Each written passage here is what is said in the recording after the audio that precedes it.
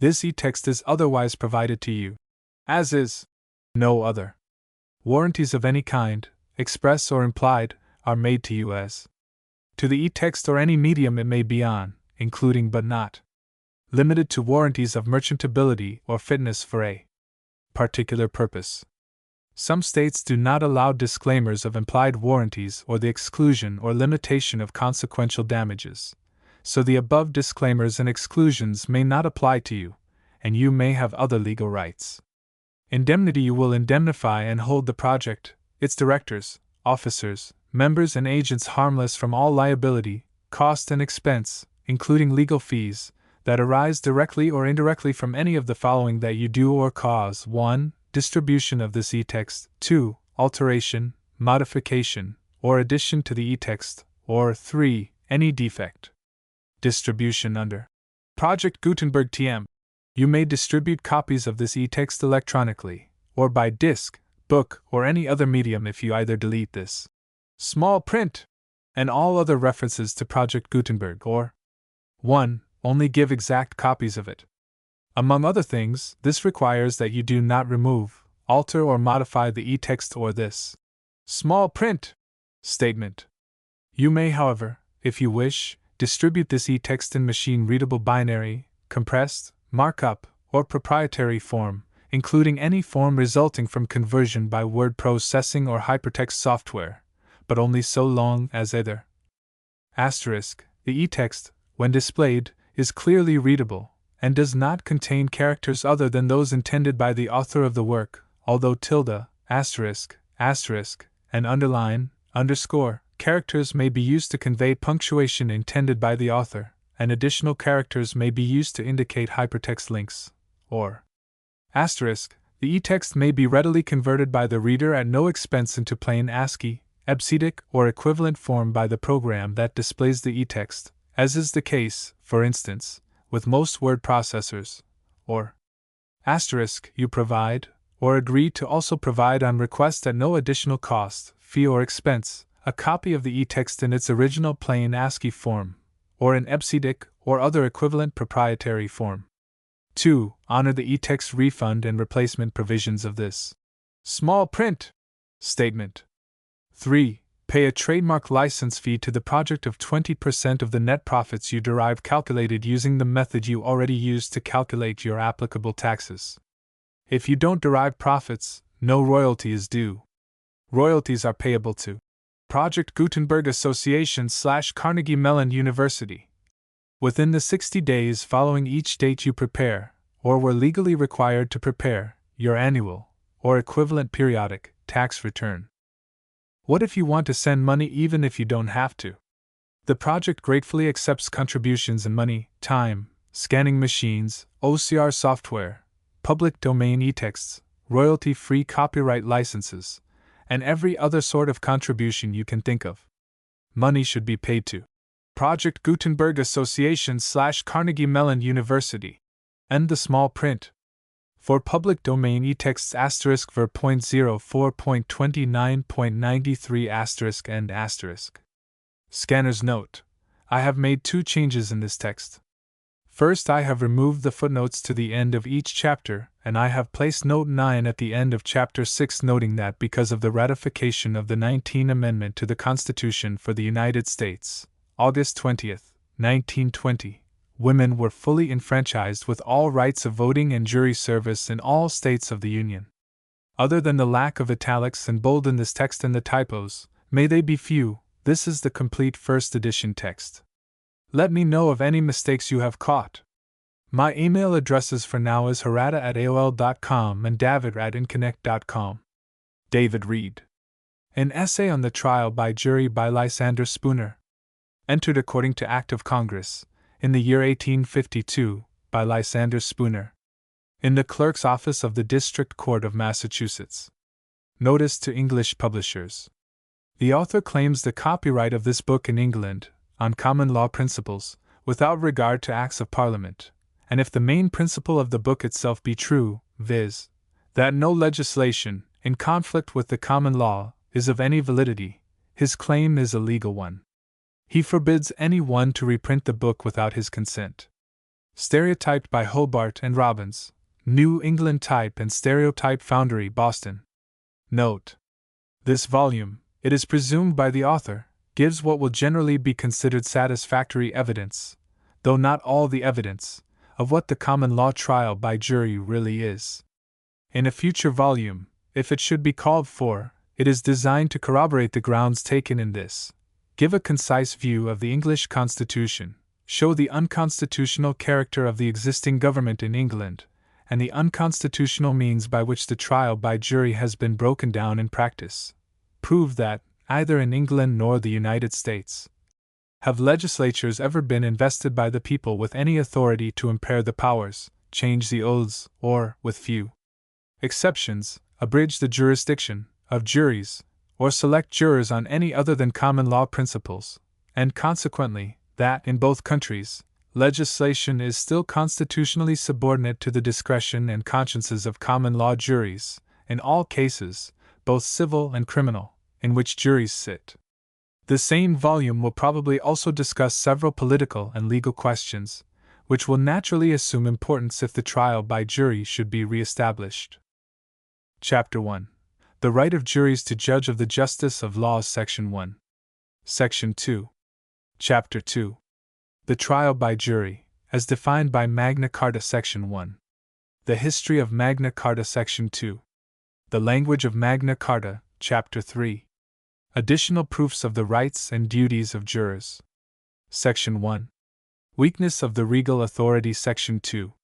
The ancient common law juries were mere courts of conscience, Section 3. The Oaths of Jurors, Section 4.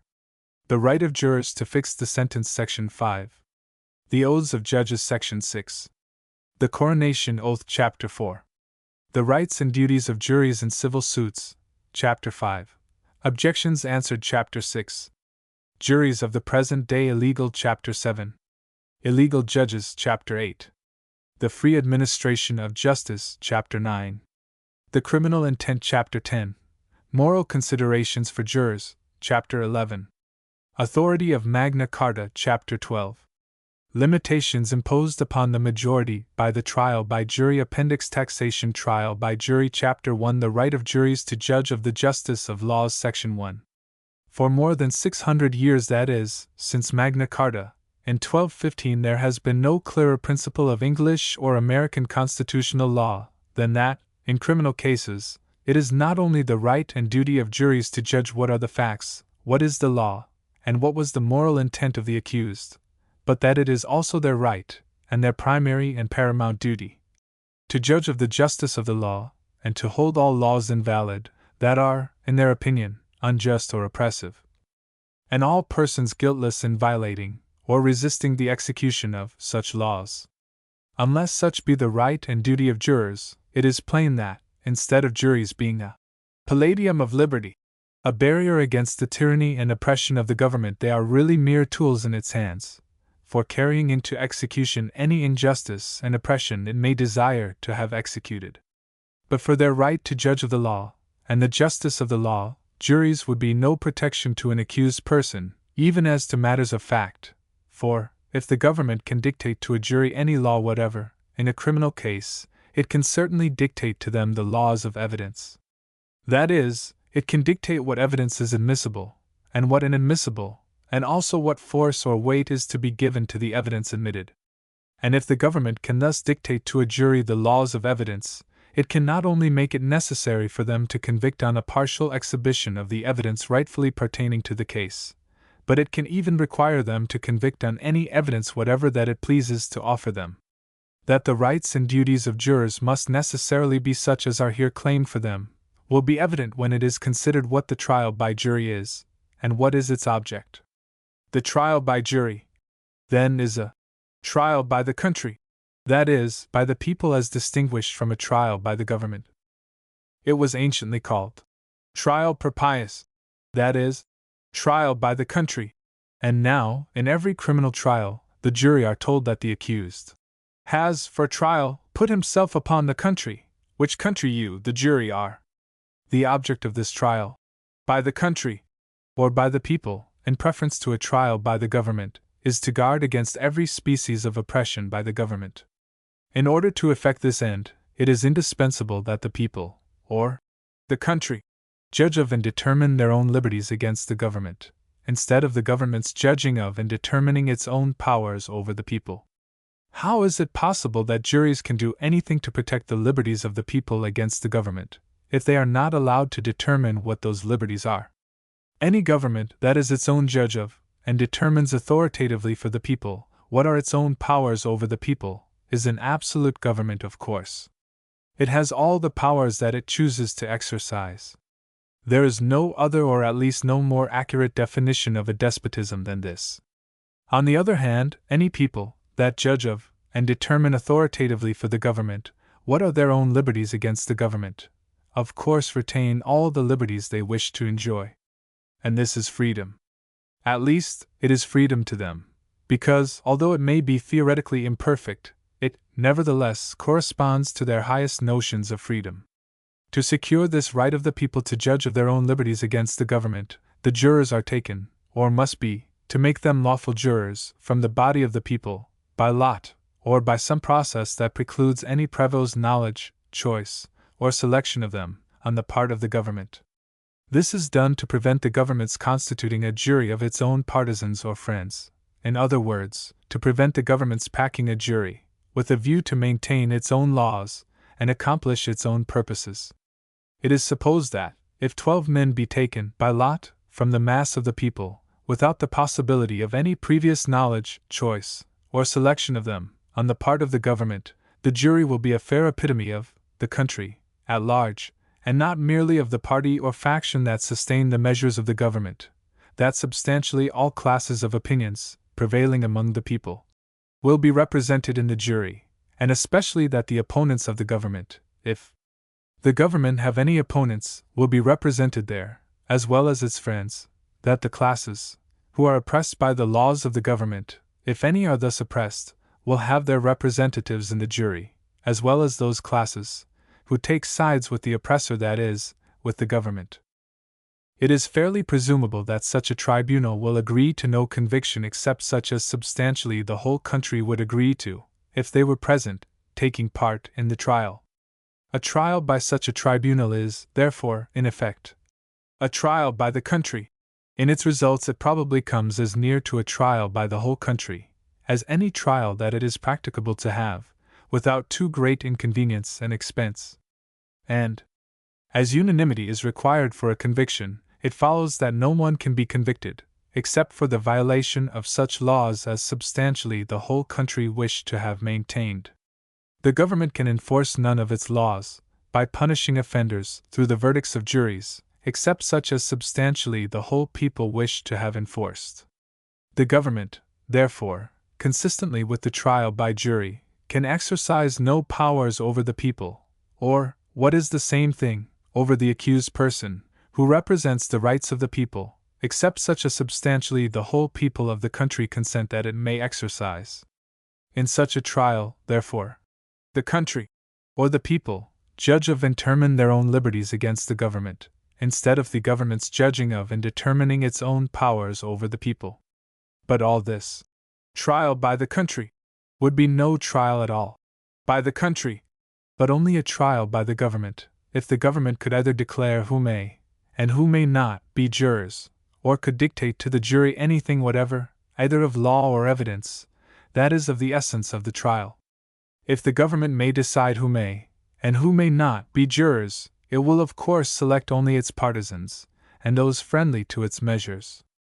It may not only prescribe who may, and who may not, be eligible to be drawn as jurors, but it may also question each person drawn as a juror, as to his sentiments in regard to the particular law involved in each trial, before suffering him to be sworn on the panel, and exclude him if he be found unfavorable to the maintenance of such a law. 1. So also, if the government may dictate to the jury what laws they are to enforce, it is no longer a trial by the country, but a trial by the government, because the jury then try the accused, not by any standard of their own, not by their own judgments of their rightful liberties, but by a standard dictated to them by the government. And the standard, thus dictated by the government, becomes the measure of the people's liberties. If the government dictate the standard of trial, it of course dictates the results of the trial. And such a trial is no trial by the country, but only a trial by the government, and in it the government determines what are its own powers over the people, instead of the people's determining what are their own liberties against the government. In short, if the jury have no right to judge of the justice of a law of the government, they plainly can do nothing to protect the people against the oppressions of the government, for there are no oppressions which the government may not authorize by law. The jury are also to judge whether the laws are rightly expounded to them by the court. Unless they judge on this point, they do nothing to protect their liberties against the oppressions that are capable of being practiced under cover of a corrupt exposition of the laws. If the judiciary can authoritatively dictate to a jury any exposition of the law, they can dictate to them the law itself, and such laws as they please, because laws are, in practice, one thing or another, according as they are expounded. The jury must also judge whether there really be any such law, be it good or bad, as the accused is charged with having transgressed. Unless they judge on this point, the people are liable to have their liberties taken from them by brute force, without any law at all. The jury must also judge of the laws of evidence. If the government can dictate to a jury the laws of evidence, it can not only shut out any evidence it pleases, tending to vindicate the accused, but it can require that any evidence whatever that it pleases to offer be held as conclusive proof of any offense whatever which the government chooses to allege. It is manifest, therefore, that the jury must judge of and try the whole case, and every part and parcel of the case, free of any dictation or authority on the part of the government. They must judge of the existence of the law, of the true exposition of the law, of the justice of the law, and of the admissibility and weight of all the evidence offered. Otherwise the government will have everything its own way, the jury will be mere puppets in the hands of the government, and the trial will be, in reality, a trial by the government, and not a trial by the country. By such trials the government will determine its own powers over the people, instead of the people's, determining their own liberties against the government, and it will be an entire delusion to talk, as for centuries we have done, of the trial by jury as a palladium of liberty, or as any protection to the people against the oppression and tyranny of the government. The question, then, between trial by jury, as thus described, and trial by the government, is simply a question between liberty and despotism. The authority to judge what are the powers of the government, and what the liberties of the people, must necessarily be vested in one or the other of the parties themselves, the government, or the people, because there is no third party to whom it can be entrusted. If the authority be vested in the government is absolute, and the people have no liberties except such as the government sees fit to indulge them with. If, on the other hand, that authority be vested in the people, then the people have all liberties, as against the government, except as you see as substantially the whole people, through a jury, choose to disclaim, and the government can exercise no power except such as substantially the whole people, through a jury, consent that it may exercise. Section 2. The force and justice of the preceding argument cannot be evaded by saying that the government is chosen by the people, that, in theory, it represents the people, that it is designed to do the will of the people, that its members are all sworn to observe the fundamental or constitutional law instituted by the people, that its acts are therefore entitled to be considered the acts of the people, and that to allow a jury, representing the people, to invalidate the acts of the government, would therefore be arraying the people against themselves.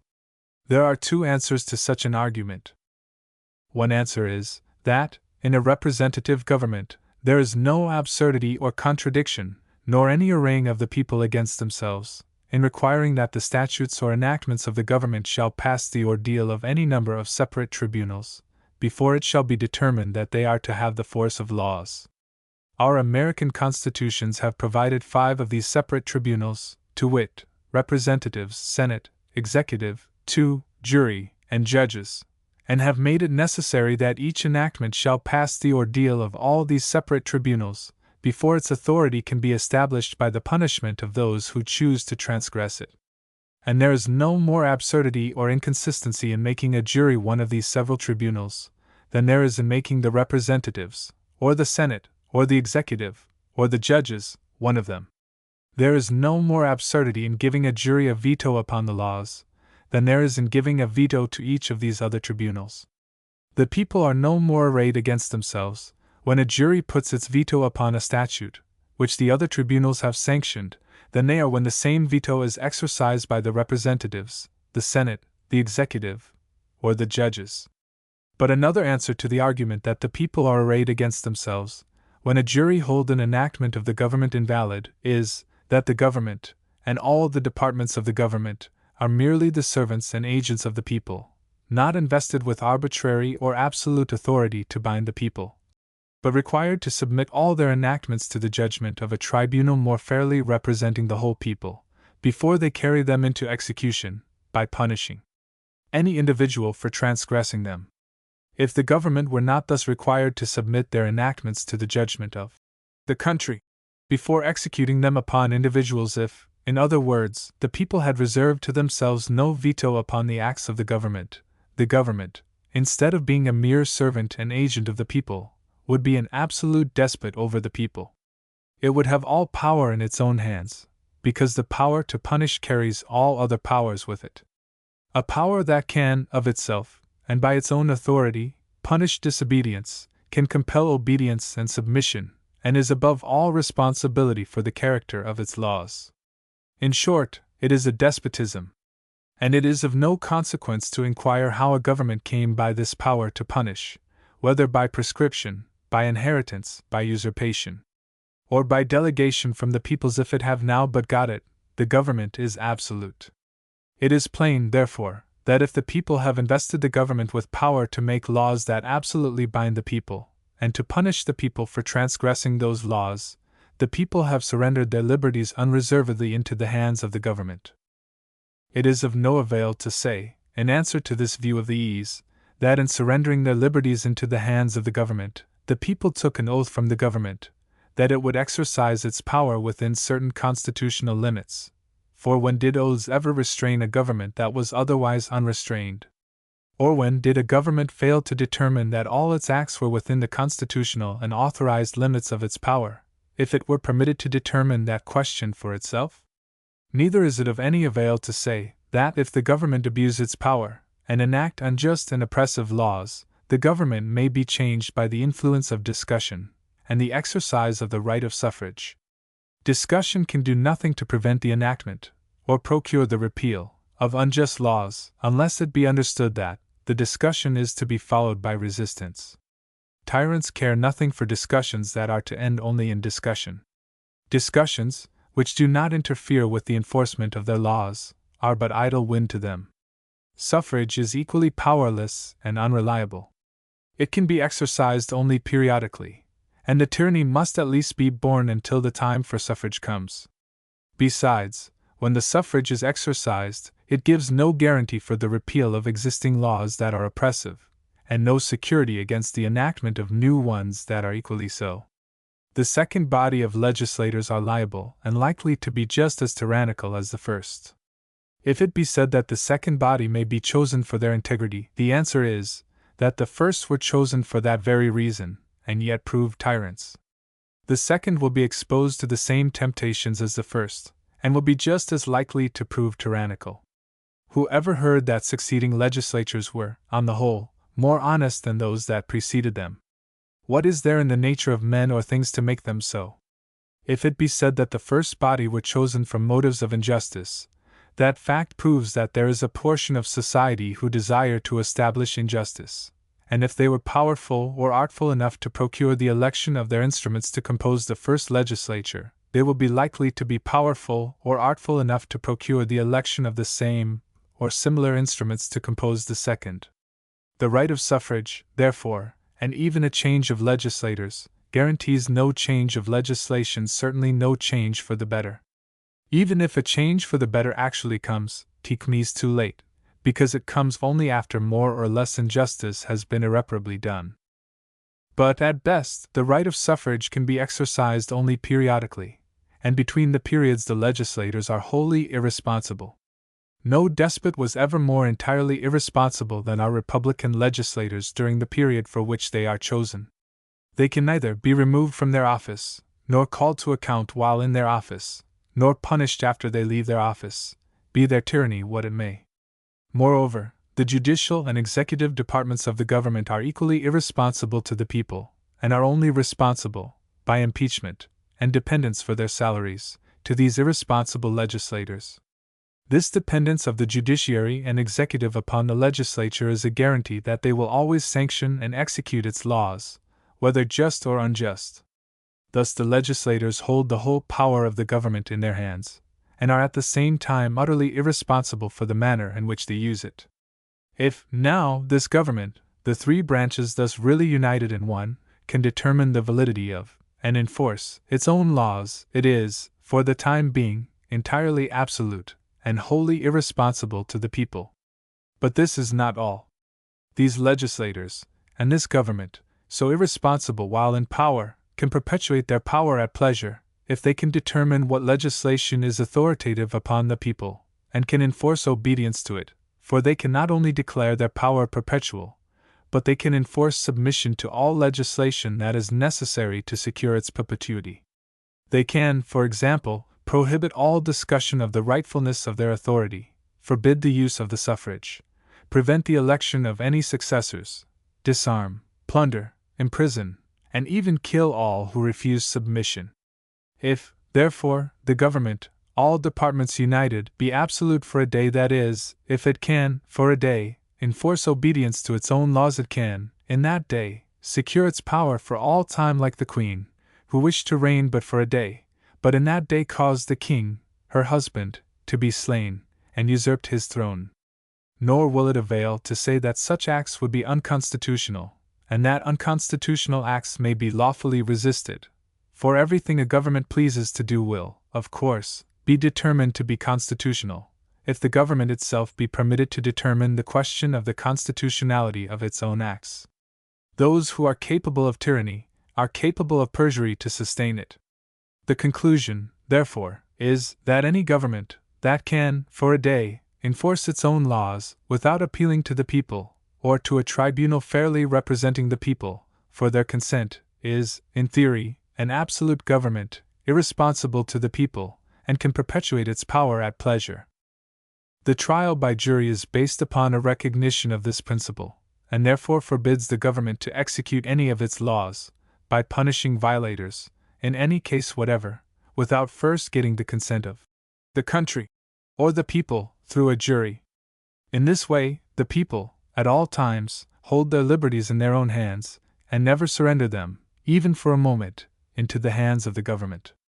The trial by jury, then, gives to any and every individual the liberty, at any time, to disregard or resist any law whatever of the government, if he be willing to submit to the decision of a jury the questions, whether the law be intrinsically just and obligatory, and whether his conduct, in disregarding or resisting it, were right in itself. And any law, which does not, in such trial, obtain the unanimous sanction of 12 men, taken at random from the people, and judging according to the standard of justice in their own minds, free from all dictation and authority of the government, may be transgressed and resisted with impunity, by whomsoever pleases to transgress or resist it. 3. The trial by jury authorizes all this, or it is a sham and a hoax, utterly worthless for protecting the people against oppression. If it do not authorize an individual to resist the first and least act of injustice or tyranny, on the part of the government, it does not authorize him to resist the last and the greatest. If it do not authorize individuals to nip tyranny in the bud, it does not authorize them to cut it down when its branches are filled with the ripe fruits of plunder and oppression. Those who deny the right of a jury to protect an individual in resisting an unjust law of the government, deny him all defense whatsoever against oppression. The right of revolution, which tyrants, in mockery, accord to mankind, is no legal right under a government, it is only a natural right to overturn a government. The government itself never acknowledges this right. And the right is practically established only when and because the government no longer exists to call it in question.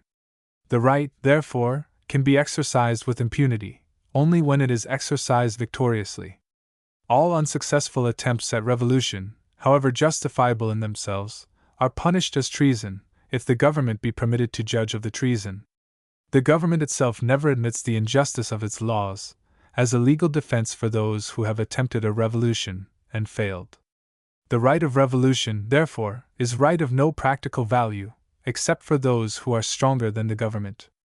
So long, therefore, as the oppressions of a government are kept within such limits as simply not to exasperate against it a power greater than its own, the right of revolution cannot be appealed to, and is therefore inapplicable to the case. This affords a wide field for tyranny, and if a jury cannot here intervene, the oppressed are utterly defenseless. It is manifest that the only security against the tyranny of the government lies in forcible resistance to the execution of the injustice, because the injustice will certainly be executed, unless it be forcibly resisted. And if it be but suffered to be executed, it must then be borne, for the government never makes compensation for its own wrongs. Since, then, this forcible resistance to the injustice of the government is the only possible means of preserving liberty, it is indispensable to all legal liberty that this resistance should be legalized. It is perfectly self-evident that where there is no legal right to resist the oppression of the government, there can be no legal liberty. And here it is all important to notice that, practically speaking, there can be no legal right to resist the oppressions of the government, unless there be some legal tribunal, other than the government, and wholly independent of, and above, the government, to judge between the government and those who resist its oppressions, in other words, to judge what laws of the government are to be obeyed, and what may be resisted and held for naught. The only tribunal known to our laws for this purpose is a jury. If a jury have not the right to judge between the government and those who disobey its laws, and resist its oppressions, the government is absolute, and the people, legally speaking, are slaves. Like many other slaves, they may have sufficient courage and strength to keep their masters somewhat in check, but they are nevertheless known to the law only as slaves. That this right of resistance was recognized as a common law right, when the ancient and genuine trial by jury was in force, is not only proved by the nature of the trial itself, but is acknowledged by history. 4.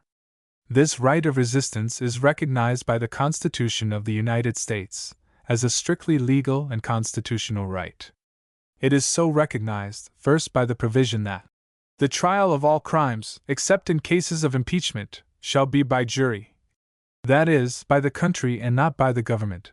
Secondly, by the provision that the right of the people to keep and bear arms shall not be infringed. This constitutional security for the right to keep and bear arms implies the right to use them as much as a constitutional security for the right to buy and keep food would have implied the right to eat it. The Constitution, therefore, takes it for granted that the people will judge of the conduct of the government, and that, as they have the right, they will also have the sense to use arms whenever the necessity of the case justifies it. And it is a sufficient and legal defense for a person accused of using arms against the government, if he can show, to the satisfaction of a jury, or even any one of a jury, that the law he resisted was an unjust one. In the American state constitutions also, this right of resistance to the oppressions of the government is recognized, in various ways, as a natural, legal, and constitutional right. In the first place, it is so recognized by provisions establishing the trial by jury, thus requiring that accused persons shall be tried by the country, instead of the government. In the second place, it is recognized by many of them, as, for example, those of Massachusetts, Maine, Vermont, Connecticut, Pennsylvania, Ohio, Indiana, Michigan, Kentucky, Tennessee, Arkansas, Mississippi, Alabama, and Florida, by provisions expressly declaring that the people shall have the right to bear arms. In many of them also, as, for example, those of Maine, New Hampshire, Vermont, Massachusetts, New Jersey, Pennsylvania, Delaware, Ohio, Indiana, Illinois, Florida, Iowa, and Arkansas, by provisions, in their Bills of Rights, declaring that men have a natural, inherent, and inalienable right of defending their lives and liberties. This, of course, means that they have a right to defend them against any injustice on the part of the government, and not merely on the part of private individuals. Because the object of all Bills of Rights is to assert the rights of individuals and the people, as against the government, and not as against private persons. It would be a matter of ridiculous supererogation to assert, in a constitution of government, the natural right of men to defend their lives and liberties against private trespassers. Many of these bills of rights also assert the natural right of all men to protect their property, that is, to protect it against the government. It would be unnecessary and silly indeed to assert, in a constitution of government, the natural right of individuals to protect their property against thieves and robbers.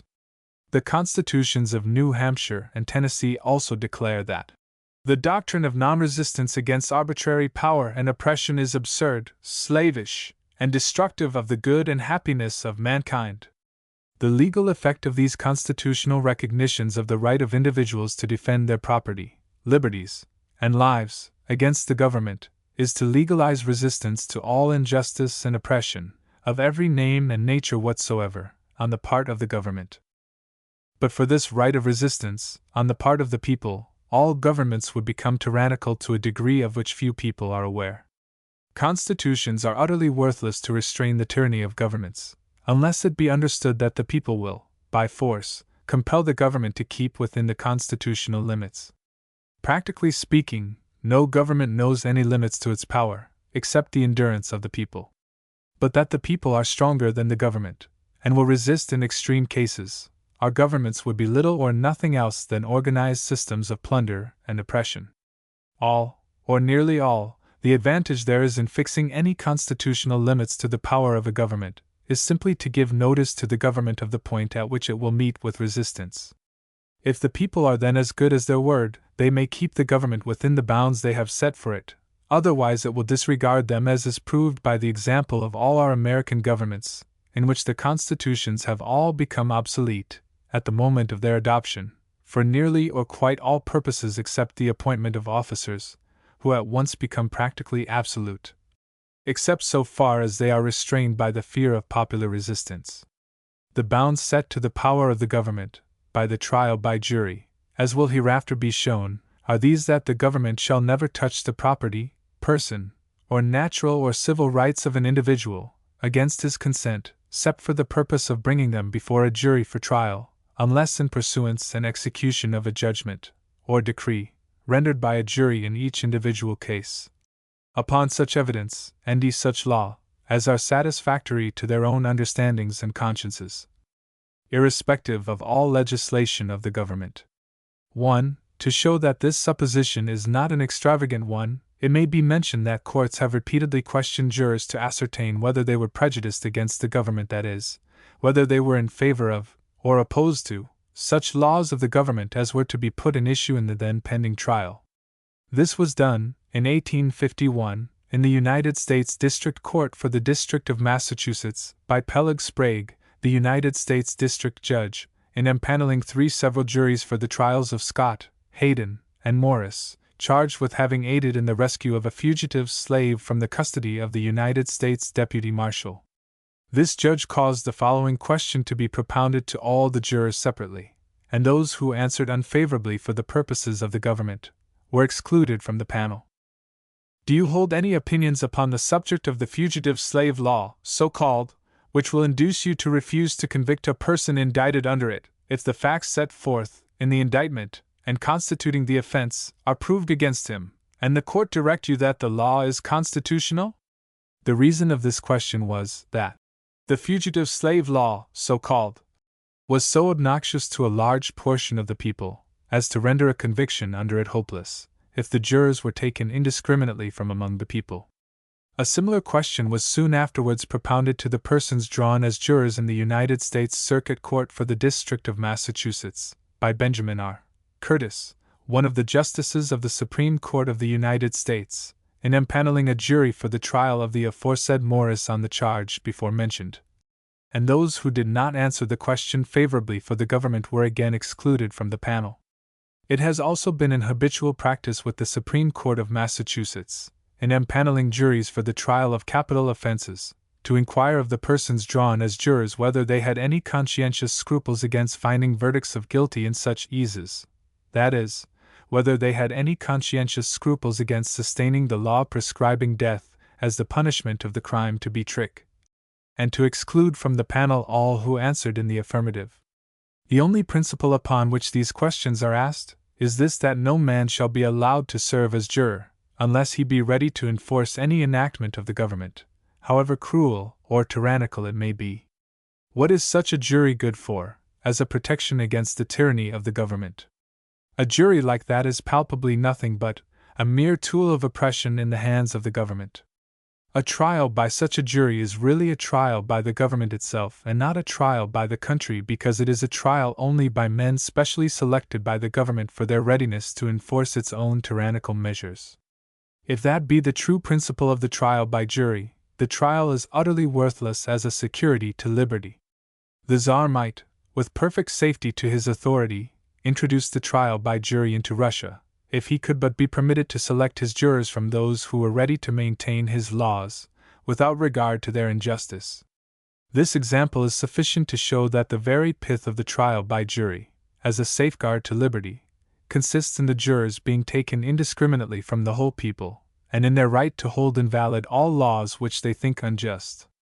2. The executive has a qualified veto upon the passage of laws, in most of our governments, and an absolute veto, in all of them, upon the execution of any laws which he deems unconstitutional, because his oath to support the Constitution, as he understands it, forbids him to execute any law that he deems unconstitutional.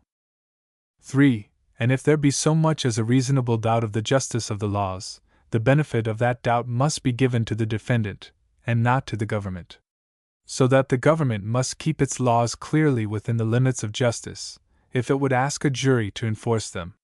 For, Hallam says, the relation established between a lord and his vassal by the feudal tenure, far from containing principles of any servile and implicit obedience, permitted the compact to be dissolved in case of its violation by either party. This extended as much to the sovereign as to inferior lords. If a vassal was aggrieved, and if justice was denied him, he sent a defiance, that is, a renunciation of fealty to the king, and was entitled to enforce redress at the point of his sword.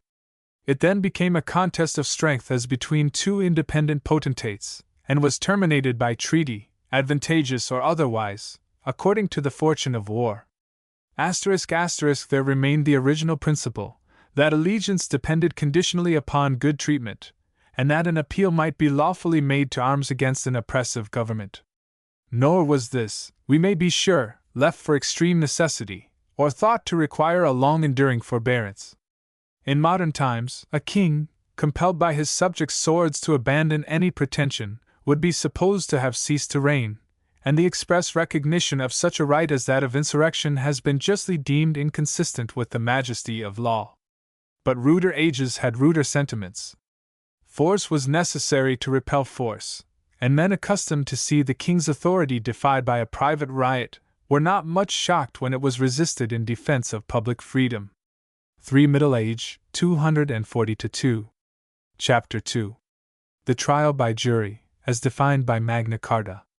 That the trial by jury is all that has been claimed for it in the preceding chapter, is proved both by the history and the language of the Great Charter of English Liberties, to which we are to look for a true definition of the trial by jury, and of which the guarantee for that trial is the vital, and most memorable, part. Section 1. The History of Magna Carta. In order to judge of the object and meaning of that chapter of Magna Carta which secures the trial by jury, it is to be borne in mind that, at the time of Magna Carta, the king, with exceptions immaterial to this discussion, but which will appear hereafter, was, constitutionally, the entire government, the sole legislative, judicial, and executive power of the nation. The executive and judicial officers were merely his servants, appointed by him, and removable at his pleasure. In addition to this, the king himself often sat in his court, which always attended his person. He there heard causes, and pronounced judgment, and though he was assisted by the advice of other members, it is not to be imagined that a decision could be obtained contrary to his inclination or opinion.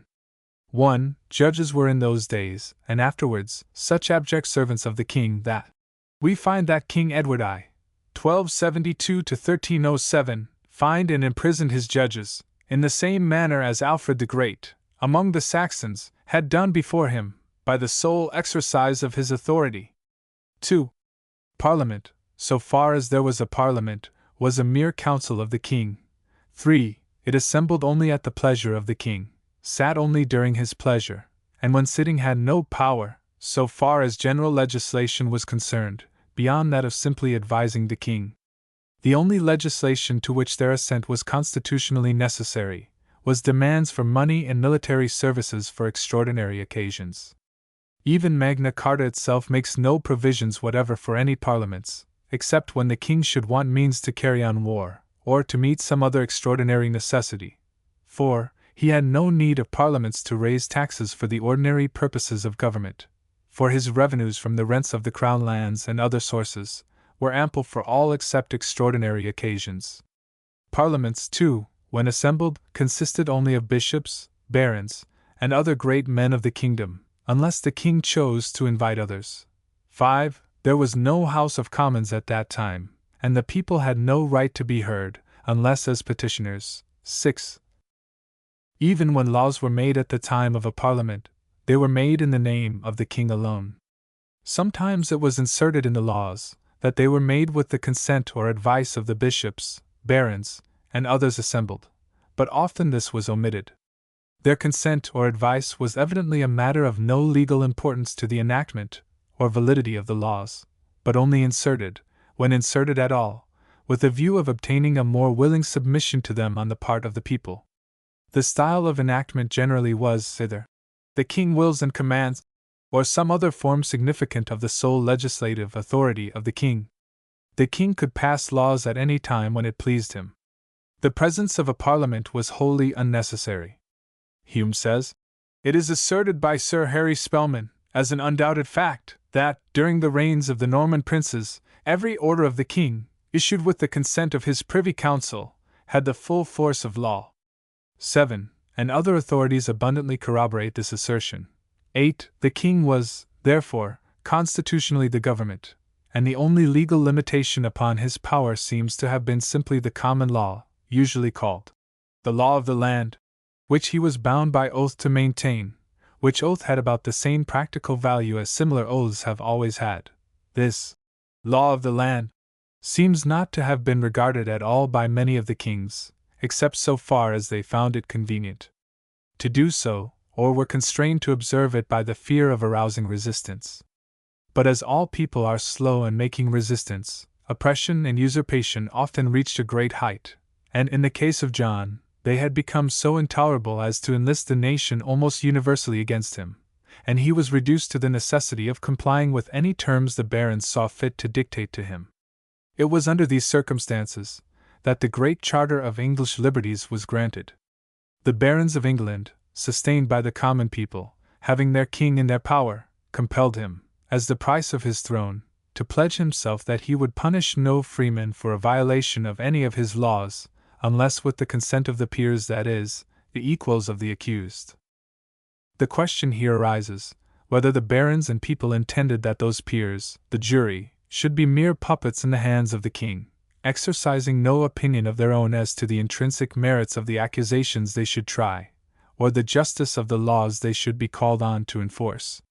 Whether those haughty and victorious barons, when they had their tyrant king at their feet, gave back to him his throne, with full power to enact any tyrannical laws he might please, reserving only to a jury, the country, the contemptible and servile privilege of ascertaining, under the dictation of the king, or his judges, as to the laws of evidence, the simple fact whether those laws had been transgressed? Was this the only restraint which, when they had all power in their hands, they placed upon the tyranny of a king, whose oppressions they had risen in arms to resist? Was it to obtain such a charter as that the whole nation had united, as it were, like one man, against their king? Was it on such a charter that they intended to rely, for all future time, for the security of their liberties? No, they were engaged in no such senseless work as that. On the contrary, when they required him to renounce forever the power to punish any freeman, unless by the consent of his peers, they intended those powers should judge of, and try, the whole case on its merits, independently of all arbitrary legislation, or judicial authority, on the part of the king. In this way they took the liberties of each individual, and thus the liberties of the whole people entirely out of the hands of the king, and out of the power of his laws, and placed them in the keeping of the people themselves. And this it was that made the trial by jury the palladium of their liberties. The trial by jury, be it observed, was the only real barrier interposed by them against absolute despotism.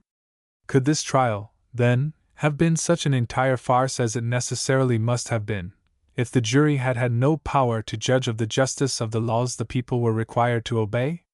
Did it not rather imply that the jury were to judge independently and fearlessly as to everything involved in the charge, and especially as to its intrinsic justice, and thereon give their decision, unbiased by any legislation of the king, whether the accused might be punished? The reason of the thing, no less than the historical celebrity of the events, as securing the liberties of the people, and the veneration with which the trial by jury has continued to be regarded, notwithstanding its essence and vitality have been almost entirely extracted from it in practice, would settle the question, if other evidences had left the matter in doubt. Besides, if his laws were to be authoritative with the jury, why should John indignantly refuse, as at first he did, to grant the charter, and finally grant it only when brought to the last extremity, on the ground that it deprived him of all power, and left him only the name of a king? He evidently understood that the juries were to veto his laws, and paralyze his power, at discretion, by forming their own opinions as to the true character of the offenses they were to try, and the laws they were to be called on to enforce, and that the king wills and commands was to have no weight with them contrary to their own judgments of what was intrinsically right. 9.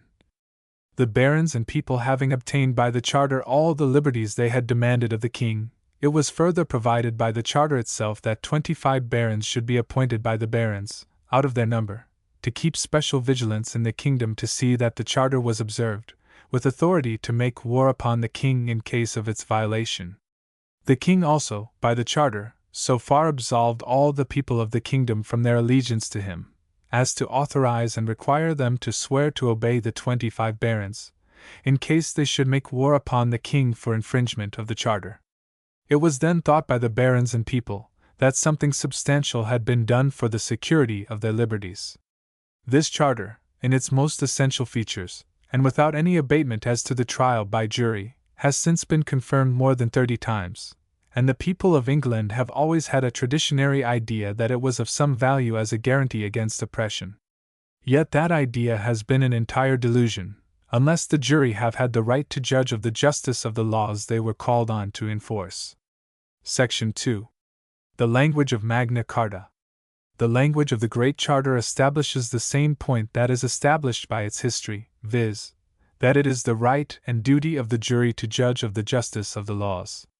The chapter guaranteeing the trial by jury is in these words: Nullus liber homo capiator, vel imprisonatur, aut discaestor, aut utlegitor, aut exilator, aut aliquo modo destruitor, nec super eum ibimus, nec super eum mitimus, nisi per legale judicium perium suorum, vel per legem terrae.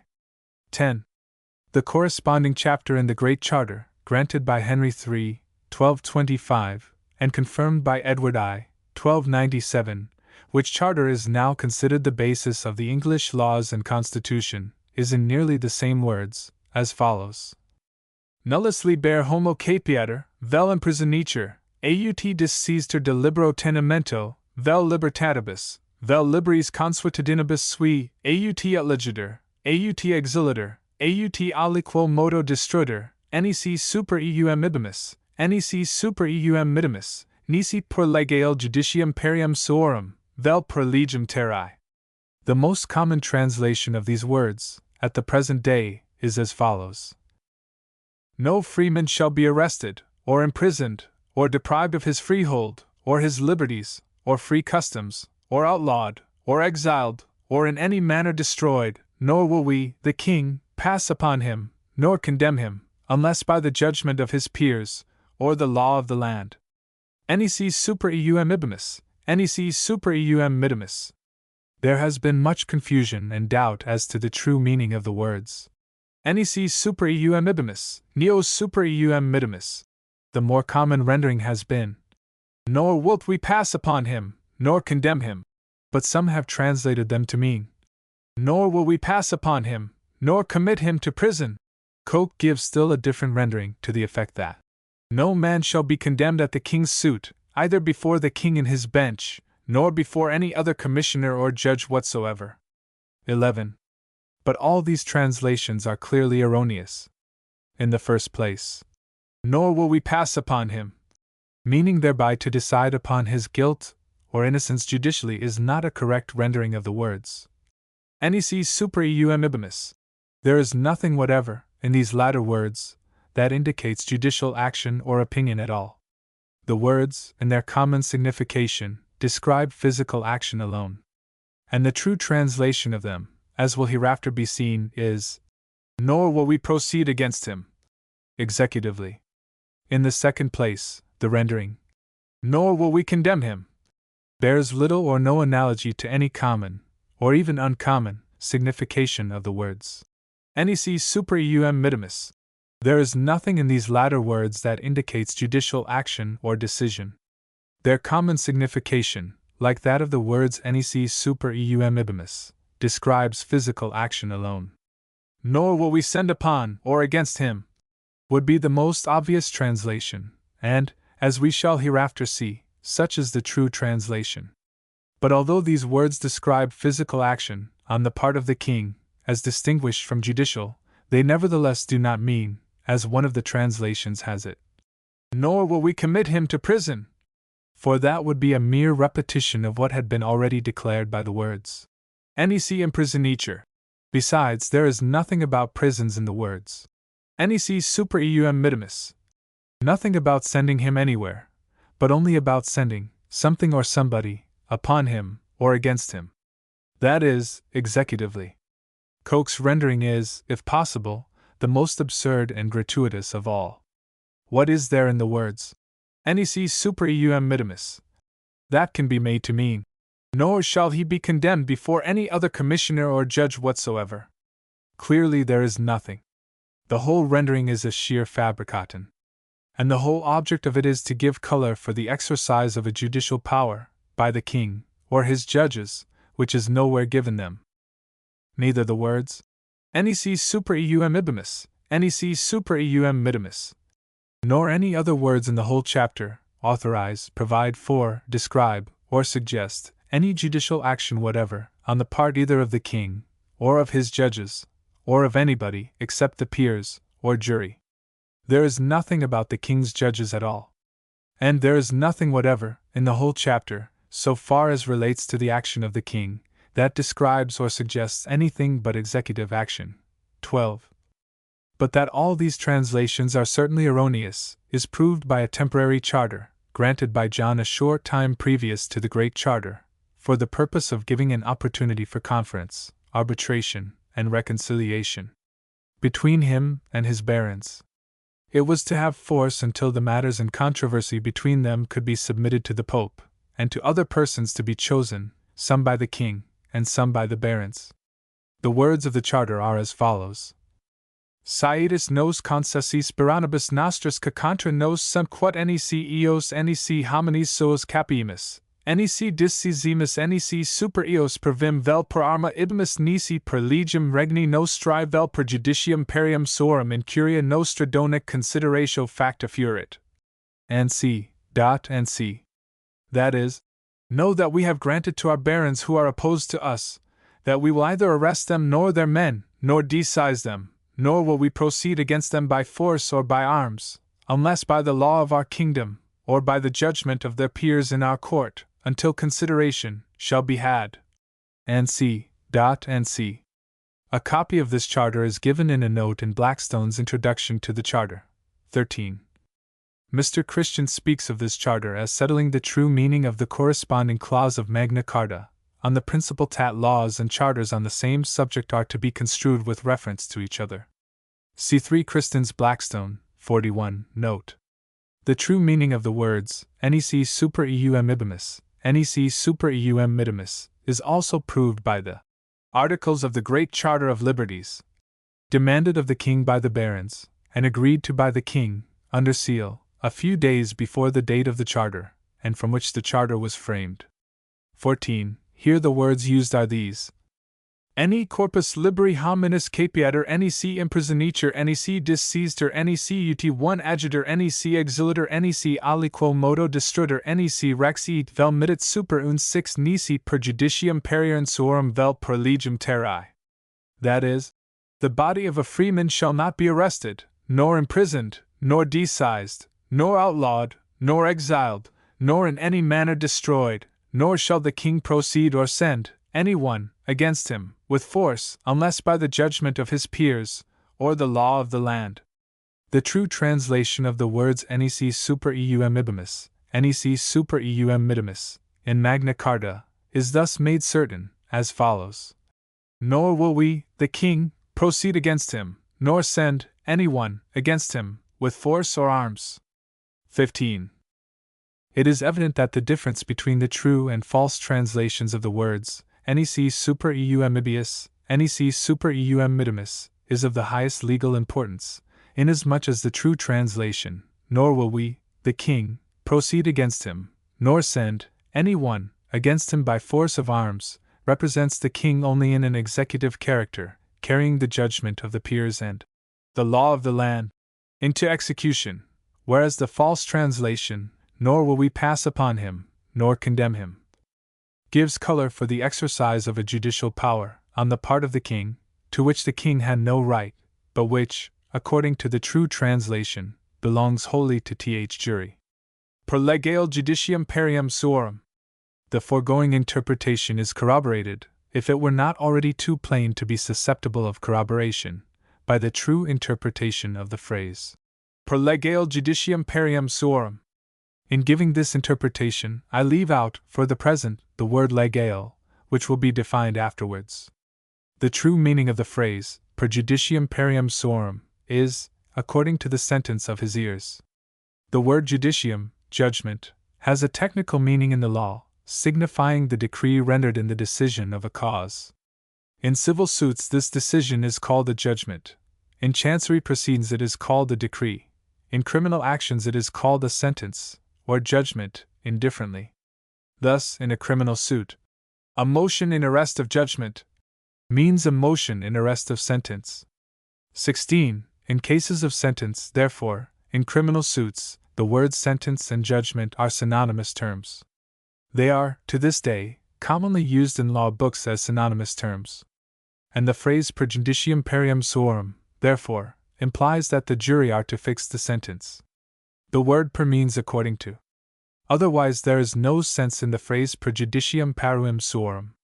There would be no sense in saying that a king might imprison, deseize, outlaw, exile, or otherwise punish a man, or proceed against him, or send any one against him, by force or arms, by a judgment of his peers, but there is sense in saying that the king may imprison, deseize, and punish a man, or proceed against him, or send any one against him, by force or arms, according to a judgment, or sentence, of his peers. Because in that case the king would be merely carrying the sentence or judgment of the peers into execution. The word per, in the phrase, per judicium perium suorum, of course means precisely what it does in the next phrase, per legem terrae, where it obviously means according to, and not by, as it is usually translated. There would be no sense in saying that the king might proceed against a man by force or arms, by the law of the land, but there is sense in saying that he may proceed against him, by force or arms, according to the law of the land, because the king would then be acting only as an executive officer, carrying the law of the land into execution. Indeed, the true meaning of the word by, as used in similar cases now, always is according to, as, for example, when we say a thing was done by the government, or by the executive, by law, we mean only that it was done by them according to law, that is, that they merely executed the law. Or if we say that the word by signifies by authority of, the result will still be the same, for nothing can be done by authority of law, except what the law itself authorizes or directs to be done. That is, nothing can be done by authority of law, except simply to carry the law itself into execution. So nothing could be done by authority of the sentence of the peers, or by authority of the law of the land, except what the sentence of the peers, or the law of the land, themselves authorized or directed to be done. Nothing, in short, but to carry the sentence of the peers, or the law of the land, themselves into execution. Doing a thing by law, or according to law, is only carrying the law into execution. And punishing a man by, or according to, the sentence or judgment of his peers, is only carrying that sentence or judgment into execution. If these reasons could leave any doubt that the word per is to be translated according to, that doubt would be removed by the terms of an antecedent guarantee for the trial by jury, granted by the Emperor Conrad, of Germany, 200 years before Magna Carta. Blackstone cites it as follows: 3 Blackstone, 350. Nemo beneficium sum perdat, nisi secundum consuetudinem antecessorum nostrorum, et judicium perium suorum. That is, no one shall lose his estate, 18, unless according to secundum, the custom, or law, of our ancestors, and according to the sentence, or judgment, of his peers. The evidence is therefore conclusive that the phrase per judicium perium suorum means according to the sentence of his peers, thus implying that the jury, and not the government, are to fix the sentence. If any additional proof were wanted that juries were to fix the sentence, it would be found in the following provisions of Magna Carta, viz. A freeman shall not be amerced for a small crime, delicto, but according to the degree of the crime, and for a great crime in proportion to the magnitude of it, saving to him his contenement. 19. And after the same manner a merchant, saving to him his merchandise. And a villain shall be amerced after the same manner, avaying to him his wainage. 20. If he fall under our mercy, and none of the aforesaid amercements shall be imposed, or assessed, ponator, but by the oath of honest men of the neighborhood. Earls and barons shall not be amerced but by their peers, and according to the degree of their crime. 21. Pecuniary punishments were the most common punishments at that day, and the foregoing provisions of Magna Carta show that the amount of those punishments was to be fixed by the jury. Fines went to the king, and were a source of revenue, and if the amounts of the fines had been left to be fixed by the king, he would have had a pecuniary temptation to impose unreasonable and oppressive ones. So also, in regard to other punishments than fines. If it were left to the king to fix the punishment, he might often have motives to inflict cruel and oppressive ones. As it was the object of the trial by jury to protect the people against all possible oppression from the king, it was necessary that the jury, and not the king, should fix the punishments. 22. Legale. The word legale, in the phrase per legale judicium perium suorum, doubtless means two things. 1. That the sentence must be given in a legal manner, that is, by the legal number of jurors, legally impaneled and sworn to try the cause, and that they give their judgment or sentence after a legal trial, both in form and substance, has been had. 2. That the sentence shall be for a legal cause or offense. If, therefore, a jury should convict and sentence a man, either without giving him a legal trial, or for an act that was not really and legally criminal, the sentence itself would not be legal, and consequently this clause forbids the king to carry such a sentence into execution, for the clause guarantees that he will execute no judgment or sentence, except it be legale judicium, a legal sentence.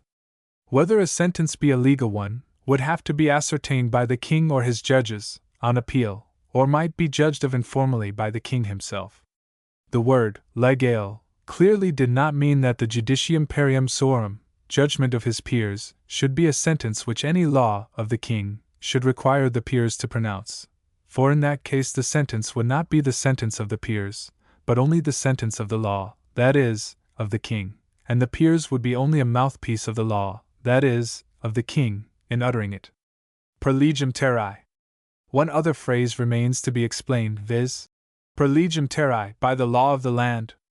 All writers agree that this means the common law. Thus, Sir Matthew Hale says, the common law is sometimes called, by way of eminence, lex terrae, as in the statute of Magna Carta, chap 29, where certainly the common law is principally intended by those words, aut per legem terrae, as appears by the exposition thereof in several subsequent statutes, and particularly in the statute of 28 Edward III, chapter 3, which is but an exposition and explanation of that statute.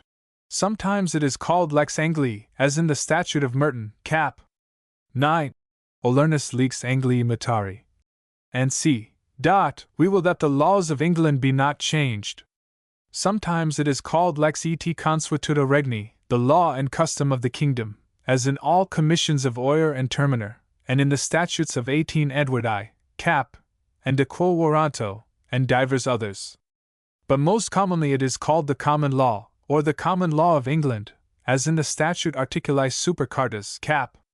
15, in the statute 25 Edward III, cap. 5, 4, and infinite more records and statutes.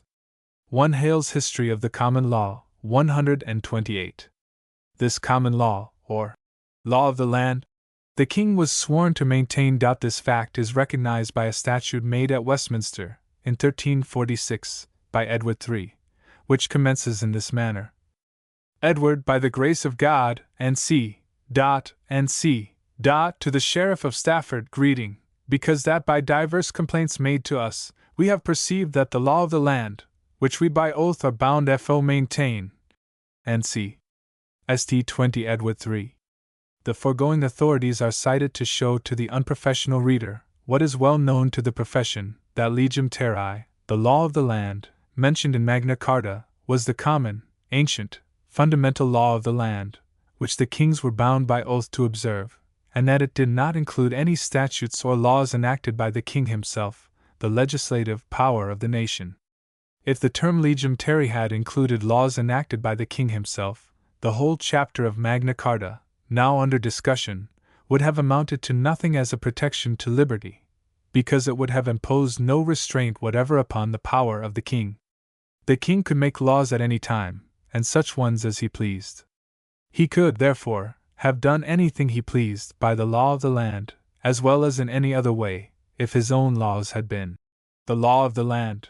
If his own laws had been the law of the land, within the meaning of that term as used in Magna Carta, this chapter of Magna Carta would have been sheer nonsense, inasmuch as the whole purport of it would have been simply that no man shall be arrested, imprisoned, or deprived of his freehold, or his liberties, or free customs, or outlawed, or exiled, or in any manner destroyed by the king, nor shall the king proceed against him, nor send any one against him with force and arms, unless by the judgment of his peers, or unless the king shall please to do so.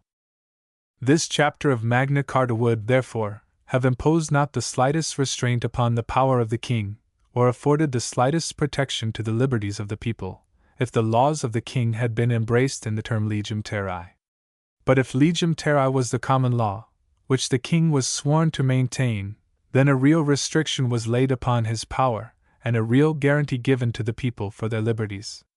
Such, then, being the meaning of legem terrae, the fact is established that Magna Carta took an accused person entirely out of the hands of the legislative power, that is, of the king, and placed him in the power and under the protection of his peers, and the common law alone. That, in short, Magna Carta suffered no man to be punished for violating any enactment of the legislative power, unless the peers or equals of the accused freely consented to it, or the common law authorized it, that the legislative power, of itself, was wholly incompetent to require the conviction or punishment of a man for any offense whatever. Whether Magna Carta allowed of any other trial than by jury. The question here arises whether legem terrae did not allow of some other mode of trial than that by jury. The answer is that, at the time of Magna Carta, it is not probable, for the reasons given in the note, that legem terrae authorized, in criminal cases, any other trial than the trial by jury, but if it did, it certainly authorized none but the trial by battle, the trial by ordeal, and the trial by compurgators. These were the only modes of trial, except by jury, that had been known in England, in criminal cases, for some centuries previous to Magna Carta. All of them had become nearly extinct at the time of Magna Carta, and it is not probable that they were included in legem terrae, as that term is used in that instrument. But if they were included in it, they have now been long obsolete, and were such as either this nor any future age will ever return to. 23. For all practical purposes of the present day, therefore, it may be asserted that Magna Carta allows no trial whatever but trial by jury. Whether Magna Carta allowed sentence to be fixed otherwise than by the jury, Still another question arises on the words legem terrae, viz., whether, in cases where the question of guilt was determined by the jury, the amount of punishment may not have been fixed by legem terrae, the common law, instead of its being fixed by the jury. I think we have no evidence whatever that, at the time of Magna Carta, or indeed at any other time, lex terrae, the common law, fixed the punishment in cases where the question of guilt was tried by a jury, or, indeed, that it did in any other case. Doubtless certain punishments were common and usual for certain offenses, but I do not think it can be shown that the common law, the lex terrae, which the king was sworn to maintain, required any one specific punishment, or any precise amount of punishment, for any one specific offense. If such a thing be claimed, it must be shown, for it cannot be presumed. In fact, the contrary must be presumed, because, in the nature of things, the amount of punishment proper to be inflicted on any particular case is a matter requiring the exercise of discretion at the time, in order to adapt it to the moral quality of the offense, which is different in each case, varying with the mental and moral constitutions of the offenders, and the circumstances of temptation or provocation. And Magna Carta recognizes this principle distinctly, as has before been shown, in providing that freemen, merchants, and villains shall not be amerced for a small crime, but according to the degree of the crime, and for a great crime in proportion to the magnitude of it, and that none of the aforesaid amercements shall be imposed, or assessed, but by the oaths of honest men of the neighborhood, and that earl and barons shall not be amerced but by their peers, and according to the quality of the offense. All this implies that the moral quality of the offense was to be judged of at the real, and that the punishment was to be fixed by the discretion of the peers, or jury, and not by any such unvarying rule as a common law rule would be. I think, therefore, it must be conceded that, in all cases, tried by a jury, Magna Carta intended that the punishment should be fixed by the jury, and not by the common law, for these several reasons. 1. It is uncertain whether the common law fixed the punishment of any offense whatever. 2. The words, per judicium perium suorum, according to the sentence of his peers, imply that the jury fixed the sentence in some cases tried by them, and if they fixed the sentence in some cases, it must be presumed they did in all, unless the contrary be clearly shown. 3. The express provisions of Magna Carta, before adverted to, that no amercements, or fines, should be imposed upon freemen, merchants, or villains, but by the oath of honest men of the neighborhood, and according to the degree of the crime, and that earls and barons shall not be amerced but by their peers, and according to the quality of the offense, proves that, at least, there was no common law fixing the amount of fines, or, if there were, that it was to be no longer in force. And if there was no common law fixing the amount of fines, or if it was to be no longer in force, it is reasonable to infer, in the absence of all evidence to the contrary, either that the common law did not fix the amount of any other punishment, or that it was to be no longer in force for that purpose. 25. Under the Saxon laws, fines, payable to the injured party, seem to have been the common punishments for all offenses. Even murder was punishable by a fine payable to the relatives of the deceased. The murder of the king even was punishable by fine. When a criminal was unable to pay his relatives often paid it for him. But if it were not paid, he was put out of the protection of the law, and the injured parties, or, in the case of murder, the kindred of the deceased, were allowed to inflict such punishment as they pleased. And if the relatives of the criminal protected him, it was lawful to take vengeance on them also. Afterwards the custom grew up of exacting fines also to the king as a punishment for offenses. 26. And this latter was, doubtless, the usual punishment at the time of Magna Carta, as is evidenced by the fact that for many years immediately following Magna Carta, nearly or quite all statutes that prescribed any punishment at all, prescribed that the offender should be grievously amerced, or pay a great fine to the king, or a grievous ransom, with the alternative in some cases, perhaps understood in all, of imprisonment, banishment, or outlawry, in case of non-payment. 27.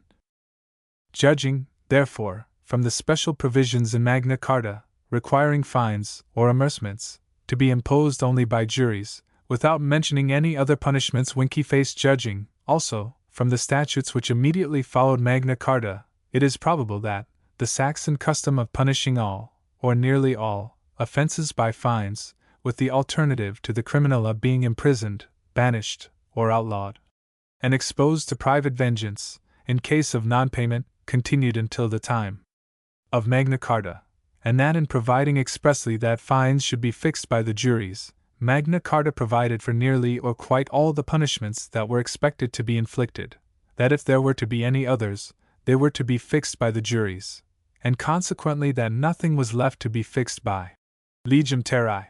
But whether the common law fixed the punishment of any offences, or not, is a matter of little or no practical importance at this day, because we have no idea of going back to any common law punishments of 600 years ago, if, indeed, there were any such at that time. It is enough for us to know, and this is what is material for us to know, that the jury fixed the punishments, in all cases, unless they were fixed by the common law, that Magna Carta allowed no punishments to be prescribed by statute, that is, by the legislative power, nor in any other manner by the king, or his judges, in any case whatever, and consequently, that all statutes prescribing particular punishments for particular offences, or giving the king's judges any authority to fix punishments, were void. If the power to fix punishments had been left in the hands of the king, it would have given him a power of oppression, which was liable to be greatly abused, which there was no occasion to leave with him, and which would have been incongruous with the whole object of this chapter of Magna Carta, which object was to take all discretionary or arbitrary power over individuals entirely out of the hands of the king and his laws, and entrust it only to the common law, and the peers, or jury, that is, the people. What lex terrae did authorize. But here the question arises, what then did legem terrae authorize the king, that is, the government, to do in the case of an accused person, if it neither authorized any other trial than that by jury, nor any other punishments than those fixed by juries?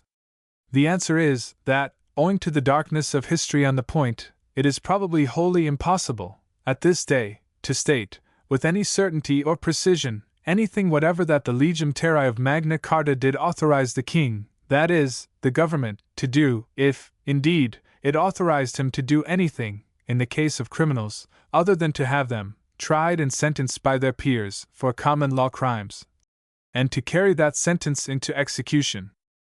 The trial by jury was a part of legem terrae, and we have the means of knowing what the trial by jury was.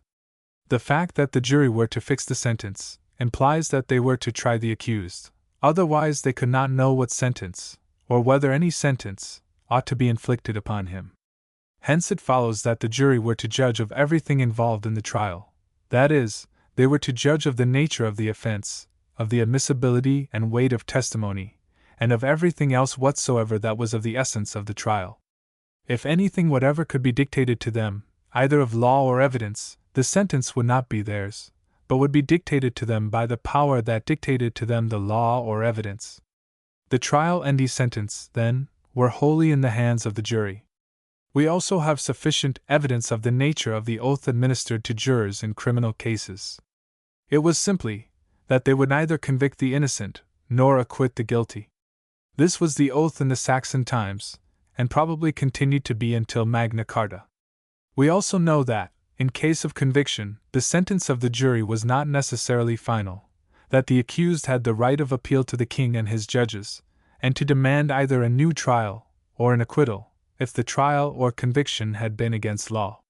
So much, therefore, of the legem terrae of Magna Carta, we know with reasonable certainty. We also know that Magna Carta provides that no bailiff, believus, shall hereafter put any man to his law, put him on trial, on his single testimony, without credible witnesses brought to support it. Coke thinks that under this word believus, in this act, is comprehended every justice, minister of the king, steward of the king, steward and bailiff. 2 Inst 44. And in support of this idea he quotes from a very ancient law book, called the Mirror of Justices, written in the time of Edward I, within a century after Magna Carta. But whether this were really a common law principle, or whether the provision grew out of that jealousy of the government which, at the time of Magna Carta, had reached its height, cannot perhaps now be determined.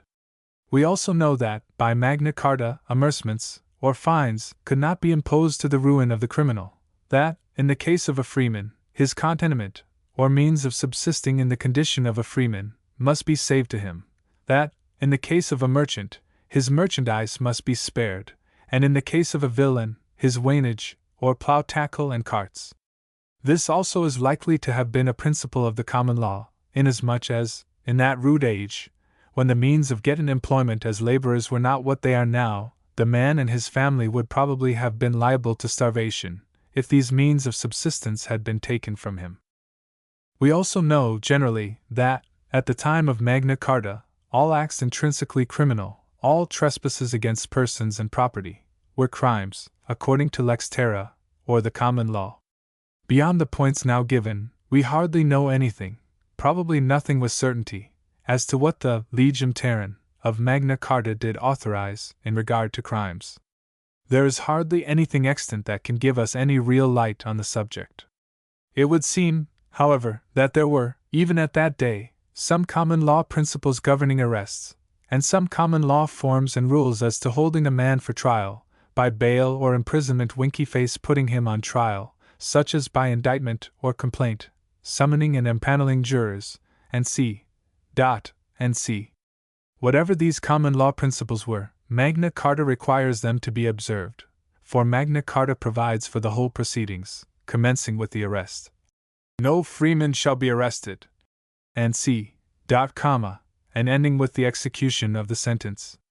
And it provides that nothing shall be done by the government, from beginning to end, unless according to the sentence of the peers, or legem terrae, the common law.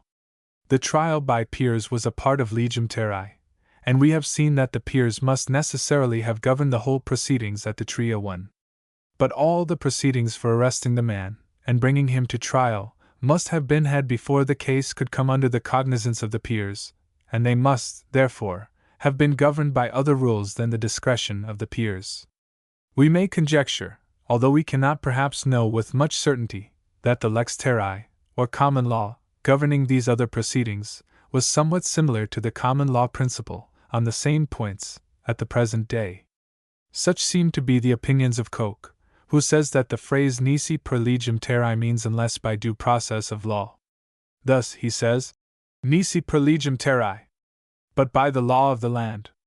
For the true sense and exposition of these words, see the statute F 37 EDW 3 cap 8, where the words, by the law of the land, are rendered without due process of law, for there it is said, though it be contained in the Great Charter, that no man be taken, imprisoned, or put out of his freehold, without process of the law, that is, by indictment or presentment of good and lawful men, where such deeds be done in due manner, or by writ original of the common law, without being brought into answer but by due process of the common law.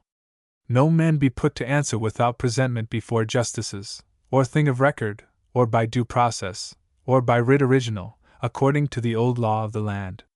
2 Inst 50. The foregoing interpretations of the words nisi per legem terrae are corroborated by the following statutes, enacted in the next century after Magna Carta. That no man, from henceforth, shall be attached by any accusation, nor forejudged of life or limb, nor his land, tenements, goods, nor chattels seized into the king's hands against the form of the Great Charter, and the law of the land. St. 5 Edward 3, ch. 9. 1331. Whereas it is contained in the Great Charter of the Franchises of England, that none shall be imprisoned, nor put out of his freehold, nor of his franchises, nor free customs, unless it be by the law of the land, it is accorded, assented, and established, that from henceforth none shall be taken by petition, or suggestion made to our Lord the King, or to his council, unless it be by indictment or presentment of good and lawful people of the same neighborhood where such deeds be done in due manner, or by process made by writ original at the common law, nor that none be put out of his franchises, nor of his freehold, unless he be duly brought into answer, and forejudged of the same by the course of the law, and if anything be done against the same, it shall be redressed, and holden for none. 8. 95 Edward 3, ch. 4. 1350. That no man, of what estate or condition that he be, shall be put out of land or tenement, nor taken, nor imprisoned, nor disinherited, nor put to death, without being brought in answer by due process of law. At. 28 Aboard 3, ch. 3. 1354. That no man be put to answer without presentment before justices, or matter of record, or by due process and writ original, according to the old law of the land. And if anything from henceforth be done to the contrary, it shall be void in law, and holden for error. At. 42 Edward Isle, ch. 3. 1368. The foregoing interpretation of the words nisi per legem terrae, that is, by due process of law including indictment, and c. Has been adopted as the true one by modern writers and courts, as, for example, by Kent, 2 com 13, Story, 3 com 661, and the Supreme Court of New York, 19 Wendell, 66, for Hill, 146. The Fifth Amendment to the Constitution of the United States seems to have been framed on the same idea, inasmuch as it provides that no person shall be deprived of life, liberty, or property without due process of law. 28. Whether the word vel should be rendered by or by and. Having thus given the meanings, or rather the applications, which the words vel per legem terrae will reasonably, and perhaps must necessarily, bear, it is proper to suggest that it has been supposed by some that the word vel, instead of being rendered by or, as it usually is, ought to be rendered by and, inasmuch as the word vel is often used for et, and the whole phrase nisi per judicium perian sueruin. Vel per legem terrae, which would then read, unless by the sentence of his peers, and the law of the land, would convey a more intelligible and harmonious meaning than it otherwise does. Blackstone suggests that this may be the true reading. Charters, page 41, also Mr. Hallam, who says, Nisi per legale judicium perium suorum, vel per legem terra. Several explanations have been offered of the alternative clause, which some have referred to judgment by default, or demur, others to the process of attachment for contempt. Certainly there are many legal procedures besides trial by jury, through which a party's goods or person may be taken. But one may doubt whether these were in contemplation of the framers of Magna Carta. In an entry of the Charter of 1217 by a contemporary hand, preserved in the town clerk's office in London, called Liber Customarum et Regimentorum, a various reading, et per legem terrae, occurs. Blackstone's Charters, page 42-41, and the word vel is so frequently used for et, that I am not wholly free from a suspicion that it was so intended in this place. The meaning will be, that no person shall be decised, and c. except upon a lawful cause of action, found by the verdict of a jury. This really seems as good as any of the disjunctive interpretations, but I do not offer it with much confidence. 2 Hallam's Middle Ages, ch. 8, part 2, page 449, note 29. The idea that the word vel should be rendered by and is corroborated, if not absolutely confirmed, by the following passage in Blackstone, which has before been cited. Speaking of the trial by jury as established by Magna Carta, he calls it a privilege which is couched in almost the same words with that of the Emperor Conrad 200 years before, nemo beneficium sum per dat, nisi secundum consuetudinem antecessorum nostrorum, et judicium perium suorum. No one shall lose his estate unless according to the custom of our ancestors, and the judgment of his peers. 3 Blackstone, 350. If the word vel be rendered by and, as I think it must be, at least in some cases, this chapter of Magna Carta will then read that no freeman shall be arrested or punished, unless according to the sentence of his peers, and the law of the land. The difference between this reading and the other is important.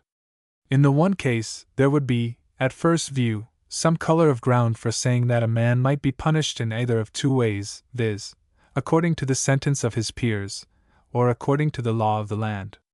In the other case, it requires both the sentence of his peers and the law of the lawed common law to authorize his punishment.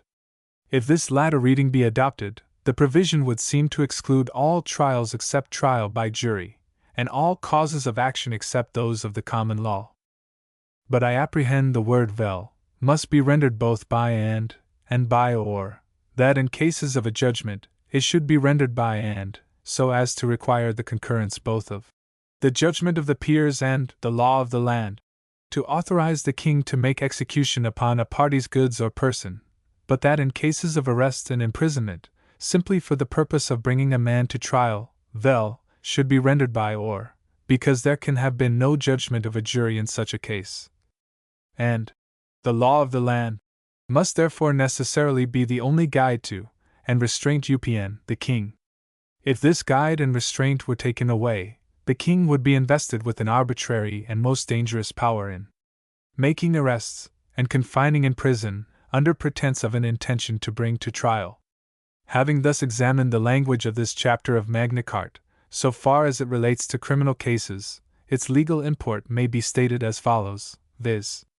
No freeman shall be arrested, or imprisoned, or deprived of his freehold, or his liberties, or free customs, or be outlawed, or exiled, or in any manner destroyed, harmed, nor will we, the king, proceed against him, nor send any one against him, by force or arms, unless according to, that is, in execution of the sentence of his peers, and or, as the case may require, the common law of England, as it was at the time of Magna Carta, in 1215.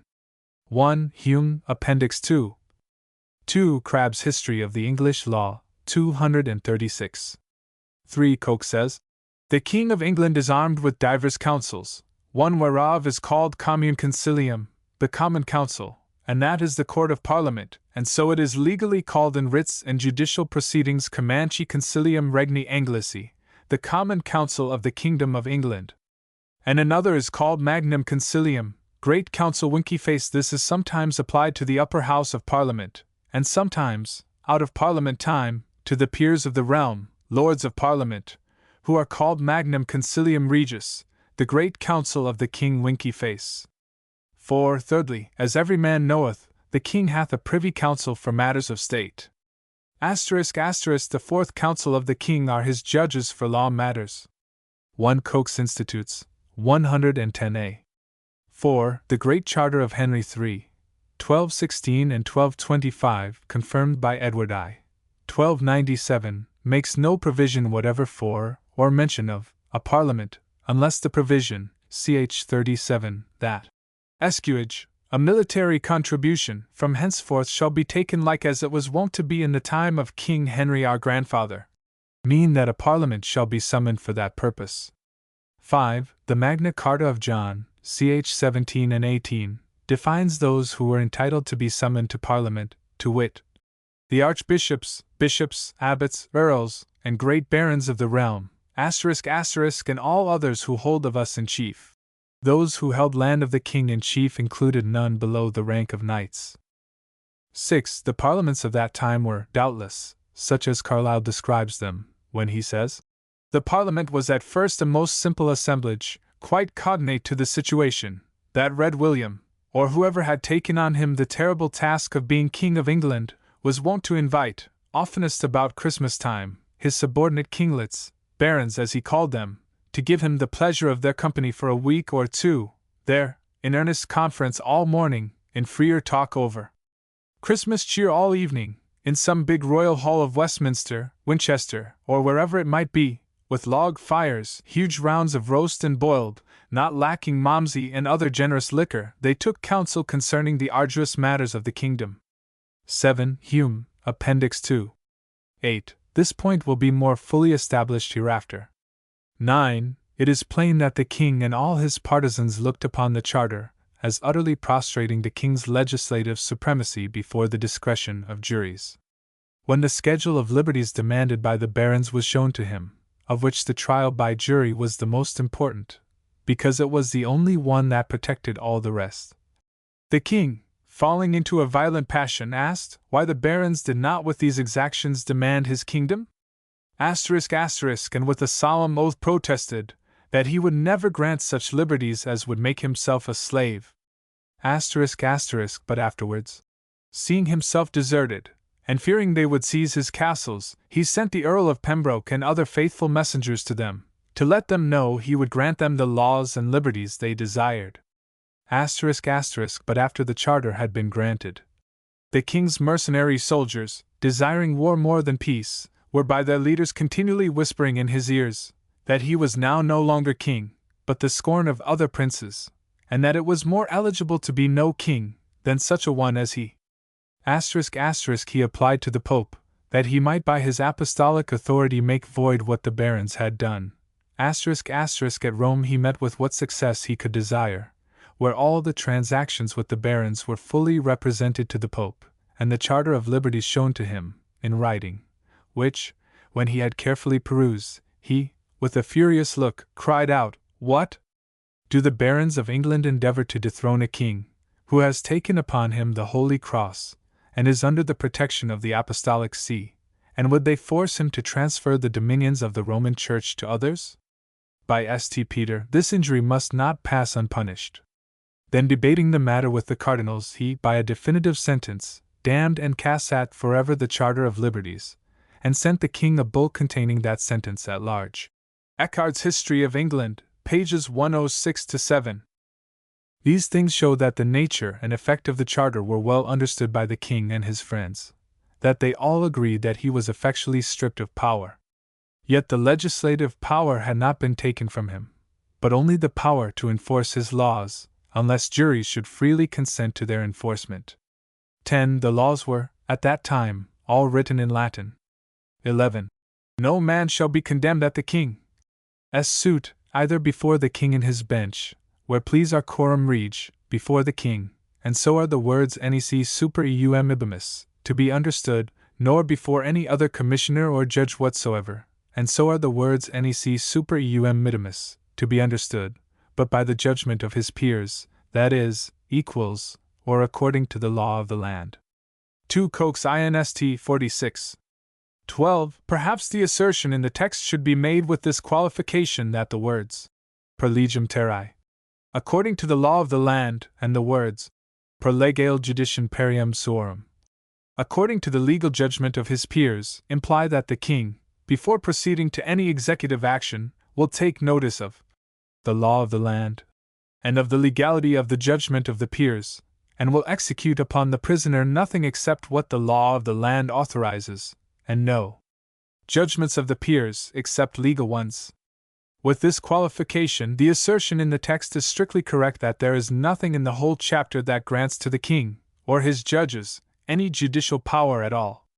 The chapter only describes and limits his executive power. 13. See Blackstone A Law Tracts, page 294, Oxford edition. 14. These articles of the Charter are given in Blackstone's collection of charters, and are also printed with the statutes of the realm. Also in Wilkins' Laws of the Anglo-Saxons, page 350. 15. Lingard says, "The words, 'We will not destroy him, nor will we go upon him, nor will we send upon him,' have been very differently expounded by different legal authorities. Their real meaning may be learned from John himself, who the next year promised by his letters patent, nec super eos per vim vel per arma ibimus, nisi per legem regni nostrae, vel per judicium perium suorum in curia nostra, nor will we go upon them by force or by arms, unless by the law of our kingdom, or the judgment of their peers in our court." Pat. 16 Johann, apud Drad. 11. App number 124.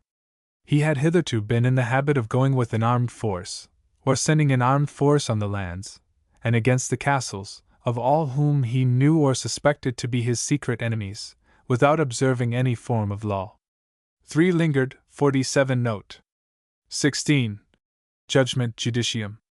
The sentence of the law, pronounced by the court, upon the matter contained in the record.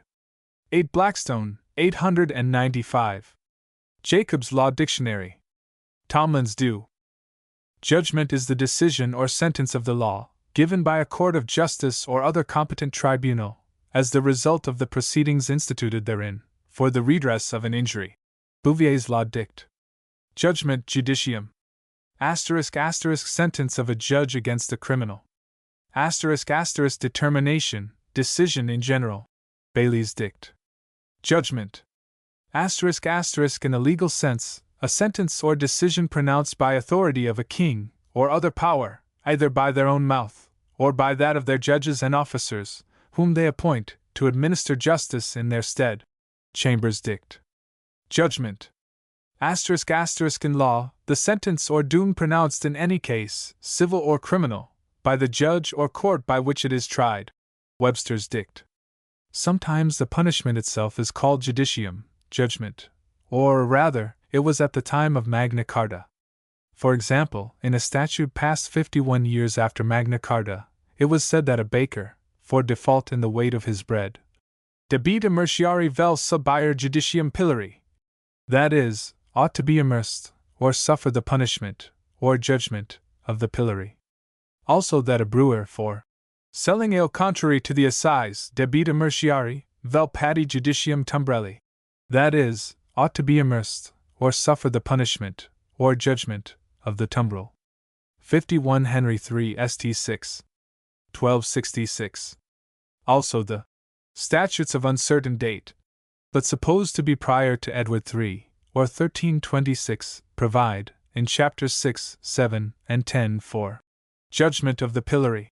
See 1 Rughead Statutes, 187, 188. 1 Statutes of the Realm, 203.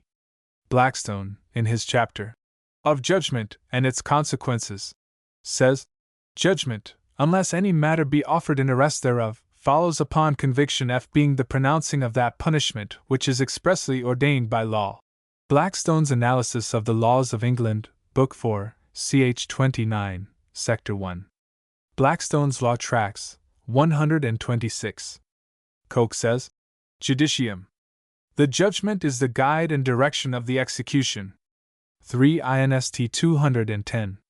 17. This precedent from Germany is good authority, because the trial by jury was in use, in the northern nations of Europe generally, long before Magna Carta, and probably from time immemorial, and the Saxons and Normans were familiar with it before they settled in England. 18. Beneficium was the legal name of an estate held by a feudal tenure. See Spellman's Glossary. 19. Contenement of a freeman was the means of living in the condition of a freeman.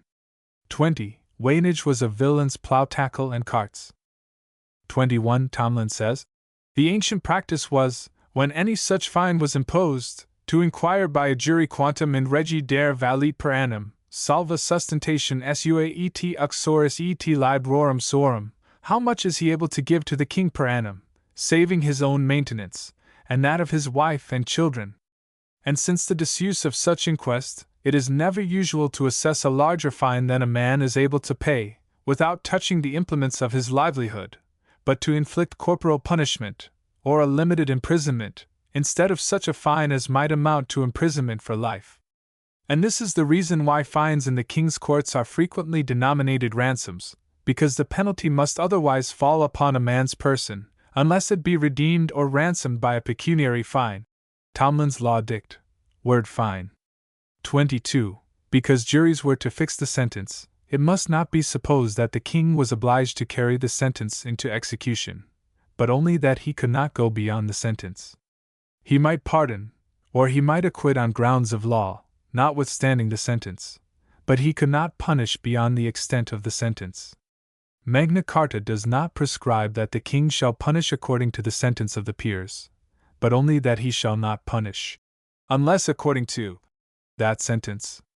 He may acquit or pardon, notwithstanding their sentence or judgment, but he cannot punish, except according to their judgment. 23. The trial by battle was one in which the accused challenged his accuser to single combat, and staked to be question of his guilt or innocence on the result of the duel. This trial was introduced into England by the Normans, within 150 years before Magna Carta. It was not very often resorted to even by the Normans themselves, probably never by the Anglo-Saxons, unless in their controversies with the Normans.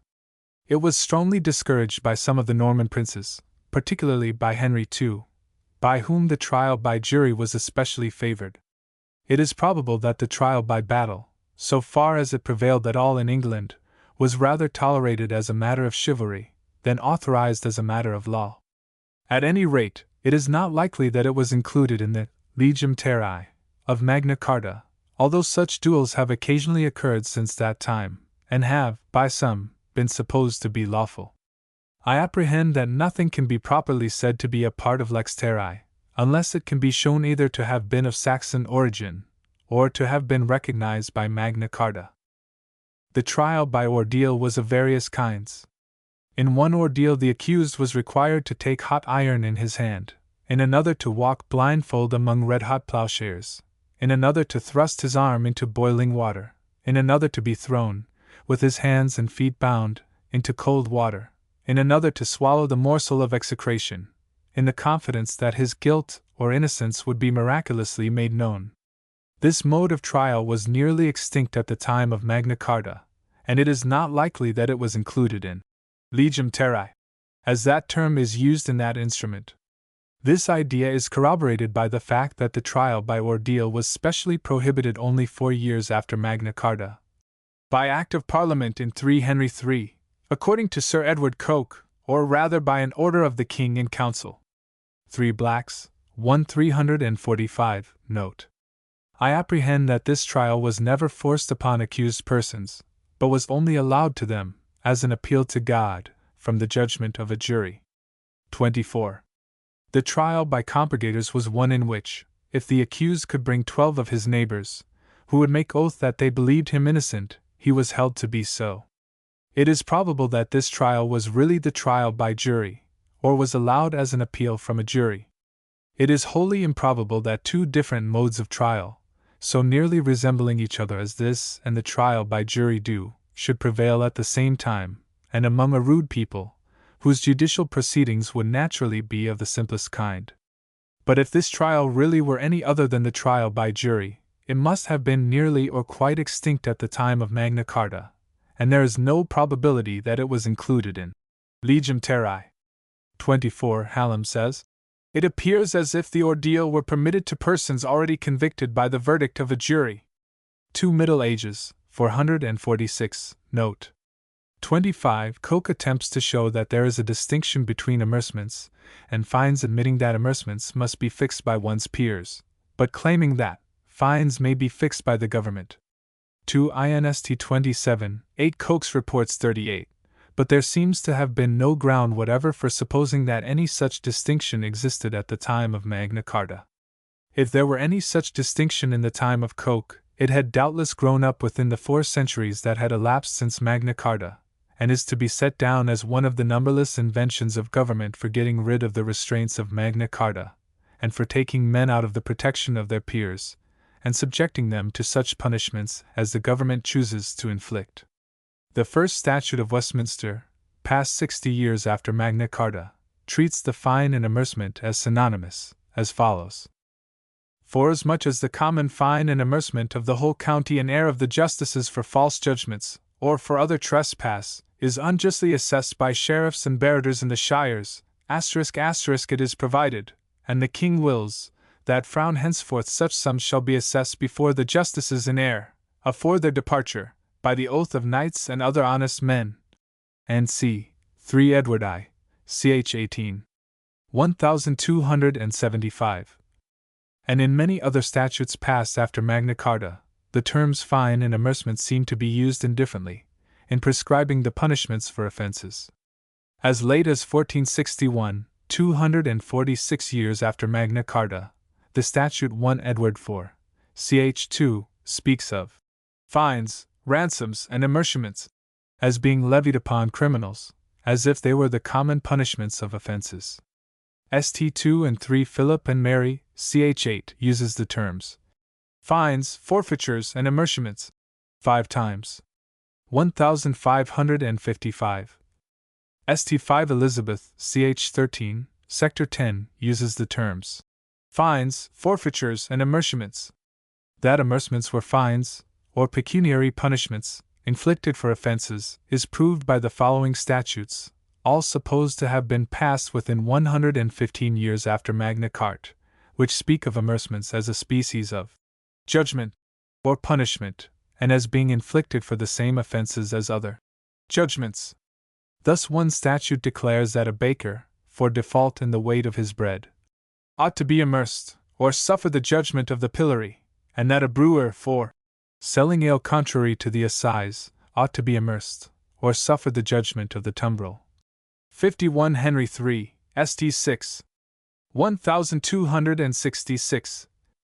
Among the statutes of uncertain date, but supposed to be prior to Edward III, 1326, are the following. Chapter 6 provides that, if a brewer break the assize, fixing the price of ale, the first, second, and third time, he shall be immersed, but the fourth time he shall suffer judgment of the pillory without redemption. Chapter 7 provides that, a butcher that selleth swine's flesh measled, or flesh dead of the murrain, or that buyeth flesh of Jews, and selleth the same unto Christians, after he shall be convict thereof, for the first time he shall be grievously immersed, the second time he shall suffer judgment of the pillory, and the third time he shall be imprisoned and make fine, and the fourth time he shall forswear the town. Chapter 10, a statute against forestalling, provides that, he that is convict thereof, the first time shall be immersed, and shall lose the thing so bought, and that according to the custom of the town. He that is convicted the second time shall have judgment of the pillory. At the third time he shall be imprisoned and make fine. The fourth time he shall abjure the town. And this judgment shall be given upon all manner of forestallers, and likewise upon them that have given them counsel, help, or favor. 1 Roughhead Statutes, 187, 188. 1 Statutes of the Realm, 203. 26. 1 Hume, Appendix L. 27. Blackstone says, our ancient Saxon laws nominally punished theft with death, if above the value of 12 pence, but the criminal was permitted to redeem his life by a pecuniary ransom, as among their ancestors, the Germans, by a stated number of cattle. Bid in the 9th year of Henry I, 1109, this power of redemption was taken away, and all persons guilty of larceny above the value of 12 pence were directed to be hanged, which law continues in force to this day. For Blackstone, 238. I give this statement of Blackstone, because the latter clause may seem to militate with the idea, which the former clause corroborates, viz., that at the time of Magna Carta, fines were the usual punishment of offenses. But I think there is no probability that a law so unreasonable in itself, unreasonable even after making all allowance for the difference in the value of money, and so contrary to immemorial custom, could indeed obtain any general or speedy acquiescence among a people who cared little for the authority of kings. Madox, writing of the period from William the Conqueror to John, says, the immersement in criminal and common pleas, which were wont to be imposed during this first period and afterwards, were of so many several sorts, that it is not easy to place them under distinct heads. Let them, for method's sake, be reduced to the heads following: immersements for or by reason of murders and manslaughters, for misdemeanors, for disseasons, for recreancy, for breach of assize, for defaults, for non-appearance, for false judgment, and for not making suit or hue and cry. To them may be added miscellaneous immersements, for trespasses of divers kinds. 1 Madox History of the Exchequer, 542.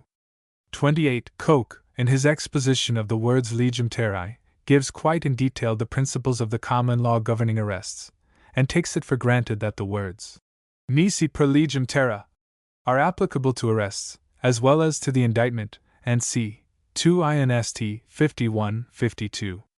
29. I cite the above extract from Mr. Hallam solely for the sake of his authority for rendering the word vel by and not by any means for the purpose of endorsing the opinion he suggests, that legem terrae authorized judgments by default or demurrer, * without the intervention of a jury.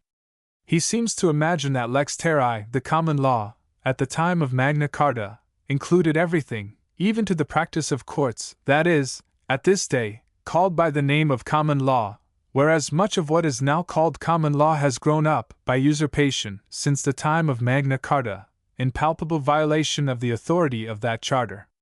He says, certainly there are many legal procedures, besides trial by jury, through which a party's goods or person may be taken.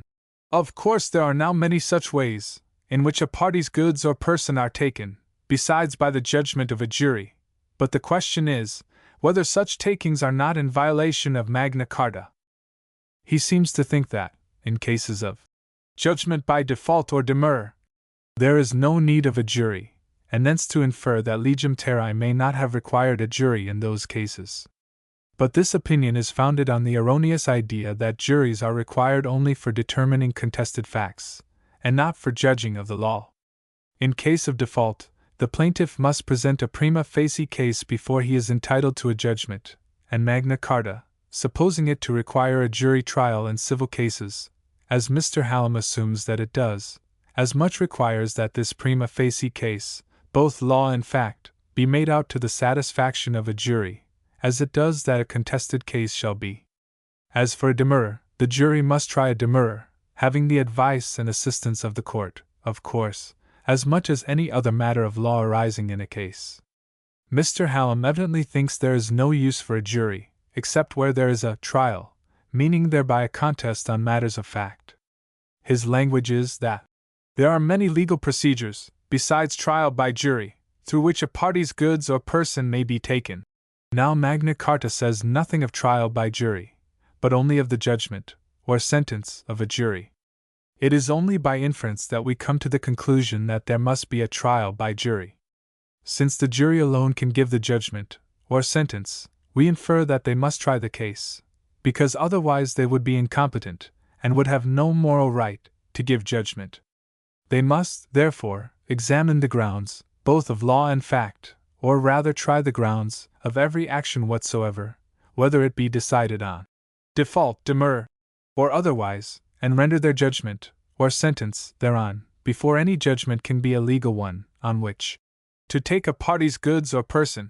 In short, the principle of Magna Carta is, that no judgment can be valid against a party's goods or person, not even a judgment for costs, except a judgment rendered by a jury. Of course, a jury must try every question, both of law and fact, that is involved in the rendering of that judgment. They are to have the assistance and advice of the judges, so far as they desire them, but the judgment itself must be theirs, and not the judgment of the court.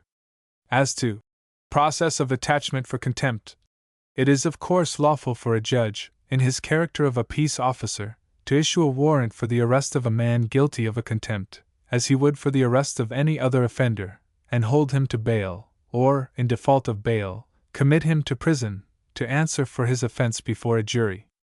Or he may order him into custody without a warrant when the offense is committed in the judge's presence. But there is no reason why a judge should have the power of punishing, for contempt, any more than for any other offense. And it is one of the most dangerous powers a judge can have, because it gives him absolute authority in a court of justice, and enables him to tyrannize as he pleases over parties, counsel, witnesses, and jurors. If a judge have power to punish for contempt, and to determine for himself what is a contempt, the whole administration of justice, or injustice, if he choose to make it so, is in his hands. And all the rights of jurors, witnesses, counsel, and parties are held subject to his pleasure, and can be exercised only agreeably to his will. He can of course control the entire proceedings in, and consequently the decision of, every cause, by restraining and punishing every one, whether party, counsel, witness, or juror, who presumes to offer anything contrary to his pleasure. This arbitrary power, which has been usurped and exercised by judges to punish for contempt, has undoubtedly had much to do in subduing counsel into those servile, obsequious, and cowardly habits, which so universally prevail among them, and which have not only cost so many clients their rights, but have also cost the people so many of their liberties. If any summary punishment for contempt be ever necessary, as it probably is not, beyond exclusion for the time being from the courtroom, which should be done, not as a punishment, but for self-protection, and the preservation of order, the judgment for it should be given by the jury, where the trial is before a jury, and not by the court, for the jury, and not the court, are really the judges. For the same reason, exclusion from the courtroom should be ordered only by the jury, in cases when the trial is before a jury, because they, being the real judges and triers of the cause, are entitled, if anybody, to the control of the courtroom. In appeal courts, where no juries sit, it may be necessary not as a punishment, but for self-protection, and the maintenance of order that the court should exercise the power of excluding a person, for the time being, from the courtroom, but there is no reason why they should proceed to sentence him as a criminal, without his being tried by a jury. If the people wish to have their rights respected and protected in courts of justice, it is manifestly of the last importance that they jealously guard the liberty of parties, counsel, witnesses, and jurors, against all arbitrary power on the part of the court. Certainly Mr. Hallam may very well say that. One may doubt whether these, the several eases he has mentioned, were in contemplation of the framers of Magna Carta. That is, as exceptions to the rule requiring that all judgments that are to be enforced against a party's goods or person be rendered by a jury. Again, Mr. Hallam says if the word vel be rendered by an, the meaning will be that no person shall be decised, and c, except upon a lawful cause of action. This is true, but it does not follow that any cause of action, founded on statute only, is therefore a lawful cause of action. Within the meaning of legem terrae, or the common law, within the meaning of the legem terrae of Magna Carta, nothing but a common law cause of action is a lawful one. Chapter 3. Additional proofs of the rights and duties of jurors. If any evidence, extraneous to the history and language of Magna Carta, were needed to prove that, by that chapter which guarantees the trial by jury, all was meant that has now been ascribed to it, and that the legislation of the king was to be of no authority with the jury beyond what they chose to allow to it, and that the juries were to limit the punishments to be inflicted, we should find that evidence in various sources, such as the laws, customs, and characters of their ancestors on the continent, and of the northern Europeans generally, in the legislation and customs that immediately succeeded Magna Carta, in the oaths that have at different times been administered to jurors, and c. and c. This evidence can be exhibited here but partially. To give it all would require too much space and labor. Section 1. Weakness of the regal authority. Hughes, in his preface to his translation of Horne's Mirror of Justices, a book written in the time of Edward I, 1272 to 1307, giving a concise view of the laws of England generally, says, although in the Saxons' time I find the usual words of the acts then to have been edictum, edict, constitutio, statute, little mention being made of the commons, yet I further find that, tum demum leges vim et vigorum habuerant, cum furant non modo instituti sed firmati approbation communitatis. The laws had force and vigor only when they were not only enacted, but confirmed by the approval of the community. The Mirror of Justices itself also says, ch. 1, Sector 3, in speaking of the first constitutions of the ancient king, many ordinances were made by many kings, until the time of the king that now is, Edward I, the which ordinances were abused, or not used by many, nor very current, because they were not put in writing, and certainly published. Mirror of Justices, page 6.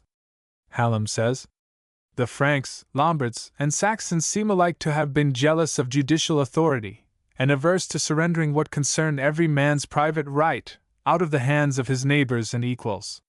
1 Middle Ages, 271. The judicial authority here spoken of was the authority of the kings, who at that time united the office of both legislators and judges, and not of a separate department of government, called the judiciary, like what has existed in more modern times. 1.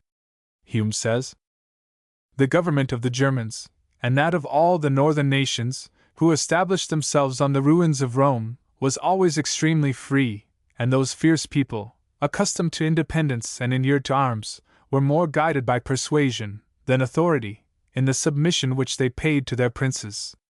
The military despotism, which had taken place in the Roman Empire, and which, previously to the eruption of those conquerors, had sunk the genius of men, and destroyed every noble principle of science and virtue, was unable to resist the vigorous efforts of a free people, and Europe, as from a new epoch, rekindled her ancient spirit, and shook off the base servitude to arbitrary will and authority under which she had so long labored.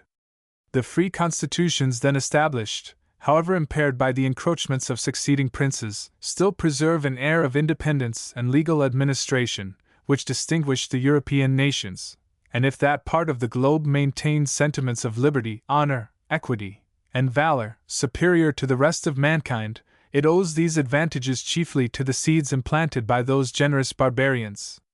The Saxons, who subdued Britain, as they enjoyed great liberty in their own country, obstinately retained that invaluable possession in their new settlement, and they imported into this island the same principles of independence, which they had inherited from their ancestors.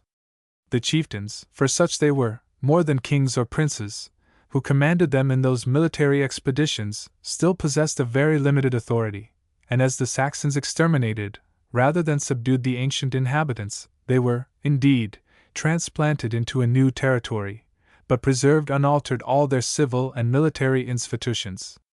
The language was pure Saxon, even the names of places, which often remain while the tongue entirely changes, were almost all affixed by the conquerors.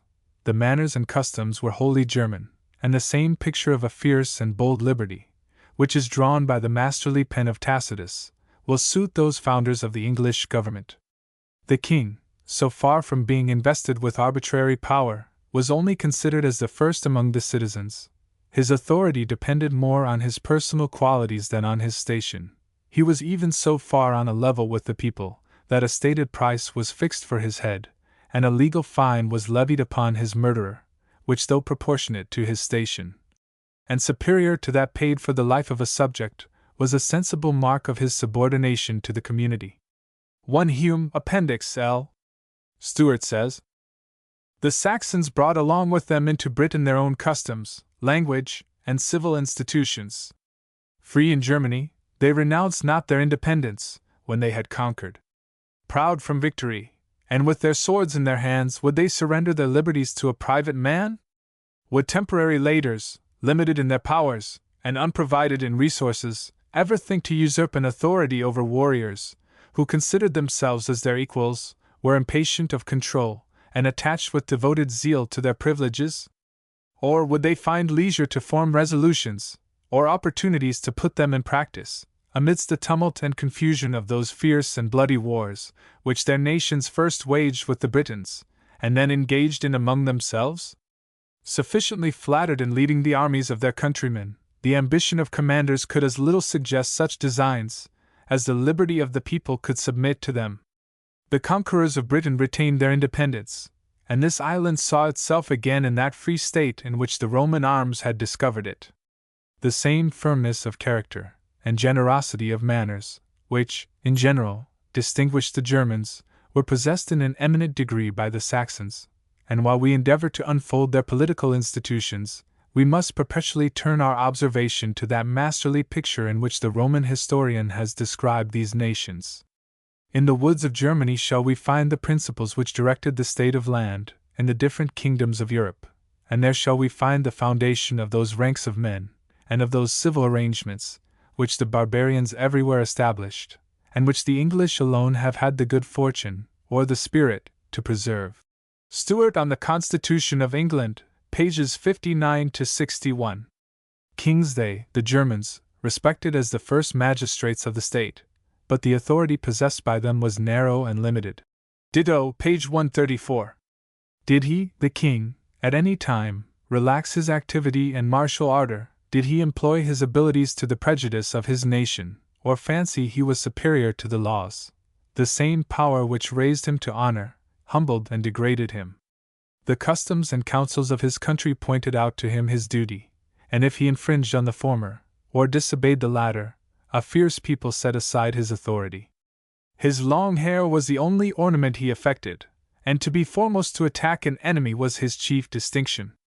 Engaged in every hazardous expedition, he was a stranger to repose, and rivaled by half the heroes of his tribe, he could obtain little power. Anxious and watchful for the public interest, he felt every moment his dependence, and gave proofs of his submission. He attended the General Assembly of his nation, and was allowed the privilege to harangue it first. But the arts of persuasion, though known and respected by a rude people, were unequally opposed to the prejudices and passions of men. Ditto, pages 135 to 6. The authority of a Saxon Narch was not more considerable. The Saxons submitted not to the arbitrary rule of princes. They administered an oath to their sovereigns, which bound them to acknowledge the laws, and to defend the rights of the church and people, and if they forgot this obligation, they forfeited their office. In both countries, a price was affixed on kings, a fine expiated their murder, as well as that of the meanest citizen, and the smallest violation of ancient usage, or the least step towards tyranny, was always dangerous, and often fatal to them. Ditto, pages 189-40. They were not allowed to impose taxes on the kingdom. Ditto, page 146.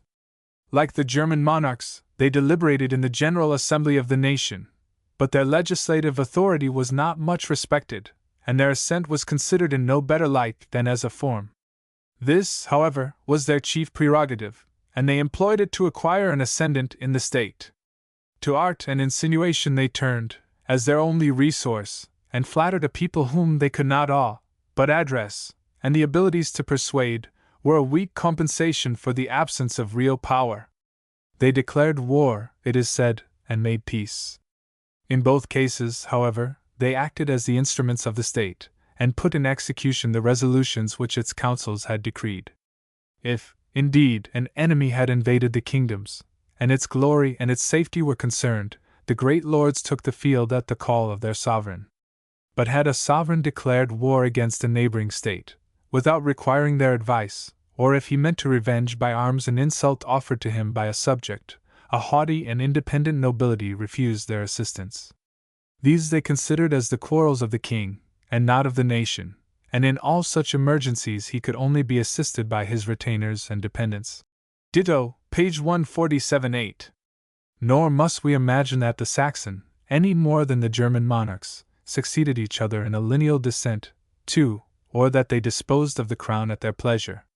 In both countries, the free election of the people filled the throne, and their choice was the only rule by which princes reigned. The succession, accordingly, of their kings was often broken and interrupted, and their depositions were frequent and groundless.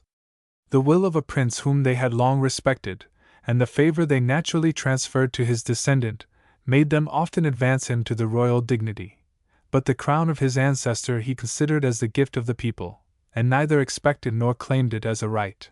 Ditto, page 151-3. In Germany, it was the business of the great to command in war, and in peace they distributed justice. The princes in Germany were earls in England.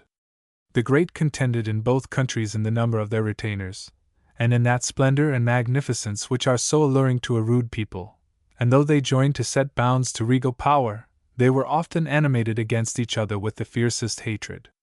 To a proud and impatient nobility it seemed little and unsuiting to give or accept compositions for the injuries they committed or received, and their vassals adopting their resentment and passions, war and bloodshed alone could terminate their quarrels.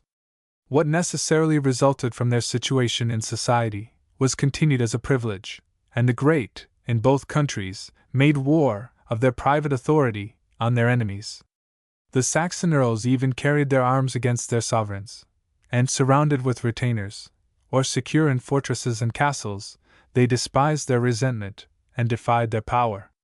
The judges of the people, they presided in both countries in courts of law. 3. The particular districts over which they exerted their authority were marked out in Germany by the Council of the State, and in England their jurisdiction extended over the fiefs and other territories they possessed. All causes, both civil and criminal, were tried before them, and they judged, except in cases of the utmost importance, without appeal. They were even allowed to grant pardon to criminals, and to correct by their clemency the rigors of justice. Nor did the sovereign exercise any authority in their lands. In these his officers formed no courts, and his writ was disregarded. They had officers, as well as the king, who collected their revenues, and added to their greatness, and the inhabitants of their lands they distinguished by the name of subjects. But to attend the general assembly of their nation was the chief prerogative of the German and Saxon princes, and as they consulted the interest of their country, and deliberated concerning matters of state, so in the king's court, of which also they were members, they assisted to pronounce judgment in the complaints and appeals which were lodged in it. Ditto, page 158-165. Henry says, "Nothing can be more evident than this important truth, that our Anglo-Saxon kings were not absolute monarchs, but that their powers and prerogatives were limited by the laws and customs of the country. Our Saxon ancestors had been governed by limited monarchs in their native seats on the continent, and there is not the least appearance or probability that they relinquished their liberties, and submitted to absolute government in their new settlements in this island. It is not to be imagined that men, whose reigning passion was the love of liberty, would willingly resign it, and their new sovereigns, who had been their fellow soldiers, had certainly no power to compel them to such a resignation. 3 Henry's History of Great Britain, 358. Mackintosh says, the Saxon chiefs, who were called kings, originally acquired power by the same natural causes which have gradually, and everywhere, raised a few men above their fellows. They were, doubtless, more experienced, more skillful, more brave, or more beautiful, than those who followed them.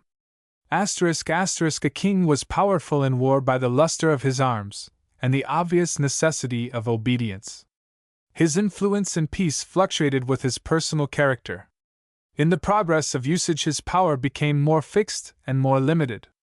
It would be very unreasonable to suppose that the northern Germans who had conquered England had so far changed their characteristic habits from the age of Tacitus, that the victors became slaves, and that their generals were converted into tyrants. Mackintosh's Hist. of England, ch. 2. 45 Lardner's Cab. Psych. 73-4. Rapin, in his discourse on the origin and nature of the English Constitution, says, there are but 2 things the Saxons did not think proper to trust their kings with, for being of like passions with other men, they might very possibly abuse them, namely, the power of changing the laws enacted by consent of king and people, and the power of raising taxes at pleasure. From these 2 articles sprung numberless branches concerning the liberty and property of the subject, which the king cannot touch without breaking the constitution, and they are the distinguishing character of the English monarchy.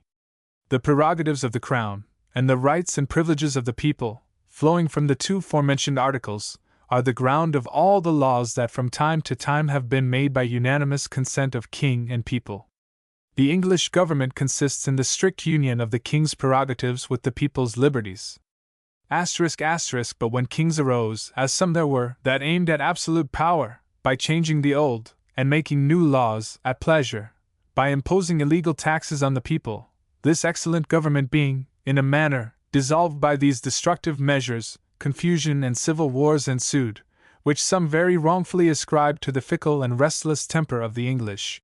Rapin's preface to his History of England. Hallam says that among the Saxons, the royal authority was weak. 2 Middle Ages, 403. But although the king himself had so little authority, that it cannot be supposed for a moment that his laws were regarded as imperative by the people, it has nevertheless been claimed, in modern times, by some who seem determined to find or make a precedent for the present legislative authority of Parliament, that his laws were authoritative, when assented to by the Wettina Gemot, or assembly of wise men, that is, the bishops and barons. But this assembly evidently had no legislative power whatever. The king would occasionally invite the bishops and barons to meet him for consultation on public affairs, simply as a council, and not as a legislative body. Such as saw fit to attend did so. If they were agreed upon what ought to be done, the king would pass a law accordingly, and the barons and bishops would then return and inform the people orally what laws had been passed, and use their influence with them to induce them to conform to the law of the king, and the recommendation of the council. And the people no doubt were much more likely to accept a law of the king, if it had been approved by this council, than if it had not. But it was still only a law of the king, which they obeyed or disregarded according to their own notions of expediency. The numbers who usually attended this council were too small to admit of the supposition that they had any legislative authority whatever, to impose laws upon the people against their will. Lingard says, it was necessary that the king should obtain the assent of these, the members owed the Wetinigemotes, to all legislative enactments, because, without their acquiescence and support, it was impossible to carry them into execution. To many charters, laws, we have the signatures of the Witan. They seldom exceed 30 in number, they never amount to 60. 1 Lingard, 486. It is ridiculous to suppose that the assent of such an assembly gave any authority to the laws of the king, or had any influence in securing obedience to them, otherwise than by way of persuasion. If this body had had any real legislative authority, such as is accorded to legislative bodies of the present day, they would have made themselves at once the most conspicuous portion of the government, and would have left behind them abundant evidence of their power, instead of the evidence simply of their assent to a few laws passed by the king. More than this, if this body had had any real legislative authority, they would have constituted an aristocracy, having, in conjunction with the king, absolute power over the people. Assembling voluntarily, merely on the invitation of the king, deputed by nobody but themselves, representing nobody but themselves, responsible to nobody but themselves, their legislative authority, if they had had any, would of necessity have made the government of an aristocracy merely, and the people slaves, of course. And this would necessarily have been the picture that history would have given us of the Anglo-Saxon government, and of Anglo-Saxon liberty. The fact that the people had no representation in this assembly, and the further fact that, through their juries alone, they nevertheless maintained that noble freedom, the very tradition of which, after the substance of the thing itself has ceased to exist, has constituted the greatest pride and glory of the nation to this day, prove that this assembly exercised no authority which juries of the people acknowledged, except at their own discretion. 4. There is not a more palpable truth in the history of the Anglo-Saxon government than that stated in the introduction to Gilbert's History of the Common Pleas 5, viz.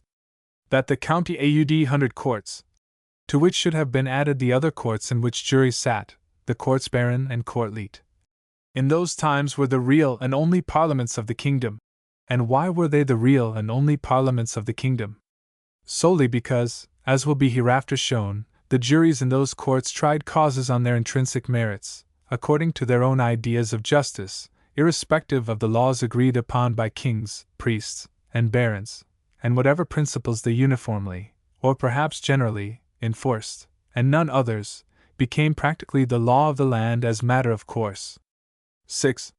Finally, on this point, conclusive proof that the legislation of the king was of little or no authority is found in the fact that the kings enacted so few laws.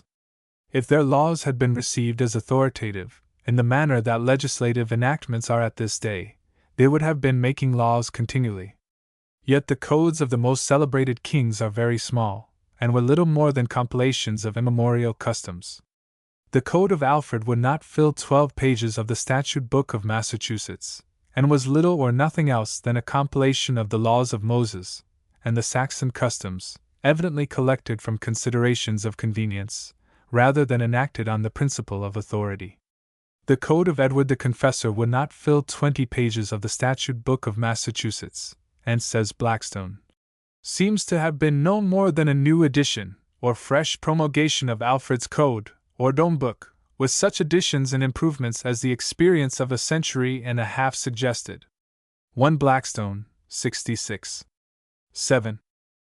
The Code of William the Conqueror, 8, would fill less than 7 pages of the Statute Book of Massachusetts, and most of the laws contained in it are taken from the laws of the preceding kings, and especially of Edward the Confessor, whose laws William swore to observe, but few of his own being added.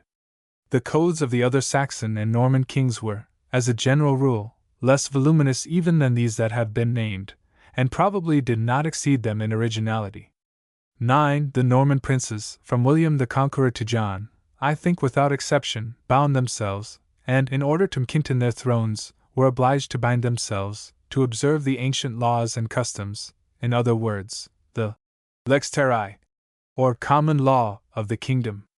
Even Magna Carta contains hardly anything other than this same common law, with some new securities for its observance. How is this abstinence from legislation, on the part of the ancient kings, to be accounted for, except on the supposition that the people would accept, and juries enforce, few or no new laws enacted by their kings? Plainly it can be accounted for in no either way.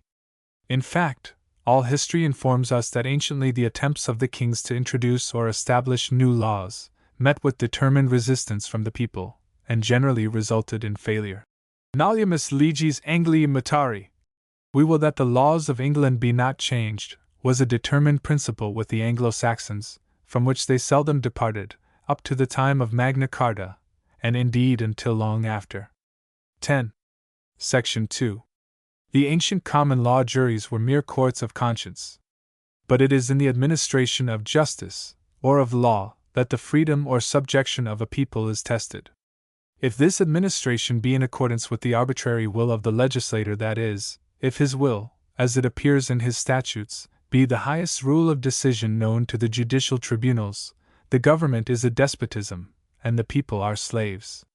If, on the other hand, the rule of decision be these principles of natural equity and justice, which constitute, or at least are embodied in, the general conscience of mankind, the people are free in just so far as that conscience is enlightened.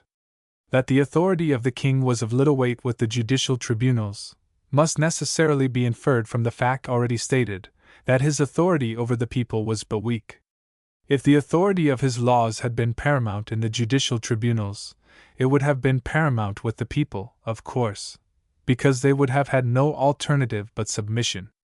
The fact, then, that his laws were not authoritative with the people, is proof that they were not authoritative with the tribunals. In other words, that they were not, as matter of course, enforced by the tribunals. But we have additional evidence that, up to the time of Magna Carta, the laws of the king were not binding upon the judicial tribunals, and if they were not binding before that time, they certainly were not afterwards, as has already been shown from Magna Carta itself. It is manifest from all the accounts we have of the courts in which juries sat, prior to Magna Carta, such as the Court Baron, the Hundred Court, the Court Leet, and the County Court, that they were mere courts of conscience, and that the juries were the judges, deciding causes according to their own notions of equity, and not according to any laws of the king, unless they thought them just. These courts, it must be considered, were very numerous, and held very frequent sessions. There were probably 7, 8, or 900 courts a month in the kingdom, the object being, as Blackstone says, to bring justice home to every man's door. 3 Blackstone, 80. The number of the county courts, of course, corresponded to the number of counties, 36. The Court Leet was the criminal court for a district less than a county. The Hundred Court was the court for one of those districts anciently called a hundred, because, at the time of their first organization for judicial purposes, they comprised, as is supposed, but 100 families. 11. The Court Baron was the court for a single manor, and there was a court for every manor in the kingdom. All these courts were holden as often as once in 3 or 5 weeks, the county court once a month. The king's judges were present at none of these courts, the only officers in attendance being sheriffs, bailiffs, and stewards, merely ministerial, and not judicial, officers, doubtless incompetent, and if not incompetent, untrustworthy, for giving the juries any reliable information in matters of law, beyond what was already known to the jurors themselves. And yet these were the courts, in which was done all the judicial business, both civil and criminal, of the nation, except appeals, and some of the more important and difficult cases. 12. It is plain that the juries, in these courts, must, of necessity, have been the sole judges of all matters of law whatsoever, because there was no one present, but sheriffs, bailiffs, and stewards, to give them any instructions, and surely it will not be pretended that the jurors were bound to take their law from such sources as these. In the second place, it is manifest that the principles of law, by which the juries determined causes, were, as a general rule, nothing else than their own ideas of natural equity, and not any laws of the king, because but few laws were enacted, and many of those were not written, but only agreed upon in council. 13. Of those that were written, few copies only were made, printing being then unknown, and not enough to supply 11, or any considerable number, of these numerous courts. Beside and beyond all this, few or none of the jurors could have read the laws, if they had been written, because few or none of the common people could, at that time, read. Not only were the common people unable to read their own language, but, at the time of Magna Carta, the laws were written in Latin, a language that could be read by few persons except the priests, who were also the lawyers of the nation. Mackintosh says, "The first act of the House of Commons composed and recorded in the English tongue was in 1415, 2 centuries after Magna Carta." 14. Up to this time, and for some 70 years later the laws were generally written either in Latin or French, both languages incapable of being read by the common people, as well Normans as Saxons, and one of them, the Latin, not only incapable of being read by them, but of being even understood when it was heard by them. To suppose that the people were bound to obey, and juries to enforce, laws, many of which were unwritten, none of which they could read, and the larger part of which, those written in Latin, they could not translate, or understand when they heard them read, is equivalent to supposing the nation sunk in the most degrading slavery, instead of enjoying a liberty of their own choosing. Their knowledge of the laws passed by the king was, of course, derived only from oral information, and the good laws, as some of them were called, in contradistinction to others those which the people at large esteemed to be good laws were doubtless enforced by the juries, and the others, as a general thing, disregarded. 15. That such was the nature of judicial proceedings, and of the power of juries, up to the time of Magna Carta, is further shown by the following authorities.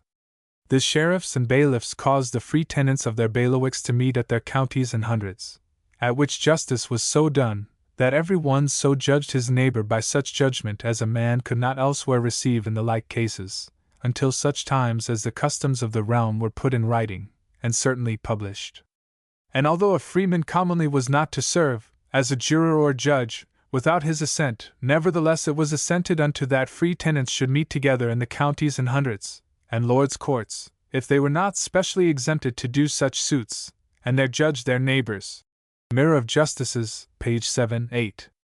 Gilbert, in his treatise on the Constitution of England, says, in the county courts, if the debt was above 40 shillings, there issued a justices, a commission, to the sheriff, to enable him to hold such a plea, where the suitors, jurors, are judges of the law and fact. Gilbert's Cases in Law and Equity, N.C. N.C. 456.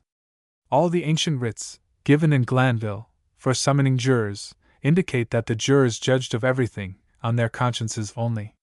The writs are in this form: summon 12 free and legal men, or sometimes 12 knights, to be in court, prepared upon their oaths to declare whether or be have the greater right to the land, or other thing, in question. See Writs and Beams Glanville, page 54-70, and 233 306-832. Crabbe, speaking of the time of Henry I, 1100-1135, recognizes the fact that the jurors were the judges. He says, by one law, every one was to be tried by his peers, who were of the same neighborhood as himself. By another law, the judges, for so the jury were called, were to be chosen by the party impleaded, after the manner of the Danish Nemba, by which, probably, is to be understood that the defendant had the liberty of taking exceptions to, or challenging the jury, as it was afterwards called. Crabbe's History of the English Law, page 55. Reeves says, the great court for civil business was the county court, held once every 4 weeks. Here the sheriff presided, but the suitors of the court, as they were called, that is, the freemen or landholders of the county, were the judges, and the sheriff was to execute the judgment. The 100 court was held before some bailiff, the leet before the lord of the manor's steward. 16. Out of the county court was derived an inferior court of civil jurisdiction, called the court baron. This was held from 3 weeks to 3 weeks, and was in every respect like the county court. That is, the jurors were judges in it winky face. Only the lord to whom this franchise was granted, or his steward presided instead of the sheriff. 1 Reeves' History of the English Law p.t. Chief Baron Gilbert says, besides the tenants of the king, which held per baroniam, by the right of a baron, and did suit and service, served as judges, at his own court, and the burghers and tenants in ancient domain, that did suit and service, served as jurors or judges, in their own court in person, and in the king's by proxy. There was also a set of freeholders, that did suit aud service, served as jurors, at the county court. These were such as anciently held of the lord of the county, and by the escheats of earldoms had fallen to the king, or such as were granted out by service to hold of the king, but with particular reservation to do suit and service, serve as jurors, before the king's bailiff, because it was necessary the sheriff, or bailiff of the king, should have suitors, jurors, at the county court, that the business might be dispatched. These suitors are the peers of the county court, and indeed the judges of it, as the peers were the judges in every court baron, and therefore the king's bailiff having a court before him, there must be peers or judges, for the sheriff himself is not a judge, and though the style of the court is curia prima comitatus c. Millet, Viscom comitat praed tenta pudby, and c. First court of the county c. Knight sheriff of the aforesaid county, held at b. and c. By which it appears that the court was the S1 sheriffs, yet by the old feudal constitutions the lord was not judge, but the peers only, so that, even in a justices, which was a commission to the sheriff to hold plea of more than was allowed high the natural jurisdiction of a county court, the peers, jurors, only were judges, and not the sheriff, because it was to hold plea in the same manner as they used to do in that the Lord's Court. Gilbert on the Court of Exchequer, ch. 5. 61-2.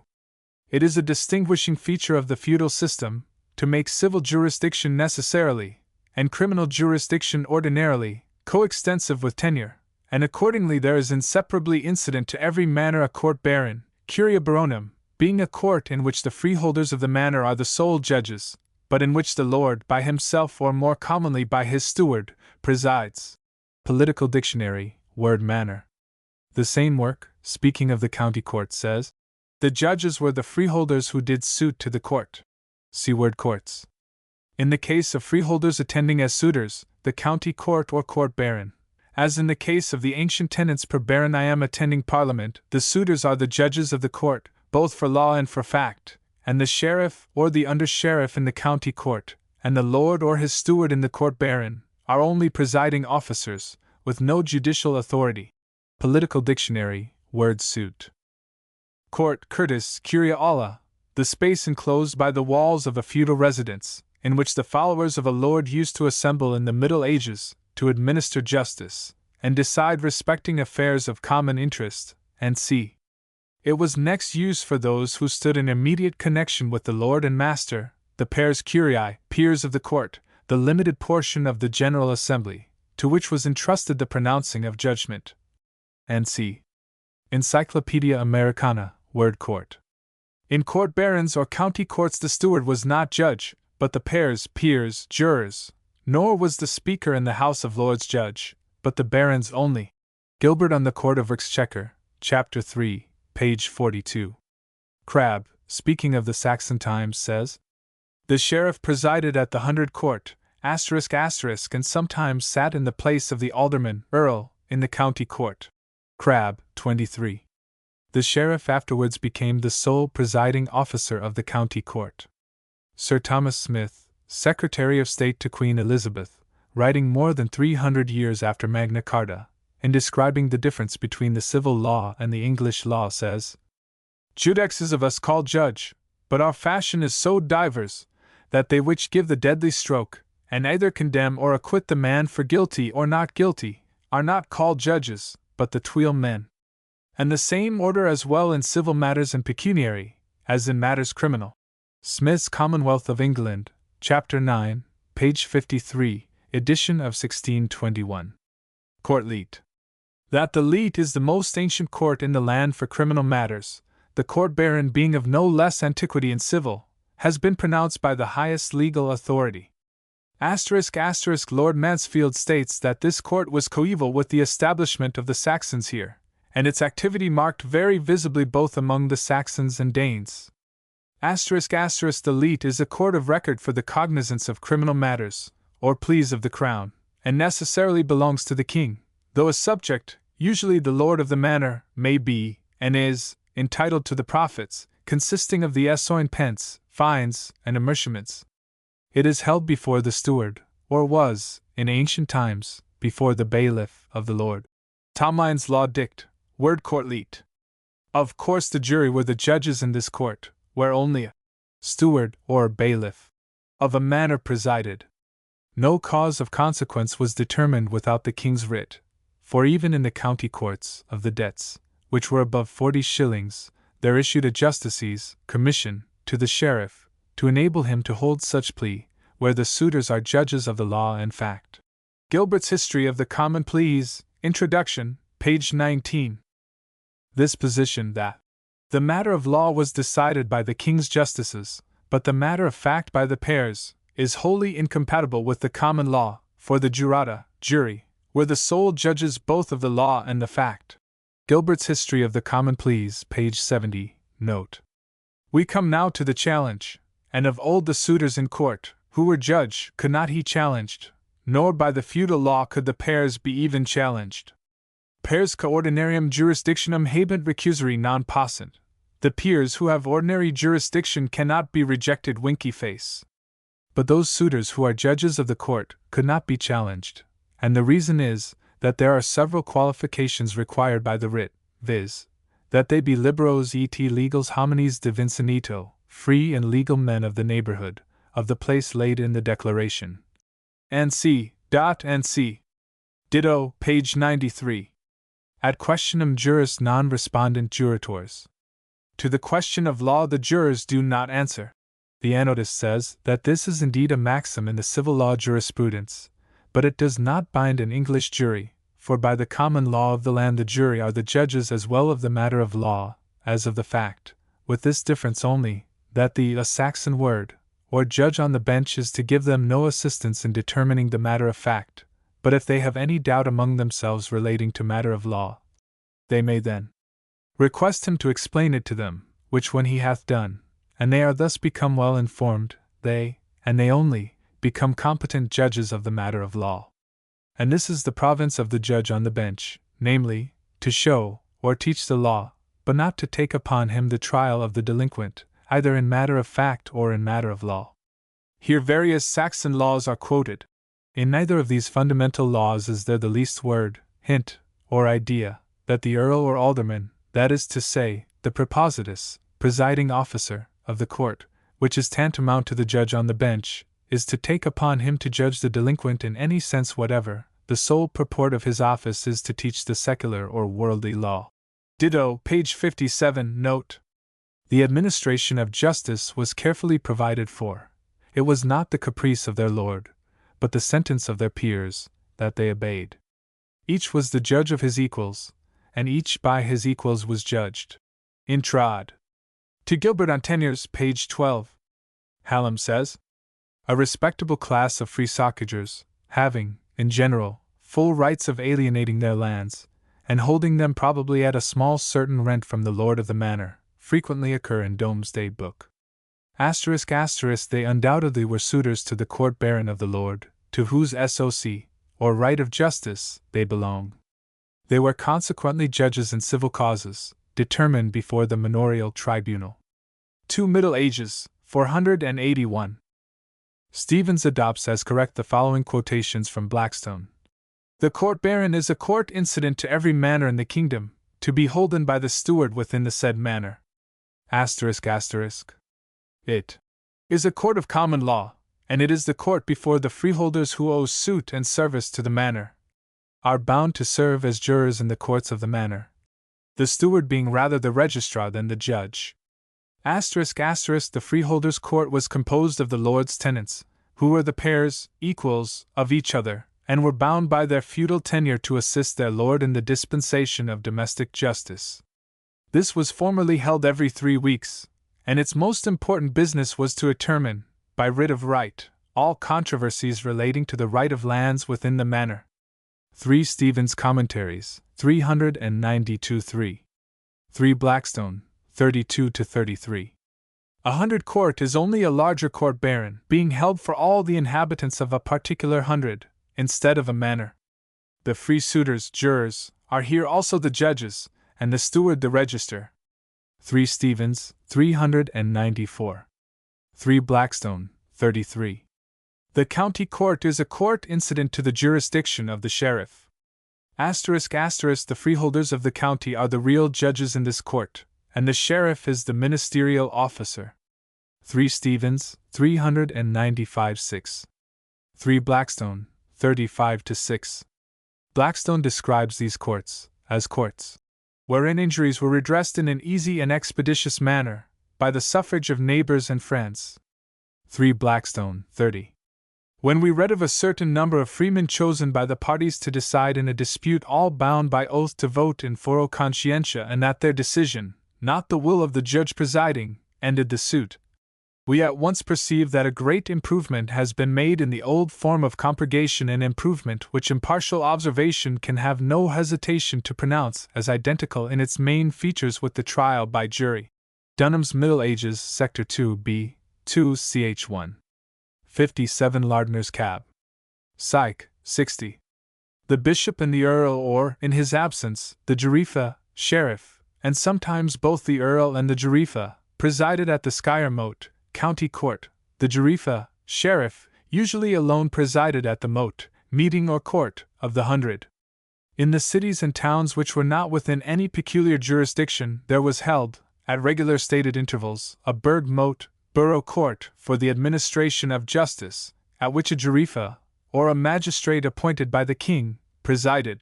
Spence's Origin of the Laws and Political Institutions of Modern Europe, page 444. The right of the plaintiff and defendant, and of the prosecutor and criminal, to challenge the judices, judges, or assessors, 17, appointed to try the cause in civil matters, and to decide upon the guilt or innocence of the accused in criminal matters, is recognized in the treatise called the Laws of Henry I. But I cannot discover, from the Anglo-Saxon laws or histories, that before the conquest the parties had any general right of challenge. Indeed, had such right existed, the injunctions to all persons standing in the situation of judges, jurors, to do right according to their conscience, would scarcely have been so frequently and anxiously repeated. Spence 456.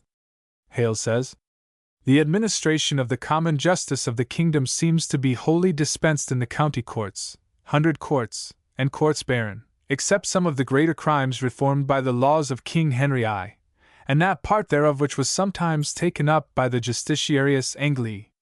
This doubtless bred great inconvenience, uncertainty, and variety in the laws, viz. First, by the ignorance of the judges, which were the freeholders of the county. Thirdly, a third inconvenience was, that all the business of any moment was carried by parties and factions.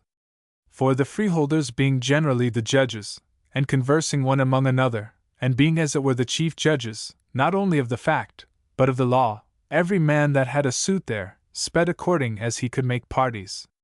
1 Hale's History of the Common Law, page 246.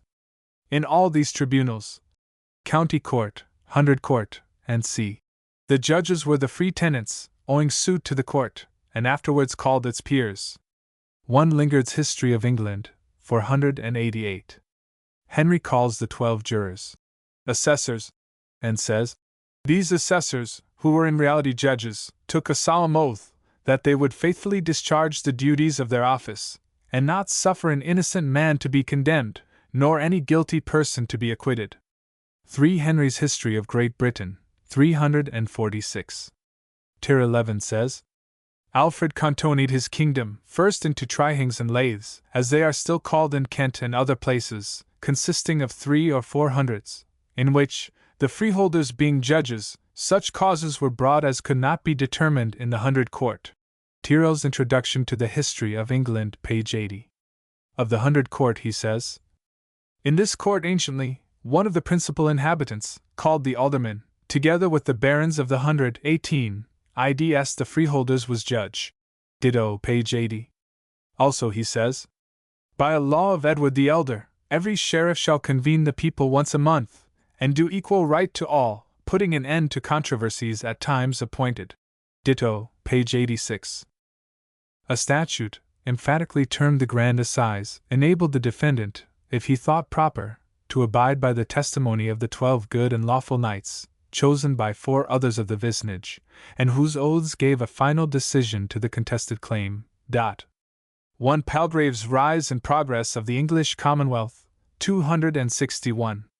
From the moment when the Crown became accustomed to the inquest, a restraint was imposed upon every branch of the prerogative. The king could never be informed of his rights, but through the medium of the people. Every extent by which he claimed the profits and advantages resulting from the casualties of tenure, every process by which he repressed the usurpations of the baronage, depended upon the good men and true who were impaneled to pass between the subject and the sovereign, and the thunder of the exchequer at Westminster might be silenced by the honesty, the firmness, or the obstinacy of one sturdy knight or yeoman in the distant shire. Taxation was controlled in the same manner by the voice of those who were most liable to oppression.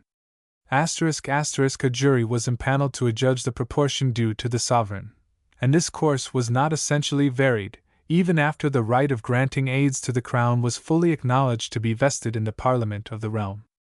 The people taxed themselves, and the collection of the grants was checked and controlled, and perhaps, in many instances evaded by these virtual representatives of the community. The principle of the jury was, therefore, not confined to its mere application as a mode of trying contested facts, whether in civil or criminal cases, and both in its form and in its consequences, it had a very material influence upon the general constitution of the realm. The mainspring of the machinery of remedial justice existed in the franchise of the lower and lowest orders of the political hierarchy. Without the suffrage of the yeoman, the burgess, and the churl, the sovereign could not exercise the most important and most essential function of royalty. From them he received the power of life and death. He could not wield the sword of justice until the humblest of his subjects placed the weapon in his hand. 1 Palgrave's Rise and Progress of the English Constitution, 274-7. Coke says, "The court of the county is no court of record, 19, and the suitors are the judges thereof." 4 Inst. 266. Also, "The court of the hundred is no court of record, and the suitors be thereof judges." 4 Inst. 267. Also, "The court baron is a court incident to every manner, and is not of record, and the suitors be thereof judges." 4 Inst. 268. Also, "The court of ancient domain is in the nature of a court baron, wherein the suitors are judges, and is no court of record." 4 Inst. 269. Miller says, "Some authors have thought that jurymen were originally compurgators, called by a defendant to swear that they believed him innocent of the facts with which he was charged. But compurgators were merely witnesses, jurymen were, in reality, judges. The former were called to confirm the oath of the party by swearing, according to their belief, that he had told the truth. In his oath of purgation winky-faced the latter were appointed to try, by witnesses, and by all other means of proof, whether he was innocent or guilty. Juries were accustomed to ascertain the truth of facts by the defendant's oath of purgation, together with that of his compurgators. Both of them, jurymen and compurgators, were obliged to swear that they would tell truth. According to the simple idea of our forefathers, guilt or innocence was regarded as a mere matter of fact, and it was thought that no man, who knew the real circumstances of a case, could be at a loss to determine whether the culprit ought to be condemned or acquitted." 1 Miller's Hist. View of him. Gov. Chapter 12, pages 332-4. Also, the same form of procedure, which took place in the administration of justice among the vassals of a barony, was gradually extended to the courts eld in the trading towns. Same, page 335. Also, the same regulation, concerning the distribution of justice by the intervention of juries, were introduced into the baron courts of the king, as into those of the nobility, or such of his subjects as retained their allodial property. Same, page 337. Also, this tribunal, the Aula Regis, or King's Court, afterwards divided into the courts of King's Bench, Common Pleas, and Exchequer, was properly the ordinary baron court of the king, and being in the same circumstances with the baron courts of the nobility, it was under the same necessity of trying causes by the intervention of a jury. Same, Volume 2, page 292. Speaking of the times of Edward I, 1272-1307, Miller says, "What is called the petty jury was therefore introduced into these tribunals, the King's Bench, the Common Pleas, and the Exchequer, as well as into their auxiliary courts employed to distribute justice in the circuits, and was thus rendered essentially necessary in determining causes of every sort, whether civil, criminal, or fiscal." Same, Volume 2, pages 293-4. Also, that this form of trial, by jury, obtained universally in all the feudal governments, as well as in that of an one, and there can be no reason to doubt. In France, in Germany, and in other European countries, where we have any accounts of the constitution and procedure of the feudal courts, it appears that lawsuits of every sort concerning the freemen or vassals of a barony were determined by the pairs curiae, peers of the court winky face, and that the judge took little more upon him than to regulate the method of proceeding, or to declare the verdict of the jury. Same, Volume 1, Chapter 12, page 329. Also, among the Gothic nations of modern Europe, the custom of deciding lawsuits by a jury seems to have prevailed universally, first in the allodial courts of the county, or of the hundred, and afterwards in the baron courts of every feudal superior. Same, Volume 2, page 296. Palgrave says that in Germany, the Graf, Jurifa, sheriff, placed himself in the seat of judgment, and gave the charge to the assembled free echevins, warning them to pronounce judgment according to right and justice. 2 Palgrave, 147. Also, that in Germany, the echevins were composed of the villenage somewhat obscured in their functions by the learning of the grave civilian who was associated to them, and somewhat limited by the encroachments of modern feudality, but they were still substantially the judges of the court. Same, 148. Palgrave also says, Scotland, in like manner, had the laws of burlaw, or burlaw, which were made and determined by the neighbours, elected by common consent, in the burlaw or burlaw courts, wherein knowledge was taken of complaints between neighbour and neighbour, which men, so chosen, were judges and arbitrators, and called burlaw men. 1 Palgrave's Rise, and c. Page 80. But in order to understand the common law trial by jury, as it existed prior to Magna Carta, and as it was guaranteed by that instrument, it is perhaps indispensable to understand more fully the nature of the courts in which juries sat, and the extent of the powers exercised by juries in those courts. I therefore give in a note extended extracts on these points from Stuart on the Constitution of England, and from Blackstone's Commentaries. 20. That all these courts were mere courts of conscience, in which the juries were sole judges, administering justice according to their own ideas of it, is not only shown by the extracts already given, but is explicitly acknowledged in the following one, in which the modern courts of conscience are compared with the ancient hundred and county courts, and the preference given to the latter, on the ground that the duties of the jurors in the one case, and of the commissioners in the other, are the same, and that the consciences of a jury are a safer and purer tribunal than the consciences of individuals specially appointed, and holding permanent offices. But there is one species of courts constituted by Act of Parliament, in the City of London, and other trading and populous districts, which, in their proceedings, so vary from the course of the common law, that they deserve a more particular consideration. I mean the Court of Requests, or Courts of Conscience, for the recovery of small debts. The first of these was established in London so early as the reign of Henry VIII, by an act of their Common Council, which, however, was certainly insufficient for that purpose, and illegal, till confirmed by Statute 3 Jac.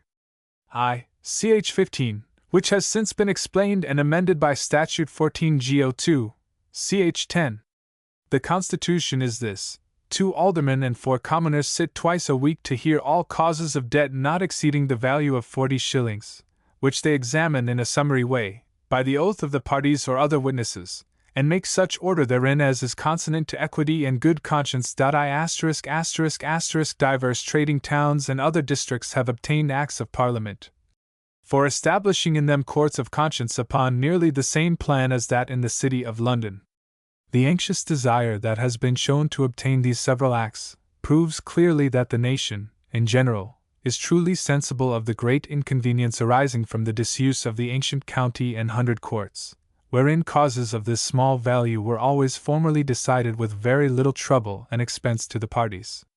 But it is to be feared that the general remedy, which of late hath been principally applied to this inconvenience, the erecting these new jurisdictions, may itself be attended in time with very ill consequences, as the method of proceeding therein is entirely in derogation of the common law, and their large discretionary powers create a petty tyranny in a set of standing commissioners.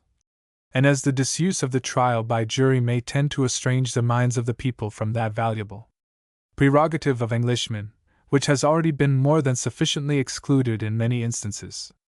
How much rather is it to be wished that the proceedings in the county and 100 courts could be again revived, without burdening the freeholders with too frequent and tedious attendances, and at the same time removing the delays that have insensibly crept into their proceedings, and the power that either party has of transferring at pleasure their suits to the courts at Westminster. And we may, with satisfaction, observe that this experiment has been actually tried, and has succeeded in the populous county of Middlesex, which might serve as an example for others. For by Statute 23 Go2, ch. 33, it is enacted 1. That a special county court shall be held at least once in a month, in every 100 of the county of Middlesex, by the county clerk. 2. That 12 freeholders of that 100, qualified to serve on juries, and struck by the sheriff, shall be summoned to appear at such court by rotation, so as none shall be summoned oftener than once a year. 3. That in all causes not exceeding the value of 40 shillings, the county clerk and 12 suitors, jurors, shall proceed in a summary way, examining the parties and witnesses on oath, without the formal process anciently used, and shall make such order therein as they shall judge agreeable to conscience. 3 Blackstone, 81-83. What are these but courts of conscience? And yet Blackstone tells us they are a revival of the ancient 100 and county courts. And what does this fact prove, but that the ancient common law courts, in which juries sat, were mere courts of conscience? It is perfectly evident that in all these courts the jurors were the judges, and determined all questions of law for themselves, because the only alternative to that supposition is, that the jurors took their law from sheriffs, bailiffs, and stewards, of which there is not the least evidence in history, nor the least probability in reason.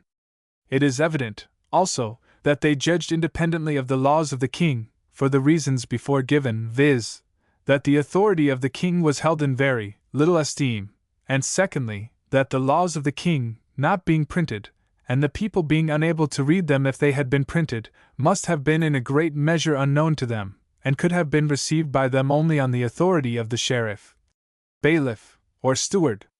If laws were to be received by them on the authority of these officers, the latter would have imposed such laws upon the people as they pleased.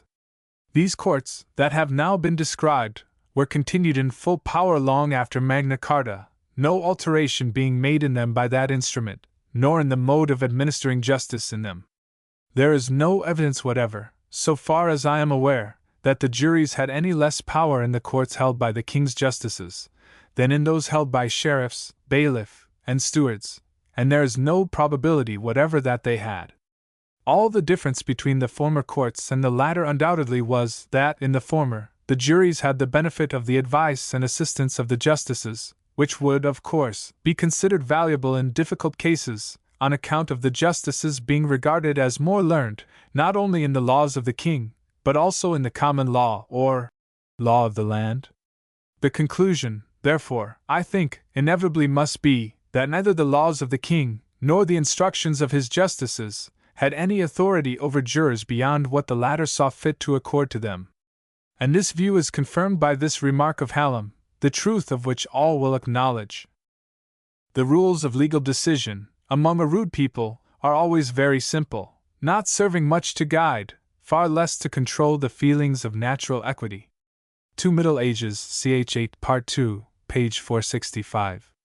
It is evident that it was in this way, by the free and concurrent judgments of juries, approving and enforcing certain laws and rules of conduct, corresponding to their notions of right and justice, that the laws and customs, which, for the most part, made up the common law, and were called, at that day, the good laws and good customs, and the law of the land, were established. How otherwise could they ever have become established, as Blackstone says they were? By long and immemorial usage, and by their universal reception throughout the kingdom. 1 Blackstone, 63-67, when, as the Mirror says, justice was so done that every one so judged his neighbor, by such judgment as a man could not elsewhere receive in the like cases, until such times as the customs of the realm were put in writing and certainly published. The fact that, in that dark age, so many of the principles of natural equity, as those then embraced in the common law, should have been so uniformly recognized and enforced by juries, as to have become established by general consent as the law of the land, and the further fact that this law of the land was held so sacred that even the king could not lawfully infringe or alter it, but was required to swear to maintain it, are beautiful and impressive illustrations of the troth that men's minds, even in the comparative infancy of other knowledge, have clear and coincident ideas of the elementary principles, and the paramount obligation, of justice. The same facts also prove that the common mind, and the general, or, perhaps, rather, the universal conscience, as developed in the untrammeled judgments of juries, may be safely relied upon for the preservation of individual rights in civil society, and that there is no necessity or excuse for that deluge of arbitrary legislation with which the present age is overwhelmed.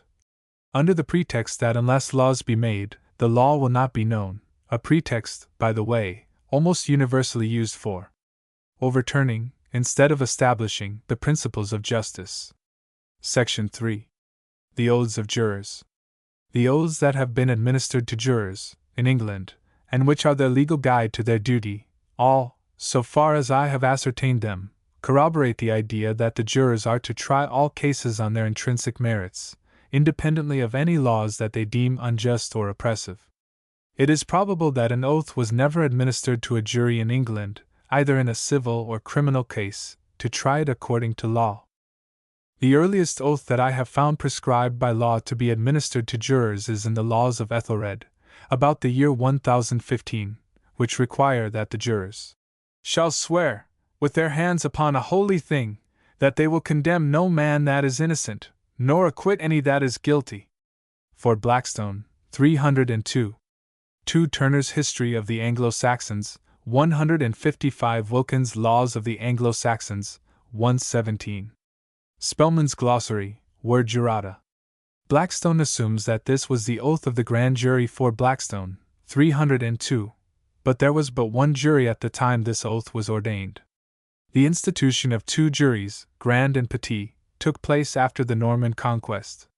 Hume, speaking of the administration of justice in the time of Alfred, says that, in every 112 freeholders were chosen, who, having sworn, together with the hundreder, or presiding magistrate of that division, to administer impartial justice, proceeded to the examination of that cause which was submitted to their jurisdiction.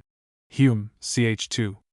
By a law of Henry II, in 1164, it was directed that the sheriff faciat jurari duodecim legals homines de vicinito seu de villa, quod in veritatem secundum conscientium suam manifestabunt, shall make 12 legal men from the neighborhood to swear that they will make known the truth according to their conscience. Crabbe's History of the English Law, 119. 1 Reeves, 87. Wilkins, 321-323. Glanville, who wrote within the half-century previous to Magna Carta, says, each of the knights summoned for this purpose, as jurors, ought to swear that he will either utter that which is false, nor knowingly conceal the truth. Beams Glanville, 65. Reeve calls the trial by jury the trial by 12 men sworn to speak the truth. 1 Reeves' History of the English Law, 87. Henry says that the jurors took a solemn oath that they would faithfully discharge the duties of their office, and not suffer an innocent man to be condemned, nor any guilty person to be acquitted. 3 Henry's Hist. of Great Britain, 346. The Mirror of Justices, written within a century after Magna Carta, in the chapter on the abuses of the common law, says, it is abuse to use the words, to their knowledge, in their oaths, to make the jurors speak upon thoughts, since the chief words of their oaths be that they speak the truth. Page 249. Smith, writing in the time of Elizabeth, says that, in civil suits, the jury be sworn to declare the truth of that issue according to the evidence, and their conscience. Smith's Commonwealth of England. Edition of 1621, page 73. In criminal trials, he says, the clerk giveth the juror an oath to go uprightly betwixt the prince and the prisoner. Ditto, page 90. 24. Hale says, then 12, and no less, of such as are indifferent and are returned upon the principal panel, or the tails, are sworn to try the same according to the evidence. 2 Hale's History of the Common Law, 141. It appears from Blackstone that, even at this day, neither in civil nor criminal cases, are jurors in England sworn to try causes according to law. He says that in civil suits the jury are sworn well and truly to try the issue between the parties, and a true verdict to give according to the evidence. 3 Blackstone, 365. The issue to be tried is whether a owes be anything, and if so, how much? Or whether a has in his possession anything that belongs to B, or whether a has wronged B, and ought to make compensation, and if so, how much? No statute passed by a legislature, simply as a legislature, can alter either of these issues, in hardly any conceivable case, perhaps in none. No unjust law could ever alter them in any. They are all mere questions of natural justice, which legislatures have no power to alter, and with which they have no right to interfere, further than to provide for having them settled by the most competent and impartial tribunal that it is practicable to have, and then for having all just decisions enforced. And any tribunal, whether judge or jury, that attempts to try these issues, has no more moral right to be swerved from the line of justice, by the will of a legislature, than by the will of any other body of men whatever. And this oath does not require or permit a jury to be so swerved. In criminal cases, Blackstone says the oath of the jury in England is well and truly to try, and true deliverance make, between our sovereign lord the king, and the prisoner whom they have in charge, and a true verdict to give according to the evidence. For Blackstone, 355. The issue, to be tried, in a criminal case, is guilty, or not guilty. The laws passed by a legislature can rarely, if ever, have anything to do with this issue. Guilt is an intrinsic quality of actions, and can neither be created, destroyed, nor changed by legislation. And no tribunal that attempts to try this issue can have any moral right to declare a man guilty, for an act that is intrinsically innocent, at the bidding of a legislature, any more than at the bidding of anybody else. And this oath does not require or permit a jury to do so. The words, according to the evidence, have doubtless been introduced into the above oaths in modern times. They are unquestionably in violation of the common law, and of Magna Carta, if by them be meant such evidence only as the government sees fit ft allow to go to the jury. If the government can dictate the evidence, and require the jury to decide according to that evidence, it necessarily dictates the conclusion to which they must arrive. In that case the trial is really a trial by the government, and not by the jury. The jury cannot try an issue, unless they determine what evidence shall be admitted. The ancient oaths, it will be observed, say nothing about according to the evidence. They obviously take it for granted that the jury try the whole case, and of course that they decide what evidence shall be admitted. It would be intrinsically an immoral and criminal act for a jury to declare a man guilty, or to declare that one man owed money to another, unless all the evidence were admitted, which they thought ought to be admitted, for ascertaining the truth. 25. Grand Jury. If jurors are bound to enforce all laws passed by the legislature, it is a very remarkable fact that the oath of grand juries does not require them to be governed by the laws in finding indictments. There have been various forms of oath administered to grand jurors, but by none of them that I recollect ever to have seen, except those of the states of Connecticut and Vermont, are they sworn to present men according to law. The English form, as given in the Essay on Grand Juries, written near 200 years ago, and supposed to have been written by Lord Somers, is as follows. You shall diligently inquire, and true presentment make, of all such articles, matters, and things, as shall be given you in charge, and of all other matters and things as shall come to your knowledge touching this present service. The King's Council, your fellows, and your own, you shall keep secret. You shall present no person for hatred or malice, either shall you leave any one unpresented for favor or affection, for love or gain, or any hopes thereof. But in all things you shall present the truth, the whole truth, and nothing but the truth, to the best of your knowledge. So help you God. This form of oath is doubtless quite ancient, for the essay says, our ancestors appointed it. See essay, page 33-34. On the obligations of this oath, the essay says.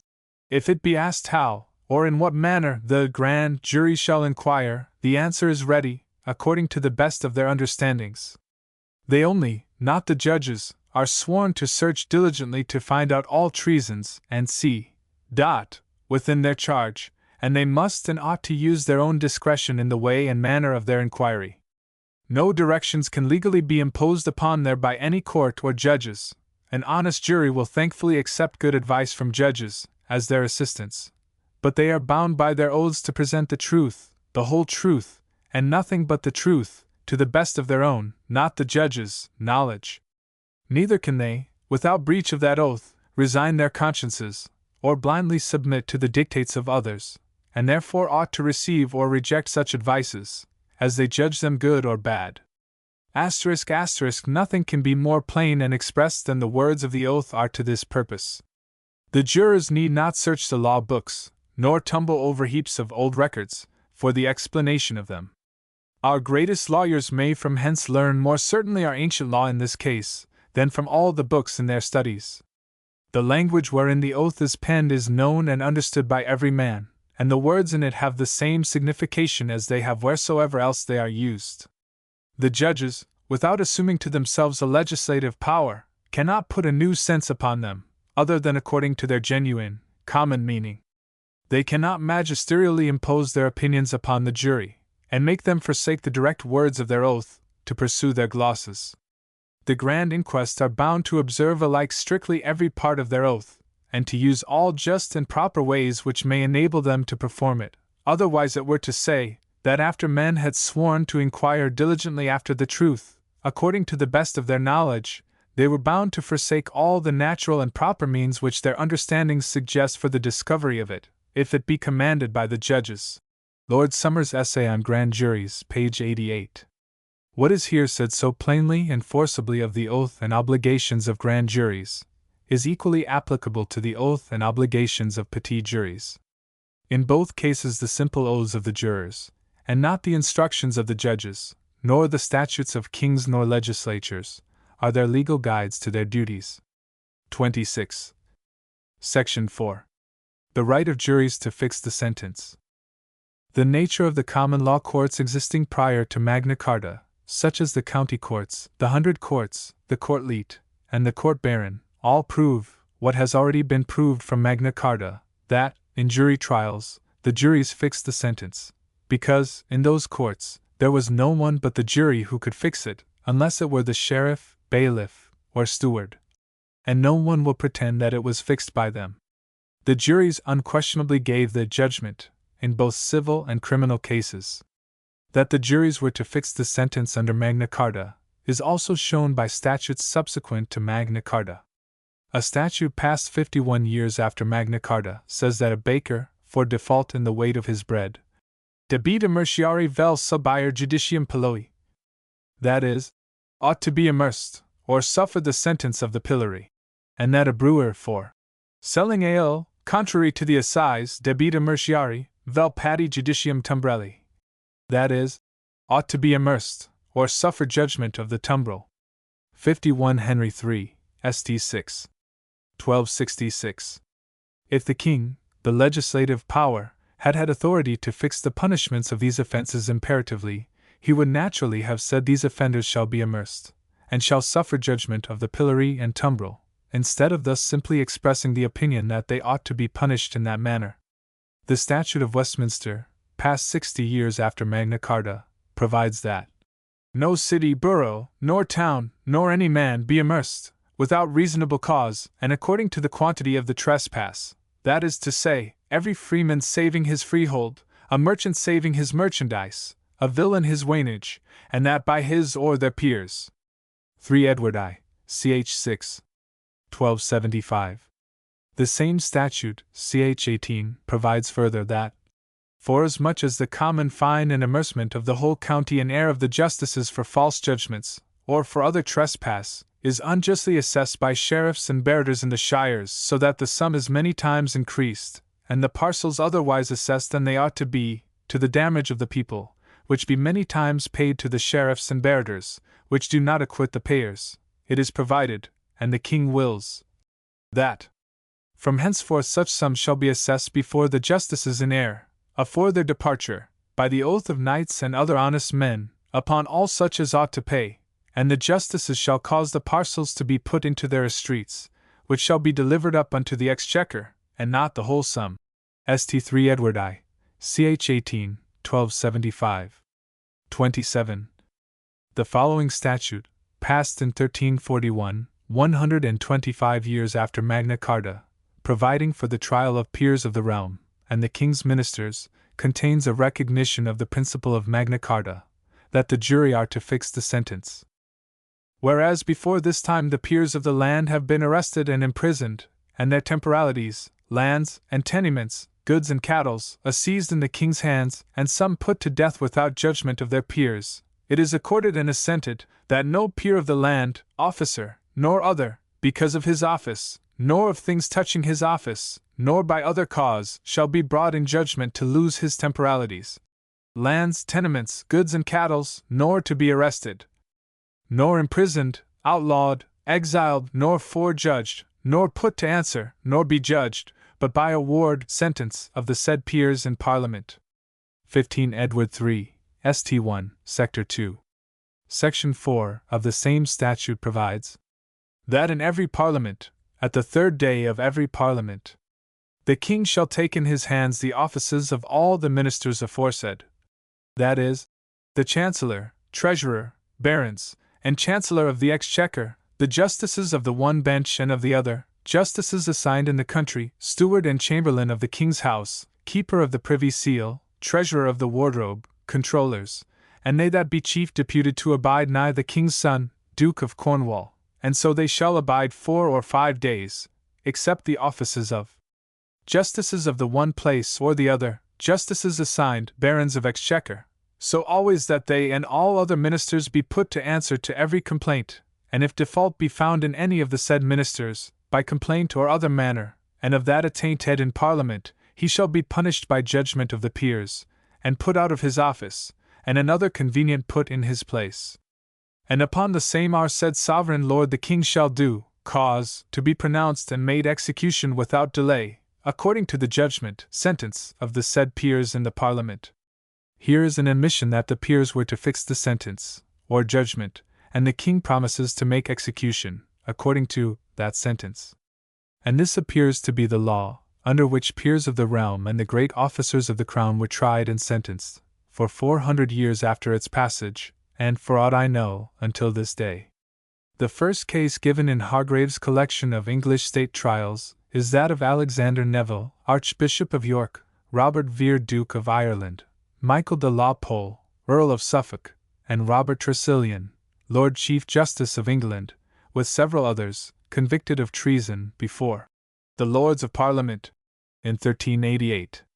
The sentences in these cases were adjudged by the Lords of Parliament in the following terms, as they are reported.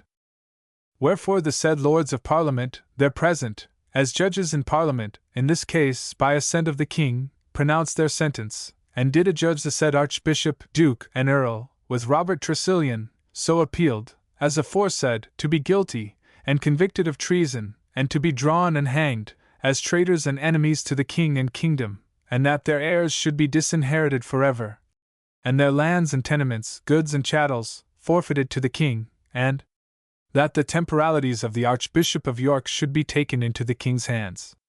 Also, in the same case, Sir John Holt, Sir William Berg, Sir John Carey, Sir Roger Fulthorpe, and John Lockton were by the Lords Temporal, by the assent of the king, adjudged to be drawn and hanged, as traitors, their heirs disinherited, and their lands and tenements, goods and chattels, to be forfeited to the king. Also, in the same case, John Blake, of counsel for the king, and Thomas Usky, under Sheriff of Middlesex, having been convicted of treason, the Lords awarded, by assent of the king, that they should both be hanged and drawn as traitors, as open enemies to the king and kingdom, and their heirs disinherited forever, and their lands and tenements, goods and chattels, forfeited to the king. Also, Simon Burley, the king's chamberlain, being convicted of treason, by joint consent of the king and the lords, sentence was pronounced against the said Simon Burley, that he should be drawn from the town to Tyburn, and there be hanged till he be dead, and then have his head struck from his body. Also, John Beauchamp, steward of the household to the king, James Barreverse, and John Salisbury, knights, gentlemen of the privy chamber, were in like manner condemned. 1 Hargrave's State Trials, first case. Here the sentences were all fixed by the peers, with the assent of the king. But that the king should be consulted, and his assent obtained to the sentence pronounced by the peers, does not imply any deficiency of power on their part to fix the sentence independently of the king. There are obvious reasons why they might choose to consult the king, and obtain his approbation of the sentence they were about to impose, without supposing any legal necessity for their so doing. So far as we can gather from the reports of state trials, peers of the realm were usually sentenced by those who tried them, with the assent of the king. But in some instances no mention is made of the assent of the king, as in the case of Lysander, Earl of Middlesex, Lord High Treasurer of England, in 1624, 400 years after Magna Carta, where the sentence was as follows: This High Court of Parliament doth adjudge, that Lysander, Earl of Middlesex, now Lord Treasurer of England, shall lose all his offices which he holds in this kingdom, and shall, hereafter, be made incapable of any office, place, or employment in the state and commonwealth. That he shall be imprisoned in the Tower of London, during the king's pleasure. That he shall pay unto our sovereign lord the king a fine of £50,000. That he shall never sit in Parliament any more, and that he shall never come within the verge of the court. 2 Howell's Stale Trials, 1250. Here was a peer of the realm, and a minister of the king, of the highest grade, and if it were ever necessary to obtain the assent of the king to sentences pronounced by the peers, it would unquestionably have been obtained in this instance, and his assent would have appeared in the sentence.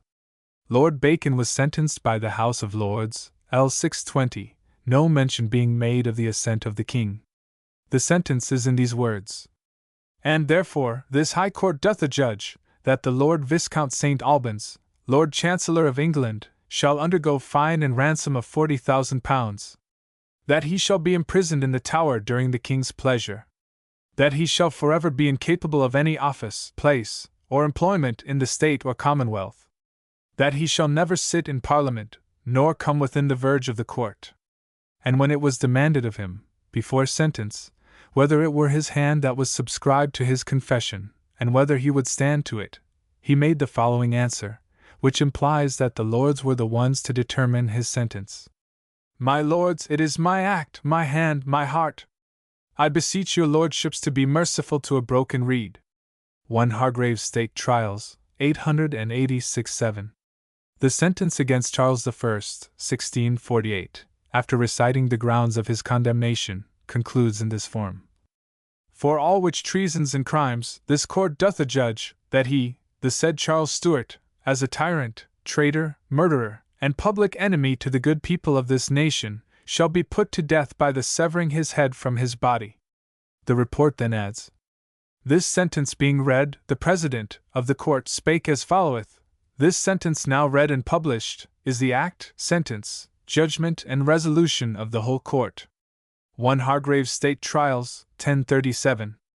Unless it had been the received law of the land, that those who tried a man should fix his sentence, it would have required an act of Parliament to fix the sentence of Charles, and his sentence would have been declared to be the sentence of the law, instead of the act, sentence, judgment, and resolution of the court.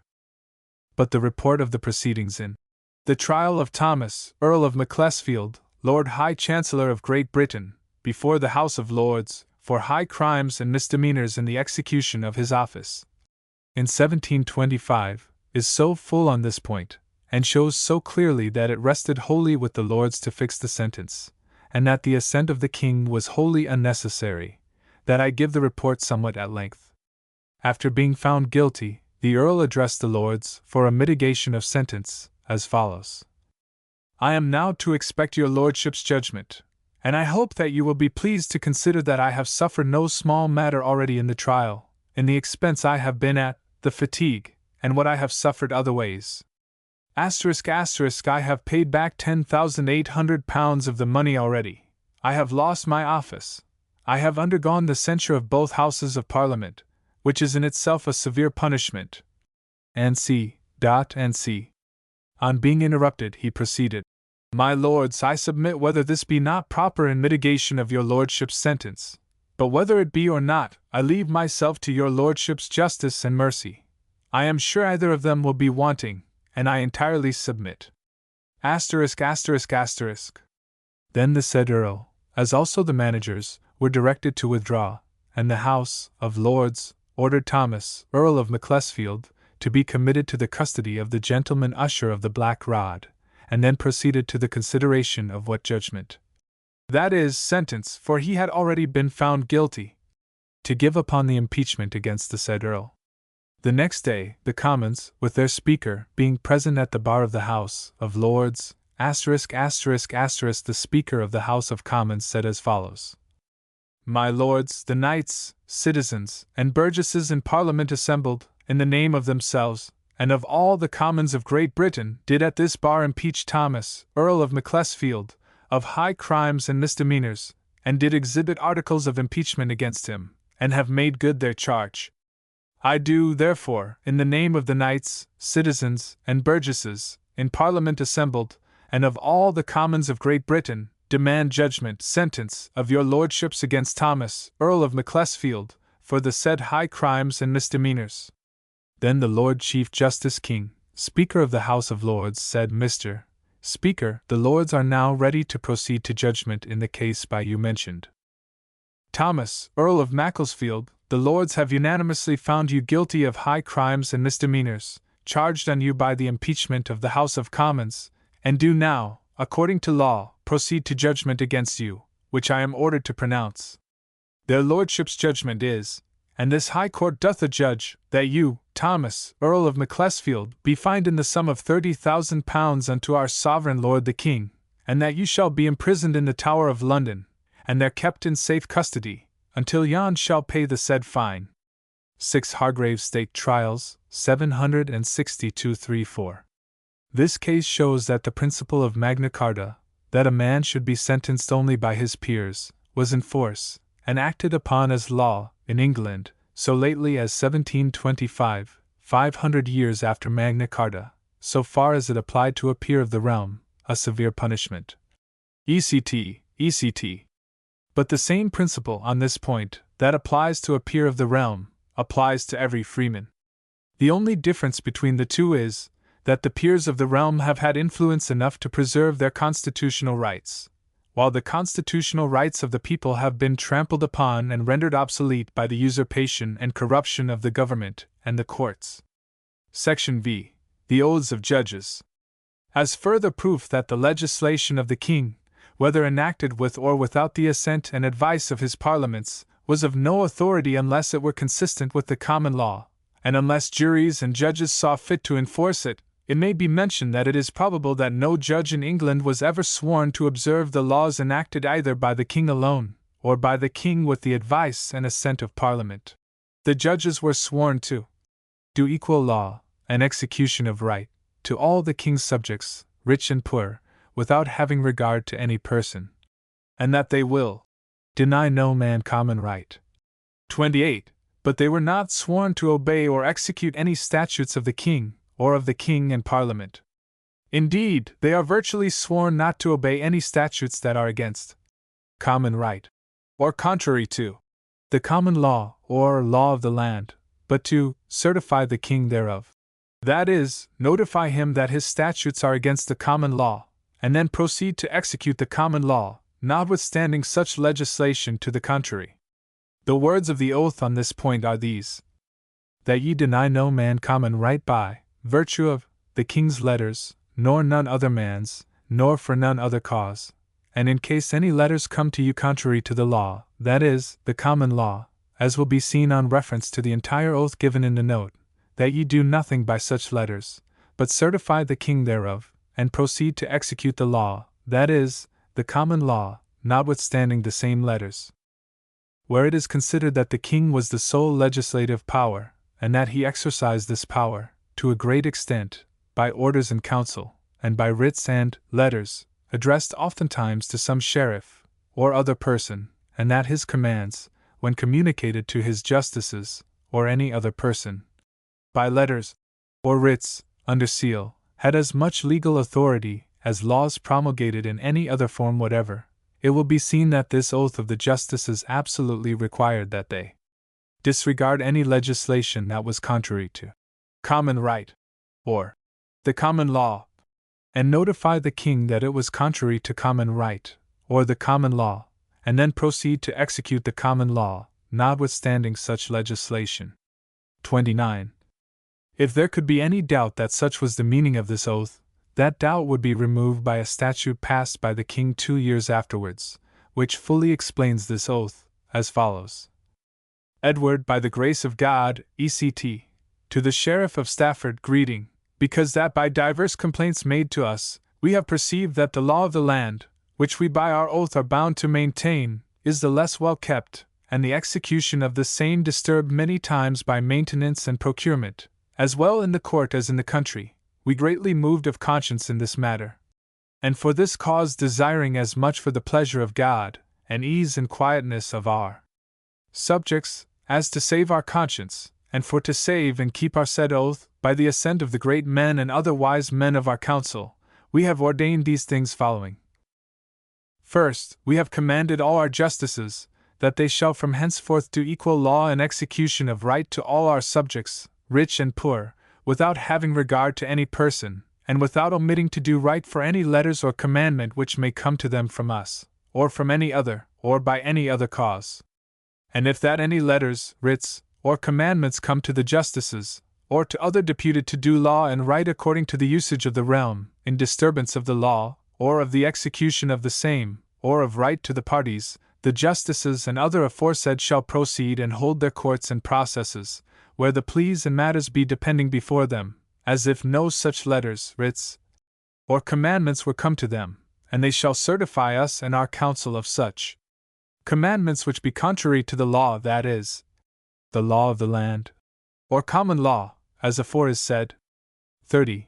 And to the intent that our justices shall do even right to all people in the manner aforesaid, without more favor showing to one than to another, we have ordained and caused our said justices to be sworn that they shall not from henceforth, as long as they shall be in the office of justice, take fee nor robe of any man, but of ourself, and that they shall take no gift nor reward by themselves, nor by other, privily nor apertly, of any man that hath to do before them by any way, except meat and drink, and that of small value, and that they shall give no counsel to great men or small, in case where we be party, or which do or may touch us in any point, upon pain to be at our will, body, lands, and goods, to do thereof as shall please us, in case they do contrary. And for this cause we have increased the fees of the same, our justices, in such manner as it ought reasonably to suffice them. 20 Edward III, CHL, 1346. Other statutes of similar tenor have been enacted as follows. It is accorded and established, that it shall not be commanded by the Great Seal, nor the Little Seal, to disturb or delay common right, and though such commandments do come, the justices shall not therefore leave, omit, to do right in any point. St. Edward III, ch. 8. 1328. That by commandment of the Great Seal, or Privy Seal, no point of this statute shall be put in delay, nor that the justices of whatsoever place it be shall let, omit, to do the common law, by commandment, which shall come to them under the Great Seal, or the Privy Seal. 14 Edward III, St. 1, ch. 14. 1340. It is ordained and established, that neither letters of the signet, nor of the King's Privy Seal, shall be from henceforth sent in damage or prejudice of the realm, nor in disturbance of the law. The common law. 11 Richard II, ch. 10. 1387. It is perfectly apparent from these statutes, and from the oath administered to the justices, that it was a matter freely confessed by the king himself, that his statutes were of no validity, if contrary to the common law, or common right. The oath of the justices, before given, is, I presume, the same that has been administered to judges in England from the day when it was first prescribed to them, 1344, until now. I do not find from the English statutes that the oath has ever been changed. The essay on grand juries, before referred to, and supposed to have been written by Lord Somers, mentions this oath, page 73, as being still administered to judges, that is, in the time of Charles II, more than 300 years after the oath was first ordained. If the oath has never been changed, it follows that judges have not only never been sworn to support any statutes whatever of the king, or of Parliament, but that, for 500 years past, they actually have been sworn to treat as invalid all statutes that were contrary to the common law. Section 6. The Coronation Oath. That the legislation of the king was of no authority over a jury is further proved by the oath taken by the kings at their coronation. This oath seems to have been substantially the same, from the time of the Saxon kings, down to the 17th century, as will be seen from the authorities hereafter given. The purport of the oath is, that the king swears to maintain the law of the land, that is, the common law. In other words, he swears to concede and preserve to the English people the laws and customs conceded to them by the ancient, just, and pious English kings, ***, and especially the laws, customs, and liberties conceded to the clergy and people by the illustrious King Edward, ***, and the just laws and customs which the common people have chosen, quas vulgus elegit. These are the same laws and customs which were called by the general name of the law of the land, or the common law, and with some slight additions, were embodied in Magna Carta. This oath not only forbids the king to enact any statutes contrary to the common law, but it proves that his statutes could be of no authority over the consciences of a jury, since, as has already been sufficiently shown, it was one part of this very common law itself, that is, of the ancient laws, customs, and liberties mentioned in the oath, that juries should judge of all questions that came before them, according to their own consciences, independently of the legislation of the king. It was impossible that this right of the jury could subsist consistently with any right, on the part of the king, to impose any authoritative legislation upon them. His oath, therefore, to maintain the law of the land, or the ancient laws, customs, and liberties, was equivalent to an oath that he would never assume to impose laws upon juries, as imperative rules of decision, or take from them the right to try all cases according to their own consciences. It is also an admission that he had no constitutional power to do so, if he should ever desire it. This oath, then, is conclusive proof that his legislation was of no authority with a jury, and that they were under no obligation whatever to enforce it, unless it coincided with their own ideas of justice. The ancient coronation oath is printed with the Statutes of the Realm, Volume 1, page 168, and is as follows: 31. Translation. Form of the Oath of the King of England, on his coronation. The Archbishop of Canterbury, to whom, of right and custom of the Church of Canterbury, ancient and approved, it pertains to anoint and crown the kings of England, on the day of the coronation of the king, and before the king is crowned, shall propound the underwritten questions to the king. The laws and customs, conceded to the English people by the ancient, just, and pious English kings, will you concede and preserve to the same people, with the confirmation of an oath? And especially the laws, customs, and liberties conceded to the clergy and people by the illustrious King Edward? And the king shall answer, I do concede, and will preserve them, and confirm them by my oath. Will yon preserve to the Church of God, the clergy, and the people, entire peace and harmony in God, according to your powers? And the king shall answer, I will. In all your judgments, will you cause equal and right justice and discretion to be done, in mercy and truth, according to your powers? And the king shall answer, I will. Do you concede that the just laws and customs, which the common people have chosen, shall be preserved, and do you promise that they shall be protected by you, and strengthened to the honor of God, according to your powers? And the king shall answer, I concede and promise. The language used in the last of these questions. Do you concede that the just laws and customs, which the common people have chosen, quas vulgus elegit, shall be preserved? ECT is worthy of a special notice, as showing that the laws, which were to be preserved, were not necessarily all the laws which the kings enacted, but only such of them as the common people had selected or approved. And how had the common people made known their approbation or selection of these laws? Plainly, in no other way than this, that the juries composed of the common people had voluntarily enforced them. The common people had no other legal form of making known their approbation of particular laws. The word concede, too, is an important word.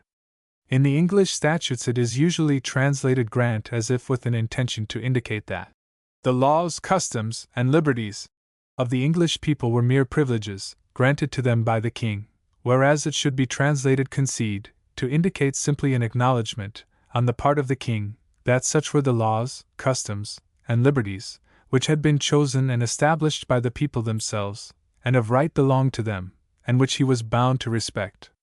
I will now give some authorities to show that the foregoing oath has, in substance, been the coronation oath from the times of William the Conqueror, 1066, down to the time of James I, and probably until 1688. It will be noticed, in the quotation from Kellam, that he says this oath, or the oath of William the Conqueror, is, in sense and substance, the very same with that which the Saxon kings used to take at their coronations.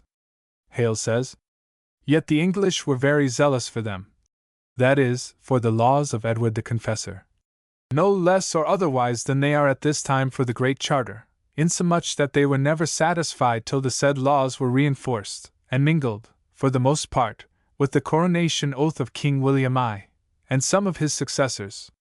1 Hale's History of Common Law, 157.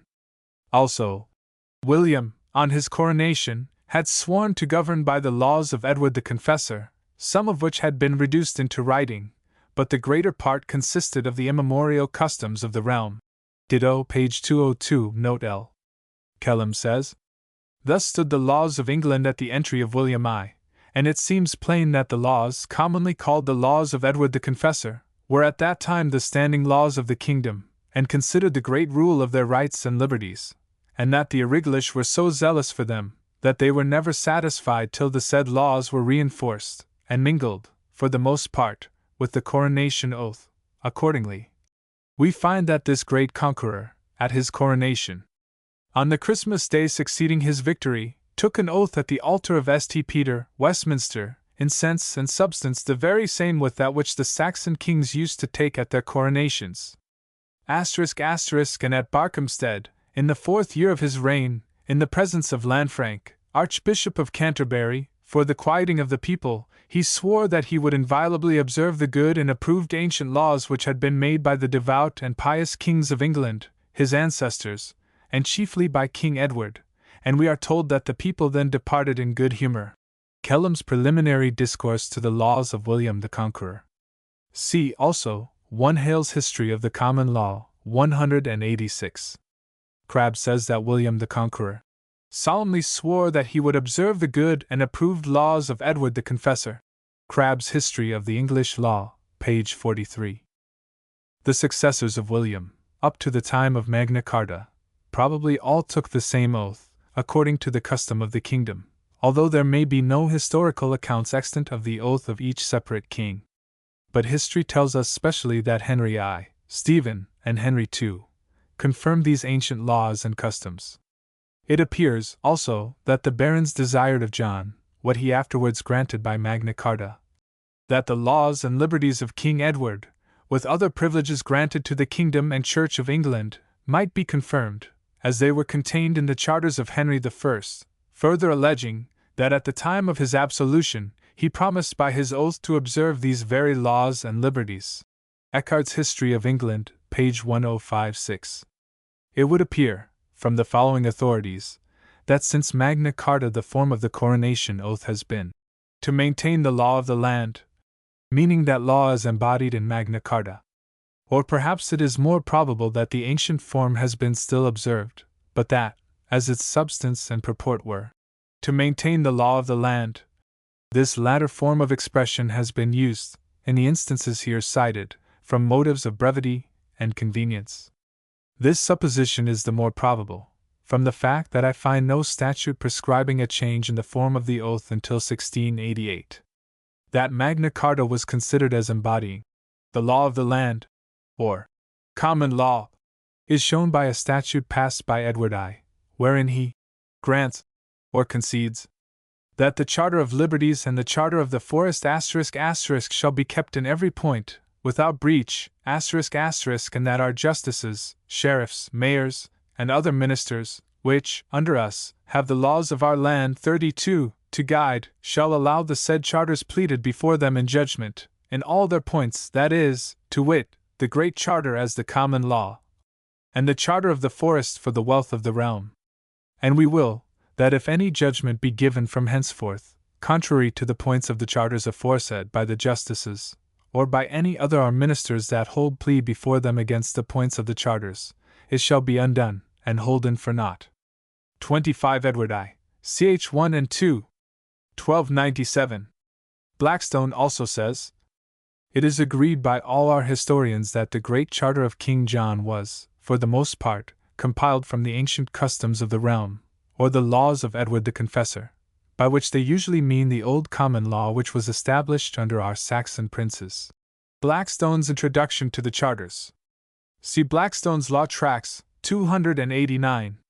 Crabbe says, "It is admitted, on all hands, that it, Magna Carta, contains nothing but what was confirmatory of the common law, and the ancient usages of the realm, and is, properly speaking, only an enlargement of the Charter of Henry I. and his successors."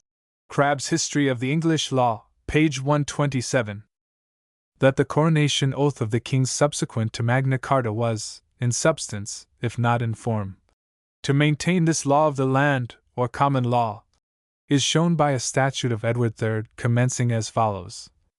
"Edward, by the grace of God, ECT, to the Sheriff of Stafford, greeting, because that by divers complaints made to us, we have perceived that the law of the land, which we by oath are bound to maintain, ECT.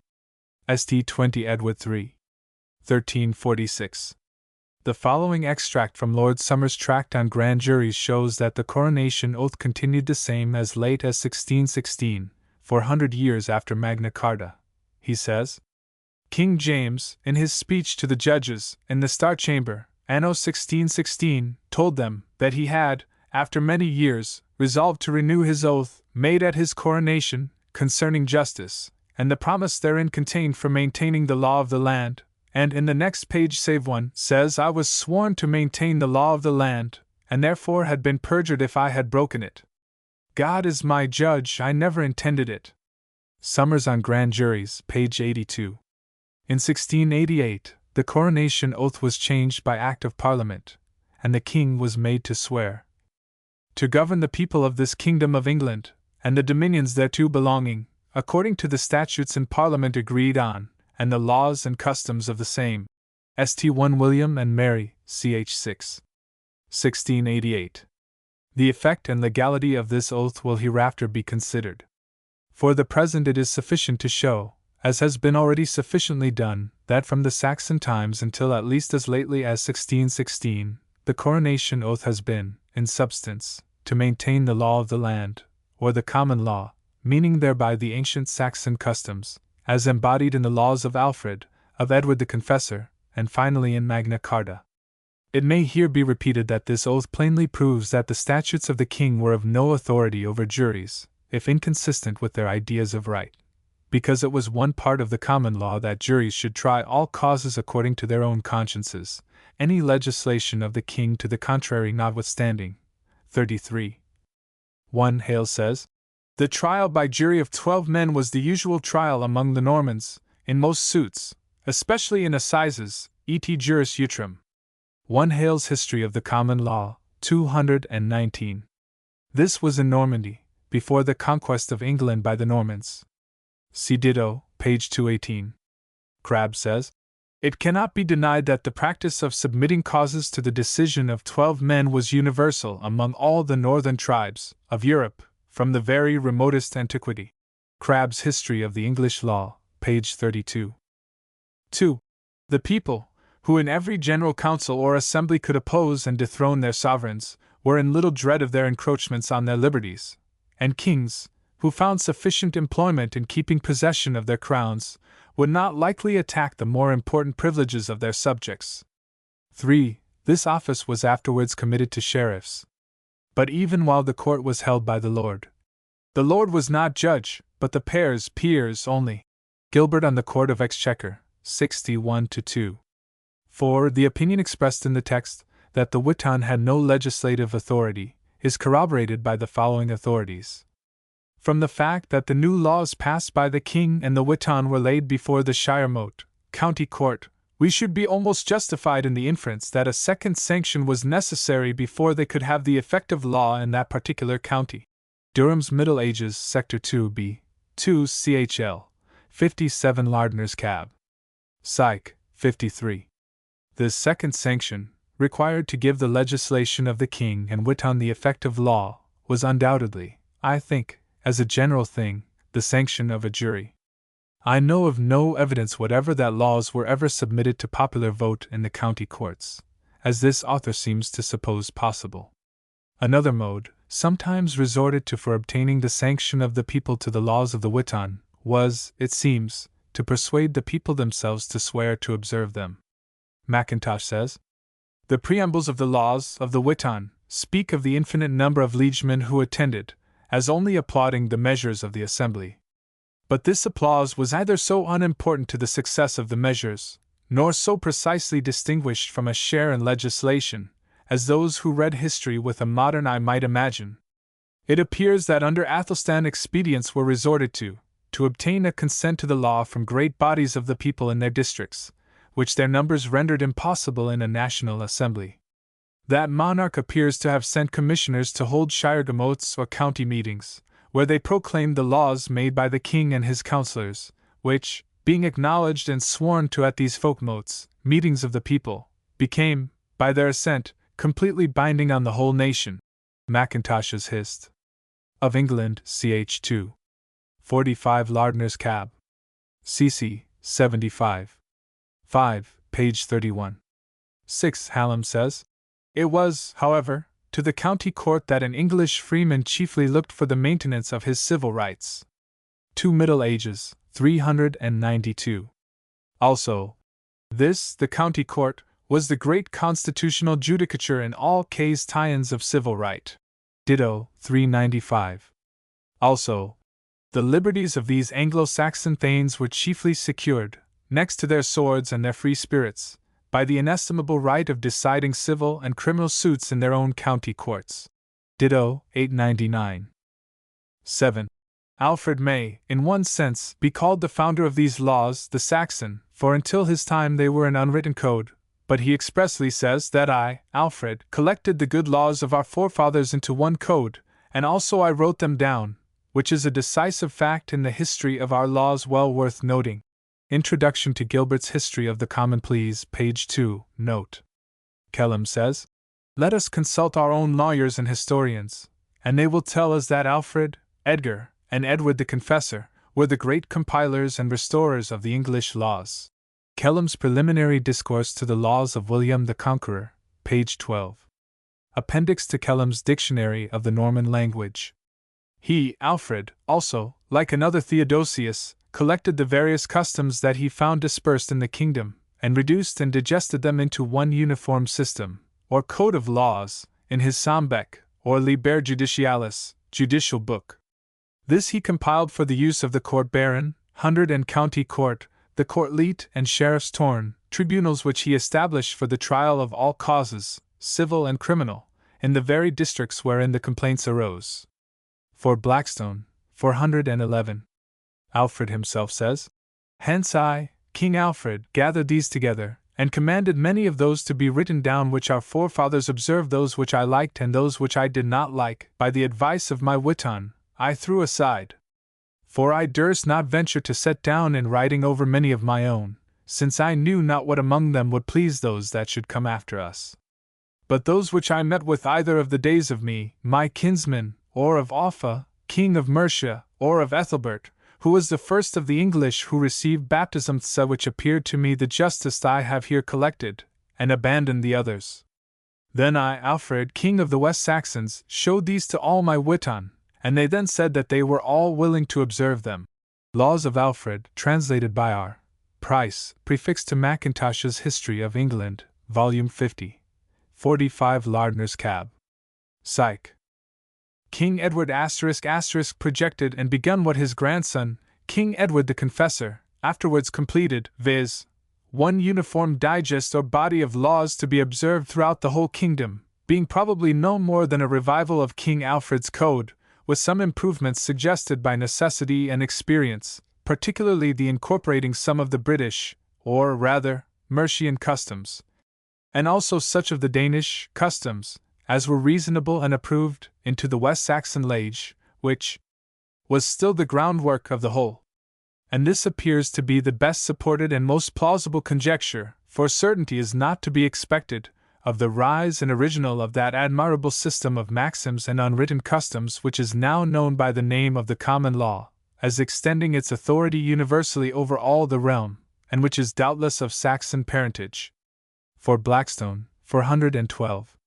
By the lex terrae and lex regni is understood the laws of Edward the Confessor, confirmed and enlarged as they were by William the Conqueror, and this constitution or code of laws is what even to this day are called the common law of the land. Introduction to Gilbert's History of the Common Pleas, page 22, note 8. Not the conqueror of the English people, as the friends of liberty maintain, but only of Harold the Usurper. See Hale's History of the Common Law, ch. 5. 9. For all these codes see Wilkins' Laws of the Anglo-Saxons. Being regulations adapted to existing institutions, the Anglo-Saxon statutes are concise and technical, alluding to the law which was then living and in vigor, rather than defining it. The same clauses and chapters are often repeated word for word in the statutes of subsequent kings, showing that enactments which bear the appearance of novelty are merely declaratory. Consequently, the appearance of a law, seemingly for the first time, is by no means to be considered as a proof that the matter which it contains is new, nor can we trace the progress of the Anglo-Saxon institutions with any degree of certainty, by following the dates of the statutes in which we find them first noticed. All arguments founded on the apparent chronology of the subjects included in the laws are liable to great fallacies. Furthermore, a considerable portion of the Anglo-Saxon law was never recorded in writing. There can be no doubt but that the rules of inheritance were well established and defined, yet we have not a single law, and hardly a single document from which the course of the descent of land can be inferred. Positive proof cannot be obtained of the commencement of any institution, because the first written law relating to it may possibly be merely confirmatory or declaratory. Either can the non-existence of any institution be inferred from the absence of direct evidence. Written laws were modified and controlled by customs of which no trace can be discovered until after the lapse of centuries, although those usages must have been in constant vigor during the long interval of silence. 1 Palgrave's Rise and Progress of the English Commonwealth, 58-9. 10 Rapin says, the customs now practiced in England are, for the most part, the same as the Anglo-Saxons brought with them from Germany. Rapin's dissertation on the government of the Anglo-Saxons, Volume 2, 8th edition, page 138. See Kelham's discourse before named.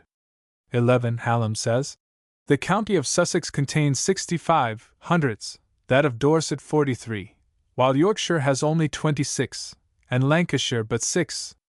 2 Middle Ages, 391. 12. Excepting also matters pertaining to the collection of the revenue, which were determined in the King's Court of Exchequer. But even in this court it was the law, that none be immersed but by his peers. Mirror of Justices 49. 13. For the English laws, although not written, may, as it should seem, and that without any absurdity, be termed laws, since this itself is law. That which pleases the prince has the force of law, I mean those laws which it is evident were promulgated by the advice of the nobles and the authority of the prince, concerning doubts to be settled in their assembly. For if from the mere want of writing only, they should not be considered laws, then, unquestionably, writing would seem to confer more authority upon laws themselves, than either the equity of the persons constituting, or the reason of those framing them. Glanville's Preface, page 38. Glanville was Chief Justice of Henry II, 1180. 2 Turner's History of the Anglo-Saxons, 280. 14. Mackintosh's History of England, ch. 3. Lardner's Cabinet Cyclopedia, 286. 15. If the laws of the king were received as authoritative by the juries, what occasion was there for his appointing special commissioners for the trial of offences, without the intervention of a jury, as he frequently did, in manifest and acknowledged violation of Magna Carta and the law of the land? These appointments were undoubtedly made for no other reason than that the juries were not sufficiently subservient, but judged according to their own notions of right, instead of the will of the king, whether the latter were expressed in his statutes, or by his judges. 16. Of course, Mr. Reeve means to be understood that, in the 100 Court and Court Leet, the jurors were the judges, as he declares them to have been in the county court, otherwise the bailiff, or steward, must have been judge. 17. The jurors were sometimes called assessors, because they assessed, or determined the amount of fines and amercements to be imposed. 18. The barons of the 100 were the freeholders. Hallam says, the word barrow, originally meaning only a man, was of very large significance, and is not unfrequently applied to common freeholders, as in the phrase court baron. 3 Middle Ages, 14 to 15. Blackstone says, the court baron *** is a court of common law, and it is the court of the barons, by which name the freeholders were sometimes anciently called, for that it is held before the freeholders who owe suit and service to the manor. 3 Blackstone, 33. 19. The ancient jury courts kept no records, because those who composed the courts could neither make nor read records. Their decisions were preserved by the memories of the jurors and other persons present. 20. Stewart says, the courts, or civil arrangements, which were modeled in Germany, preserved the independence of the people, having followed the Saxons into England, and continuing their importance, they supported the envied liberty we boast of. As the chieftain led out his retainers to the field, and governed them during war, so in peace he summoned them together, and exerted a civil jurisdiction. He was at once their captain and their judge. They constituted his court, and having inquired with him into the guilt of those of their order whom justice had accused, they assisted him to enforce his decrees. This court, the court baron, was imported into England, but the innovation which conquest introduced into the fashion of the times altered somewhat its appearance. The head or lord of the manor called forth his attendants to his hall. He inquired into the breaches of custom and of justice, which were committed within the precincts of his territory, and with his followers, who sat with him as judges, he determined in all matters of debt and of trespass to a certain amount. He possessed a similar jurisdiction with the chieftain in Germany, and his tenants enjoyed an equal authority with the German retainers. But a mode of administration which entrusted so much power to the great could not long be exercised without blame or injustice. The German, guided by the candor of his mind, and entering into all his engagements with the greatest ardor, perceived not, at first, that the chieftain to whom he submitted his disputes might be swayed, in the judgments he pronounced, by partiality, prejudice, or interest, and that the influence he maintained with his followers was too strong to be restrained by justice. Experience instructed him of his error. He acknowledged the necessity of appealing from his lord, and the court of the 100 was erected. This establishment was formed both in Germany and England, by the inhabitants of a certain division, who extended their jurisdiction over the territory they occupied. 21. They bound themselves under a penalty to assemble at stated times, and having elected the wisest to preside over them, they judged, not only all civil and criminal matters, but of those also which regarded religion and the priesthood. The judicial power thus invested in the people was extensive. They were able to preserve their rights, and attended this court in arms. 21. It was the freemen in Germany, and the possessors of land in England, who were suitors, jurors, in the 100 Court. These ranks of men were the same. The alteration which had happened in relation to property had invested the German freemen with land or territory. As the communication, however, and intercourse, of the individuals of a German community began to be wider and more general, as their dealings enlarged, and as disputes arose among the members of different hundreds, the insufficiency of these courts for the preservation of order was gradually perceived. The shire mote, therefore, or county court, was instituted, and it formed the chief source of justice both in Germany and England. The powers, accordingly, which had been enjoyed by the court of the 100, were considerably impaired.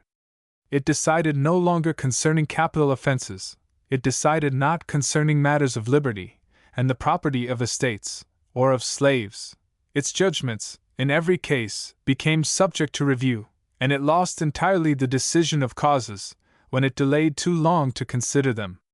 Every subject of claim or contention was brought, in the first instance, or by appeal, to the county court, and the earl, or eorldorman, who presided there, was active to put the laws in execution.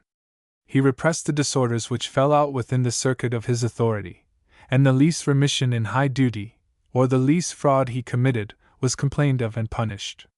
He was elected from among the great, and was above the temptation of a bribe, but to encourage his activity, he was presented with a share of the territory he governed, or was entitled to a proportion of the fines and profits of justice.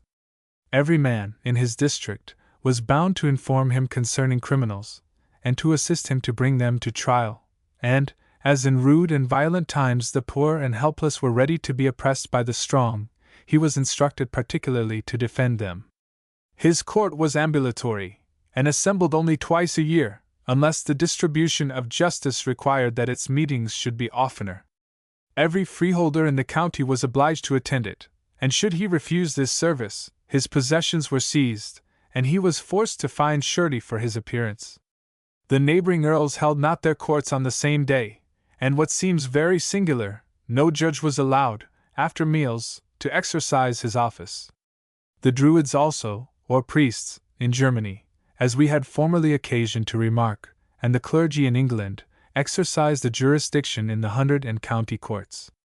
They instructed the people in religious duties, and in matters regarding the priesthood, and the princes, earls, or eorldormen, related to them the laws and customs of the community. These judges were mutually a check to each other, but it was expected that they should agree in their judgments, and should willingly unite their efforts for the public interest. 22. The meeting, the county court, was opened with a discourse by the bishop, explaining, out of the scriptures and ecclesiastical canons, their several duties as good Christians and members of the church. After this, the alderman, or one of his assessors, made a discourse on the laws of the land, and the duties of good subjects and good citizens. When these preliminaries were over, they proceed to try and determine, first the causes of the church, next the pleas of the crown, and last of all the controversies of private parties. 8 Henry's History of Great Britain, 348. This view is corroborated by Tyrrell's Introduction to the History of England, pages 83 to 84, and by Spence's Origin of the Laws and Political Institutions of Modern Europe, page 447, and the note on the same page. Also by a law of Canute to this effect, in every county let there be twice a year an assembly, whereat the bishop and the earl shall be present, the one to instruct the people in divine, the other in human, laws. Wilkins, page 136. But the prince or earl performed not, at all times, in person, the obligations of his office. The enjoyment of ease and of pleasure, to which in Germany he had delivered himself over, when disengaged from war, and the mean idea he conceived of the drudgery of civil affairs, made him often delegate to an inferior person the distribution of justice in his district. The same sentiments were experienced by the Saxon nobility, and the service which they owed by their tenures, and the high employments they sustained, called them often from the management of their counties. The progress, too, of commerce, giving an intricacy to cases, and swelling the civil code, added to the difficulty of their office, and made them averse to its duties. Sheriffs, therefore, or deputies, were frequently appointed to transact their business, and though these were at first under some subordination to the earls, they grew at length to be entirely independent of them. The connection of jurisdiction and territory ceasing to prevail, and the civil being separated from the ecclesiastical power, they became the sole and proper officers for the direction of justice in the counties. The hundred, however, and county courts were not equal of themselves for the purposes of jurisdiction and order. It was necessary that a court should be erected, of supreme authority, where the disputes of the great should be decided, where the disagreeing sentiments of judges should be reconciled, and where protection should be given to the people against their fraud and injustice. The princes accordingly, or chief nobility, in the German communities, assembled together to judge of such matters. The Saxon nobles continued this prerogative, and the king, or, in his absence, the chief justiciary, watched over their deliberations. But it was not on every trivial occasion that this court interested itself. In smaller concerns, justice was refused during 3 sessions of the 100, and claimed without effect, at 4 courts of the county, before there could lie an appeal to it. So gradually were these arrangements established, and so naturally did the varying circumstances in the situation of the Germans and Anglo-Saxons direct those successive improvements which the preservation of order, and the advantage of society, called them to adopt. The admission of the people into the courts of justice preserved, among the former, that equality of ranks for which they were remarkable, and it helped to overturn, among the latter, those envious distinctions which the feudal system tended to introduce, and prevented that venality in judges, and those arbitrary proceedings, which the growing attachment to interest, and the influence of the crown, might otherwise have occasioned. Stuart on the Constitution of England, page 222 to 245. In the Anglo-Saxon period, accordingly, 12 only were elected, and these, together with the judge or presiding officer of the district, being sworn to regard justice, and the voice of reason, or conscience, all causes were submitted to them. Ditto, page 260. Before the orders of men were very nicely distinguished, the jurors were elected from the same rank. When, however, a regular subordination of orders was established, and when a knowledge of property had inspired the necessitous with envy, and the rich with contempt, every man was tried by his equals. The same spirit of liberty which gave rise to this regulation attended its progress. Nor could monarchs assume a more arbitrary method of proceeding. I will not, said the Earl of Cornwall to his sovereign, render up my castles, nor depart the kingdom, but by judgment of my peers. Of this institution, so wisely calculated for the preservation of liberty, all our historians have pronounced the eulogium. Ditto, pages 262 to 3. Blackstone says, the policy of our ancient constitution, as regulated and established by the great Alfred, was to bring justice home to every man's door, by constituting as many courts of judicature as there are manors and towns in the kingdom, wherein injuries were redressed in an easy and expeditious manner, by the suffrage of neighbors and friends.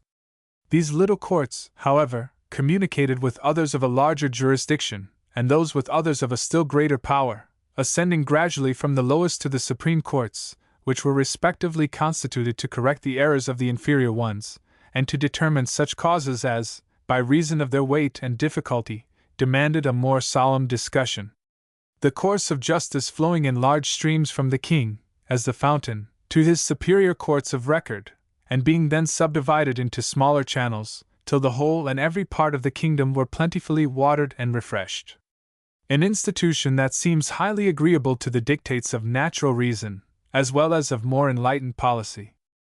These inferior courts, at least the name and form of them, still continue in our legal constitution, but as the superior courts of record have, in practice, obtained a concurrent original jurisdiction, and as there is, besides, a power of removing plaints or actions thither from all the inferior jurisdictions, upon these accounts, among others, it has happened that these petty tribunals have fallen into decay, and almost into oblivion, whether for the better or the worse may be matter of some speculation, when we consider, on the one hand, the increase of expense and delay, and, on the other, the more able and impartial decisions that follow from this change of jurisdiction. The order I shall observe in discoursing on these several courts, constituted for the redress of civil injuries, for with those of a jurisdiction merely criminal I shall not at present concern myself, 23, will be by beginning with the lowest, and those whose jurisdiction, though public and generally dispersed through the kingdom, is yet, with regard to each particular court, confined to very narrow limits, and so ascending gradually to those of the most extensive and transcendent power. 3. Blackstone, 30 to 32. The court baron is a court incident to every manor in the kingdom, to be holden by the steward within the said manor. This court baron is of 2 natures. The one is a customary court, of which we formerly spoke, appertaining entirely to the copyholders, in which their estates are transferred by surrender and admittance, and other matters transacted relative to their tenures only. The other, of which we now speak, is a court of common law, and it is a court of the barons, by which name the freeholders were sometimes anciently called, for that it is held by the freeholders who owe suit and service to th manor, the steward being rather the registrar than the judge. These courts, though in their nature distinct, are frequently confounded together.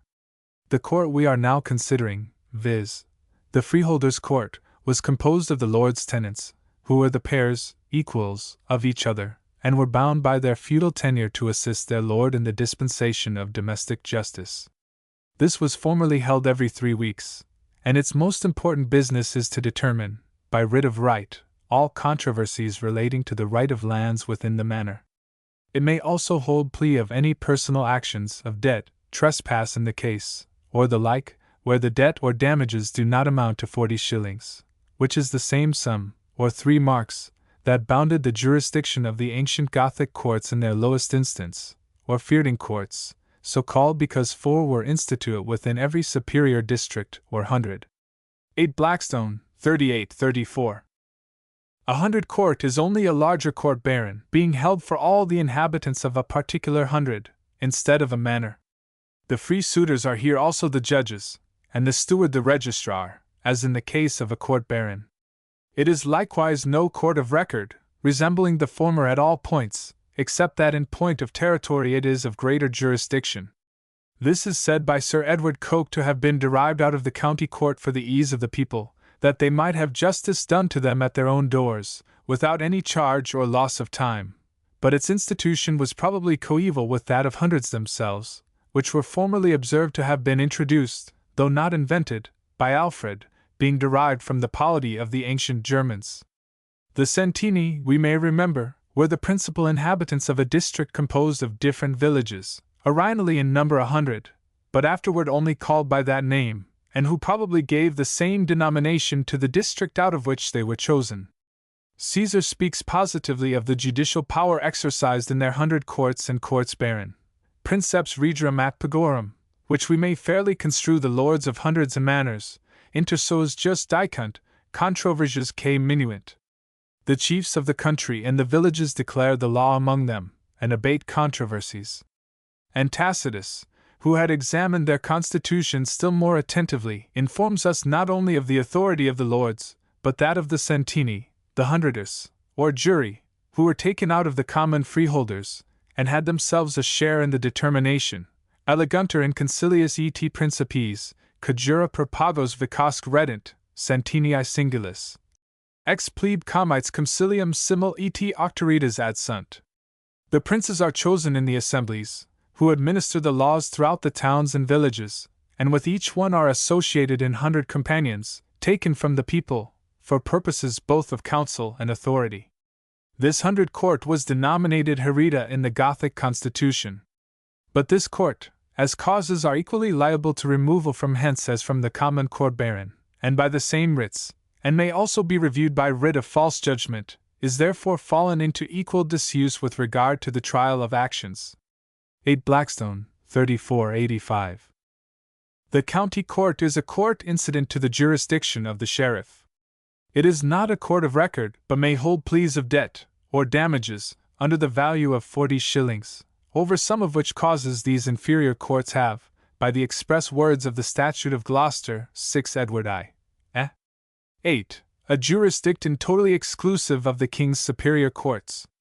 The county court may also hold plea of many real actions, and of all personal actions to any amount, by virtue of a special writ, called a justices, which is a writ empowering the sheriff, for the sake of dispatch, to do the same justice in his county court as might otherwise be had at Westminster. The freeholders of the county court are the real judges in this court, and the sheriff is the ministerial officer. In modern times, as proceedings are removable from hence into the King's superior courts, by writ of pone or recordari, in the same manner as from 100 courts and courts baron, and as the same writ of false judgment may be had in nature of a writ of error, this has occasioned the same disuse of bringing actions therein. 3 Blackstone, 36-37. Upon the whole, we cannot but admire the wise economy and admirable provision of our ancestors in settling the distribution of justice in a method so well calculated for cheapness, expedition, and ease. By the constitution which they established, all trivial debts, and injuries of small consequence, were to be recovered or redressed in every man's own county, hundred, or perhaps parish. 3 Blackstone, 59. 22. It would be wholly erroneous, I think, to infer from this statement of Stuart that either the priests, princes, earls, or ealdormen exercised any authority over the jury in the trial of causes, in the way of dictating the law to them. Henry's account of this matter doubtless gives a much more accurate representation of the truth.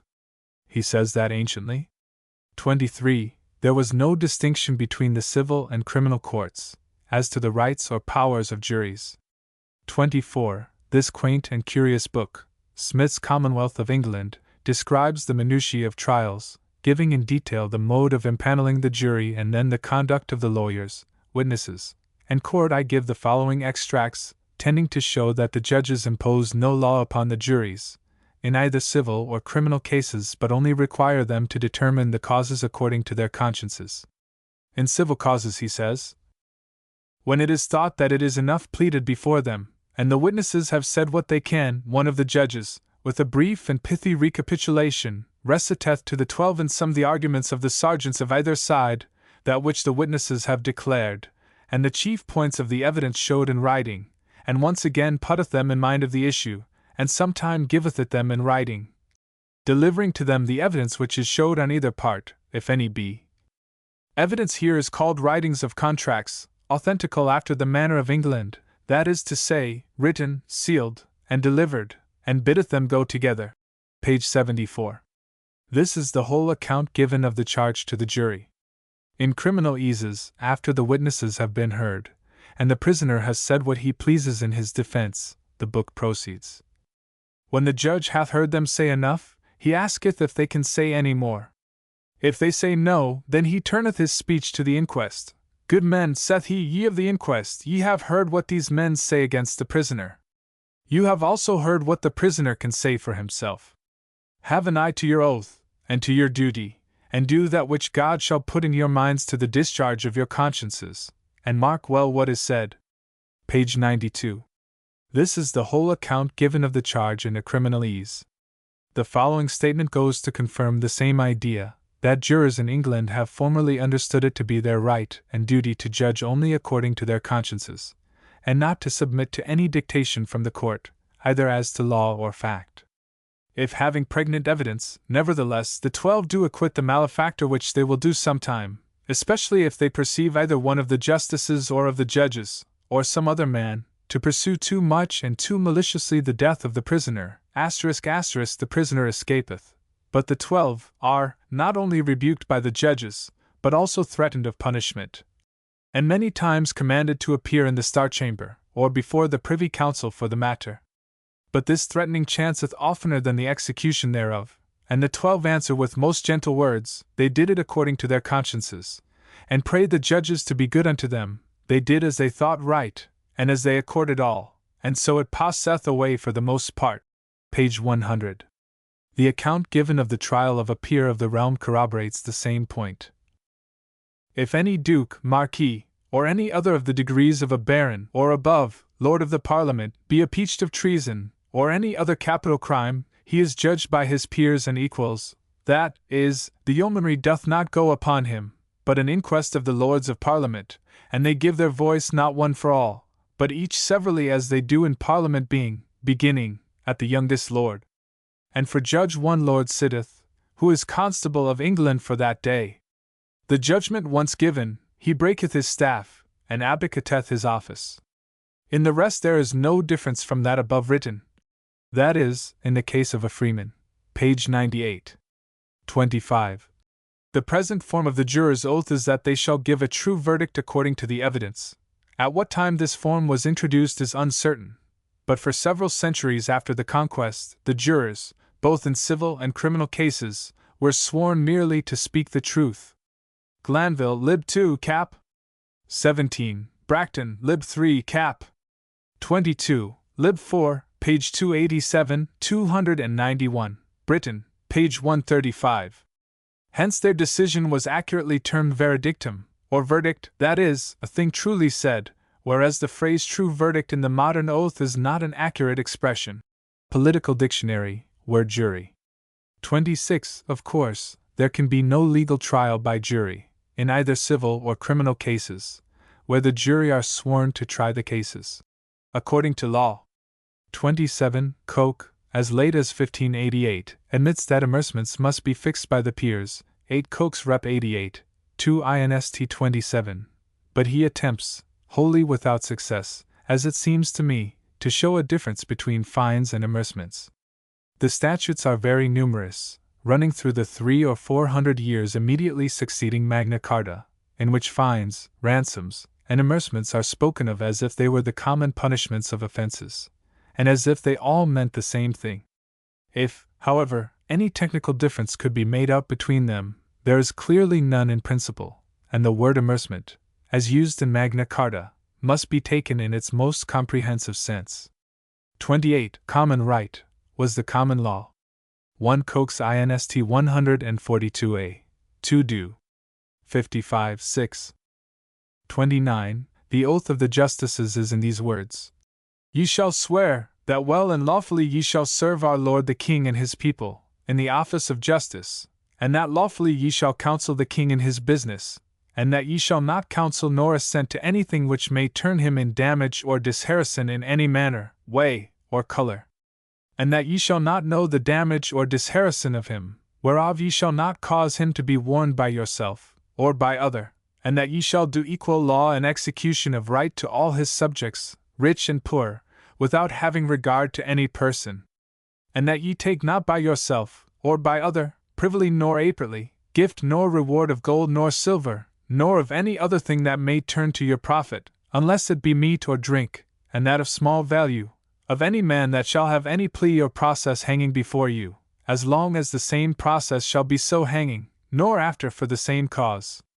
And that ye take no fee, as long as ye shall be justice, nor robe of any man great or small, but of the King himself. And that ye give none advice or counsel to no man great or small, in no case where the King is party. And in case that any, of what estate or condition they be, come before you in your sessions with force and arms, or otherwise against the peace, or against the form of the statute thereof made, to disturb execution of the common law. Mark the term. Common law, or to menace the people that they may not pursue the law, that ye shall cause their bodies to be arrested and put in prison, and in case they be such that ye cannot arrest them, that ye certify the King of their names, and of their misprision, hastily, so that he may thereof ordain a convenable remedy. And that ye by yourself, nor by other, privily nor apertly, maintain any plea or quarrel hanging in the King's court, or elsewhere in the country. And that ye deny no man common right by the King's letters, nor none other man's, nor for none other cause, and in case any letters come to you contrary to the law, that is, the common law before mentioned, that ye do nothing by such letters, but certify the King thereof, and proceed to execute the law. The common law before mentioned, notwithstanding the same letters. And that ye shall do and procure the profit of the King and of his crown, with all things where ye may reasonably do the same. And in case ye be from henceforth found in default in any of the points aforesaid, ye shall be at the King's will of body, lands, and goods thereof to be done as shall please him, as God you help and all saints. 18 Edward 3, St. 4. 1344. 30. That the terms law and right, as used in the statute, mean the common law, is shown by the preamble, which declares the motive of the statute to be that the law of the land, the common law, which we, the King, by our oath are bound to maintain, may be the better kept, and 31. The following is a copy of the original. Forma juramenti regis Anglisi in coronatione sua. Archiepiscopus Cantuarii, ad quo de jure et consuetudine ecclesi Cantuarii, antiqua et approbata, pertinet regis Anglii inundra et coronare, die coronationis regis, antique rex coroniter, faciat regi interrogations subscriptus. Si legis et consuetudines ab antiquis justis et deo devotis regibus plebi Anglicano concessus, cum sacramenti confirmation idem plebi considera et servar, volueris et presertim legis et consuetudines et libertates a glorioso reg Eduardo Claro populo concessus? Et respondiat rex, concedo et servar volo et sacramento confirmar. Servabis ecclesi Dei, Claroque, et populo, Pacem ex integro et concordiam in Deo secundum vires tuas? Et respondeat rex, servabo. Facies fieri in omnibus judiis tuis equum et rectam justioium, et discreanum, in misericordia et veritate, secundum vires tuas? Et respondeat rex, facium. Concedis justas, legis et consuetudines esse tenendes, et permittis per teas esse prodigendes, et ad honorem Dei corroborandes, quas vulgus allegit, secundum vires tuas? Et respondeat rex, concedo et permitto. 32. It would appear, from the text, that the Charter of Liberties and the Charter of the Forest were sometimes called laws of the land. 33. As the ancient coronation oath, given in the text, has come down from the Saxon times, the following remarks of Palgrave will be pertinent, in connection with the oath, as illustrating the fact that, in those times, no special authority attached to the laws of the king. The imperial Witenagemot was not a legislative assembly, in the strict sense of the term, for the whole Anglo-Saxon Empire. Promulgating his edicts amidst his peers and prelates, the king uses the language of command, but the theoretical prerogative was modified by usage, and the practice of the Constitution required that the law should be accepted by the legislatures, courts, of the several kingdoms. The Basilius speaks in the tone of prerogative. Edgar does not merely recommend, he commands that the law shall be adopted by all the people, whether English, Danes, or Britons, in every part of his empire. Let this statute be observed, he continues, by Earl Oslac, and all the hosts who dwell under his government, and let it be transmitted by writ to the ealdormen of the other subordinate states. And yet, in defiance of this positive injunction, the laws of Edgar were not accepted in Mercia until the reign of Canute the Dane. It might be said that the course so adopted may have been an exception to the general rule, but in the scanty and imperfect annals of Anglo-Saxon legislation, we shall be able to find so many examples of similar proceedings, that this mode of enactment must be considered as dictated by the constitution of the empire. Edward was the supreme lord of the Northumbrians, but more than a century elapsed before they obeyed his decrees. The laws of the glorious Athelstane had no effect in Kent county, the dependent appanage of his crown, until sanctioned by the Witan of the Shire, county court. And the power of Canute himself, the king of all England, does not seem to have compelled the Northumbrians to receive his code, until the reign of the Confessor, when such acceptance became a part of the compact upon the accession of a new earl. Legislation constituted but a small portion of the ordinary business transacted by the imperial Witenagemot. The wisdom of the assembly was shown in avoiding unnecessary change. Consisting principally of traditionary usages and ancestorial customs, the law was upheld by opinion. The people considered their jurisprudence as a part of their inheritance. Their privileges and their duties were closely conjoined. Most frequently, the statutes themselves were only affirmances of ancient customs, or declaratory enactments. In the Anglo-Saxon Commonwealth, therefore, the legislative functions of the Witenagemot were of far less importance than the other branches of its authority. The members of the Witenagemot were the pairs curiae, peers of court, of the kingdom. How far, on these occasions, their opinion or their equity controlled the power of the crown, cannot be ascertained. But the form of inserting their names in the testing clause was retained under the Anglo-Norman reigns, and the sovereign, who submitted his charter to the judgment of the Proceres, professed to be guided by the opinion which they gave. As the pairs of the empire, the Witenagemot decided the disputes between the great vassals of the crown.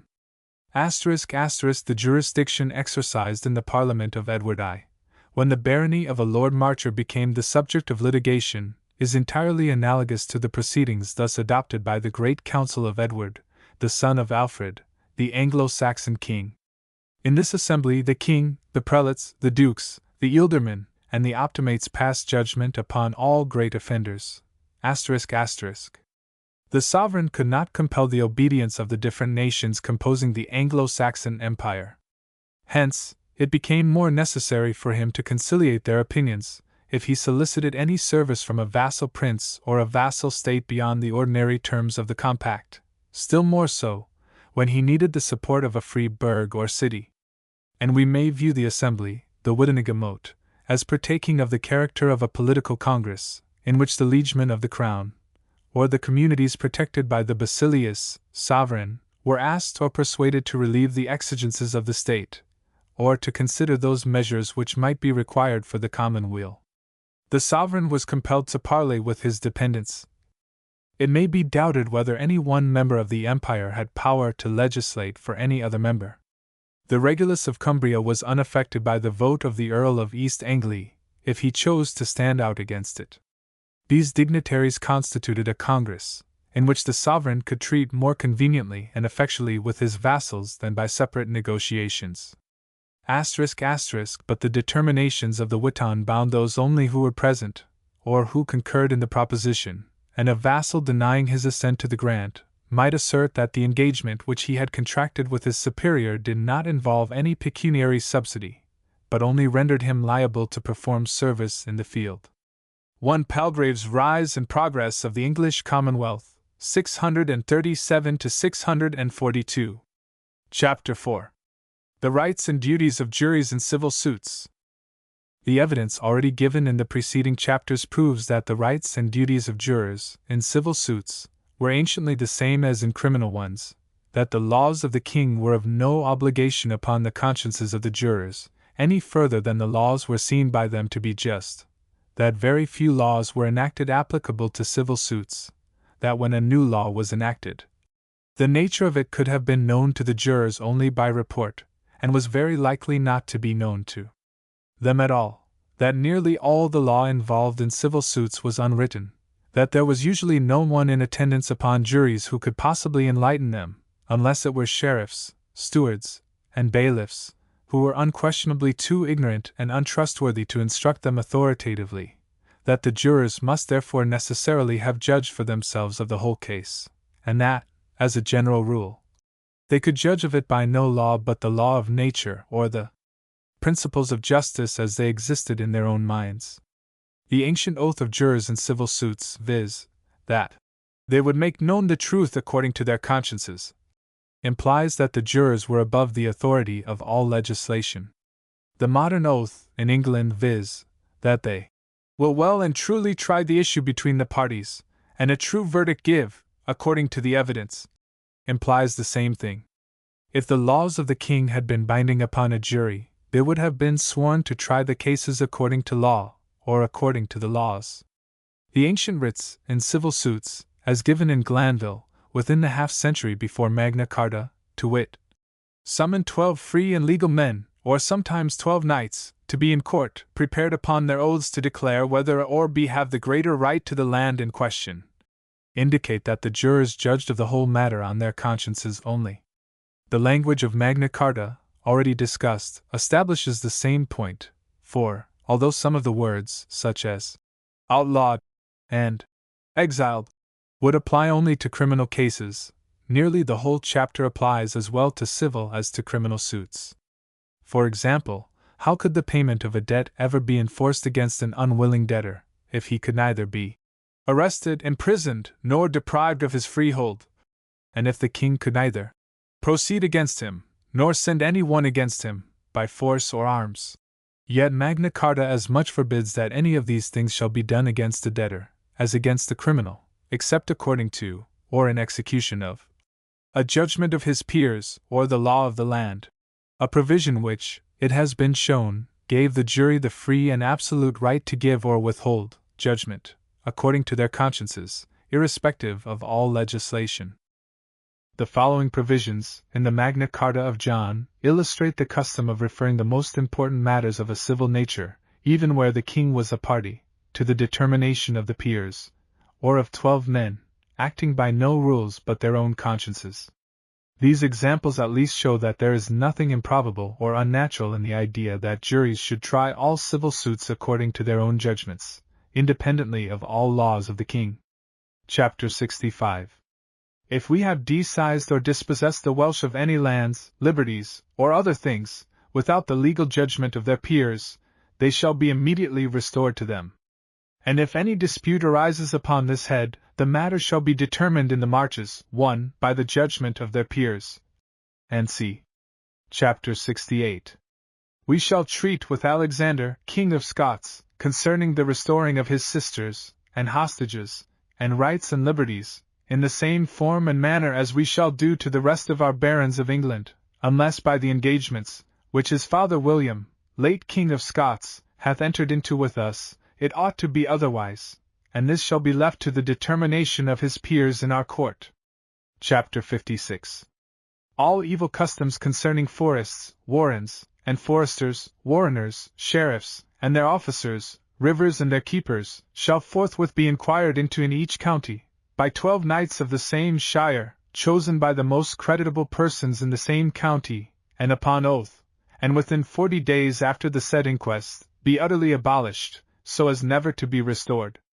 There is substantially the same reason why a jury ought to judge of the justice of laws, and hold all unjust laws invalid, in civil suits, as in criminal ones. That reason is the necessity of guarding against the tyranny of the government. Nearly the same oppressions can be practiced in civil suits as in criminal ones. For example, individuals may be deprived of their liberty, and robbed of their property, by judgments rendered in civil suits, as well as in criminal ones. If the laws of the king were imperative upon a jury in civil suits, the king might enact laws giving one man's property to another, or confiscating it to the king himself, and authorizing civil suits to obtain possession of it. Thus a man might be robbed of his property at the arbitrary pleasure of the king. In fact, all the property of the kingdom would be placed, at the arbitrary disposal of the king, through the judgments of juries in civil suits, if the laws of the king were imperative upon a jury in such suits. 2. Furthermore, it would be absurd and inconsistent to make a jury paramount to legislation in criminal suits, and subordinate to it in civil suits, because an individual, by resisting the execution of a civil judgment, founded upon an unjust law, could give rise to a criminal suit, in which the jury would be bound to hold the same law invalid. So that, if an unjust law were binding upon a jury in civil suits, a defendant, by resisting the execution of the judgment, could, in effect, convert the civil action into a criminal one, in which the jury would be paramount to the same legislation, to which, in the civil suit, they were subordinate.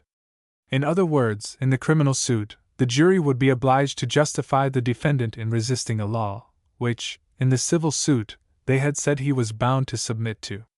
To make this point plain to the most common mind, suppose a law be enacted that the property of A shall be given to B. B brings a civil action to obtain possession of it. If the jury, in this civil suit, are bound to hold the law obligatory, they render a judgment in favor of B, that he be put in possession of the property, thereby declaring that A is bound to submit to a law depriving him of his property.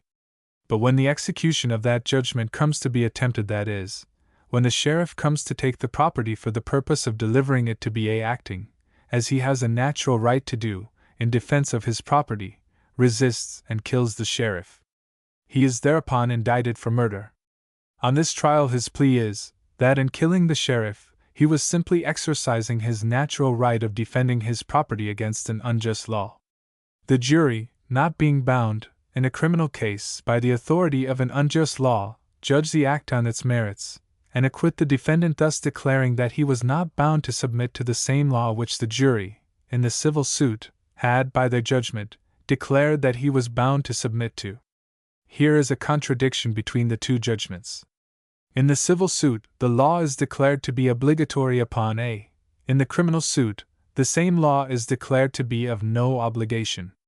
It would be a solecism and absurdity in government to allow such consequences as these. Besides, it would be practically impossible to maintain government on such principles, for no government could enforce its civil judgments, unless it could support them by criminal ones, in case of resistance. A jury must therefore be paramount to legislation in both civil and criminal cases, or in neither. If they are paramount in neither, they are no protection to liberty. If they are paramount in both, then all legislation goes only for what it may chance to be worth in the estimation of a jury. Another reason why Magna Carta makes the discretion and consciences of juries paramount to all legislation in civil suits is, that if legislation were binding upon a jury, the jurors, by reason of their being unable to read, as jurors in those days were, and also by reason of many of the statutes being unwritten, or at least not so many copies written as that juries could be supplied with them, would have been necessitated at least in those courts in which the king's justices sat to take the word of those justices as to what the laws of the king really were. In other words, they would have been necessitated to take the law from the court, as jurors do now. Now there were two reasons why, as we may rationally suppose, the people did not wish juries to take their law from the king's judges. One was that, at that day, the people probably had sense enough to see what we, at this day, have not sense enough to see, although we have the evidence of it every day before our eyes, that those judges, being dependent upon the legislative power, the king, being appointed by it, paid by it, and removable by it at pleasure, would be mere tools of that power, and would hold all its legislation obligatory, whether it were just or unjust. This was one reason, doubtless, why Magna Carta made juries, in civil suits, paramount to all instructions of the king's judges. The reason was precisely the same as that for making them paramount to all instructions of judges in criminal suits, viz., that the people did not choose to subject their rights of property, and all other rights involved in civil suits, to the operation of such laws as the king might please to enact. It was seen that to allow the king's judges to dictate the law to the jury would be equivalent to making the legislation of the king imperative upon the jury. Another reason why the people did not wish juries, in civil suits, to take their law from the king's judges, doubtless was, that, knowing the dependence of the judges upon the king, and knowing that the king would, of course, tolerate no judges who were not subservient to his will, they necessarily inferred that the king's judges would be as corrupt, in the administration of justice, as was the king himself, or as he wished them to be. And how corrupt that was, may be inferred from the following historical facts. Hume says, "It appears that the ancient kings of England put themselves entirely upon the footing of the barbarous Eastern princes, whom no man must approach without a present, who sell all their good offices, and who intrude themselves into every business that they may have a pretence for extorting money. Even justice was avowedly bought and sold. The king's court itself, though the supreme judicature of the kingdom, was open to none that brought not presents to the king. The bribes given for expedition, delay, suspension, and doubtless for the perversion of justice, were entered in the public registers of the royal revenue, and remain as monuments of the perpetual iniquity and tyranny of the times. The barons of the exchequer, for instance, the first nobility of the kingdom, were not ashamed to insert, as an article in their records, that the county of Norfolk paid a sum that they might be fairly dealt with, the borough of Yarmouth, that the king's charters, which they have for their liberties, might not be violated, Richard, son of Gilbert, for the king's helping him to recover his debt from the Jews, Sirios, son of Turlevaston, that he might be permitted to make his defense, in case he were accused of a certain homicide, Walter de Burton, for free law, if accused of wounding another, Robert de Essart, for having an inquest to find whether Roger, the butcher, and Was and Humphrey accused him of robbery and theft out of envy and ill will, or not, William Buhurst, for having an inquest to find whether he were accused of the death of one Godwin, out of ill will, or for just cause. I have selected these few instances from a great number of the like kind, which Madocks had selected from a still greater number, preserved in the ancient rolls of the Exchequer. Sometimes a party litigant offered the king a certain portion, a half, a third, a fourth, payable out of the debts which he, as the executor of justice, should assist in recovering. Theophania de Westland agreed to pay the half of 212 marks, that she might recover that sum against James de Fuliston. Solomon, the Jew, engaged to pay 1 mark out of every 7 that he should recover against Hugh de la Hose.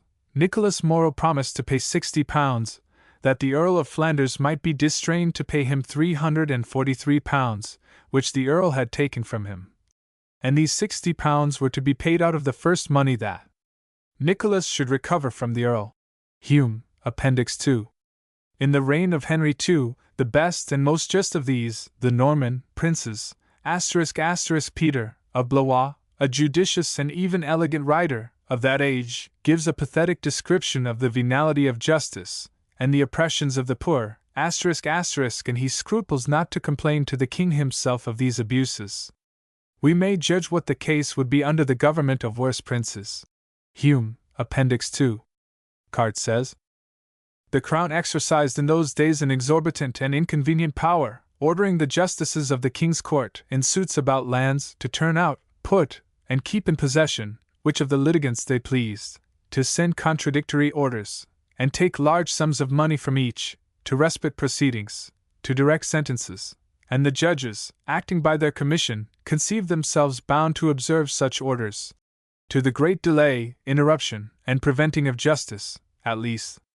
This was John's practice. Cart's History of England, Volume 1, page 832.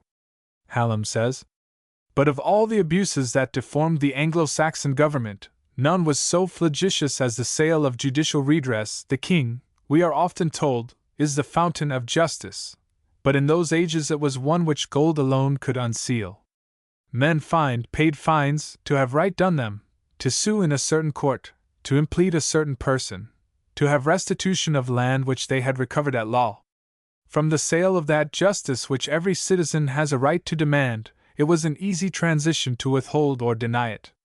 Fines were received for the king's help against the adverse suitor, that is, for perversion of justice, or for delay. Sometimes they were paid by opposite parties, and of course for opposite ends." 2 Middle Ages, 438. In allusion to the provision of Magna Carta on this subject, Hallam says, "A law which enacts that justice shall neither be sold, denied, nor delayed, stamps with infamy that government under which it had become necessary." 2 Middle Ages, 451. Lingard, speaking of the times of Henry II, say 1184, says, "It was universally understood that money possessed greater influence than justice in the royal courts, and instances are on record, in which one party has made the king a present to accelerate, and the other by a more valuable offer has succeeded in retarding a decision. But besides the fines paid to the sovereigns, the judges often exacted presents for themselves, and loud complaints existed against their venality and injustice." 8 Lingard, 231. In the narrative of "the costs and charges which I, Richard de Anstey, bestowed in recovering the land of William, my uncle, some 50 years before Magna Carta, are the following items. To Ralph, the king's physician, I gave 36 marks and 1/2, to the king an 100 marks, and to the queen 1 mark of gold. The result is thus stated. At last, thanks to our lord the king, and by judgment of his court, my uncle's land was adjudged to me." 2 Palgrave's Rise and Progress of the English Commonwealth, pages 9 and 24. Palgrave also says, "The precious ore was cast into the scales of justice, even when held by the most conscientious of our Anglo-Saxon kings. A single case will exemplify the practices which prevailed. Alfric, the heir of Alwyn the Black, seeks to set aside the deathbed bequest, by which his kinsman bestowed 4 rich and fertile manors upon St. Benedict. Alfric, the claimant, was supported by extensive and powerful connections, and Abbot Alfwine, the defendant, was well aware that there would be danger in the discussion of the dispute in public, or before the folkmoot, people's meeting, or county court, or, in other words, that the thanes of the shire would do their best to give a judgment in favor of their compeer. The plea being removed into the royal court, the abbot acted with that prudence which so often calls forth the praises of the monastic scribe. He gladly emptied 20 marks of gold into the sleeve of the confessor, Edward, and 5 marks of gold presented to Edith, the fair, encouraged her to aid the bishop, and to exercise her gentle influence in his favor. Alfric, with equal wisdom, withdrew from prosecuting the hopeless cause, in which his opponent might possess an advocate in the royal judge, and a friend in the king's consort. Both parties, therefore, found it desirable to come to an agreement." 1 Palgrave's Rise and Progress, and c. Page 650. But Magna Carta has another provision for the trial of civil suits, that obviously had its origin in the corruption of the king's judges. The provision is that 4 knights, to be chosen in every county, by the people of the county, shall sit with the king's judges, in the common pleas, in jury trials, assizes, on the trial of 3 certain kinds of suits, that were among the most important that were tried at all. The reason for this provision undoubtedly was, that the corruption and subserviency of the king's judges were so well known, that the people would not even trust them to sit alone in a jury trial of any considerable importance. The provision is this: Chapter 22 of John's Charter. Common pleas shall not follow our court, but shall be holden in some certain place. Trials upon the writ of novel disseisin, and of mort d'ancestor, and of darrain presentment, shall be taken but in their proper counties, and after this manner we, or if we should be out of our realm, our chief justiciary, shall send 2 justiciaries through every county 4 times a year, 3, who, with 4 knights chosen out of every shire by the people, shall hold the assizes, juries, in the county, on the day and at the place appointed. It would be very unreasonable to suppose that the king's judges were allowed to dictate the law to the juries, when the people would not even suffer them to sit alone in jury trials, but themselves chose 4 men to sit with them, to keep them honest. 4. This practice of sending the king's judges into the counties to preside at jury trials was introduced by the Norman kings. Under the Saxons it was not so. No officer of the king was allowed to preside at a jury trial, but only magistrates chosen by the people. 5. But the following chapter of John's Charter, which immediately succeeds the one just quoted, and refers to the same suits, affords very strong, not to say conclusive, proof that juries judged of the law in civil suits, that is, made the law, so far as their deciding according to their own notions of justice could make the law. Chapter 23. And if, on the county day, the aforesaid assizes cannot be taken, so many knights and freeholders shall remain, of those who shall have been present on said day, as that the judgments may be rendered by them, whether the business be more or less. The meaning of this chapter is, that so many of the civil suits, as could not be tried on the day when the king's justices were present, should be tried afterwards, by the 4 knights before mentioned, and the freeholders, that is, the jury. It must be admitted, of course, that the juries, in these cases, judge the matters of law, as well as fact, unless it be presumed that the knights dictated the law to the jury, nothing of which there is no evidence at all. As a final proof on this point, there is a statute enacted 70 years after Magna Carta, which, although it is contrary to the common law, and therefore void, is nevertheless good evidence, inasmuch as it contains an acknowledgment, on the part of the king himself, that juries had a right to judge of the whole matter, law and fact, in civil suits. The provision is this: it is ordained, that the justices assigned to take the assizes shall not compel the jurors to say precisely whether it be disseisin or not, so that they do show the truth of the deed, and seek aid of the justices. But if they will, of their own accord, say that it is disseisin or not, their verdict shall be admitted at their own peril. 13 Edward I, St. 1, ch. 3, Sector 2. 1285. The question of disseisin or not was a question of law, as well as fact. This statute, therefore, admits that the law, as well as the fact, was in the hands of the jury. The statute is nevertheless void, because the king had no authority to give jurors a dispensation from the obligation imposed upon them by their oaths and the law of the land, that they should make known the truth according their own consciences. This they were bound to do, and there was no power in the king to absolve them from the duty. And the attempt of the king thus to absolve them, and authorize them to throw the case into the hands of the judges for decision, was simply an illegal and unconstitutional attempt to overturn the law of the land, which he was sworn to maintain, and gather power into his own hands through his judges. He had just as much constitutional power to enact that the jurors should not be compelled to declare the facts, but that they might leave them to be determined by the king's judges, as he had to enact that they should not be compelled to declare the law, but might leave it to be decided by the king's judges. 122 It was as much the legal duty of the jury to decide the law as to decide the fact, and no law of the king could affect their obligation to do either.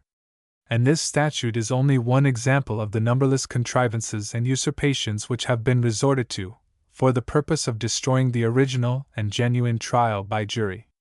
1. Marches the limits, or boundaries, between England and Wales. 2. That the kings would have had no scruples to enact laws for the special purpose of plundering the people, by means of the judgments of juries, if they could have got juries to acknowledge the authority of their laws, is evident from the audacity with which they plundered them, without any judgments of juries to authorize them. It is not necessary to occupy space here to give details as to these robberies, but only some evidence of the general fact. Hallam says that, for the first 3 reigns of the Norman kings, the intolerable exactions of tribute, the rapine of purveyance, the iniquity of royal courts, are continually in the mouths of the historians. God sees the wretched people, says the Saxon chronicler, most unjustly oppressed. First they are despoiled of their possessions, and then butchered. This was a grievous year, 1124. Whoever had any property, lost it by heavy taxes and unjust decrees. 2 Middle Ages, 435-6. In the succeeding reign of John, all the rapacious exactions usual to these Norman kings were not only redoubled, but mingled with outrages of tyranny still more intolerable. In 1207 John took 1/7 of the movables of lay and spiritual persons, all murmuring, but none daring to speak against it. Ditto for 46. In Hume's account of the extortions of those times, the following paragraph occurs. But the most barefaced acts of tyranny and oppression were practiced against the Jews, who were entirely out of the protection of the law, and were abandoned to the immeasurable rapacity of the king and his ministers. Besides many other indignities, to which they were continually exposed, it appears that they were once all thrown into prison, and the sum of 66,000 marks exacted for their liberty. At another time, Isaac the Jew paid alone 5,100 marks, Brun 3,000 marks, Jernet 2,000, Bennet 500. At another, Licorica, widow of David, the Jew of Oxford, was required to pay 6,000 marks. Hume's Histing, Appendix 2. Further accounts of the extortions and oppressions of the kings may be found in Hume's History, Appendix 2, and in Hallam's Middle Ages, Volume 2, page 435-446. By Magna Carta John bound himself to make restitution for some of the spoliations he had committed upon individuals, without the legal judgment of their peers. See Magna Carta of John, ch. 60, 61, 65 and 66. One of the great charges, on account of which the nation rose against John, was that he plundered individuals of their property, without legal judgment of their peers.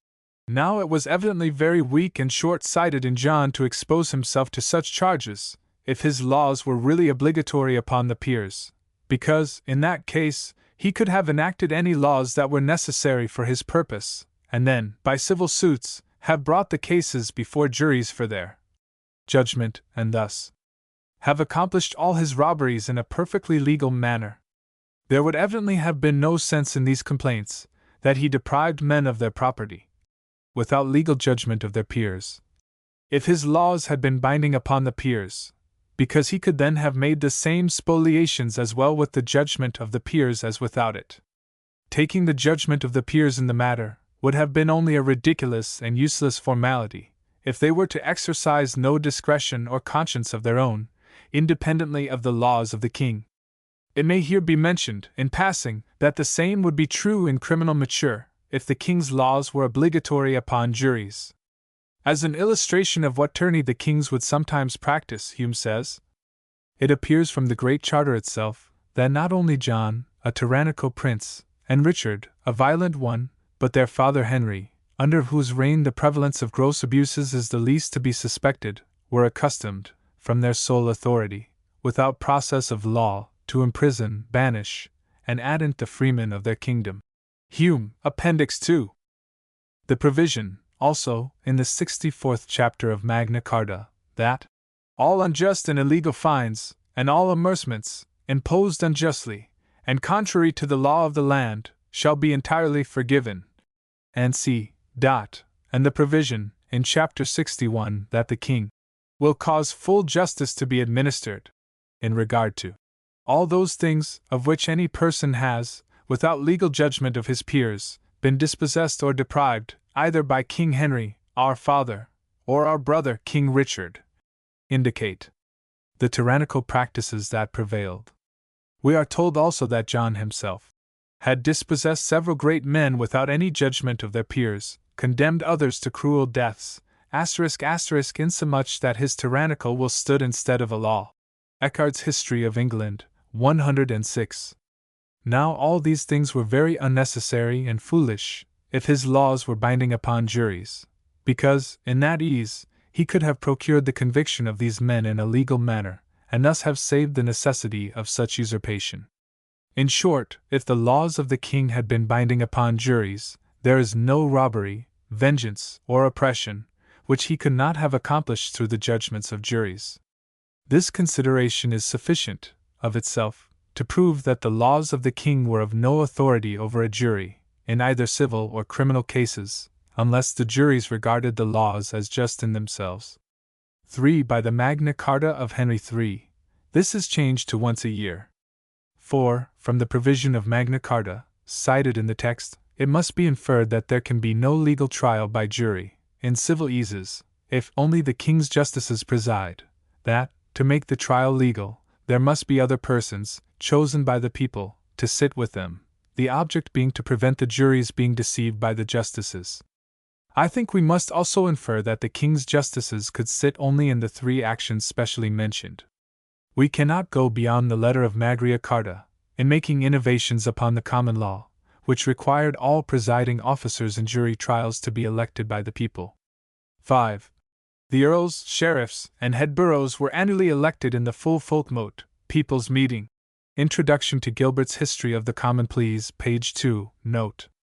It was the especial province of the earldomen or earl to attend the shire meeting, the county court, twice a year, and there officiate as the county judge in expounding the secular laws, as appears by the 5th of Edgar's Laws. Same, page 2, note. Every ward had its proper alderman, who was chosen, and not imposed by the prince. Same, page 4, text. As the aldermen or earls were always chosen by the people from among the greatest thanes, who in those times were generally more addicted to arms than to letters, they were but ill qualified for the administration of justice, and performing the civil duties of their office. 3. Henry's History of Great Britain, 343. But none of these thanes were annually elected in the full folkmote, people's meeting, as the earls, sheriffs, and head boroughs were, nor did King Alfred, as this author suggests, deprive the people of the election of those last-mentioned magistrates and nobles, much less did he appoint them himself. Introd. To Gilbert's Hist. Com. Pleas, page 2, note. The sheriff was usually not appointed by the lord, but elected by the freeholders of the district. Political Dictionary, word sheriff. Among the most remarkable of the Saxon laws we may reckon **** the election of their magistrates by the people, originally even that of their kings, till dear-bought experience evinced the convenience and necessity of establishing an hereditary succession to the crown. But that the election of all subordinate magistrates, their military officers or hertogs, their sheriffs, their conservators of the peace, their coroners, their portreeves, since changed into mayors and bailiffs, and even their tithing men and borsholders at the last, continued, some, till the Norman conquest, others for 2 centuries after, and some remain to this day. For Blackstone, 418. The election of sheriffs was left to the people, according to ancient usage. St. West. 1 c. 27. Crabbe's History of English Law, 181. Chapter 5. Objections answered. The following objections will be made to the doctrines and the evidence presented in the preceding chapters. 1. That it is a maxim of the law that the judges respond to the question of law, and juries only to the question of fact. The answer to this objection is that, since Magna Carta, judges have had more than 6 centuries in which to invent and promulgate pretended maxims to suit themselves, and this is one of them. Instead of expressing the law, it expresses nothing but the ambitious and lawless will of the judges themselves, and of those whose instruments they are. 1. 2. It will be asked, of what use are the justices, if the jurors judge both of law and fact? The answer is, that they are of use. 1. To assist and enlighten the jurors, if they can, by their advice and information, such advice and information to be received only for what they may chance to be worth in the estimation of the jurors. 2. To do anything that may be necessary in regard to granting appeals and new trials. 3. It is said that it would be absurd that 12 ignorant men should have power to judge of the law, while justices learned in the law should be compelled to sit by and see the law decided erroneously. One answer to this objection is, that the powers of juries are not granted to them on the supposition that they know the law better than the justices, but on the ground that the justices are untrustworthy, that they are exposed to bribes, are themselves fond of power and authority, and are also the dependent and subservient creatures of the legislature, and that to allow them to dictate the law would not only expose the rights of parties to be sold for money, but would be equivalent to surrendering all the property, liberty, and rights of the people unreservedly into the hands of arbitrary power, the legislature, to be disposed of at its pleasure. The powers of juries, therefore, not only place a curb upon the powers of legislators and judges, but imply also an imputation upon their integrity and trustworthiness, and these are the reasons why legislators and judges have formerly entertained the intensest hatred of juries, and so fast as they could do it without alarming the people for their liberties, have, by indirection, denied, undermined, and practically destroyed their power. And it is only since all the real power of juries has been destroyed, and they have become mere tools in the hands of legislators and judges, that they have become favorites with them. Legislators and judges are necessarily exposed to all the temptations of money, fame, and power, to induce them to disregard justice between parties, and sell the rights, and violate the liberties of the people. Jurors, on the other hand, are exposed to none of these temptations. They are not liable to bribery, for they are unknown to the parties until they come into the jury box. They can rarely gain either fame, power, or money by giving erroneous decisions. Their offices are temporary, and they know that when they shall have executed them, they must return to the people, to hold all their own rights and life subject to the liability of such judgments, by their successors, as they themselves have given an example for. The laws of human nature do not permit the supposition that 12 men, taken by lot from the mass of the people, and acting under such circumstances, will all prove dishonest. It is a supposable case that they may not be sufficiently enlightened to know and do their whole duty, in all cases whatsoever, but that they should all prove dishonest, is not within the range of probability. A jury, therefore, ensures to us what no other court does, that first and indispensable requisite in a judicial tribunal, integrity. For it is alleged that if juries are allowed to judge of the law, they decide the law absolutely, that their decision must necessarily stand, be it right or wrong, and that this power of absolute decision would be dangerous in their hands, by reason of their ignorance of the law.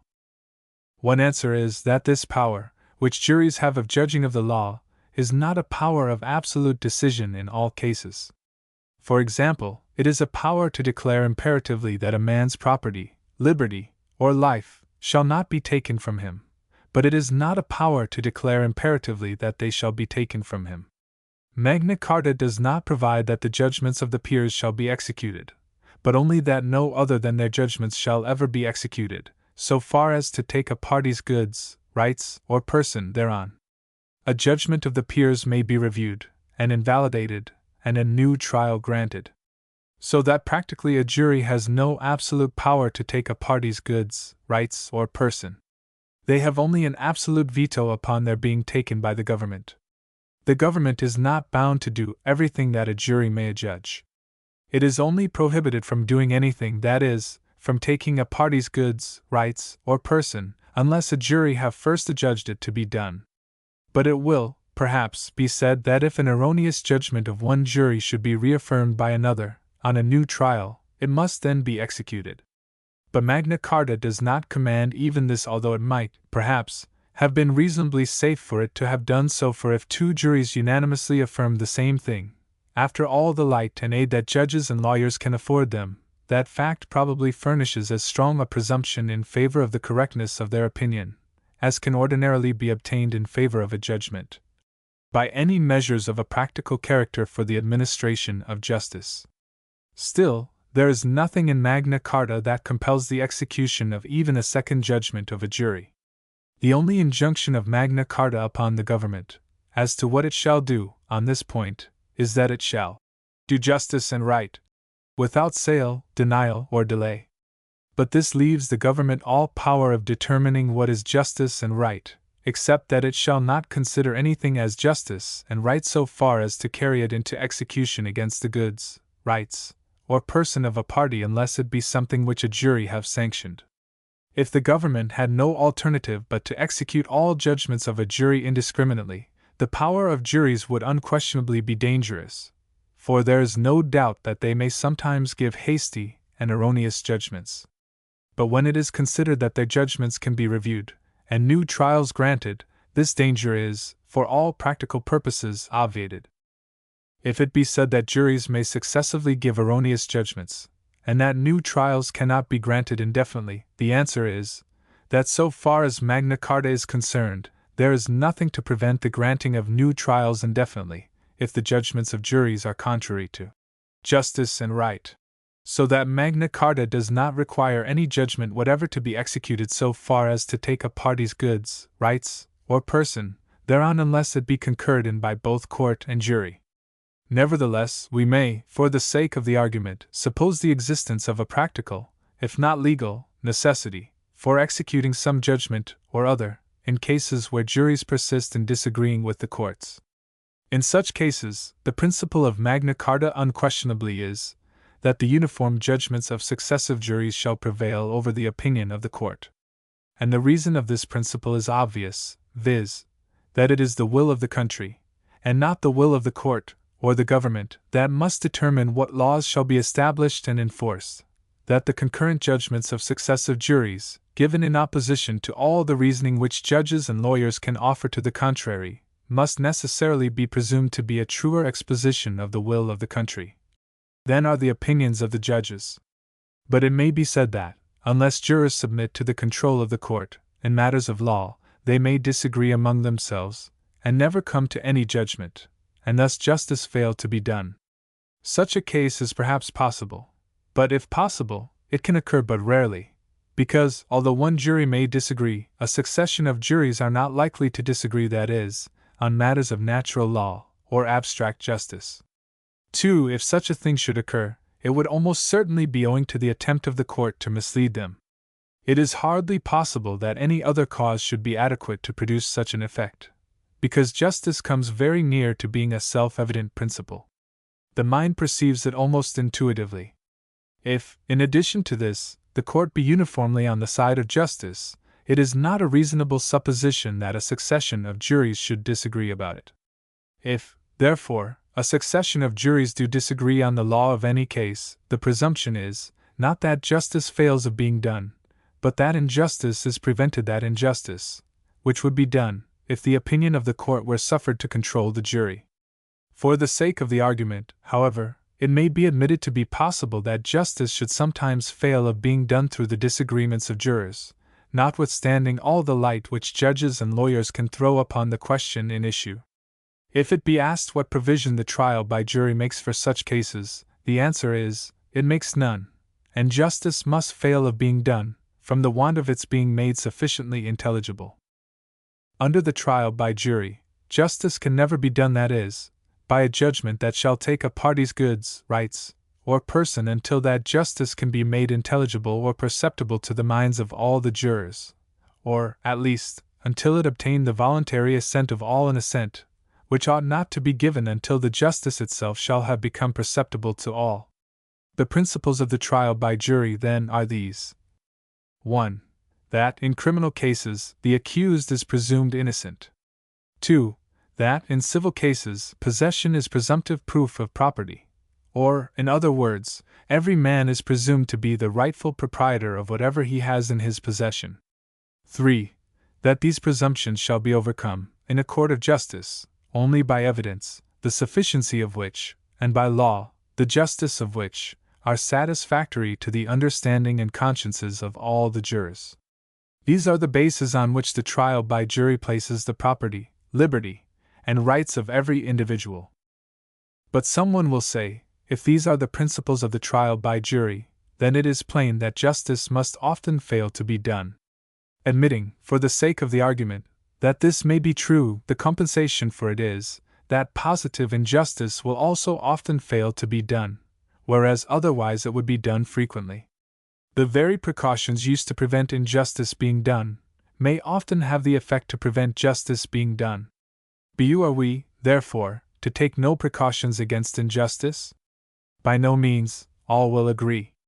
The question then arises, does the trial by jury, as here explained, involve such extreme and unnecessary precautions against injustice, as to interpose unnecessary obstacles to the doing of justice. Men of different minds may very likely answer this question differently, according as they have more or less confidence in the wisdom and justice of legislators, the integrity and independence of judges, and the intelligence of jurors. This much, however, may be said in favor of these precautions, viz., that the history of the past, as well as our constant present experience, prove how much injustice may, and certainly will, be done, systematically and continually, for the want of these precautions, that is, while the law is authoritatively made and expounded by legislators and judges. On the other hand, we have no such evidence of how much justice may fail to be done, by reason of these precautions, that is, by reason of the law being left to the judgments and consciences of jurors.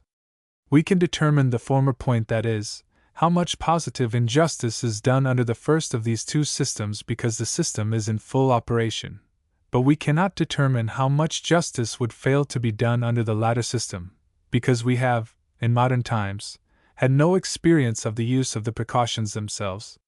In ancient times, when these precautions were nominally in force, such was the tyranny of kings, and such the poverty, ignorance, and the inability of concert and resistance, on the part of the people, that the system had no full or fair operation. It nevertheless, under all these disadvantages, impressed itself upon the understandings, and embedded itself in the hearts, of the people, so as no other system of civil liberty has ever done. But this view of the two systems compares only the injustice done, and the justice omitted to be done, in the individual cases adjudged, without looking beyond them. And some persons might, on first thought, argue that, if justice failed of being done under the one system, oftener than positive injustice were done under the other, the balance was in favor of the latter system. But such a weighing of the two systems against each other gives no true idea of their comparative merits or demerits, for, possibly, in this view alone, the balance would not be very great in favor of either. To compare, or rather to contrast, the two, we must consider that, under the jury system, the failures to do justice would be only rare and exceptional cases, and would be owing either to the intrinsic difficulty of the questions, or to the fact that the parties had transacted their business in a manner unintelligible to the jury, and the effects would be confined to the individual or individuals interested in the particular suits. No permanent law would be established thereby destructive of the rights of the people in other like cases, and the people at large would continue to enjoy all their natural rights as before. But under the other system, whenever an unjust law is enacted by the legislature, and the judge imposes it upon the jury as authoritative, and they give a judgment in accordance therewith, the authority of the law is thereby established, and the whole people are thus brought under the yoke of that law, because they then understand that the law will be enforced against them in future, if they presume to exercise their rights, or refuse to comply with the exactions of the law. In this manner all unjust laws are established, and made operative against the rights of the people. The difference, then, between the two systems is this: under the one system, a jury, at distant intervals, would not enforce any positive injustice, but only fail of enforcing justice, in a dark and difficult case, or in consequence of the parties not having transacted their business in a manner intelligible to a jury, and the plaintiff would thus fail of obtaining what was rightfully due him. And there the matter would end, for evil, though not for good, for thenceforth parties, warned of the danger of losing their rights, would be careful to transact their business in a more clear and intelligible manner. Under the other system, the system of legislative and judicial authority, positive injustice is not only done in every suit arising under unjust laws, that is, men's property, liberty, or lives are not only unjustly taken on those particular judgments, but the rights of the whole people are struck down by the authority of the laws thus enforced, and a wide-sweeping tyranny at once put in operation. But there is another ample and conclusive answer to the argument that justice would often fail to be done, if jurors were allowed to be governed by their own consciences, instead of the direction of the justices, in matters of law. That answer is this: legitimate government can be formed only by the voluntary association of all who contribute to its support. As a voluntary association, it can have for its objects only those things in which the members of the association are all agreed. If, therefore, there be any justice, in regard to which all the parties to the government are not agreed, the objects of the association do not extend to it. 3. If any of the members wish more than this, if they claim to have acquired a more extended knowledge of justice than is common to all, and wish to have their pretended discoveries carried into effect, in reference to themselves, they must either form a separate association for that purpose, or be content to wait until they can make their views intelligible to the people at large. They cannot claim or expect that the whole people shall practice the folly of taking on trust their pretended superior knowledge, and of committing blindly into their hands all their own interests, liberties, and rights, to be disposed of on principles, the justness of which the people themselves cannot comprehend. A government of the whole, therefore, must necessarily confine itself to the administration of such principles of law as all the people, who contribute to the support of the government, can comprehend and see the justice of. And it can be confined within those limits only by allowing the jurors, who represent all the parties to the compact, to judge of the law, and the justice of the law, in all cases whatsoever. And if any justice be left undone, under these circumstances, it is a justice for which the nature of the association does not provide, which the association does not undertake to do, and which, as an association, it is under no obligation to do. The people at large, the unlearned and common people, have certainly an indisputable right to associate for the establishment and maintenance of such a government as they themselves see the justice of, and feel the need of, for the promotion of their own interests, and the safety of their own rights, without at the same time surrendering all their property, liberty, and rights into the hands of men, who, under the pretense of a superior and incomprehensible knowledge of justice, may dispose of such property, liberties, and rights in a manner to suit their own selfish and dishonest purposes. If a government were to be established and supported solely by that portion of the people who lay claim to superior knowledge, there would be some consistency in their saying that the common people should not be received as jurors, with power to judge of the justice of the laws. But so long as the whole people, or all the male adults, are presumed to be voluntary parties to the government, and voluntary contributors to its support, there is no consistency in refusing to any one of them more than to another the right to sit as juror, with full power to decide for himself whether any law that is proposed to be enforced in any particular case be within the objects of the association. The conclusion, therefore, is that, in a government formed by voluntary association, or on the theory of voluntary association and voluntary support, as all the North American governments are, no law can rightfully be enforced by the association in its corporate capacity, against the goods, rights, or person of any individual, except it be such as all the members of the association agree that it may enforce. To enforce any other law, to the extent of taking a man's goods, rights, or person, would be making some of the parties to the association accomplices in what they regard as acts of injustice. It would also be making them consent to what they regard as the destruction of their own rights. These are things which no legitimate system or theory of government can require of any of the parties to it. The mode adopted, by the trial by jury, for ascertaining whether all the parties to the government do approve of a particular law, is to take 12 men at random from the whole people, and accept their unanimous decision as representing the opinions of the whole. Even this mode is not theoretically accurate, for theoretical accuracy would require that every man, who was a party to the government, should individually give his consent to the enforcement of every law in every separate case. But such a thing would be impossible in practice.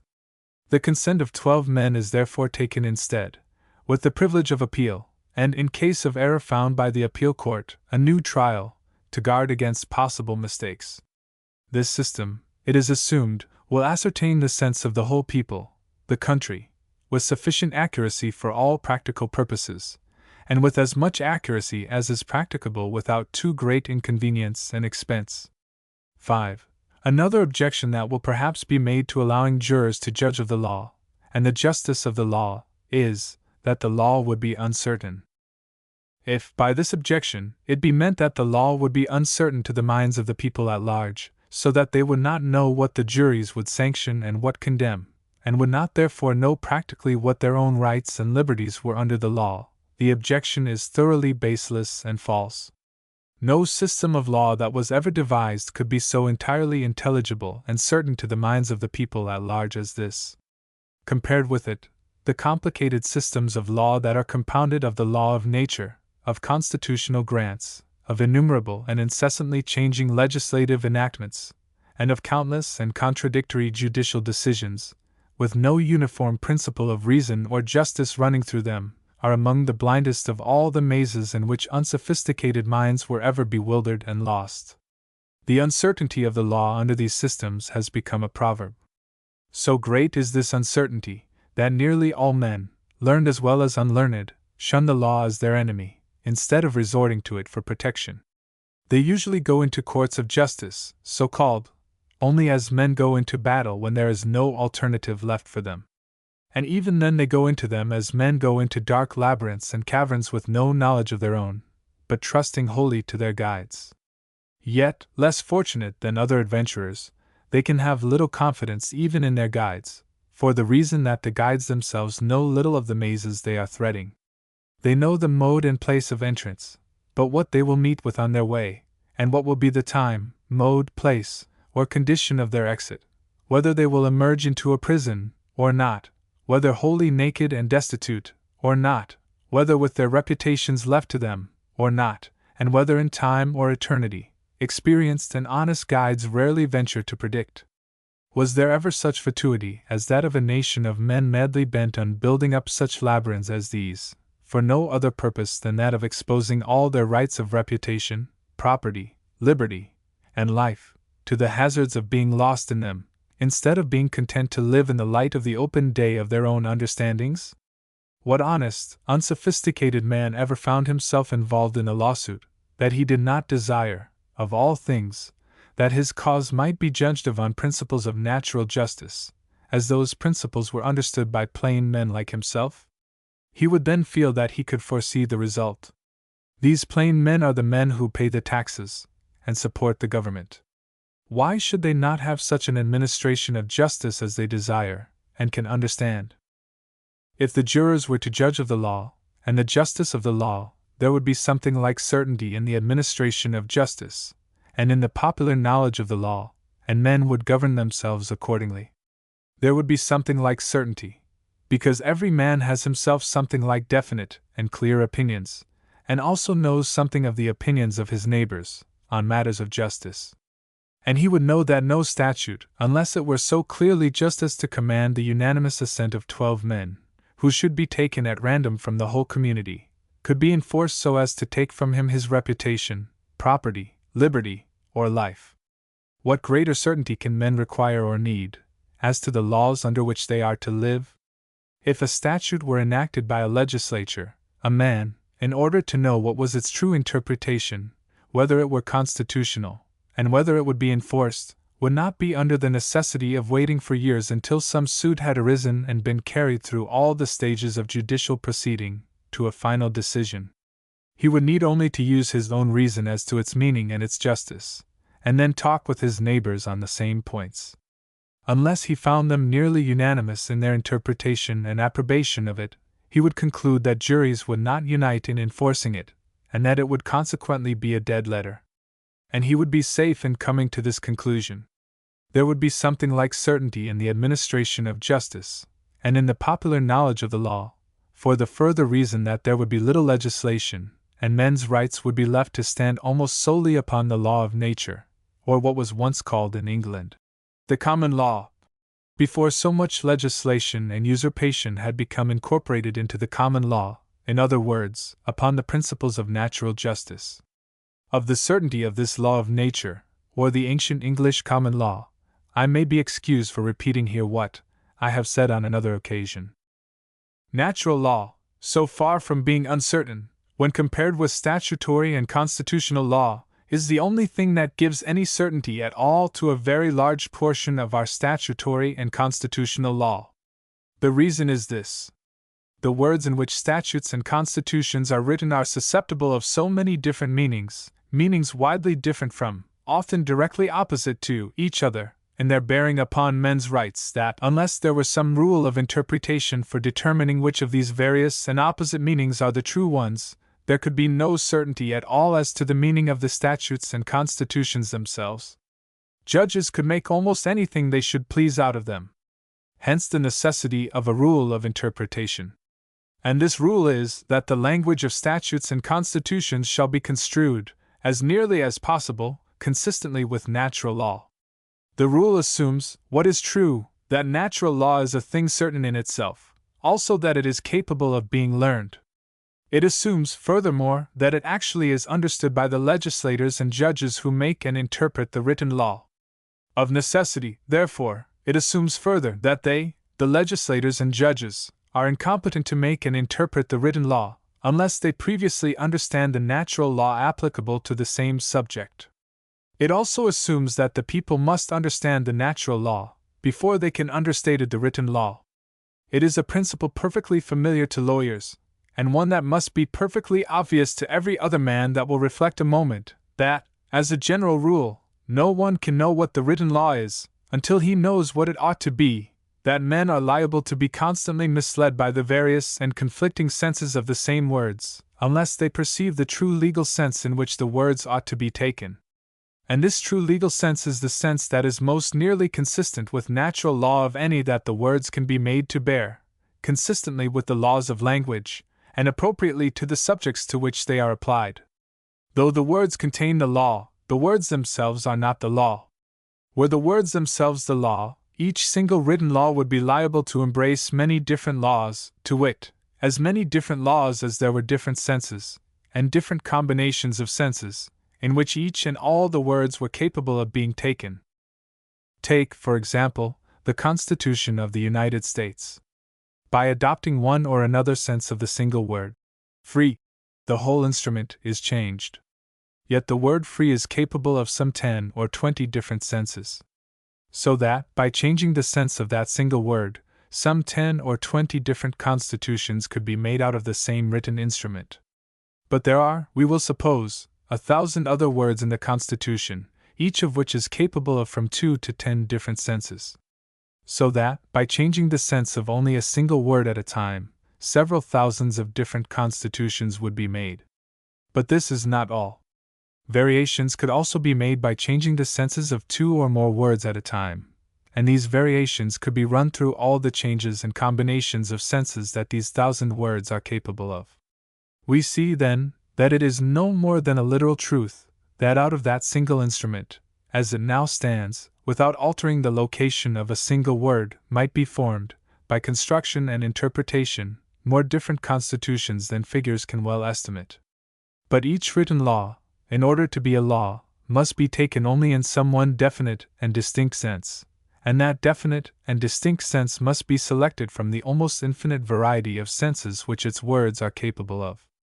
How is this selection to be made? It can be only by the aid of that perception of natural law, or natural justice, which men naturally possess. Such, then, is the comparative certainty of the natural and the written law.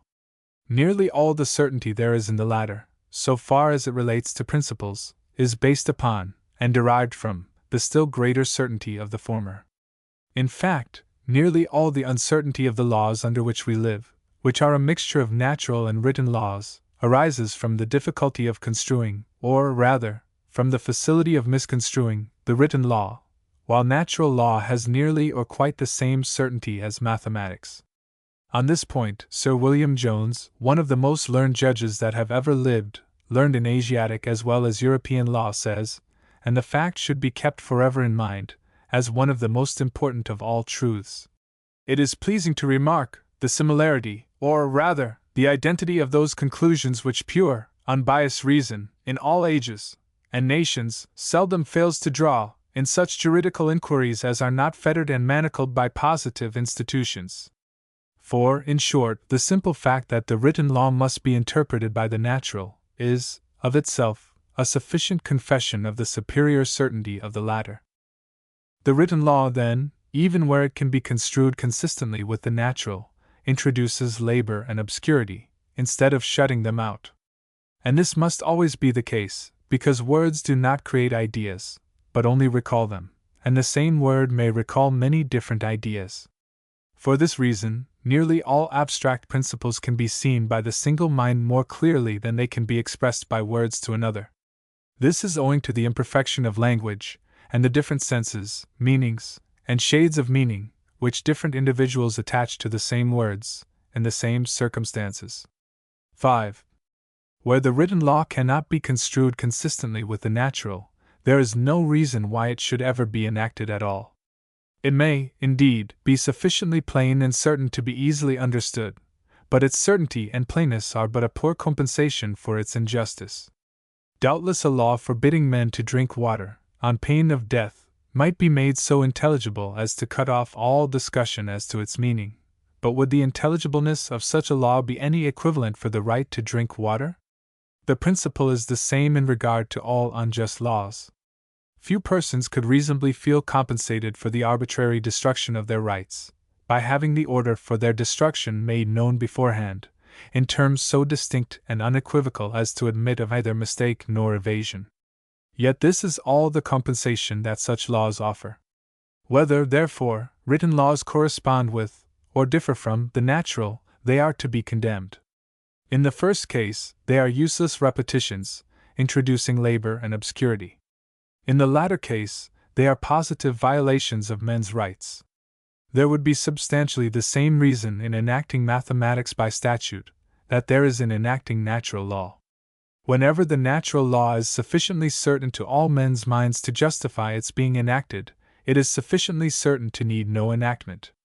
On the other hand, until it be thus certain, there is danger of doing injustice by enacting it. It should, therefore, be left open to be discussed by anybody who may be disposed to question it, and to be judged of by the proper tribunal, the judiciary. 6. It is not necessary that legislators should enact natural law in order that it may be known to the people, because that would be presuming that the legislators already understand it better than the people, a fact of which I am not aware that they have ever heretofore given any very satisfactory evidence. The same sources of knowledge on the subject are open to the people that are open to the legislators, and the people must be presumed to know it as well as they. The objections made to natural law, on the ground of obscurity, are wholly unfounded. It is true, it must be learned, like any other science, but it is equally true that it is very easily learned.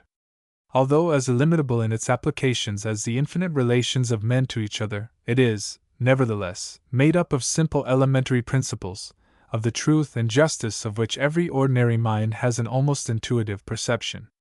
It is the science of justice, and almost all men have the same perceptions of what constitutes justice, or of what justice requires, when they understand alike the facts from which their inferences are to be drawn. Men living in contact with each other, and having intercourse together, cannot avoid learning natural law, to a very great extent, even if they would. The dealings of men with men, their separate possessions, and their individual wants, are continually forcing upon their minds the questions: is this act just? Or is it unjust? Is this thing mine? Or is it his? And these are questions of natural law, questions which, in regard to the great mass of cases, are answered alike by the human mind everywhere. Children learn many principles of natural law at a very early age. For example, they learn that when one child has picked up an apple or a flower, it is his, and that his associates must not take it from him against his will. They also learn that if he voluntarily exchange his apple or flower with a playmate, for some other article of desire, he has thereby surrendered his right to it, and must not reclaim it. These are fundamental principles of natural law, which govern most of the greatest interests of individuals and society. Yet children learn them earlier than they learn that 3 and 3 are 6, or 5 and 5, 10. Talk of enacting natural law by statute, that it may be known. It would hardly be extravagant to say that, in 9 cases in 10, men learn it before they have learned the language by which we describe it. Nevertheless, numerous treatises are written on it, as on other sciences. The decisions of courts, containing their opinions upon the almost endless variety of cases that have come before them, are reported, and these reports are condensed, codified, and digested, so as to give, in a small compass, the facts and the opinions of the courts as to the law resulting from them. And these treatises, codes, and digests are open to be read of all men. And a man has the same excuse for being ignorant of arithmetic, or any other science, that he has for being ignorant of natural law. He can learn it as well, if he will, without its being enacted, as he could if it were. If our governments would but themselves adhere to natural law, there would be little occasion to complain of the ignorance of the people in regard to it.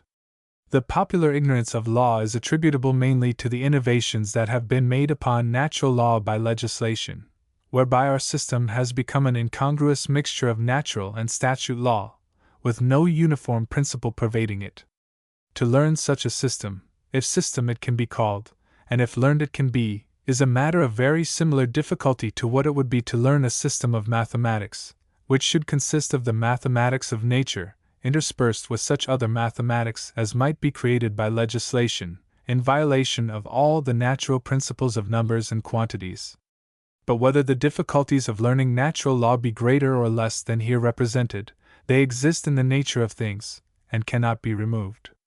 Legislation, instead of removing, only increases them. This it does by innovating upon natural truths and principles, and introducing jargon and contradiction, in the place of order, analogy, consistency, and uniformity. Further than this, legislation does not even profess to remove the obscurity of natural law. That is no part of its object. It only professes to substitute something arbitrary in the place of natural law. Legislators generally have the sense to see that legislation will not make natural law any clearer than it is. Neither is it the object of legislation to establish the authority of natural law. Legislators have the sense to see that they can add nothing to the authority of natural law, and that it will stand on its own authority, unless they overturn it. The whole object of legislation, excepting that legislation which merely makes regulations, and provides instrumentalities for carrying other laws into effect, is to overturn natural law, and substitute for it the arbitrary will of power. In other words, the whole object of it is to destroy men's rights. At least, such is its only effect, and its designs must be inferred from its effect. Taking all the statutes in the country, there probably is not one in 100, except the auxiliary ones just mentioned, that does not violate natural law, that does not invade some right or other. Yet the advocates of arbitrary legislation are continually practicing the fraud of pretending that unless the legislature make the laws will not be known. The whole object of the fraud is to secure to the government the authority of making laws that never ought to be known. In addition to the authority already cited, of Sir William Jones, as to the certainty of natural law, and the uniformity of men's opinions in regard to it, I may add the following. There is that great simplicity and plainness in the common law, that Lord Coke has gone so far as to assert, and Lord Bacon nearly seconds him in observing, that he never knew two questions arise merely upon common law, but that they were mostly owing to statutes ill-penned and overladen with provisos. 3 Unimus, 157-8. If it still be said that juries would disagree, as to what was natural justice, and that one jury would decide one way, and another jury another, the answer is, that such a thing is hardly credible, as that 12 men, taken at random from the people at large, should unanimously decide a question of natural justice one way, and that 12 other men, selected in the same manner, should unanimously decide the same question the other way, unless they were misled by the justices. If, however, such things should sometimes happen, from any cause whatever, the remedy is by appeal, and new trial. 1. Judges do not even live up to that part of their own maxim, which requires jurors to try the matter of fact. By dictating to them the laws of evidence, that is, by dictating what evidence they may hear, and what they may not hear, and also by dictating to them rules for weighing such evidence as they permit them to hear, they of necessity dictate the conclusion to which they shall arrive. And thus the court really tries the question of fact, as well as the question of law, in every cause. It is clearly impossible, in the nature of things, for a jury to try a question of fact, without trying every question of law on which the fact depends. 2. Most disagreements of juries are on matters of fact, which are admitted to be within their province. We have little or no evidence of their disagreements on matters of natural justice. The disagreements of courts on matters of law afford little or no evidence that juries would also disagree on matters of law, that is, of justice, because the disagreements of courts are generally on matters of legislation, and not on those principles of abstract justice, by which juries would be governed, and in regard to which the minds of men are nearly unanimous. 3. This is the principle of all voluntary associations whatsoever. No voluntary association was ever formed, and in the nature of things there never can be one formed, for the accomplishment of any objects except those in which all the parties to the association are agreed. Government, therefore, must be kept within these limits, or it is no longer a voluntary association of all who contribute to its support, but a mere tyrant established by a part over the rest. All, or nearly all, voluntary associations give to a majority, or to some other portion of the members less than the whole, the right to use some limited discretion as to the means to be used to accomplish the ends in view. But the end themselves to be accomplished are always precisely defined, and are such as every member necessarily agrees to, else he would not voluntarily join the association. Justice is the object of government, and those who support the government must be agreed as to the justice to be executed by it, or they cannot rightfully unite in maintaining the government itself. 4. Jones on bailments. 5. Kent, describing the difficulty of construing the written law, says, "Such is the imperfection of language, and the want of technical skill in the makers of the law, that statutes often give occasion to the most perplexing and distressing doubts and discussions, arising from the ambiguity that attends them. It requires great experience, as well as the command of a perspicuous diction, to frame a law in such clear and precise terms, as to secure it from ambiguous expressions, and from all doubts and criticisms upon its meaning." Kent, verse 60.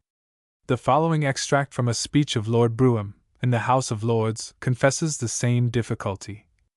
There was another subject, well worthy of the consideration of government during the recess, the expediency, or rather the absolute necessity, of some arrangement for the preparation of bills, not merely private, but public bills, in order that legislation might be consistent and systematic, and that the courts might not have so large a portion of their time occupied in endeavoring to construe acts of Parliament. In many cases unconstruable, and in most cases difficult to be construed. Law. Reporter, 1848, page 525. 6. This condemnation of written laws must, of course, be understood as applying only to cases where principles and rights are involved, and not as condemning any governmental arrangements, or instrumentalities, that are consistent with natural right, and which must be agreed upon for the purpose of carrying natural law into effect. These things may be varied, as expediency may dictate, so only that they be allowed to infringe no principle of justice. And they must, of course, be written, because they do not exist as fixed principles or laws in nature. Chapter 6. Juries of the present day illegal. It may probably be safely asserted that there are, at this day, no legal juries, either in England or America. And if there are no legal juries, there is, of course, no legal trial nor judgment by jury. In saying that there are probably no legal juries, I mean that there are probably no juries appointed in conformity with the principles of the common law. The term jury is a technical one, derived from the common law, and when the American constitutions provide for the trial by jury, they provide for the common law trial by jury, and not merely for any trial by jury that the government itself may chance to invent, and call by that name. It is the thing, and not merely the name, that is guaranteed. Any legislation, therefore, that infringes any essential principle of the common law in the selection of jurors is unconstitutional, and the juries selected in accordance with such legislation are, of course, illegal, and their judgments void. It will also be shown, in a subsequent chapter, 1, that since Magna Carta, the legislative power in England, whether king or parliament, has never had any constitutional authority to infringe, by legislation, any essential principle of the common law in the selection of jurors. All such legislation is as much unconstitutional and void, as though it abolished the trial by jury altogether. In reality it does abolish it. What, then, are the essential principles of the common law, controlling the selection of jurors? They are 2. 1. That all the freemen, or adult male members of the state, shall be eligible as jurors. 2. Any legislation which requires the selection of jurors to be made from a less number of freemen than the whole, makes the jury selected an illegal one. If a part only of the freemen, or members of the state, are eligible as jurors, the jury no longer represent the country, but only a part of the country. If the selection of jurors can be restricted to any less number of freemen than the whole, it can be restricted to a very small proportion of the whole, and thus the government be taken out of the hands of the country, or the whole people, and be thrown into the hands of a few. That, at common law, the whole body of freemen were eligible as jurors, is sufficiently proved, not only by the reason of the thing, but by the following evidence. 1. Everybody must be presumed eligible, until the contrary be shown. We have no evidence, that I am aware of a prior date to Magna Carta, to disprove that all freemen were eligible as jurors, unless it be the law of Ethelred, which requires that they be elderly 3 men. Since no specific age is given, it is probable, I think, that this statute meant nothing more than that they be more than 21 years old. If it meant anything more, it was probably contrary to the common law, and therefore void. 2. Since Magna Carta, we have evidence showing quite conclusively that all freemen, above the age of 21 years, were eligible as jurors. The Mirror of Justices, written within a century after Magna Carta, in the section of judges, that is, jurors, says, all those who are not forbidden by law may be judges, jurors. To women it is forbidden by law that they be judges, and thence it is that femme coverts are exempted to do suit in inferior courts. On the other part, a villain cannot be a judge by reason of the 2 estates, which are repugnants. Persons attainted of false judgments cannot be judges, nor infants, nor any under the age of 21 years, nor infected persons, nor idiots, nor madmen, nor deaf, nor dumb, nor parties in the pleas, nor men excommunicated by the bishop, nor criminal persons. And those who are not of the Christian faith cannot be judges, nor those who are out of the king's allegiance. Mirror of Justices, 5960. In the section of inferior courts, it is said, from the first assemblies came consistories, which we now call courts, and that in divers places, and in divers manners, whereof the sheriffs held one monthly, or every 5 weeks according to the greatness or largeness of the shires. And these courts are called county courts, where the judgment is by the suitors, if there be no writ, and is by warrant of jurisdiction ordinary. The other inferior courts are the courts of every lord of the fee, to the likeness of the 100 courts. There are other inferior courts which the bailiffs hold in every 100, from 3 weeks to 3 weeks, by the suitors of the freeholders of the 100. All the tenants within the fees are bounden to do their suit there, and that not for the service of their persons, but for the service of their fees. But women, infants within the age of 21 years, deaf, dumb, idiots, those who are indicted or appealed of mortal felony, before they be acquitted, diseased persons, and excommunicated persons are exempted from doing suit. Mirror of Justices, 5051. In the section of the sheriff's turns, it is said, the sheriffs by ancient ordinances hold several meetings twice in the year in every 100, where all the freeholders within the 100 are bound to appear for the service of their fees. Mirror of Justices, 50. The following statute was passed by Edward I, 70 years after Magna Carta. Forasmuch also as sheriffs, hundreders, and bailiffs of liberties have used to grieve those which be placed under them, putting in assizes and juries men diseased and decrepit, and having continual or sudden disease, and men also that dwelled not in the country at the time of the summons, and summon also an unreasonable number of jurors, for to extort money from some of them, for letting them go in peace. And so the assizes and juries pass many times by poor men, and the rich abide at home by reason of their bribes. It is ordained that from henceforth in one assize no more shall be summoned than 24, and old men above 70 years, being continually sick, or being diseased at the time of the summons, or not dwelling in that country, shall not be put in juries of petty assizes. St. 13 Edward I, ch. 38. 1285. Although this command to the sheriffs and other officers not to summon, as jurors, those who, from age and disease, were physically incapable of performing the duties may not, of itself, afford any absolute or legal implication, by which we can determine precisely who were, and who were not, eligible as jurors at common law, yet the exceptions here made nevertheless carry a seeming confession with them that, at common law, all male adults were eligible as jurors. But the main principle of the feudal system itself shows that all the full and free adult male members of the state, that is, all who were free-born, and had not lost their civil rights by crime, or otherwise must, at common law, have been eligible as jurors. What was that principle? It was that the state rested for support upon the land, and not upon taxation levied upon the people personally. The lands of the country were considered the property of the state, and were made to support the state in this way. A portion of them was set apart to the king, the rents of which went to pay his personal and official expenditures, not including the maintenance of armies, or the administration of justice. War and the administration of justice were provided for in the following manner.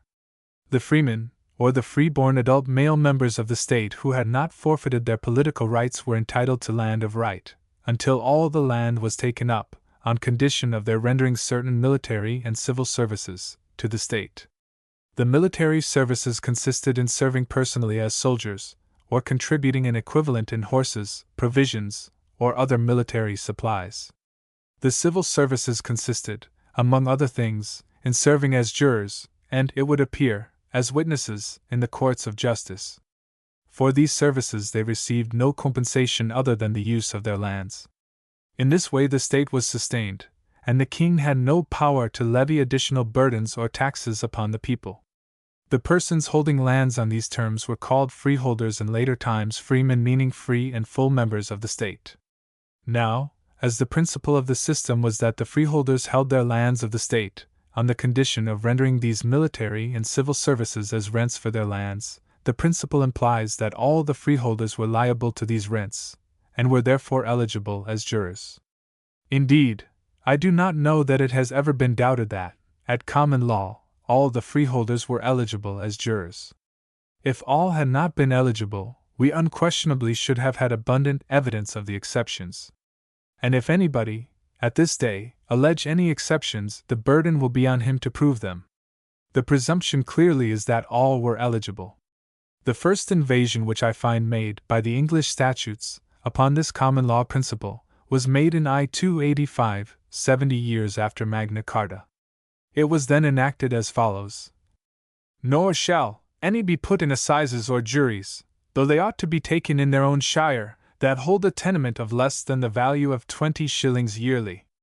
And if such assizes and juries be taken out of the shire, no one shall be placed in them who holds a tenement of less value than 40 shillings yearly at the least, except such as be witnesses in deeds or other writings, whose presence is necessary, so that they be able to travel.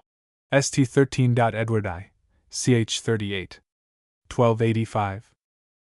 The next invasion of the common law, in this particular, was made in 1414, about 200 years after Magna Carta, when it was enacted. That no person shall be admitted to pass in any inquest upon trial of the death of a man, nor in any inquest betwixt party and party in plea real, nor in plea personal, whereof the debt or the damage declared amount to 40 marks, if the same person have not lands or tenements of the yearly value of 40 shillings above all charges of the same. 2 Henry v. St. 2, ch. 3. 1414. Other statutes on this subject of the property qualifications of jurors are given in the note. 4. From these statutes it will be seen that, since 1285, 70 years after Magna Carta, the common law right of all free British subjects to eligibility as jurors has been abolished, and the qualifications of jurors have been made a subject of arbitrary legislation. In other words, the government has usurped the authority of selecting the jurors that were to sit in judgment upon its own acts. This is destroying the vital principle of the trial by jury itself, which is that the legislation of the government shall be subjected to the judgment of a tribunal, taken indiscriminately from the whole people, without any choice by the government, and over which the government can exercise no control. If the government can select the jurors, it will, of course, select those whom it supposes will be favorable to its enactments. And an exclusion of any of the freemen from eligibility is a selection of those not excluded. It will be seen, from the statutes cited, that the most absolute authority over the jury box, that is, over the right of the people to sit in juries, has been usurped by the government. that the qualifications of jurors have been repeatedly changed, and made to vary from a freehold of 10 shillings yearly to one of £20 by the year at least above reprises. They have also been made different, in the counties of Southampton, Surrey, and Sussex, from what they were in the other counties. Different in Wales from what they were in England, and different in the city of London, and in the county of Middlesex, from what they were in any other part of the kingdom. But this is not all. The government has not only assumed arbitrarily to classify the people on the basis of property, but it has even assumed to give to some of its judges entire and absolute personal discretion in the selection of the jurors to be impaneled in criminal cases, as the following statutes show. Be it also ordained and enacted by the same authority, that all panels hereafter to be returned, which be not at the suit of any party, that shall be made and put in afore any justice of jail delivery or justices of peace in their open sessions to inquire for the king, shall hereafter be reformed by additions and taking out of names of persons by discretion of the same justices before whom such panel shall be returned. And the same justices shall hereafter command the sheriff, or his ministers, in his absence, to put other persons in the same panel by their discretions, and that panel so hereafter to be made, to be good and lawful. This act to endure only to the next Parliament. 11 Henry 7, ch. 24, Sector 6. 1495. This act was continued in force by 1 Henry 8, ch. 11, 1509, to the end of the then next Parliament. It was reenacted, and made perpetual, by 3 Henry 8, ch. 12, 1511.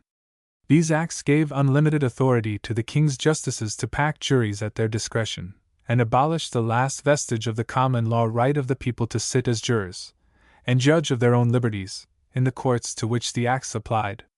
Yet, as matters of law, these statutes were no more clear violations of the common law, the fundamental and paramount law of the land, than were those statutes which affixed the property qualifications before named, because, if the king, or the government, can select the jurors on the ground of property, it can select them on any other ground whatever.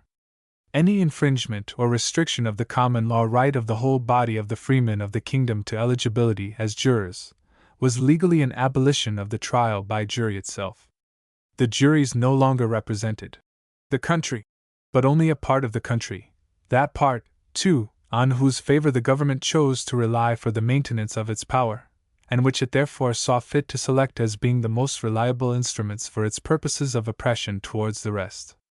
And the selection was made on the same principle on which tyrannical governments generally select their supporters, viz., that of conciliating those who would be most dangerous as enemies, and most powerful as friends, that is, the wealthy. 6. These restrictions, or indeed any one of them, of the right of eligibility as jurors, was, in principle, a complete abolition of the English Constitution, or, at least, of its most vital and valuable part. It was, in principle, an assertion of a right on the part of the government to select the individuals who were to determine the authority of its own laws and the extent of its own powers. It was, therefore, in effect, the assertion of a right on the part of the government itself to determine its own powers and the authority of its own legislation over the people, and a denial of all right on the part of the people to judge of or determine their own liberties against the government. It was, therefore, in reality, a declaration of entire absolutism on the part of the government. It was an act as purely despotic, in principle, as would have been the express abolition of all juries whatsoever. By the law of the land, which the kings were sworn to maintain, every free adult male British subject was eligible to the jury box, with full power to exercise his own judgment as to the authority and obligation of every statute of the king, which might come before him. But the principle of these statutes, fixing the qualifications of jurors, is, that nobody is to sit in judgment upon the acts or legislation of the king, or the government, except those whom the government itself shall select for that purpose. A more complete subversion of the essential principles of the English Constitution could not be devised. The juries of England are illegal for another reason, viz., that the statutes cited require the jurors, except in London and a few other places, to be freeholders. All the other free British subjects are excluded, whereas, at common law, all such subjects are eligible to sit in juries, whether they be freeholders or not. It is true, the ancient common law required the jurors to be freeholders, but the term freeholder no longer expresses the same idea that it did in the ancient common law, because no land is now holden in England on the same principle, or by the same tenure, as that on which all the land was held in the early times of the common law. As has heretofore been mentioned, in the early times of the common law the land was considered the property of the state, and was all holden by the tenants, so-called, that is, holders, on the condition of their rendering certain military and civil services to the state, or to the king as the representative of the state, under the name of rents. Those who held lands on these terms were called free tenants, that is, freeholders meaning free persons, or members of the state, holding lands to distinguish them from villeins, or serfs, who were not members of the state, but held their lands by a more servile tenure, and also to distinguish them from persons of foreign birth, outlaws, and all other persons, who were not members of the state. Every freeborn adult male Englishman, who had not lost his civil right, by crime or otherwise, was entitled to land of right, that is, by virtue of his civil freedom, or membership of the body politic. Every member of the state was therefore a freeholder, and every freeholder was a member of the state. And the members of the state were therefore called freeholders. But what is material to be observed is that a man's right to land was an incident to his civil freedom, not his civil freedom an incident to his right to land. He was a freeholder because he was a freeborn member of the state, and not a freeborn member of the state because he was a freeholder, for this last would be an absurdity. As the tenures of lands changed, the term freeholder lost its original significance, and no longer described a man who held land of the state by virtue of his civil freedom, but only one who held it in fee simple, that is, free of any liability to military or civil services. But the government, in fixing the qualifications of jurors, has adhered to the term freeholder after that term has ceased to express the thing originally designated by it. The principle, then, of the common law was that every freeman, or freeborn male Englishman, of adult age, and was eligible to sit in juries by virtue of his civil freedom, or his being a member of the state, or body politic. The principle of the present English statutes is, that a man shall have a right to sit in juries because he owns lands in fee simple. At the common law a man was born to the right to sit in juries. By the present statutes he buys that right when he buys his land. And thus this, the greatest of all the political rights of an Englishman, has become a mere article of merchandise, a thing that is bought and sold in the market for what it will bring. Of course, there can be no legality in such juries as these, but only in juries to which every free or natural-born adult male Englishman is eligible. The second essential principle of the common law, controlling the selection of jurors, is that when the selection of the actual jurors comes to be made, from the whole body of male adults, that selection shall be made in some mode that excludes the possibility of choice on the part of the government. Of course, this principle forbids the selection to be made by any officer of the government. There seem to have been at least 3 modes of selecting the jurors, at the common law. 1. By lot. 2. 2 knights or other freeholders were appointed, probably by the sheriff, to select the jurors.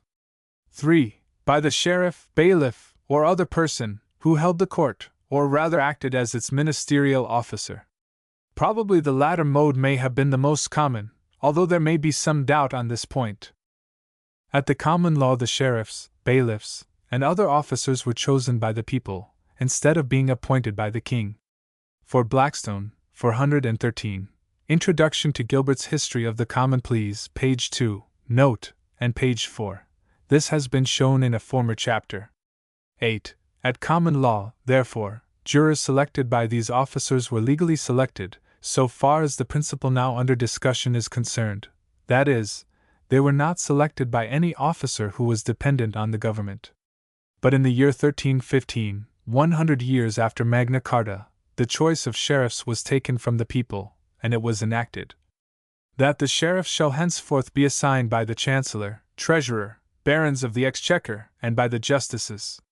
And in the absence of the chancellor, by the treasurer, barons, and justices. 9 Edward II, St. 2. 1315. These officers, who appointed the sheriffs, were themselves appointed by the king, and held their offices during his pleasure. Their appointment of sheriffs was, therefore, equivalent to an appointment by the king himself. And the sheriffs, thus appointed, held their offices only during the pleasure of the king, and were of course mere tools of the king, and their selection of jurors was really a selection by the king himself. In this manner the king usurped the selection of the jurors who were to sit in judgment upon his own laws. Here, then, was another usurpation, by which the common law trial by jury was destroyed, so far as related to the county courts, in which the sheriffs presided, and which were the most important courts of the kingdom. From this cause alone, if there were no other, there has not been a legal jury in a county court in England for more than 500 years. In nearly or quite all the states of the United States the juries are illegal, for one or the other of the same reasons that make the juries in England illegal. In order that the juries in the United States may be legal, that is, in accordance with the principles of the common law, it is necessary that every adult male member of the state should have his name in the jury box, or be eligible as a juror. Yet this is the case in hardly a single state. In New Jersey, Maryland, North Carolina, Tennessee, and Mississippi, the jurors are required to be freeholders. But this requirement is illegal, for the reason that the term freeholder, in this country, has no meaning analogous to the meaning it had in the ancient common law. In Arkansas, Missouri, Indiana, and Alabama, jurors are required to be freeholders or householders. Each of these requirements is illegal. In Florida, they are required to be householders. In Connecticut, Maine, Ohio, and Georgia, jurors are required to have the qualifications of electors. In Virginia, they are required to have a property qualification of $100. In Maine, Massachusetts, Vermont, Connecticut, New York, Ohio, Indiana, Michigan, and Wisconsin, certain civil authorities of the towns, cities, and counties are authorized to select, once in 1, 2, or 3 years, a certain number of the people, a small number compared with the whole, from whom jurors are to be taken when wanted, thus disfranchising all except the few thus selected. In Maine and Vermont, the inhabitants, by vote in town meeting, have a veto upon the jurors selected by the authorities of the town. In Massachusetts, the inhabitants, by vote in town meeting, can strike out any names inserted by the authorities, and insert others, thus making jurors elective by the people, and of course, representatives only of a majority of the people. In Illinois, the jurors are selected, for each term of court, by the county commissioners. In North Carolina, the courts of pleas and quarter sessions shall select the names of such persons only as are freeholders, and as are well qualified to act as jurors, and c. Thus giving the courts power to pack the juries. Revised Statutes, 147. In Arkansas, too, it shall be the duty of the county court of each county to make out and cause to be delivered to the sheriff a list of not less than 16, nor more than 23 persons, qualified to serve as grand jurors. And the sheriff is to summon such persons to serve as grand jurors. In Tennessee, also, the jurors are to be selected by the county courts. In Georgia, the jurors are to be selected by the justices of the inferior courts of each county, together with the sheriff and clerk, or a majority of them. In Alabama, the sheriff, judge of the county court, and clerks of the circuit and county courts, or a majority of them, select the jurors. In Virginia, the jurors are selected by the sheriffs, but the sheriffs are appointed by the governor of the state, and that is enough to make the juries illegal. Probably the same objection lies against the legality of the juries in some other states. How jurors are appointed, and what are their qualifications, in New Hampshire, Rhode Island, Pennsylvania, Delaware, South Carolina, Kentucky, Iowa, Texas, and California, I know not. There is little doubt that there is some valid objection to them, of the kinds already suggested, in all these states. In regard to jurors in the courts of the United States, it is enacted, by act of Congress, that jurors to serve in the courts of the United States, in each state respectively, shall have the like qualifications and be entitled to the like exemptions, as jurors of the highest court of law of such state now have and are entitled to, and shall hereafter, from time to time, have and be entitled to, and shall be designated by ballot, lot, or otherwise, according to the mode of forming such juries now practiced and hereafter to be practiced therein, in so far as such mode may be practicable by the courts of the United States, or the officers thereof, and for this purpose the said courts shall have power to make all necessary rules and regulations for conforming the designation and empaneling of jurors, in substance, to the laws and usages now in force in such state, and further, shall have power, by roll or order, from time to time, to conform the same to any change in these respects which may be hereafter adopted by the legislatures of the respective states for the State Courts. St. 1840, ch. 47, Statutes at Large, Volume 5, page 394. In this corrupt and lawless manner Congress, instead of taking care to preserve the trial by jury, so far as they might, by providing for the appointment of legal juries incomparably the most important of all our judicial tribunals, and the only ones on which the least reliance can be placed for the preservation of liberty, have given the selection of them over entirely to the control of an indefinite number of state legislatures, and thus authorized each state legislature to adapt the juries of the United States to the maintenance of any and every system of tyranny that may prevail in such state. Congress have as much constitutional right to give over all the functions of the United States government into the hand of the state legislatures, to be exercised within each state in such manner as the legislature of such state shall please to exercise them, as they have to thus give up to these legislatures the selection of juries for the courts of the United States. There has, probably, never been a legal jury, nor a legal trial by jury, in a single court of the United States, since the adoption of the Constitution. These facts show how much reliance can be placed in written constitutions, to control the action of the government, and preserve the liberties of the people. If the real trial by jury had been preserved in the courts of the United States, that is, if we had had legal juries, and the jurors had known their rights, it is hardly probable that 1/10 of the past legislation of Congress would ever have been enacted, or, at least, that, if enacted, it could have been enforced.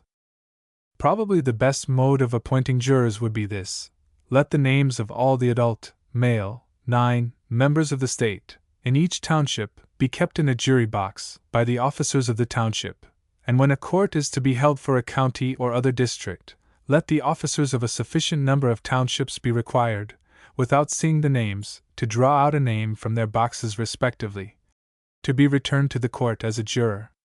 This mode of appointment would guard against collusion and selection, and juries so appointed would be likely to be a fair epitome of the country.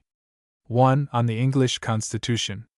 2. Although all the freemen are legally eligible as jurors, any one may nevertheless be challenged and set aside, at the trial, for any special personal disqualification, such as mental or physical inability to perform the duties, having been convicted, or being under charge, of crime, interest, bias, and But it is clear that the common law allows none of these points to be determined by the court, but only by triers.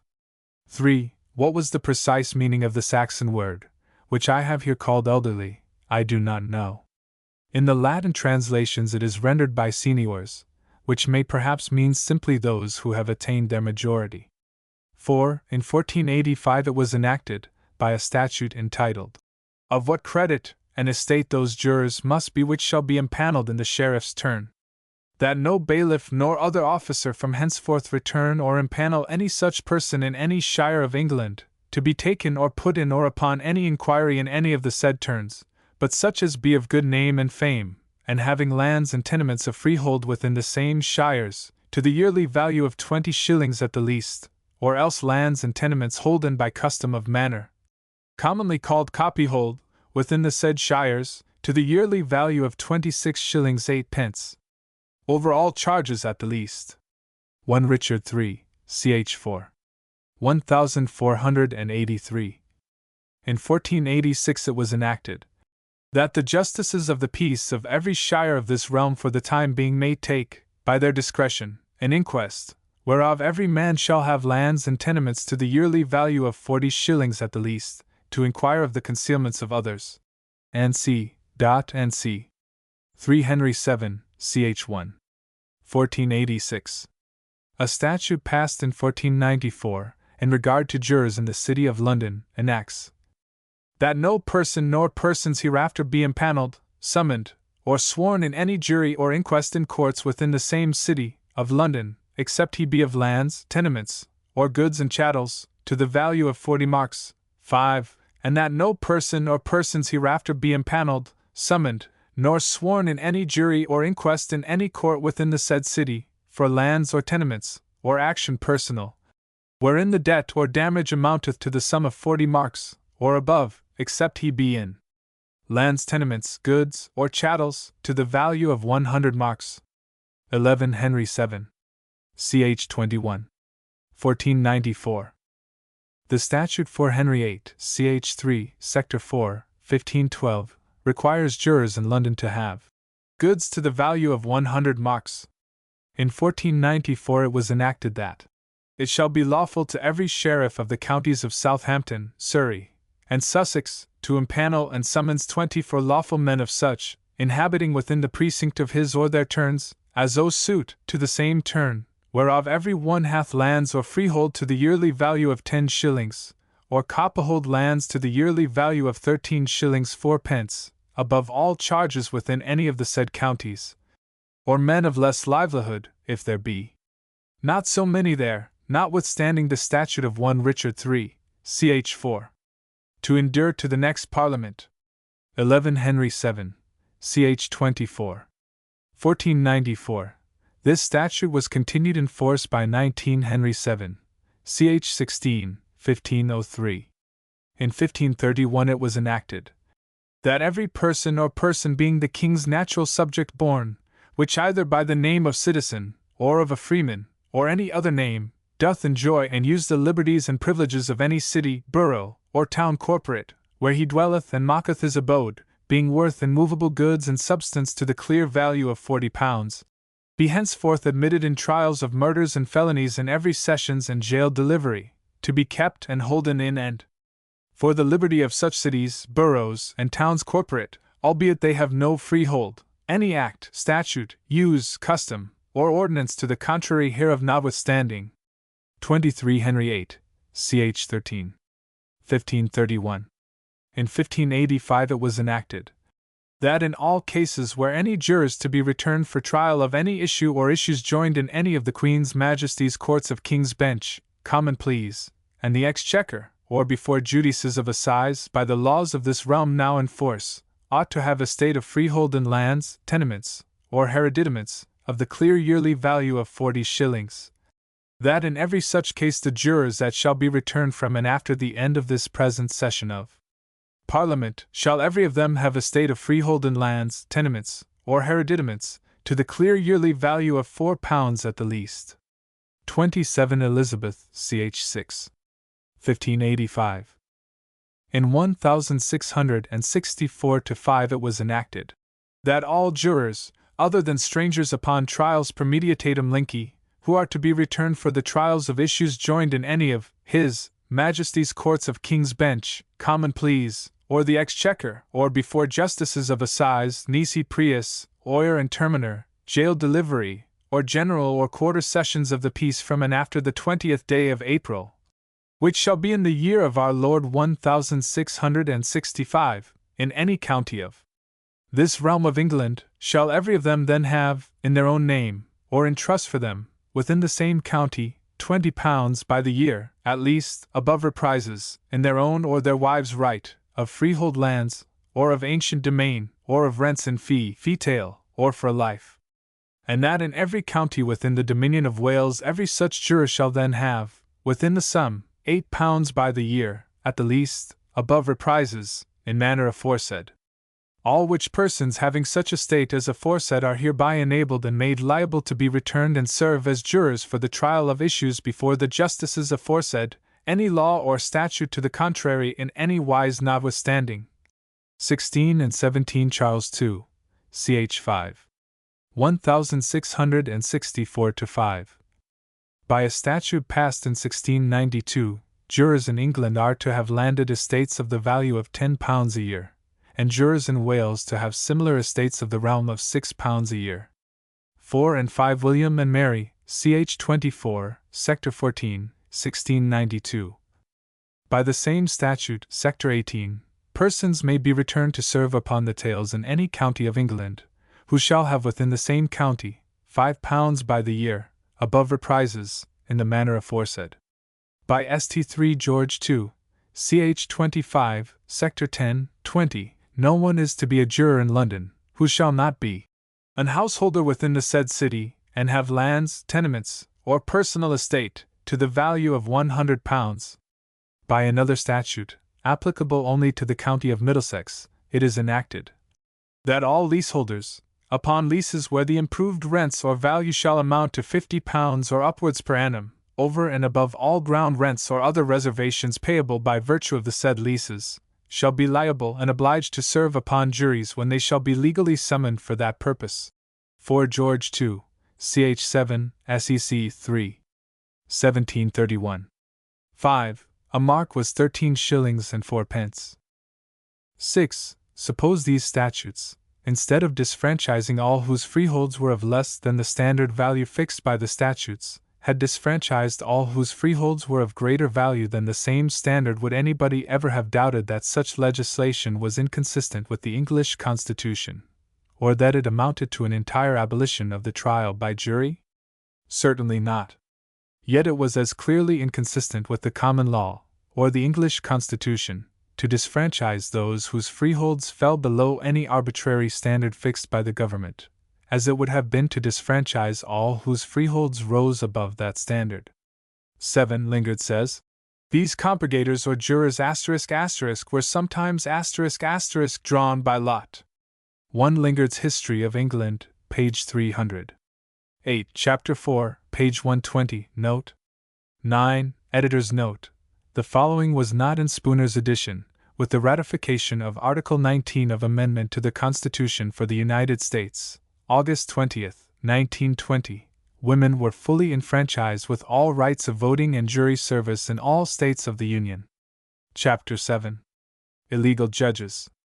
It is a principle of Magna Carta, and therefore of the trial by jury, for all parts of Magna Carta must be construed together, that no judge or other officer appointed by the King shall preside in jury trials, in criminal cases, or pleas of the Crown.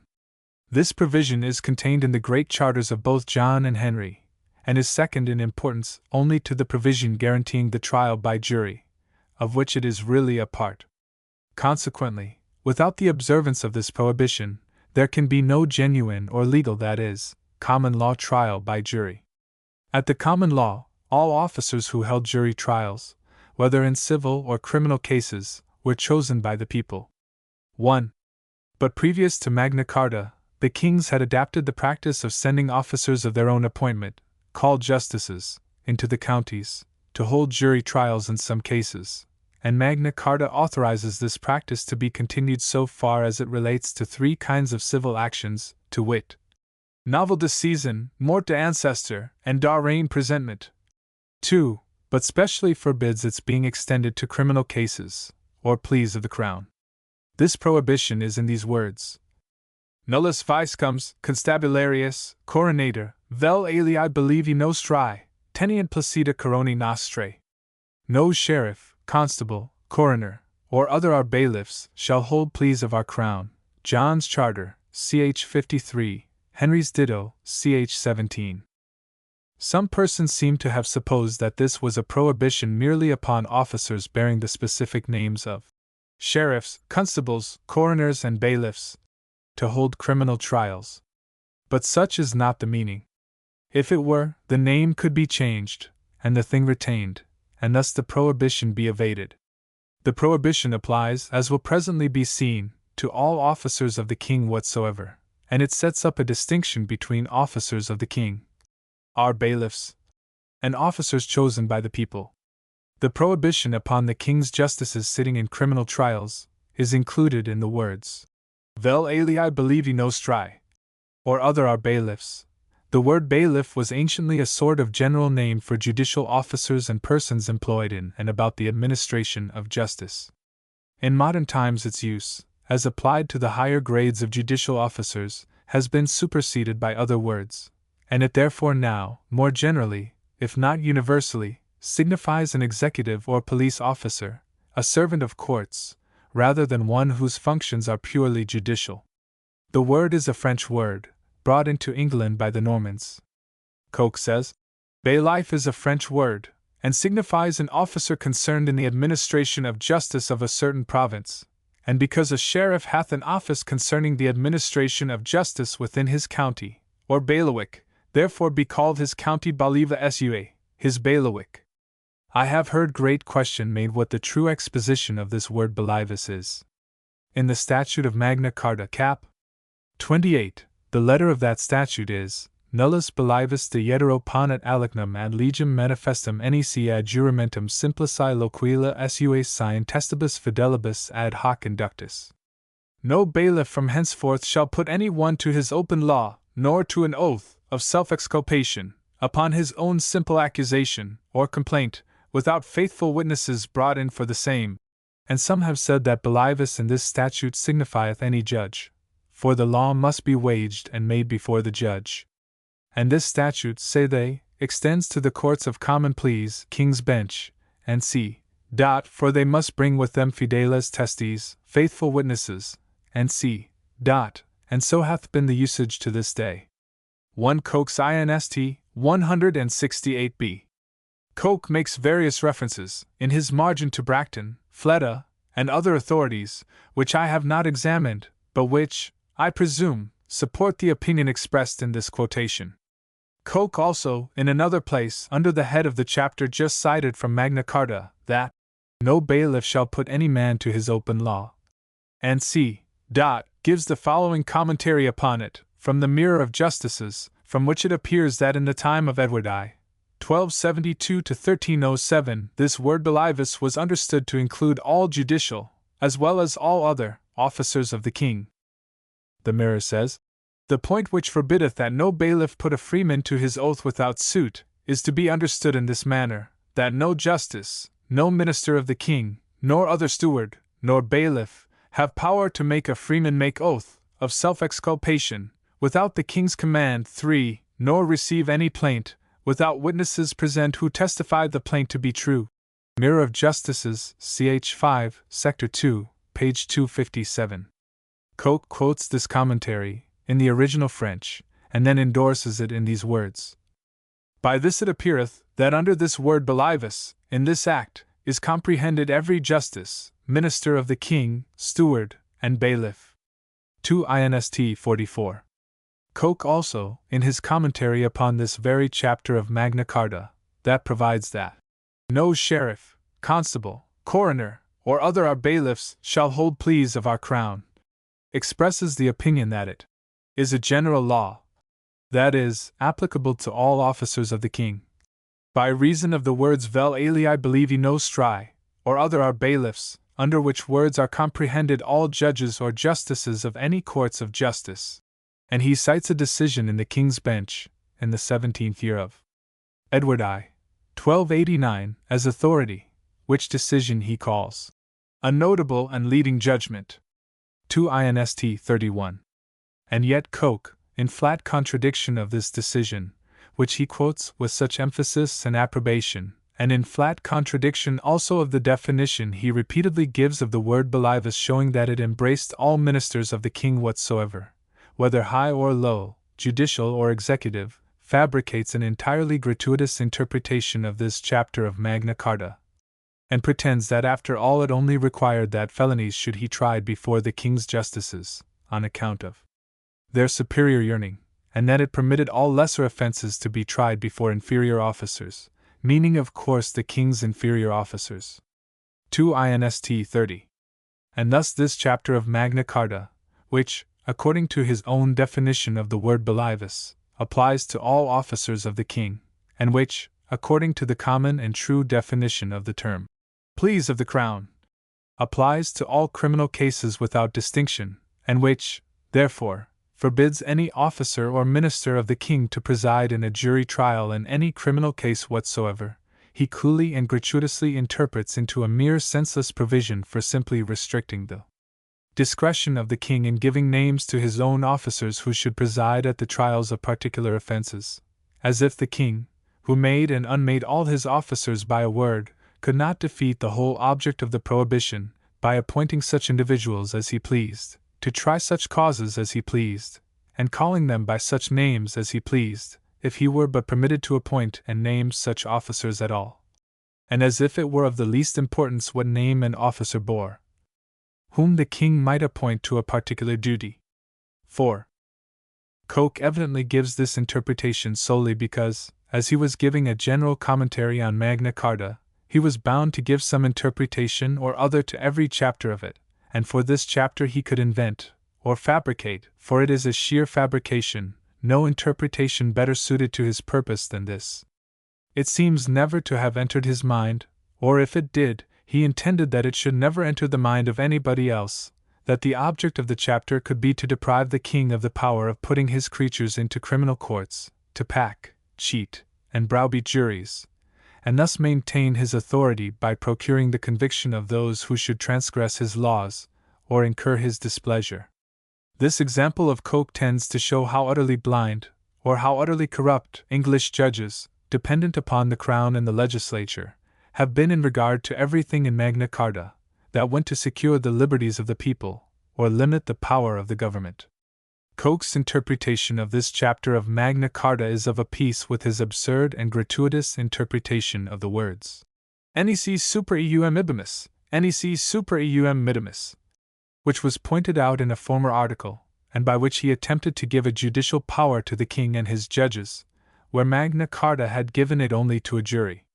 It is also of a piece with his pretense that there was a difference between fine and amercement, and that fines might be imposed by the king, and that juries were required only for fixing amercements.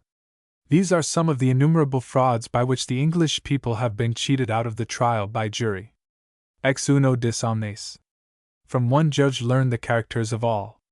6. I give in the note additional and abundant authorities for the meaning ascribed to the word bailiff. The importance of the principle involved will be a sufficient excuse for such an accumulation of authorities as would otherwise be tedious and perhaps unnecessary. 7. The foregoing interpretation of the chapter of Magna Carta now under discussion is corroborated by another chapter of Magna Carta, which specially provides that the king's justices shall go through every county, 2.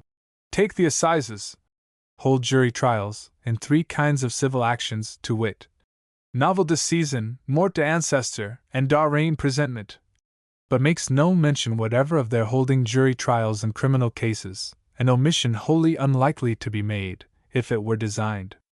They should attend the trial of such causes. Besides, the here spoken of, in John's Charter, does not allow these justices to sit alone in jury trials, even in civil actions, but provides that 4 knights, chosen by the county, shall sit with them to keep them honest. When the king's justices were known to be so corrupt and servile that the people would not even trust them to sit alone, in jury trials, in civil actions, how preposterous is it to suppose that they would not only suffer them to sit, but to sit alone, in criminal ones?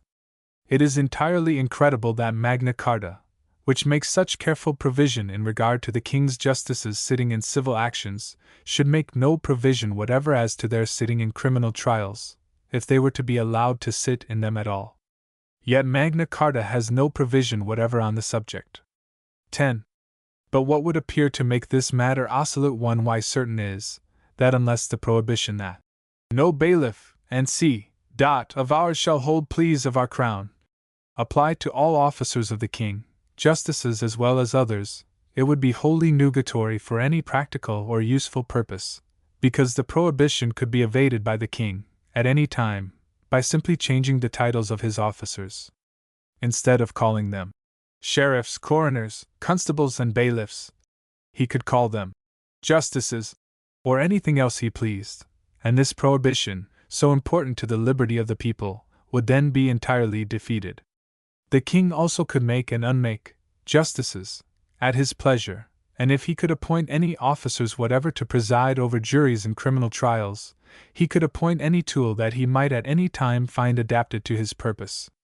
It was as easy to make justices of Jeffreys and Scroggs as of any other material, and to have prohibited all the king's officers, except his justices, from presiding in criminal trials, would therefore have been mere fool's play.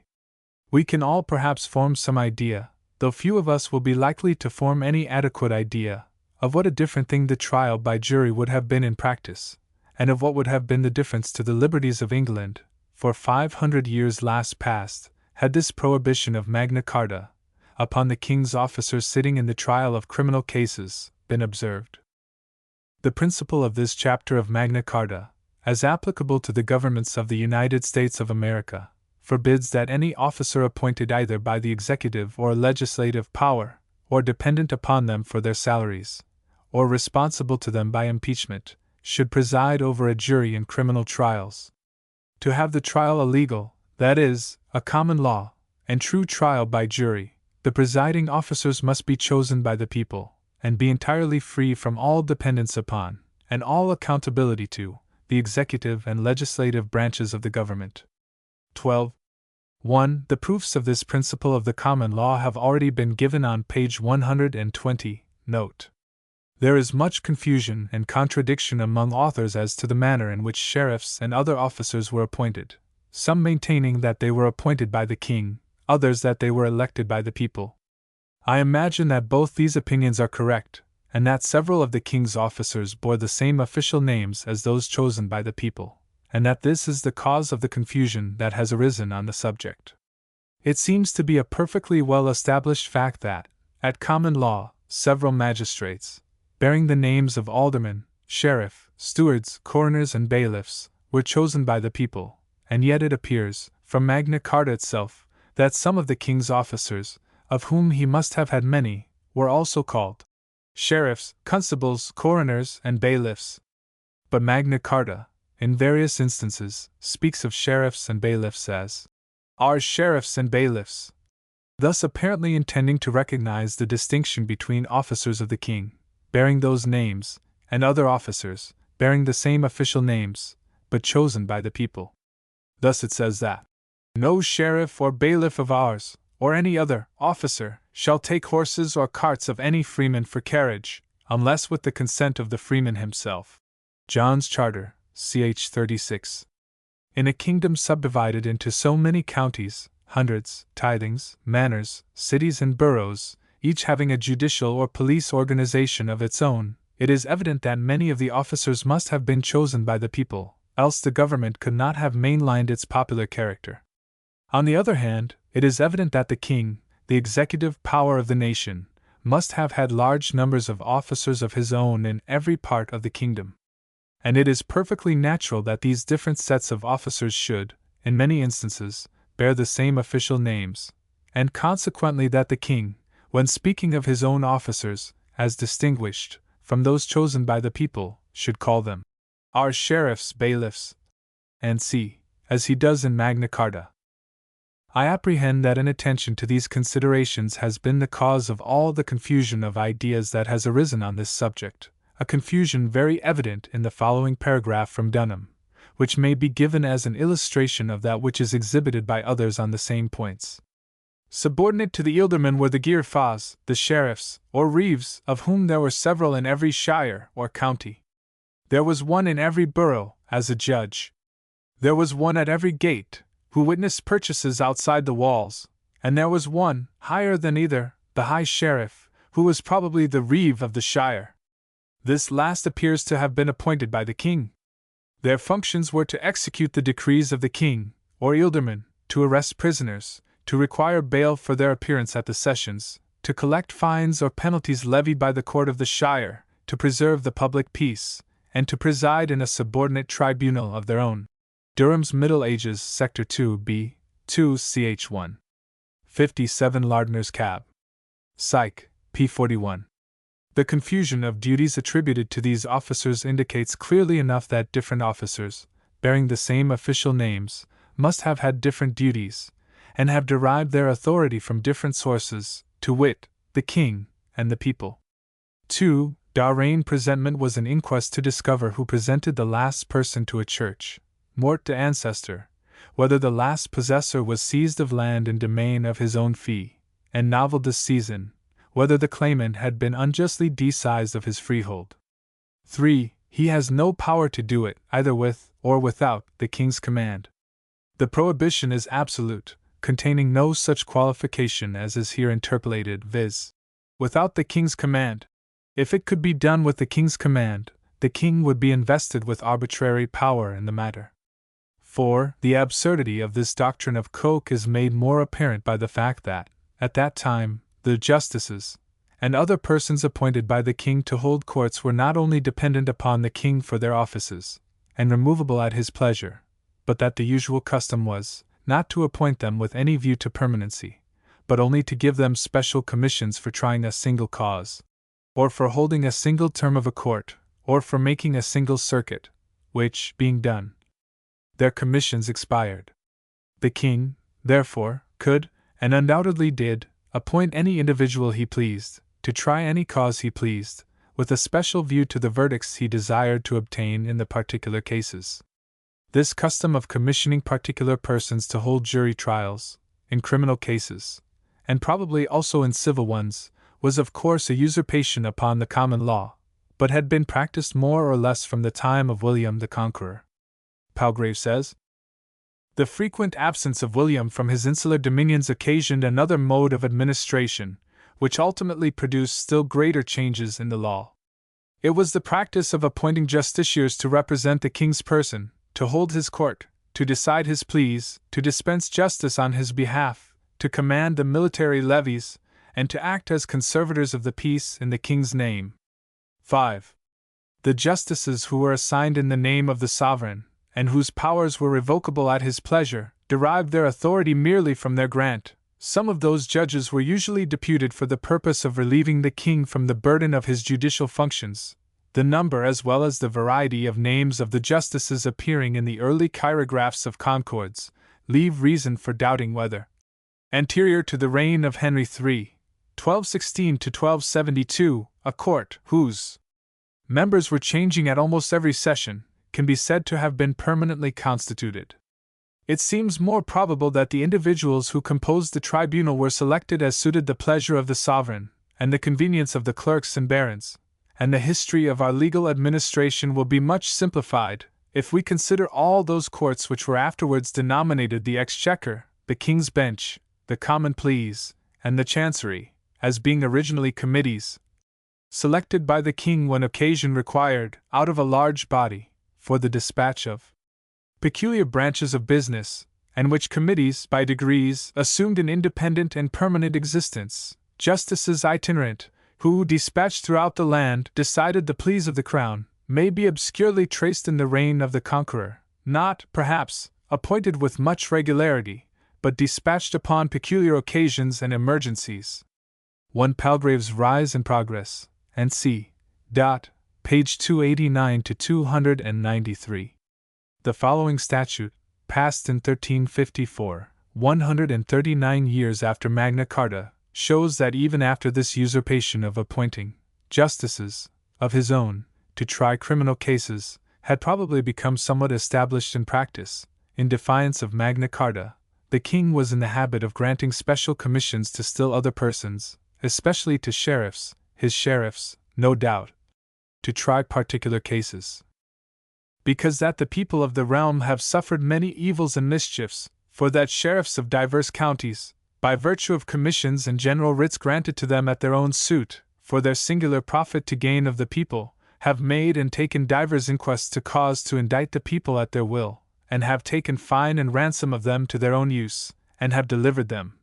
Whereas such persons indicted were not brought before the king's justices to have their deliverance, it is accorded and established, for to eschew all such evils and mischiefs, that such commissions and writs before this time made shall be utterly repealed, and that from henceforth no such commissions shall be granted. St. 28 Edward III, ch. 9, 1354. How silly to suppose that the illegality of these commissions to try criminal eases could have been avoided by simply granting them to persons under the title of justices, instead of granting them to sheriffs. The statute was evidently a cheat, or at least designed as such, inasmuch as it virtually asserts the right of the king to appoint his tools, under the name of justices, to try criminal cases, while it disavows his right to appoint them under the name of sheriffs. Miller says, When the King's Bench came to have its usual residence at Westminster, the sovereign was induced to grant special commissions for trying particular crimes in such parts of the country as were found most convenient, and this practice was gradually modelled into a regular appointment of certain commissioners, empowered, at stated seasons, to perform circuits over the kingdom, and to hold courts in particular towns, for the trial of all sorts of crimes. These judges of the circuit, however, never obtained an ordinary jurisdiction, but continued, on every occasion, to derive their authority from two special commissions, that of oyer and terminer, by which they were appointed to hear and determine all treasons, felonies and misdemeanors, within certain districts, and that of jail delivery, by which they were directed to try every prisoner confined in the jails of the several towns falling under their inspection. Miller's Hist. View of them. Gov. Volume 2, Chapter 7, page 282. The following extract from Gilbert shows to what lengths of usurpation the kings would sometimes go, in their attempts to get the judicial power out of the hands of the people, and entrust it to instruments of their own choosing. From the time of the Saxons, that is, from the commencement of the reign of William the Conqueror, till the reign of Edward I, 1272 to 1307, the several county courts and sheriffs' courts did decline in their interest and authority. The methods by which they were broken were twofold. First, by granting commissions to the sheriffs by writ of justices, whereby the sheriff had a particular jurisdiction granted him to be judge of a particular cause, independent of the suitors of the county court. That is, without a jury winky face. And these commissions were after the Norman form, according to which, all power of judicature was immediately derived from the king. Gilbert on the Court of Chancery P. L. The several authorities now given show that it was the custom of the Norman kings, not only to appoint persons to sit as judges in jury trials, in criminal cases, but that they also commissioned individuals to sit in singular and particular eases, as occasion required, and that they therefore readily could, and naturally would, and therefore undoubtedly did, commission individuals with a special view to their adaptation or capacity to procure such judgments as the kings desired. The extract from Gilbert suggests also the usurpation of the Norman kings, in their assumption that they, and not the people, as by the common law, were the fountains of justice. It was only by virtue of this illegal assumption that they could claim to appoint their tools to hold courts. All these things show how perfectly lawless and arbitrary the kings were, both before and after Magna Carta, and how necessary to liberty was the principle of Magna Carta and the common law, that no person appointed by the king should hold jury trials in criminal cases. 5. In this extract, Palgrave seems to assume that the king himself had a right to sit as judge, in jury trials, in the county courts, in both civil and criminal cases. I apprehend he had no such power at the common law, but only to sit in the trial of appeals, and in the trial of peers, and of civil suits in which peers were parties, and possibly in the courts of ancient domain. 6. The opinions and decisions of judges and courts are undeserving of the least reliance, beyond the intrinsic merit of the arguments offered to sustain them, and are unworthy even to be quoted as evidence of the law, when those opinions or decisions are favorable to the power of the government, or unfavorable to the liberties of the people. The only reasons that their opinions, when in favor of liberty, are entitled to any confidence are, first, that all presumptions of law are in favor of liberty, and second, that the admissions of all men, the innocent and the criminal alike, when made against their own interests, are entitled to be received as true, because it is contrary to human nature for a man to confess anything but truth against himself. More solemn farces, or more gross impostures, were never practiced upon mankind than are all, or very nearly all, those oracular responses by which courts assume to determine that certain statutes, in restraint of individual liberty, are within the constitutional power of the government, and are therefore valid and binding upon the people. The reason why these courts are so intensely servile and corrupt is, that they are not only parts of, but the various creatures of, the very governments whose oppressions they are thus seeking to uphold. They receive their offices and salaries from, and are impeachable and removable by, the very governments upon whose acts they affect to sit in judgment. Of course, no one with his eyes open ever places himself in a position so incompatible with the liberty of declaring his honest opinion, unless he do it with the intention of becoming a mere instrument in the hands of the government for the execution of all its oppressions. As proof of this, look at the judicial history of England for the last 500 years, and of America from its settlement. In all that time, so far as I know, or presume, no bench of judges, probably not even any single judge, dependent upon the legislature that passed the statute, has ever declared a single penal statute invalid, on account of its being in conflict either with the common law, which the judges in England have been sworn to preserve, or with the written constitutions, recognizing men's natural rights, which the American judges were under oath to maintain.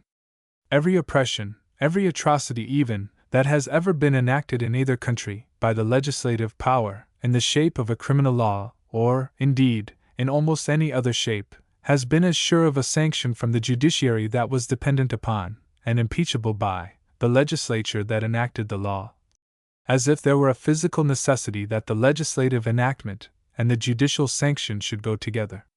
Practically speaking, the sum of their decisions, all and singular, has been, that there are no limits to the power of the government, and that the people have no rights except what the government pleases to allow to them. It is extreme folly for a people to allow such dependent, servile, and perjured creatures to sit either in civil or criminal trials, but to allow them to sit in criminal trials, and judge of the people's liberties, is not merely fatuity, it is suicide. 7. Coke, speaking of the word bailiffs, as used in the statute of 1 Westminster, ch. 35, 1275 says, "Here bailiffs are taken for the judges of the court, as manifestly appeareth hereby." 2 Inst. 229. Coke also says, "It is a maxim in law, aliguis non debet esse judex in propria causa, no one ought to be judge in his own cause winky face, and therefore a fine levy before the bailives of Salop was reversed, because one of the bailives was party to the fine, quia non potest esse judex iti pars." Because one cannot be judge and party. 1 Inst. 141a.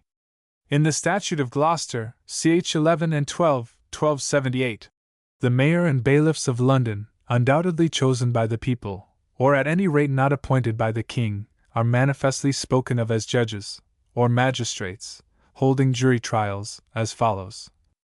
Ch. 2.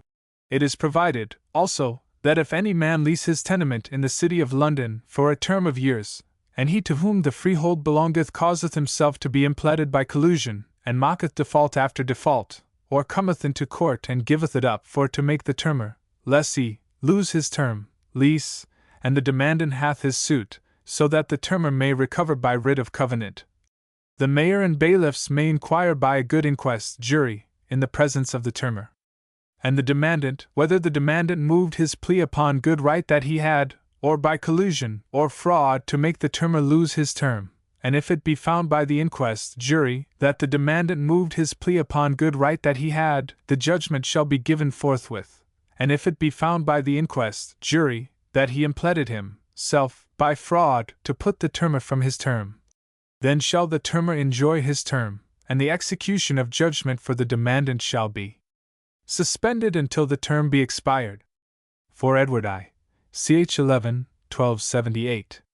Coke, in his commentary on this chapter, calls this court of the mayor and bailiffs of London the court of the hustings, the greatest and highest court in London, and adds, "Other cities have the like court, and so called, as York, Lincoln, Winchester, and E.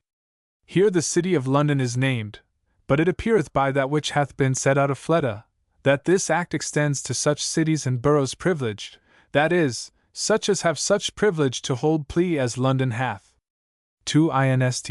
322. The 12th chapter of the same statute is in the following words, which plainly recognize the fact that the mayor and bailiffs of London are judicial officers holding courts in London. It is provided, also, that if a man, impleaded for a tenement in the same city, London, doth vouch a foreigner to warranty, that he shall come into the chancery, and have a writ to summon his warrantor at a certain day before the justices of the Beach, and another writ to the mayor and bailiff of London, that they shall surcease, suspend proceedings, in the matter that is before them by writ. until the plea of the warrantee be determined before the justices of the bench, and when the plea at the bench shall be determined, then shall he that is vouched be commanded to go into the city, that is, before the mayor and bailiffs' court, to answer unto the chief plea, and a writ shall be awarded at the suit of the demandant by the justices unto the mayor and bailiffs, that they shall proceed in the plea. And c. 6 Edward I. Ch. 12, 1278. Coke, in his commentary on this chapter, also speaks repeatedly of the mayor and bailiffs as judges holding courts, and also speaks of this chapter as applicable not only to the city of London, specially named for the cause aforesaid, but extended by equity to all other privileged places, that is, privileged to have a court of mayor and bailiffs, where foreign voucher is made, as to Chester, Durham, Salop, and E. 2 Inst. 325-7. Bailey. In Scotch law, a municipal magistrate, corresponding with the English alderman. 8. Burrell's Law Dictionary. Bailiff. Fr. A bailiff, a ministerial officer with duties similar to those of a sheriff. ***, the judge of a court. A municipal magistrate, and c. Burrell's Law Dict. Bailiff. The word bailiff is of Norman origin, and was applied in England, at an early period, after the example, it is said, of the French, to the chief magistrates of counties, or shires, such as the alderman, the reeve, or sheriff, and also of inferior jurisdictions, such as hundreds and wapentakes. Spellman Voc. Believus. 1 Bielcom. 344. See Bailey, Believus. The Latin believus occurs, indeed, in the laws of Edward the Confessor, but Spellman thinks it was introduced by a later hand. Believa, bailiwick, was the word formed from believus, to denote the extent of territory comprised within a bailiff's jurisdiction, and bailiwick is still retained in writs and other proceedings, as the name of a sheriff's county. 1 Bielcom. 344. See Boliva. The office of bailiff was at first strictly, though not exclusively, a judicial one. In France, the word had the sense of what Spellman calls justitia tutelarus. Believus occurs frequently in the Regium Majestatum, in the sense of a judge. Spellman. In its sense of a deputy, it was formerly applied, in England, to those officers who, by virtue of a deputation either from the sheriff or the lords of private jurisdictions, exercised within the 100, or whatever might be the limits of their bailiwick, certain judicial and ministerial functions. With the disuse of private and local jurisdictions, the meaning of the term became commonly restricted to such persons as were deputed by the sheriff to assist him in the merely ministerial portion of his duty, such as the summoning of juries, and the execution of writs. Brandy. The word bailiff is also applied in England to the chief magistrates of certain towns and jurisdictions, to the keepers of castles, forests, and other places, and to the stewards or agents of lords of manors. Burrell's Law Dict. Bailiff, from the Lat. Believus, fr. bailiff, i.e., prefectus provincii, signifies an officer appointed for the administration of justice within a certain district. The office, as well as the name, appears to have been derived from the French. And see Brewster's Encyclopedia. Miller says, the French monarchs, about this period, were not content with the power of receiving appeals from the several courts of their barons. An expedient was devised of sending royal bailiffs into different parts of the kingdom, with a commission to take cognizance of all those causes in which the sovereign was interested, and in reality for the purpose of abridging and limiting the subordinate jurisdiction of the neighboring feudal superiors. By an edict of Philip Augustus, in the year 1190, those bailiffs were appointed in all the principal towns of the kingdom. Miller's Hist. View of the Ing. Gov. Volume 2, Chapter 8, page 126. Bailiff Office. Magistrates who formerly administered justice in the parliaments or courts of France, answering to the English sheriffs, as mentioned by Bracton. Bouvier's Law Dict. There be several officers called bailiffs, whose offices and employments seem quite different from each other. The chief magistrate, in divers ancient corporations, are called bailiffs, as in Ipswich, Yarmouth, Colchester, and c. There are, likewise, officers of the forest, who are termed bailiffs. 1 Bacon's Abridgment, 498-9. Bailiff signifies a keeper or superintendent, and is directly derived from the French word bailli, which appears to come from the word bailivis, and that from bagillus, a Latin word signifying generally a governor, tutor, or superintendent. The French word bailli is thus explained by Richelet, Dictionnaire, and E. Bailli. He who in a province has the superintendence of justice, who is the ordinary judge of the nobles, who is their head for the ban and arriere ban. 9. And who maintains the right and property of others against those who attack them. All the various officers who are called by this name, though differing as to the nature of their employments, seem to have some kind of superintendence entrusted to them by their superior. Political Dictionary. Bailiff, bailivis.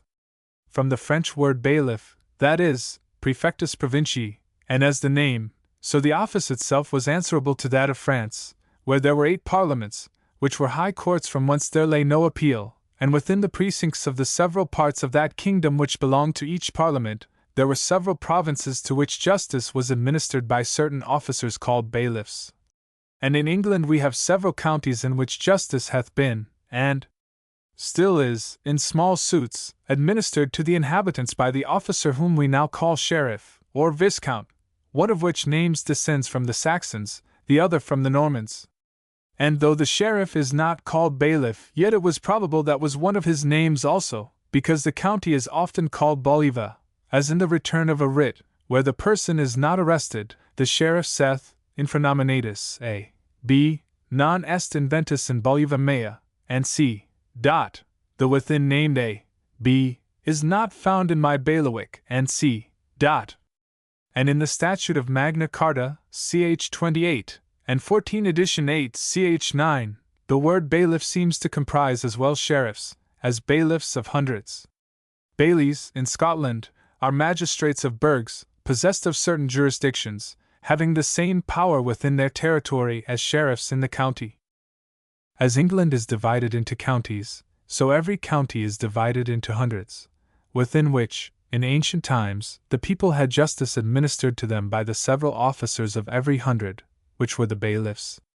And it appears by Bracton, Lib 3 Tract 2 ch. 34, that bailiffs of hundreds might anciently hold plea of appeal and approvers, but since that time the hundred courts, except certain franchises, are swallowed in the county courts, and now the bailiff's name and office is grown into contempt, they being generally officers to serve writs, and c.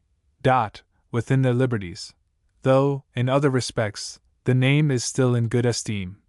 For the chief magistrates in divers towns are called bailiffs, and sometimes the persons to whom the king's castles are committed are termed bailiffs, as the bailiff of Dover Castle, and c. Of the ordinary bailiffs there are several sorts, viz., bailiffs of liberties, sheriffs' bailiffs, bailiffs of lords of manors, bailiffs of husbandry, and c.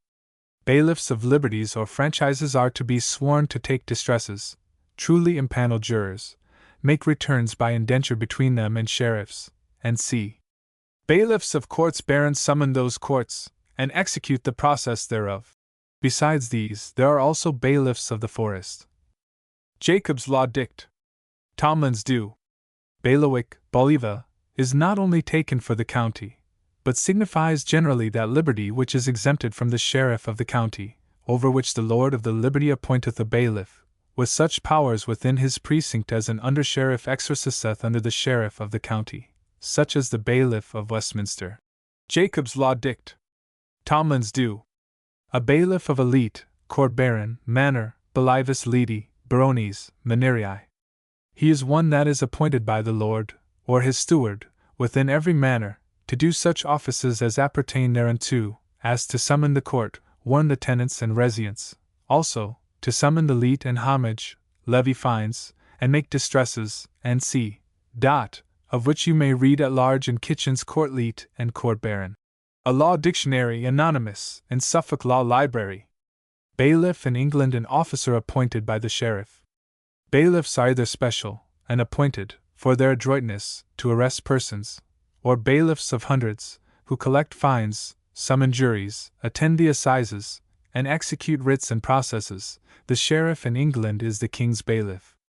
The office of bailiff formerly was high and honourable in England, and officers under that title on the continent are still invested with important functions. Webster. Bailey, Scotland. An alderman, a magistrate who is second in rank in a royal burgh. Worcester. Bailey or bailiff. Sort d'officier de justice. A bailiff, a sort of magistrate. Boyer's French dict. By some opinions, a bailiff, in Magna Carta, ch. 28, signifies any judge. Cunningham's Law Dict. Bailiff. In the court of the Greek emperors there was a grand bajulos, first tutor of the emperor's children. The superintendent of foreign merchants seems also to have been called bajulos, and, as he was appointed by the Venetians, this title, bailio, was transferred to the Venetian ambassador. From Greece, the official bajulos, bailivis, bailey in France, bailiff in England, was introduced into the south of Europe and denoted a superintendent, hence the 8 bailivi of the Knights of St. John, which constitute its supreme council. In France, the royal bailiffs were commanders of the militia, administrators or stewards of the domains, and judges of their districts.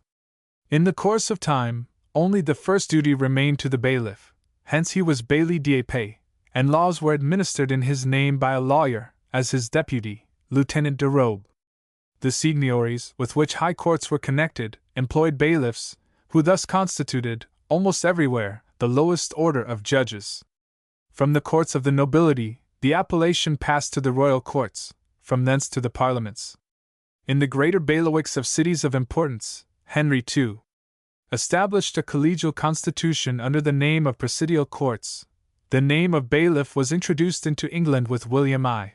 The counties were also called bailiwicks by Livy, while the subdivisions were called hundreds, but, as the courts of the hundreds have long since ceased, the English bailiffs are only a kind of subordinate officers of justice, like the French huissiers. These correspond very nearly to the officers called constables in the United States. Every sheriff has some of them under him, for whom he is answerable. In some cities the highest municipal officer yet bears this name, as the High Bailiff of Westminster.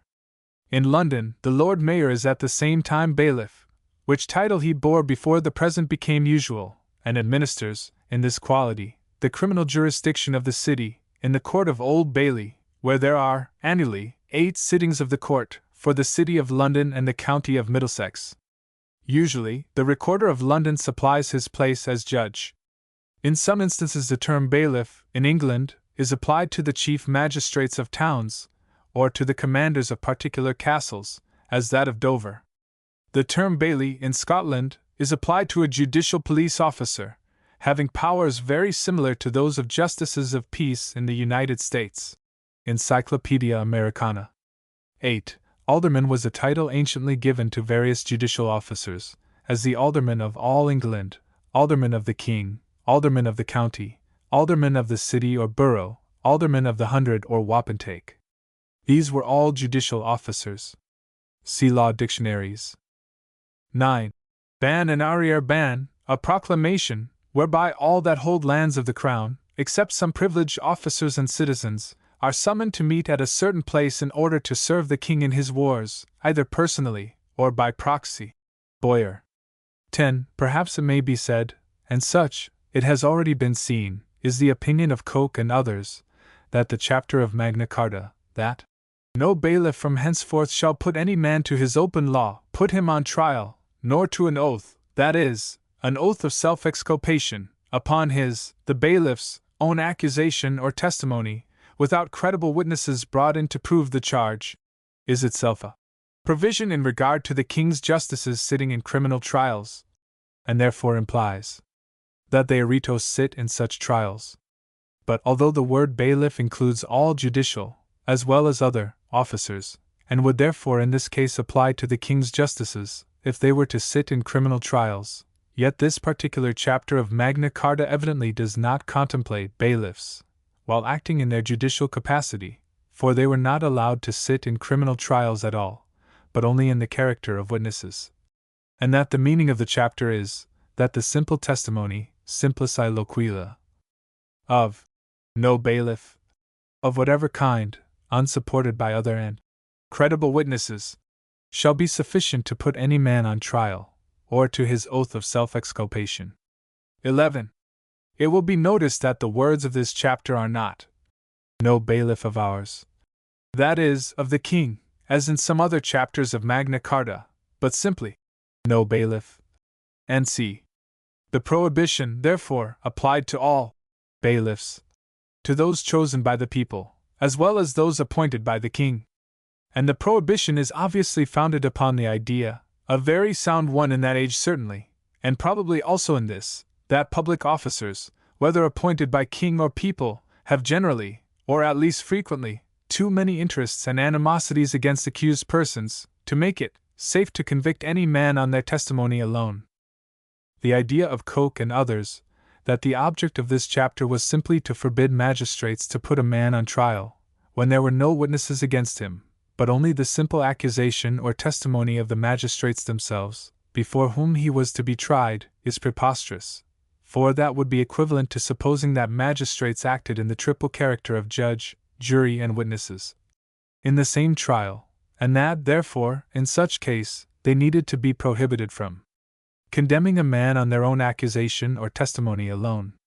But such a provision would have been unnecessary and senseless, for two reasons. First, because the bailiffs or magistrates had no power to hold pleas of the crown, still less to try or condemn a man, that power resting wholly with the juries. Second, because if bailiffs or magistrates could try and condemn a man, without a jury, the prohibition upon their doing so upon their own accusation or testimony alone would give no additional protection to the accused, so long as these same bailiffs or magistrates were allowed to decide what weight should be given, both to their own testimony and that of other witnesses, for, if they wished to convict, they would of course decide that any testimony, however frivolous or irrelevant, in addition to their own, was sufficient. Certainly a magistrate could always procure witnesses enough to testify to something or other, which he himself could decide to be corroborative of his own testimony. And thus the prohibition would be defeated in fact, though observed in form. 11. At the common law, parties, in both civil and criminal cases, were allowed to swear in their own behalf, and it will be so again, if the true trial by jury should be re-established. 12. In this chapter one have called the justices presiding officers, solely for the want of a better term. They are not presiding officers, in the sense of having any authority over the jury, but are only assistants to, and teachers and servants of, the jury. The foreman of the jury is properly the presiding officer, so far as there is such an officer at all. The sheriff has no authority except over other persons than the jury. Chapter 8. The free administration of justice. The free administration of justice was a principle of the common law, and it must necessarily be a part of every system of government which is not designed to be an engine in the hands of the rich for the oppression of the poor. In saying that the free administration of justice was a principle of the common law, I mean only that parties were subjected to no costs for jurors, witnesses, writs, or other necessaries for the trial, preliminary to the trial itself. Consequently, no one could lose the benefit of a trial, for the want of means to defray expenses. But after the trial, the plaintiff or defendant was liable to be immersed, by the jury of course, for having troubled the court with the prosecution or defense of an unjust suit. 1. But it is not likely that the losing party was subjected to an immersement as a matter of course, but only in those cases where the injustice of his cause was so evident as to make him inexcusable in bringing it before the courts. All the freeholders were required to attend the courts, that they might serve as jurors and witnesses, and do any other service that could legally be required of them, and their attendance was paid for by the state. In other words, their attendance and service at the courts were part of the rents which they paid the state for their lands. The freeholders, who were thus required always to attend the courts, were doubtless the only witnesses who were usually required in civil causes. This was owing to the fact that, in those days, when the people at large could neither write nor read, few contracts were put in writing. The expedient adopted for proving contracts was that of making them in the presence of witnesses, who could afterwards testify to the transactions. Most contracts in regard to lands were made at the courts, in the presence of the freeholders there assembled. 2. In the king's courts it was specially provided by Magna Carta that justice and right should not be sold. That is, that the king should take nothing from the parties for administering justice. The oath of a party to the justice of his cause was all that was necessary to entitle him to the benefit of the courts free of all expense, except the risk of being immersed after the trial, in case the jury should think he deserved it. 3. This principle of the free administration of justice connects itself necessarily with the trial by jury, because a jury could not rightfully give judgment against any man, in either a civil or criminal case, if they had any reason to suppose he had been unable to procure his witnesses. The true trial by jury would also compel the free administration of justice from another necessity, viz., that of preventing private quarrels, because, unless the government enforced a man's rights and redressed his wrongs, free of expense to him, a jury would be bound to protect him in taking the law into his own hands. A man has a natural right to enforce his own rights and redress his own wrongs. If one man owe another a debt, and refuse to pay it, the creditor has a natural right to seize sufficient property of the debtor, wherever he can find it, to satisfy the debt. If one man commit a trespass upon the person, property or character of another, the injured party has a natural right, either to chastise the aggressor, or to take compensation for the injury out of his property. But as the government is an impartial party as between these individuals, it is more likely to do exact justice between them than the injured individual himself would do. The government, also, having more power at its command, is likely to right a man's wrongs more peacefully than the injured party himself could do it. If, therefore, the government will do the work of enforcing a man's rights, and redressing his wrongs, promptly, and free of expense to him, he is under a moral obligation to leave the work in the hands of the government, but not otherwise. When the government forbids him to enforce his own rights or redress his own wrongs, and deprives him of all means of obtaining justice, except on the condition of his employing the government to obtain it for him, and of paying the government for doing it, the government becomes itself the protector and accomplice of the wrongdoer. If the government will forbid a man to protect his own rights, it is bound to do it for him, free of expense to him. And so long as government refuses to do this, juries, if they knew their duties, would protect a man in defending his own rights. Under the prevailing system, probably 1/2 of the community are virtually deprived of all protection for their rights, except what the criminal law affords them. Courts of justice, for all civil suits, are as effectually shut against them, as though it were done by bolts and bars. Being forbidden to maintain their own rights by force, as, for instance, to compel the payment of debts, and being unable to pay the expenses of civil suits, they have no alternative but submission to many acts of injustice, against which the government is bound either to protect them, free of expense, or allow them to protect themselves. There would be the same reason in compelling a party to pay the judge and jury for their services, that there is in compelling him to pay the witnesses, or any other necessary charges. 4. This compelling parties to pay the expenses of civil suits is one of the many cases in which government is false to the fundamental principles on which free government is based. What is the object of government but to protect men's rights? On what principle does a man pay his taxes to the government, except on that of contributing his proportion towards the necessary cost of protecting the rights of all? Yet, when his own rights are actually invaded, the government, which he contributes to support, instead of fulfilling its implied contract, becomes his enemy, and not only refuses to protect his rights, except at his own cost, but even forbids him to do it himself. All free government is founded on the theory of voluntary association, and on the theory that all the parties to it voluntarily pay their taxes for its support, on the condition of receiving protection in return. But the idea that any poor man would voluntarily pay taxes to build up a government, which will either protect his rights, except at a cost which he cannot meet, nor suffer himself to protect them by such means as may be in his power, is absurd. Under the prevailing system, a large portion of the lawsuits determined in courts are mere contests of purses rather than of rights. And a jury, sworn to decide causes, according to the evidence produced, are quite likely, for aught they themselves can know, to be deciding merely the comparative length of the parties' purses, rather than the intrinsic strength of their respective rights. Jurors ought to refuse to decide a cause at all, except upon the assurance that all the evidence, necessary to a full knowledge of the cause, is produced. This assurance they can seldom have, unless the government itself produces all the witnesses the parties desire. In criminal cases, the atrocity of accusing a man of crime, and then condemning him unless he prove his innocence at his own charges, is so evident that a jury could rarely, if ever, be justified in convicting a man under such circumstances. But the free administration of justice is not only indispensable to the maintenance of right between man and man, it would also promote simplicity and stability in the laws. The mania for legislation would be, in an important degree, restrained, if the government were compelled to pay the expenses of all the suits that grew out of it.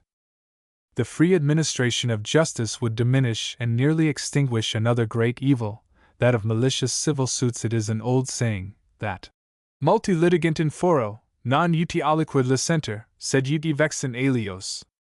Many litigate in court, not that they may gain anything, but that they may harass others. Many men, from motives of revenge and oppression, are willing to spend their own money in prosecuting a groundless suit, if they can thereby compel their victims, who are less able than themselves to bear the loss, to spend money in the defense. Under the prevailing system, in which the parties pay the expenses of their suits, nothing but money is necessary to enable any malicious man to commence and prosecute a groundless suit, to the terror, injury, and perhaps ruin, of another man.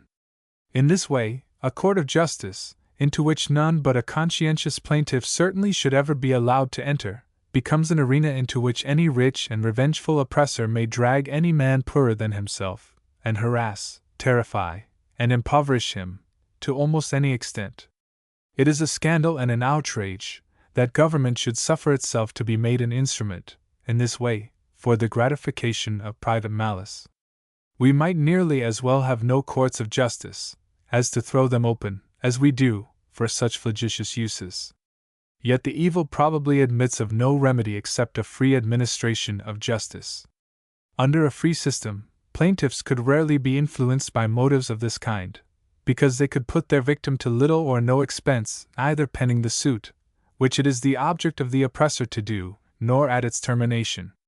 Besides, if the ancient common law practice should be adopted, of amercing a party for troubling the courts with groundless suits, the prosecutor himself would, in the end, be likely to be amerced by the jury, in such a manner as to make courts of justice a very unprofitable place for a man to go to seek revenge.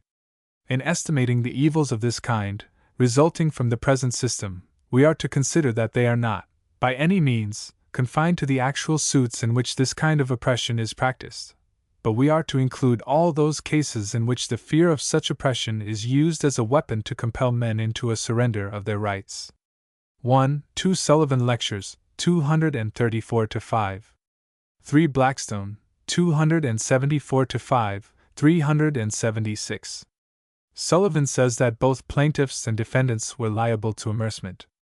Blackstone speaks of plaintiffs being liable, without saying whether defendants were so or not. What the rule really was I do not know. There would seem to be some reason in allowing defendants to defend themselves, at their own charges, without exposing themselves to amercement in case of failure. 2. When any other witnesses than freeholders were required in a civil suit, I am not aware of the manner in which their attendance was procured, but it was doubtless done at the expense either of the state or of the witnesses themselves. And it was doubtless the same in criminal cases. 3.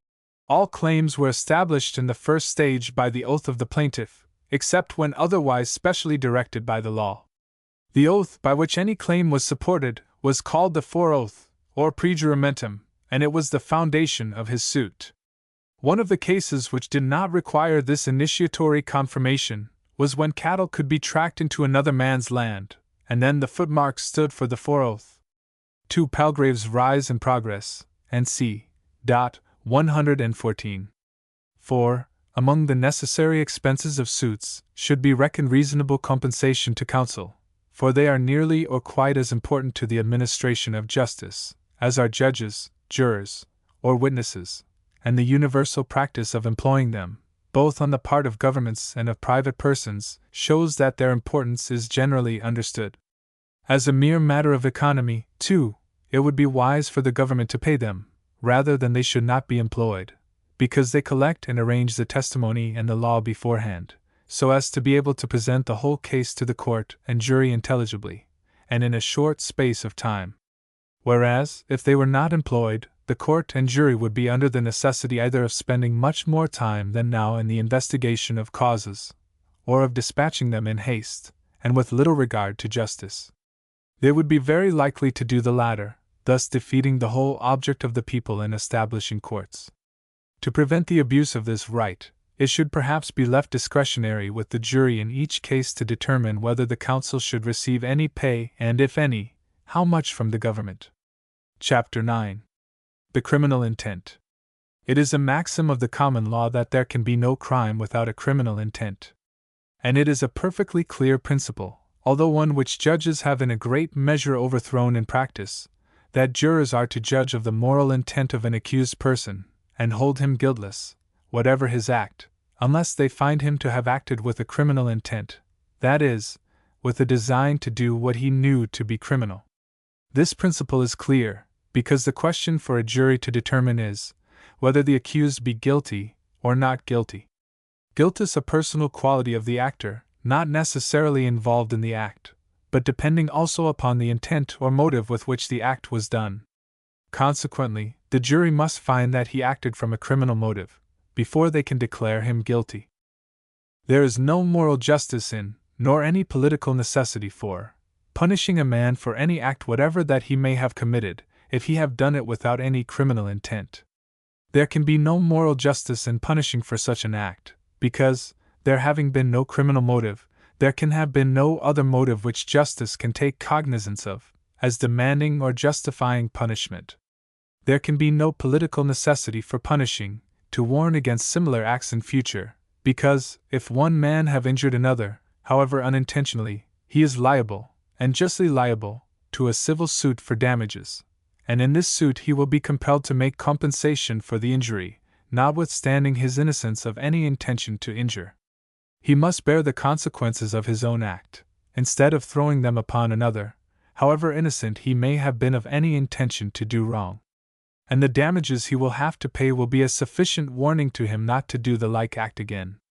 If it be alleged that there are crimes against the public, as treason, for example, or any other resistance to government, for which private persons can recover no damages, and that there is a political necessity for punishing for such offenses, even though the party acted conscientiously, the answer is, the government must bear with all resistance that is not so clearly wrong as to give evidence of criminal intent. In other words, the government, in all its acts, must keep itself so clearly within the limits of justice, as that 12 men, taken at random, will all agree that it is in the right, or it must incur the risk of resistance, without any power to punish it. This is the mode in which the trial by jury operates to prevent the government from falling into the hands of a party, or a faction, and to keep it within such limits as all, or substantially all, the people are agreed that it may occupy. This necessity for a criminal intent, to justify conviction, is proved by the issue which the jury are to try, and the verdict they are to pronounce. The issue they are to try is guilty, or not guilty, and those are the terms they are required to use in rendering their verdicts. But it is a plain falsehood to say that a man is guilty, unless he have done an act which he knew to be criminal. This necessity for a criminal intent, in other words, for guilt as a preliminary to conviction, makes it impossible that a man can be rightfully convicted for an act that is intrinsically innocent, though forbidden by the government, because guilt is an intrinsic quality of actions and motives, and not one that can be imparted to them by arbitrary legislation.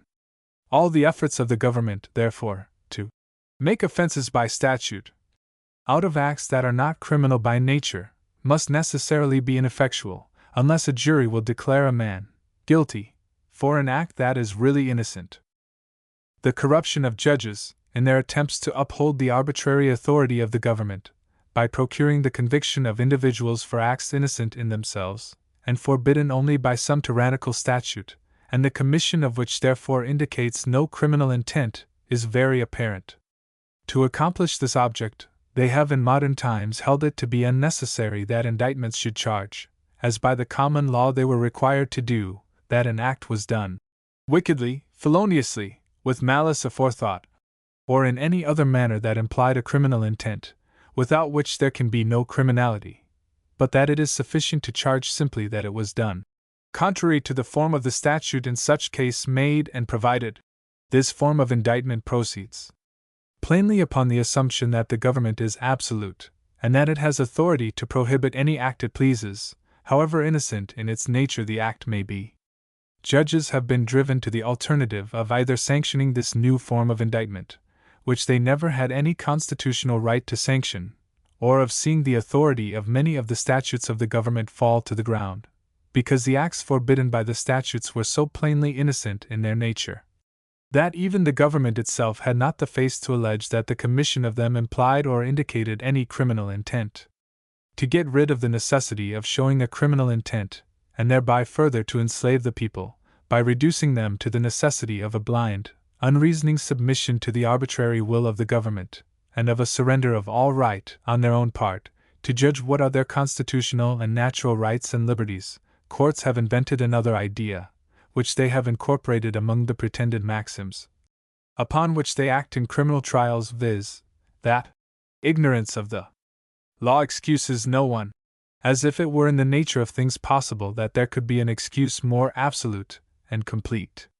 What else than ignorance of the law is it that excuses persons under the years of discretion, and men of imbecile minds? What else than ignorance of the law is it that excuses judges themselves for all their erroneous decisions? Nothing. They are every day committing errors, which would be crimes, but for their ignorance of the law. And yet these same judges, who claim to be learned in the law, and who yet could not hold their offices for a day, but for the allowance which the law makes for their ignorance, are continually asserting it to be a maxim, that ignorance of the law excuses no one, by which, of course, they really mean that it excuses no one but themselves, and especially that it excuses no unlearned man who comes before them charged with crime. This preposterous doctrine, that ignorance of the law excuses no one, is asserted by courts because it is an indispensable one to the maintenance of absolute power in the government. It is indispensable for this purpose, because if it be once admitted that the people have any rights and liberties which the government cannot lawfully take from them, then the question arises in regard to every statute of the government, whether it be law or not, that is, whether it infringe or not the rights and liberties of the people. Of this question every man must of course judge according to the light in his own mind.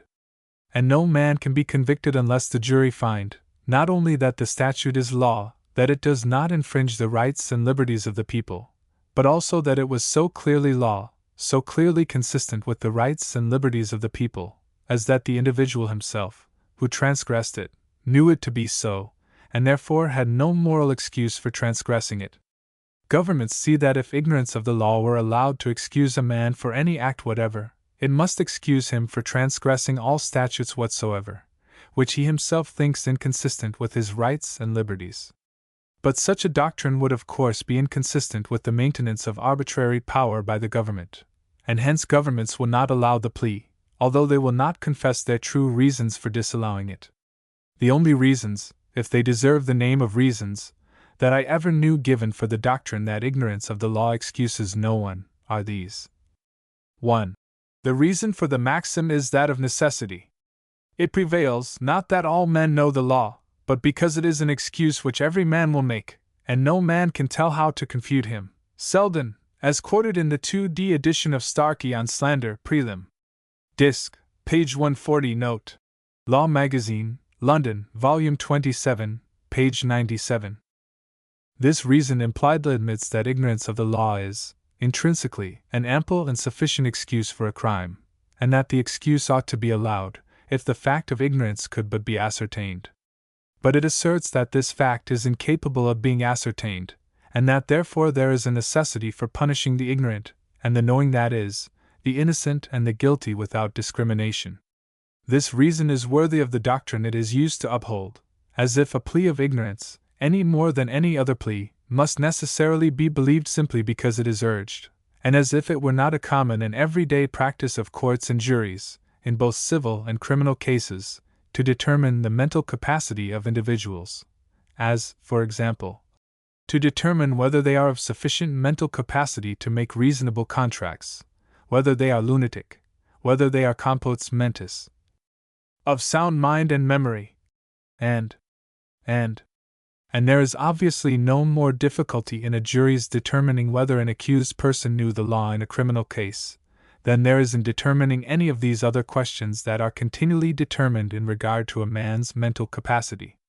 For the question to be settled by the jury is not whether the accused person knew the particular penalty attached to his act, for at common law no one knew what penalty a jury would attach to an offense, but whether he knew that his act was intrinsically criminal. If it were intrinsically criminal, it was criminal at common law. If it was not intrinsically criminal, it was not criminal at common law. At least, such was the general principle of the common law. There may have been exceptions in practice, owing to the fact that the opinions of men, as to what was intrinsically criminal, may not have been in all cases correct. A jury, then, in judging whether an accused person knew his act to be illegal, were bound first to use their own judgments, as to whether the act were intrinsically criminal. If their own judgments told them the act was intrinsically and clearly criminal, they would naturally and reasonably infer that the accused also understood that it was intrinsically criminal, and consequently illegal, unless it should appear that he was either below themselves in the scale of intellect, or had had less opportunities of knowing what acts were criminal. In short, they would judge, from any and every means they might have of judging, and if they had any reasonable doubt that he knew his act to be criminal in itself, they would be bound to acquit him. The second reason that has been offered for the doctrine that ignorance of the law excuses no one is this. Ignorance of the municipal law of the kingdom, or of the penalty thereby inflicted on offenders, doth not excuse any that is of the age of discretion and compos mentis, from the penalty of the breach of it, because every person, of the age of discretion and compos mentis, is bound to know the law, and presumed to do so. Ignorantia earum, quae caesire tenetur non excusit. Ignorance of those things which every one is bound to know, does not excuse. 1 Hale's Pleas of the Crown, 42. Doctor and Student Dialogue. 2 ch. 46. Law Magazine, London, Volume 27, page 97. The sum of this reason is, that ignorance of the law excuses no one, who is of the age of discretion and is compos mentis, because every such person is bound to know the law. But this is giving no reason at all for the doctrine, since saying that a man is bound to know the law is only saying in another form that ignorance of the law does not excuse him. There is no difference at all in the two ideas.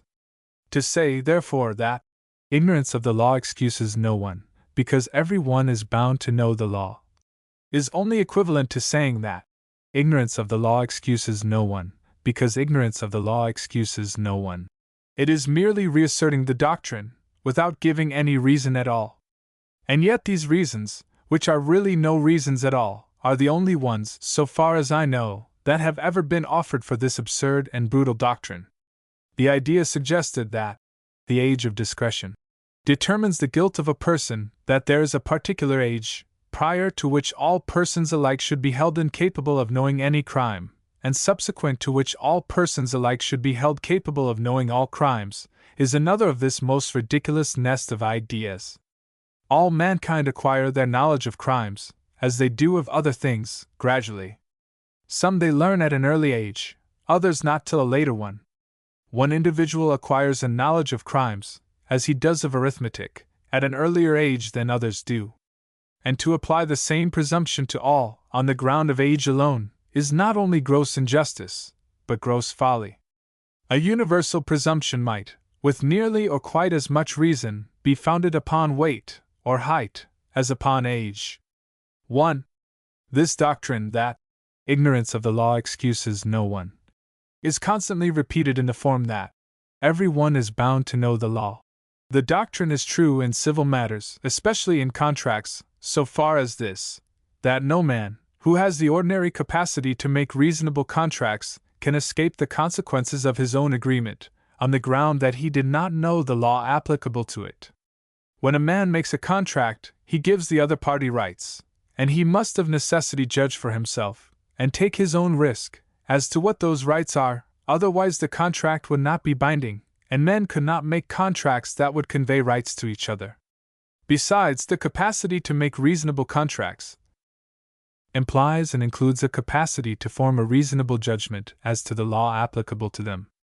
But in criminal matters, where the question is one of punishment, or not, where no second party has acquired any right to have the crime punished, unless it were committed with criminal intent, but only to have it compensated for by damages in a civil suit.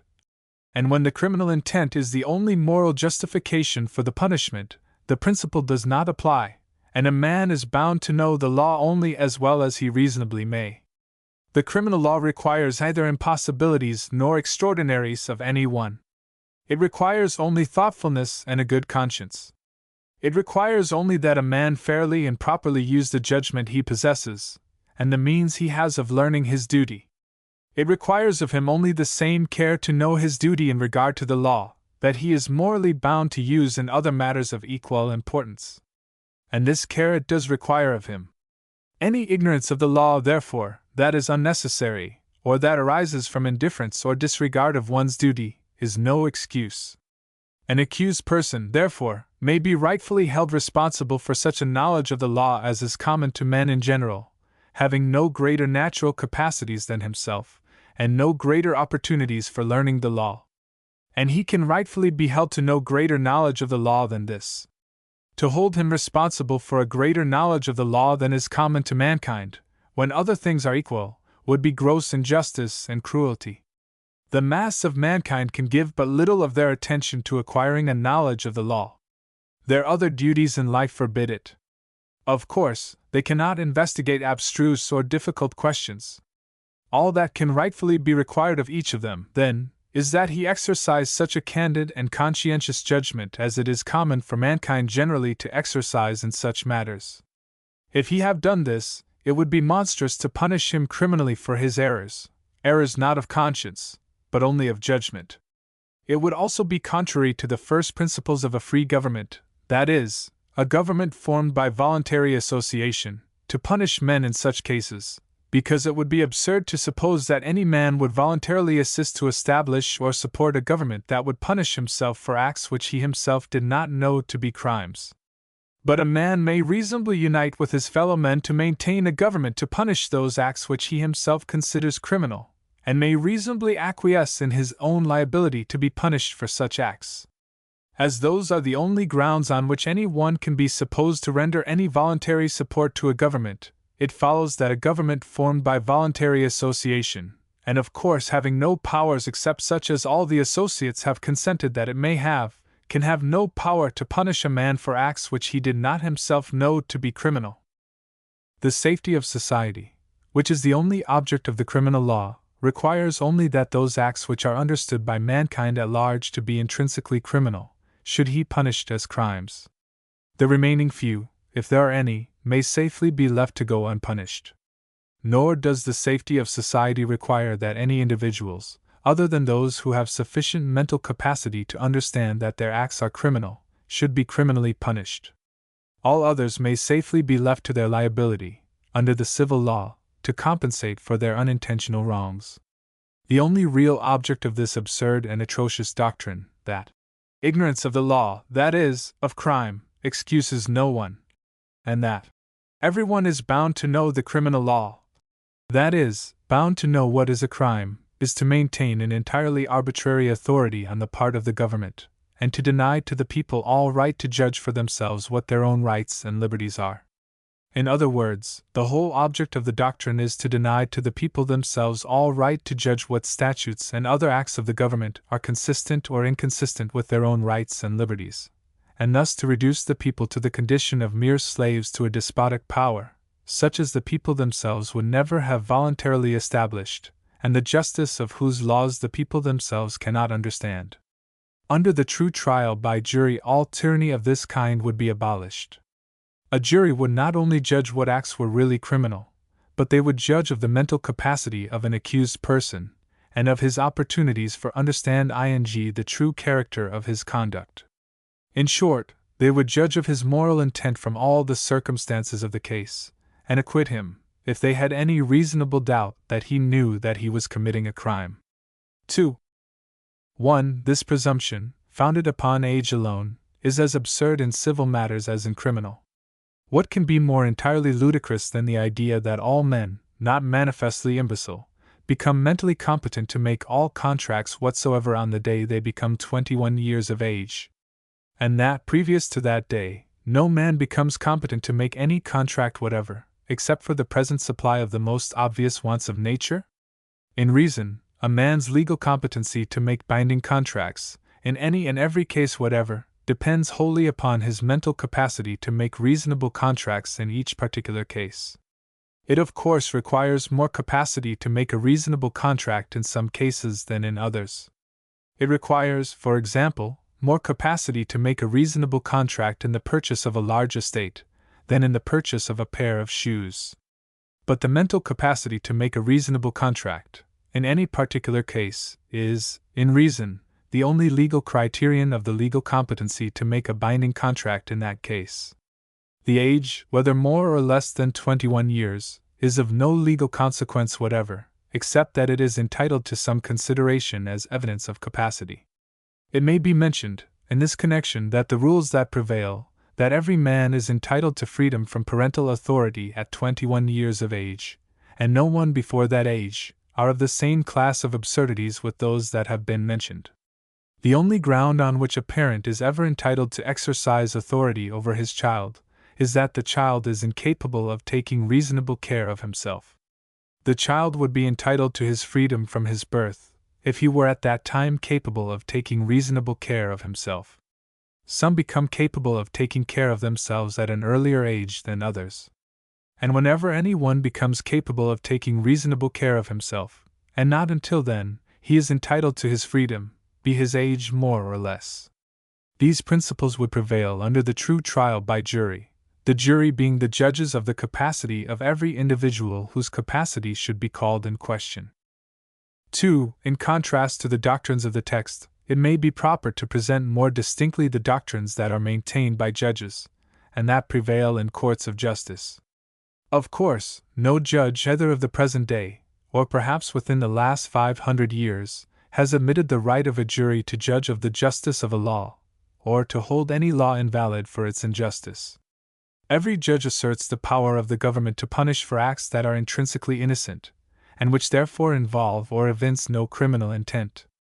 To accommodate the administration of law to this principle, all judges, so far as I am aware, hold it to be unnecessary that an indictment should charge, or that a jury should find, that an act was done with a criminal intent, except in those cases where the act is malum in se, criminal in itself.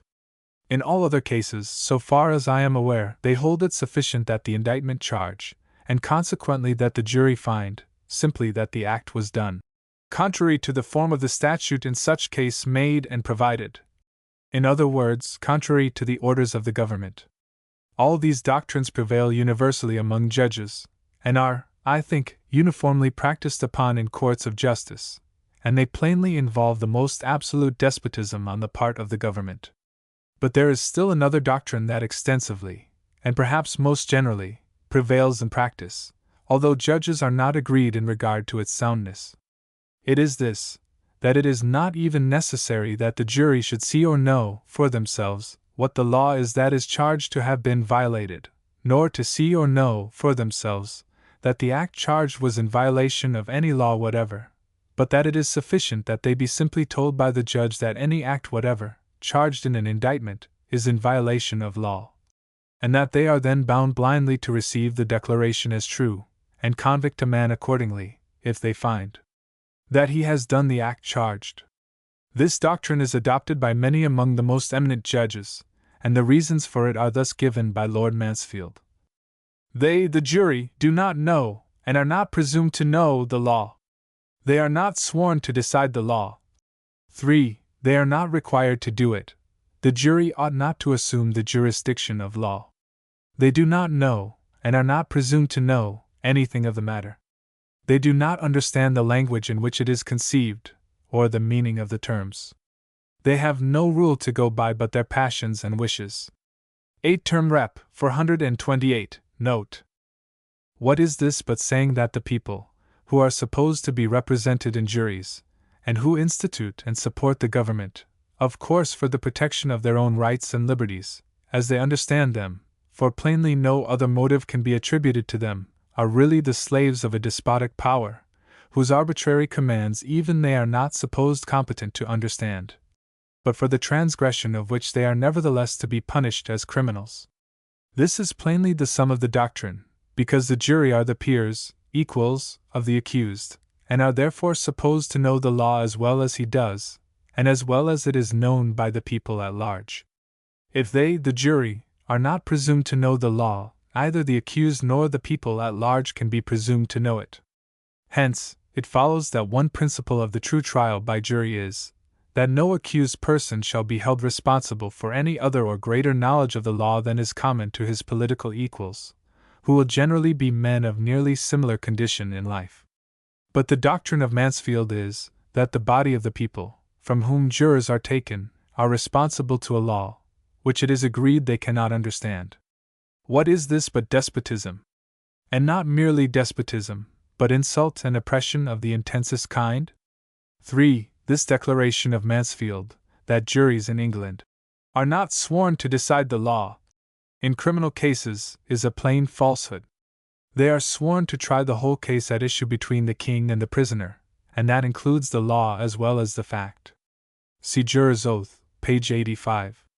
This doctrine of Mansfield is the doctrine of all who deny the right of juries to judge of the law, although all may not choose to express it in so blunt and unambiguous terms. But the doctrine evidently admits of no other interpretation or defense. Chapter 10. Moral Considerations for Jurors. The trial by jury must, if possible, be construed to be such that a man can rightfully sit in a jury, and unite with his fellows in giving judgment. But no man can rightfully do this, unless he hold in his own hand alone a veto upon any judgment or sentence whatever to be rendered by the jury against the defendant, which veto he must be permitted to use according to his own discretion and conscience, and not bound to use according to the dictation of either legislatures or judges. The prevalent idea that a juror may, at the mere dictation of a legislature or a judge, and without the concurrence of his own conscience or understanding, declare a man guilty, and thus in effect license the government to punish him, and that the legislature or the judge, and not himself, has in that case all the moral responsibility for the correctness of the principles on which the judgment was rendered, is one of the many gross impostures by which it could hardly have been supposed that any sane man could ever have been deluded, but which governments have nevertheless succeeded in inducing the people at large to receive and act upon. As a moral proposition, it is perfectly self-evident that, unless juries have all the legal rights that have been claimed for them in the preceding chapters, that is, the rights of judging what the law is, whether the law be a just one, what evidence is admissible, what weight the evidence is entitled to, whether an act were done with a criminal intent, and the right also to limit the sentence. Free of all dictation from any quarter, they have no moral right to sit in the trial at all, and cannot do so without making themselves accomplices in any injustice that they may have reason to believe may result from their verdict. It is absurd to say that they have no moral responsibility for the use that may be made of their verdict by the government, when they have reason to suppose it will be used for purposes of injustice. It is, for instance, manifestly absurd to say that jurors have no moral responsibility for the enforcement of an unjust law, when they consent to render a verdict of guilty for the transgression of it, which verdict they know, or have good reason to believe, will be used by the government as a justification for inflicting a penalty. It is absurd, also, to say that jurors have no moral responsibility for a punishment indicted upon a man against law, when, at the dictation of a judge as to what the law is, they have consented to render a verdict against their own opinions of the law. It is absurd, too, to say that jurors have no moral responsibility for the conviction and punishment of an innocent man, when they consent to render a verdict against him on the strength of evidence, or laws of evidence, dictated to them by the court, if any evidence or laws of evidence have been excluded, which they, the jurors, think ought to have been admitted in his defense.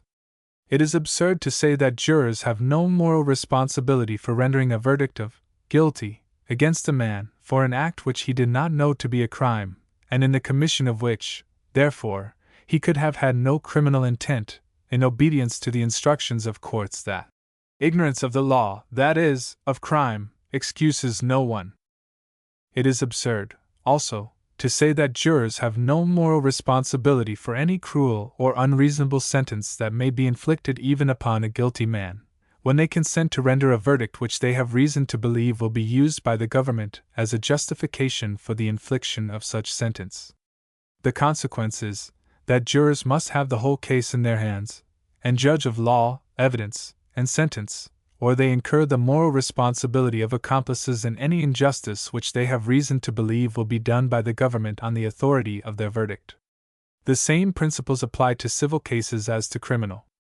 If a jury consent, at the dictation of the court, as to either law or evidence, to render a verdict, on the strength of which they have reason to believe that a man's property will be taken from him and given to another, against their own notions of justice, they make themselves morally responsible for the wrong. Every man, therefore, ought to refuse to sit in a jury, and to take the oath of a juror, unless the form of the oath be such as to allow him to use his own judgment, on every part of the case, free of all dictation whatsoever, and to hold in his own hand a veto upon any verdict that can be rendered against the defendant, and any sentence that can be inflicted upon him, even if he be guilty. Of course, no man can rightfully take an oath as juror, to try a case according to law, if by law be meant anything other than his own ideas of justice, nor according to the law and the evidence, as they shall be given him. Nor can he rightfully take an oath even to try a case according to the evidence, because in all cases he may have good reason to believe that a party has been unable to produce all the evidence legitimately entitled to be received. The only oath which it would seem that a man can rightfully take as juror, in either a civil or criminal case, is that he will try the case according to his conscience. Of course, the form may admit of variation, but this should be the substance. Such, we have seen, were the ancient common law oaths. Chapter 11. Authority of Magna Carta. Probably no political compact between king and people was ever entered into in a manner to settle more authoritatively the fundamental law of a nation than was Magna Carta. Probably no people were ever more united and resolute in demanding from their king a definite and unambiguous acknowledgment of their rights and liberties than were the English at that time. Probably no king was ever more completely stripped of all power to maintain his throne, and at the same time resist the demands of his people, than was John on the 15th day of June, 1215. Probably no king ever consented, more deliberately or explicitly, to hold his throne subject to specific and enumerated limitations upon his power, than did John when he put his seal to the Great Charter of the Liberties of England. And if any political compact between king and people was ever valid to settle the liberties of the people, or to limit the power of the crown, that compact is now to be found in Magna Carta. If, therefore, the constitutional authority of Magna Carta had rested solely upon the compact of John with his people, that authority would have been entitled to stand forever as the supreme law of the land, unless revoked by the will of the people themselves. But the authority of Magna Carta does not rest alone upon the compact with John. When, in the next year, 1216, his son, Henry III, came to the throne, the charter was ratified by him, and again in 1217, and again in 1225, in substantially the same form, and especially without allowing any new powers, legislative, judicial, or executive, to the king or his judges, and without detracting in the least from the powers of the jury. And from the latter date to this, the charter has remained unchanged. In the course of 200 years the charter was confirmed by Henry and his successors more than 30 times. And although they were guilty of numerous and almost continual breaches of it, and were constantly seeking to evade it, yet such were the spirit, vigilance, and courage of the nation, that the kings held their thrones only on the condition of their renewed and solemn promises of observance.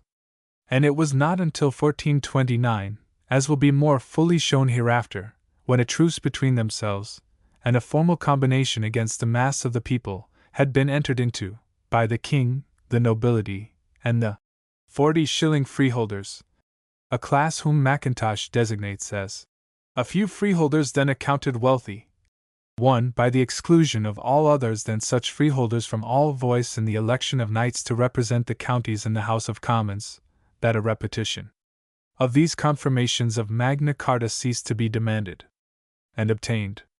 2. The terms and the formalities of some of these confirmations make them worthy of insertion at length.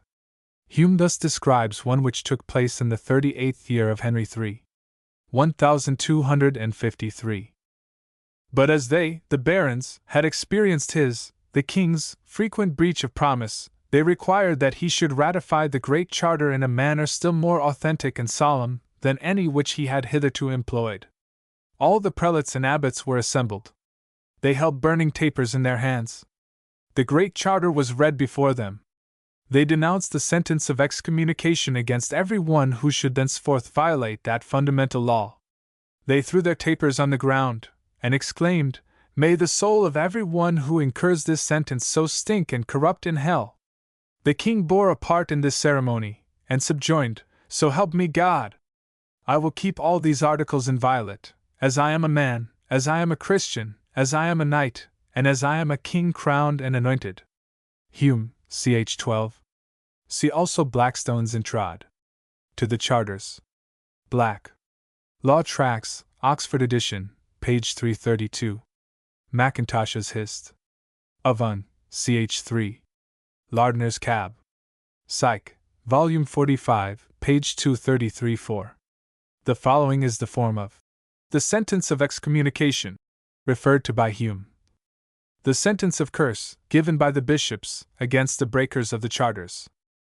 The year of our Lord 1253, the 3rd day of May, in the great hall of the King at Westminster, in the presence, and by the assent, of the Lord Henry, by the grace of God King of England, and the Lords Richard, Earl of Cornwall, his brother Roger Bigot, Earl of Norfolk and Suffolk, Marshal of England, Humphrey, Earl of Hereford, Henry, Earl of Oxford, John, Earl of Warwick, and other estates of the realm of England, we Boniface, by the mercy of God, Archbishop of Canterbury, Primate of all England, F. of London, H. of Ely, S. of Worcester, F. of Lincoln, W. of Norwich, P. of Hereford, W. of Salisbury, W. of Durham, R. of Exeter, M. of Carlisle, W. of Bath, E. of Rochester, T. of St. David's, bishops apparelled in pontificals, with tapers burning, against the breakers of the Church's liberties, and of the liberties or free customs of the realm of England, and especially of those which are contained in the Charter of the Common Liberties of the realm, and the Charter of the Forest, have solemnly denounced the sentence of excommunication in this form. By the authority of Almighty God, the Father, the Son, and the Holy Ghost, and of the glorious Mother of God, and perpetual Virgin Mary, of the blessed Apostles Peter and Paul, and of all Apostles, of the blessed Thomas, Archbishop and Martyr, and of all martyrs, of blessed Edward of England, and of all confessors and virgins, and of all the saints of heaven, we excommunicate, accurse, and from the thresholds, the minibus of our Holy Mother the Church, we sequester all those that hereafter willingly and maliciously deprive or spoil the Church of her right, and all those that by any craft or wheeliness do violate, break, diminish, or change the Church's liberties, or the ancient approved customs of the realm, and especially the liberties and free customs contained in the charters of the common liberties, and of the forest, conceded by our Lord the King, to archbishops, bishops, and other prelates of England, and likewise to the earls, barons, knights, and other freeholders of the realm, and all that secretly, or openly, by deed, word, or counsel, do make statutes, or observe them being made, and that bring in customs, or keep them when they be brought in, against the said liberties, or any of them, the writers and counselors of said statutes, and the executors of them, and 11 those that shall presume to judge according to them. All and every which persons before mentioned, that wittingly shall commit anything of the premises, let them well know that they incur the aforesaid sentence, ipso facto, i.e., upon the deed being done. And those that ignorantly do so, and be admonished, except they reform themselves within 15 days after the time of the admonition, and make full satisfaction for that they have done, at the will of the ordinary, shall be from that time forth included in the same sentence. And with the same sentence we burden all those that presume to perturb the peace of our sovereign Lord the King, and of the realm. To the perpetual memory of which thing, we, the aforesaid prelates, have put our seals to these presents. Statutes of the Realm, Volume 1, page 6. Roughhead Statutes, Volume 1, page 20. What of the confirmations of the charters by Edward I, was by statute, in the 25th year of his reign, 1297, in the following terms. The statute is usually entitled Confirmatio Cartarum. Confirmation of the Charters. Ch. 1. Edward, by the grace of God, King of England, Lord of Ireland, and Duke of Guyenne, to all those that these presents shall hear or see, greeting. Know ye, that we, to the honor of God, and of Holy Church, and to the profit of our realm, have granted, for us and our heirs, that the Charter of Liberties, and the Charter of the Forest, which were made by common assent of all the realm, in the time of King Henry our father, shall be kept in every point without breach. And we will that the same charters shall be sent under our seal, as well to our justices of the forest, as to others, and to all sheriffs of shires, and to all our other officers, and to all our cities throughout the realm, together with our writs, in the which it shall be contained, that they cause the aforesaid charters to be published, and to declare to the people that we have confirmed them at all points, and to our justices, sheriffs, mayors, and other ministers, which under us have the laws of our land to guide, that they allow the same charters, in all their points, in pleas before them, and in judgment, that is, to wit, the Great Charter as the common law, and the Charter of the Forest for the wealth of our realm. Ch. 2. And we will that if any judgment be given from henceforth contrary to the points of the charters aforesaid by the justices, or by any others our ministers that hold plea before them, against the points of the charters, it shall be undone and holden for naught. Ch. 3. And we will that the same charters shall be sent, under our seal, to cathedral churches throughout our realms there to remain, and shall be read before the people 2 times in the year. Ch. 4. And that all archbishops and bishops shall pronounce the sentence of excommunication against all those that by word, deed, or counsel, do contrary to the foresaid charters, or that in any point break or undo them. And that the said curses be twice a year denounced and published by the prelates aforesaid. And if the same prelates, or any of them, be remiss in the denunciation of the said sentences, the archbishops of Canterbury and York for the time being, shall compel and distrain them to make the denunciation in the form aforesaid. St. 25 Edward I, 1297. Statutes of the Realm, Volume 50, page 123.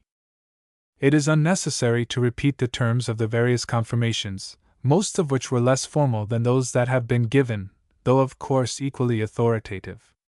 Most of them are brief, and in the form of a simple statute, or promise, to the effect that the Great Charter, and the Charter of the Forest, shall be firmly kept and maintained in all points. They are to be found printed with the other statutes of the realm. One of them, after having again granted, renewed, and confirmed the charters, requires as follows: that the charters be delivered to every sheriff of England under the King's seal, to be read 4 times in the year before the people in the full county. That is, at the county court. That is, to wit, the next county court, after the feast of St. Michael, and the next county court, after Christmas, and at the next county court, after Easter, and at the next county court, after the feast of St. John. 28 Edward I, ch. 1, 1300. V. Lingard says, the charter was ratified 4 times by Henry III, twice by Edward I, 15 times by Edward III, 7 times by Richard II, 6 times by Henry IV, and once by Henry V, making 35 times in all. 3 Lingard 50, note file ad. Ed. Coke says Magna Carta was confirmed 32 times. Preface to 2 INST, page 6. Lingard calls these 35 successive ratifications of the Charter a sufficient proof how much its provisions were abhorred by the sovereign, and how highly they were prized by the nation. 3 Lingard 50. Mackintosh says, for almost 5 centuries, that is, until 1688, Magna Carta was appealed to as the decisive authority on behalf of the people, though commonly so far only as the necessities of each case demanded. Mackintosh's Hist. of Ch. 3. 45 Lardner's Cab. Psych. 221. Coke, who has labored so hard to overthrow the most vital principles of Magna Carta, and who, therefore, ought to be considered good authority when he speaks in its favor. 3 says, "It is called Magna Carta, not that it is great in quantity, for there be many voluminous charters commonly passed, especially in these later times, longer than this is, nor comparatively in respect that it is greater than Carta de Foresta, but in respect of the great importance and weightiness of the matter, as hereafter shall appear, and likewise for the same cause Carta de Foresta. And both of them are called Magni Charte Libertatem Anglii, the great charters of the liberties of England. And it is also called Carta Libertatem Regni, charter of the liberties of the kingdom Winky Face, and upon great reason it is so called of the effect, quia liberos facit, because it makes men free. Sometime for the same cause, it is called Communis Libertas, common liberty, and Le Chartre de Franchises, the charter of franchises. It was for the most part declaratory of the principal grounds of the fundamental laws of England, and for the residue it is additional to supply some defects of the common law. Also, by the said Act of 25 Edward I, called Confirmatio Chartarum, it is adjudged in Parliament that the Great Charter and the Charter of the Forest shall be taken as the common law. They, Magna Carta and Carta de Foresta, were, for the most part, but declarations of the ancient common laws of England, to the observation and keeping whereof the king was bound and sworn. After the making of Magna Carta and Carta de Foresta, divers learned men in the laws, that I may use the words of the record, kept schools of the law in the city of London, and taught such as resorted to them the laws of the realm, taking their foundation of Magna Carta and Carta de Foresta. And the said two charters have been confirmed, established, and commanded to be put in execution by 32 several acts of Parliament in all. This appeareth partly by that which hath been said, for that it hath so often been confirmed by the wise providence of so many acts of Parliament. And albeit judgments in the king's courts are of high regard in law, and judicia, judgments, are accounted as jurisdicta, the speech of the law itself, yet it is provided by Act of Parliament, that if any judgment be given contrary to any of the points of the Great Charter and Carta de Foresta, by the justices, or by any other of the king's ministers, and it shall be undone, and holden for naught. And that both the said charters shall be sent under the Great Seal to all cathedral churches throughout the realm, there to remain, and shall be read to the people twice every year. The highest and most binding laws are the statutes which are established by Parliament, and by authority of that highest court it is enacted, only to show their tender care of Magna Carta and Carta de Foresta, that if any statute be made contrary to the Great Charter, or the Charter of the Forest, that shall be holden for none, by which words all former statutes made against either of those charters are now repealed. And the nobles and great officers were to be sworn to the observation of Magna Carta and Carta de Foresta. Magna fiat quandam magni reverentia charte. Great was formerly the reverence for Magna Carta. Coke's Proem to 2 Inst, page 1-7. Coke also says, all pretense of prerogative against Magna Carta is taken away. 2 Inst. 36. He also says, that after this Parliament, 52 Henry III, in 1267, either Magna Carta nor Carta de Foresta was ever attempted to be impugned or questioned. 2 Inst. 102. 4. To give all the evidence of the authority of Magna Carta, it would be necessary to give the constitutional history of England since the year 1215. This history would show that Magna Carta, although continually violated and evaded, was still acknowledged as law by the government, and was held up by the people as the great standard and proof of their rights and liberties. It would show also that the judicial tribunals, whenever it suited their purposes to do so, were in the habit of referring to Magna Carta as authority, in the same manner, and with the same real or pretended veneration, with which American courts now refer to the Constitution of the United States, or the Constitutions of the States. And what is equally to the point, it would show that these same tribunals, the mere tools of kings and parliaments, would resort to the same artifices of assumption, precedent, construction, and false interpretation, to evade the requirements of Magna Carta, and to emasculate it of all its power for the preservation of liberty. That are resorted to by American courts to accomplish the same work on our American constitutions. I take it for granted, therefore, that if the authority of Magna Carta had rested simply upon its character as a compact between the king and the people, it would have been forever binding upon the king, that is, upon the government, for the king was the government, in his legislative, judicial, and executive character, and that there was no constitutional possibility of his escaping from its restraints, unless the people themselves should freely discharge him from them. But the authority of Magna Carta does not rest, either wholly or mainly, upon its character as a compact.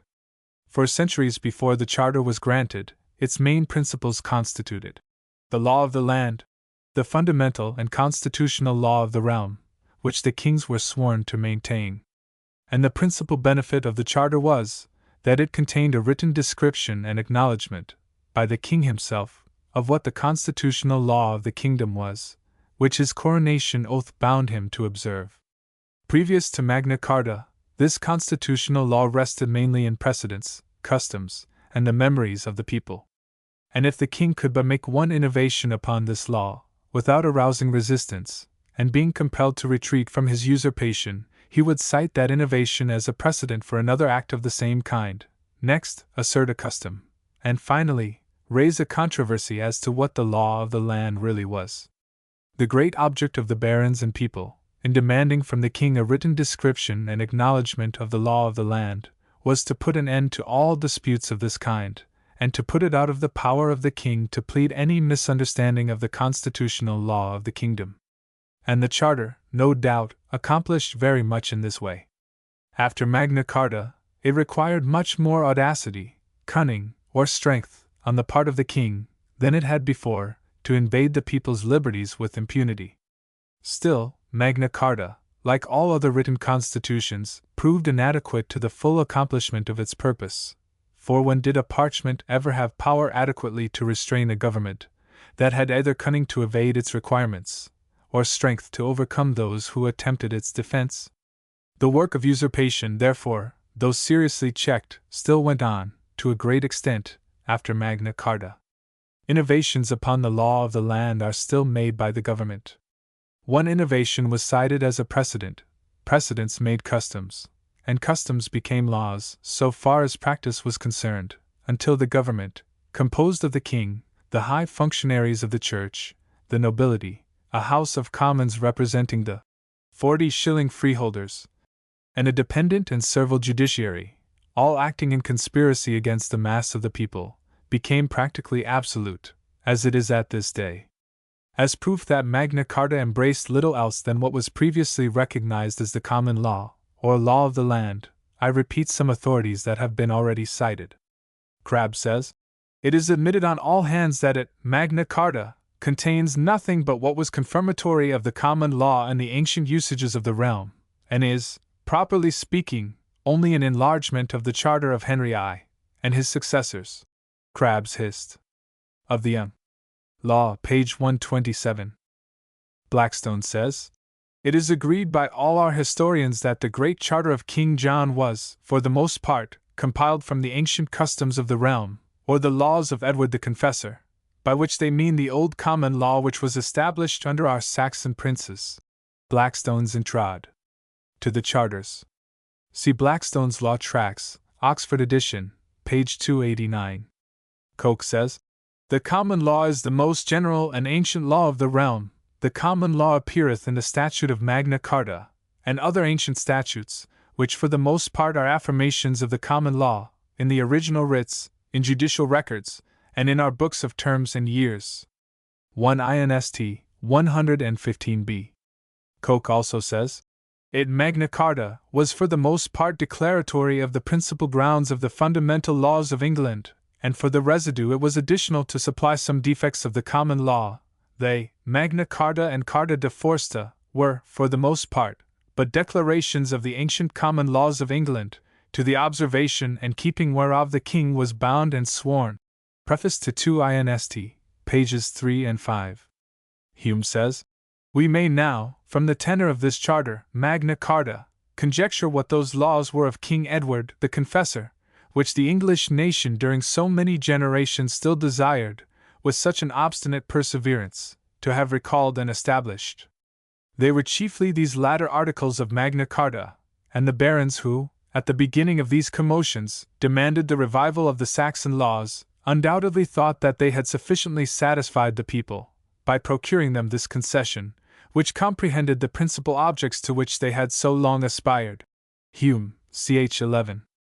Edward I confessed that the Great Charter was substantially identical with the common law, as far as it went, when he commanded his justices to allow the Great Charter as the common law, in pleas before them, and in judgment, as has been already cited in this chapter.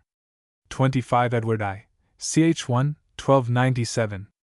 In conclusion of this chapter, it may be safely asserted that the veneration, attachment, and pride, which the English nation, for more than 6 centuries, have felt towards Magna Carta, are in their nature among the most irrefragable of all proofs that it was the fundamental law of the land, and constitutionally binding upon the government, for, otherwise, it would have been, in their eyes, an unimportant and worthless thing. What those sentiments were I will use the words of others to describe, the words, too, of men, who, like all modern authors who have written on the same topic, had utterly inadequate ideas of the true character of the instrument on which they lavished their eulogiums.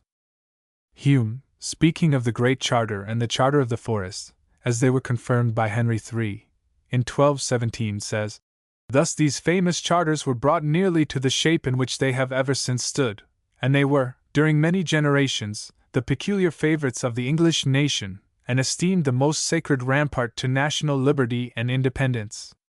As they secured the rights of all orders of men, they were anxiously defended by all, and became the basis, in a manner, of the English monarchy, and a kind of original contract, which both limited the authority of the king and ensured the conditional allegiance of his subjects. Though often violated, they were still claimed by the nobility and people, and, as no precedents were supposed valid that infringed them, they rather acquired than lost authority, from the frequent attempts made against them in several ages, by regal and arbitrary power." Hume, ch. 12. Mackintosh says, "It was understood by the simplest of the unlettered age for whom it was intended. It was remembered by them, for almost 5 centuries it was appealed to as the decisive authority on behalf of the people. To have produced it, to have preserved it, to have matured it, constitute the immortal claim of England on the esteem of mankind.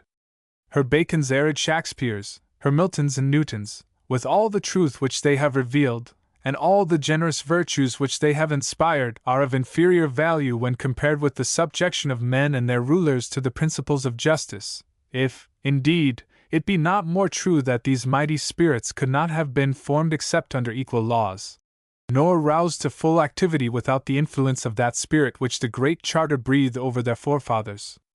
Mackintosh's Hist. of Un. ch. 3:8. Of the Great Charter, the trial by jury is the vital part, and the only part that places the liberties of the people in their own keeping. Of this Blackstone says, "The trial by jury, or the country, per patrium, is also that trial by the peers of every Englishman, which, as the grand bulwark of his liberties, is secured to him by the Great Charter. Nullus liber homo capiator, vel imprisonator, aut exulator, aut aliquo modo destruitor, nisi per legale judicial perium suorum, vel per legem terrae."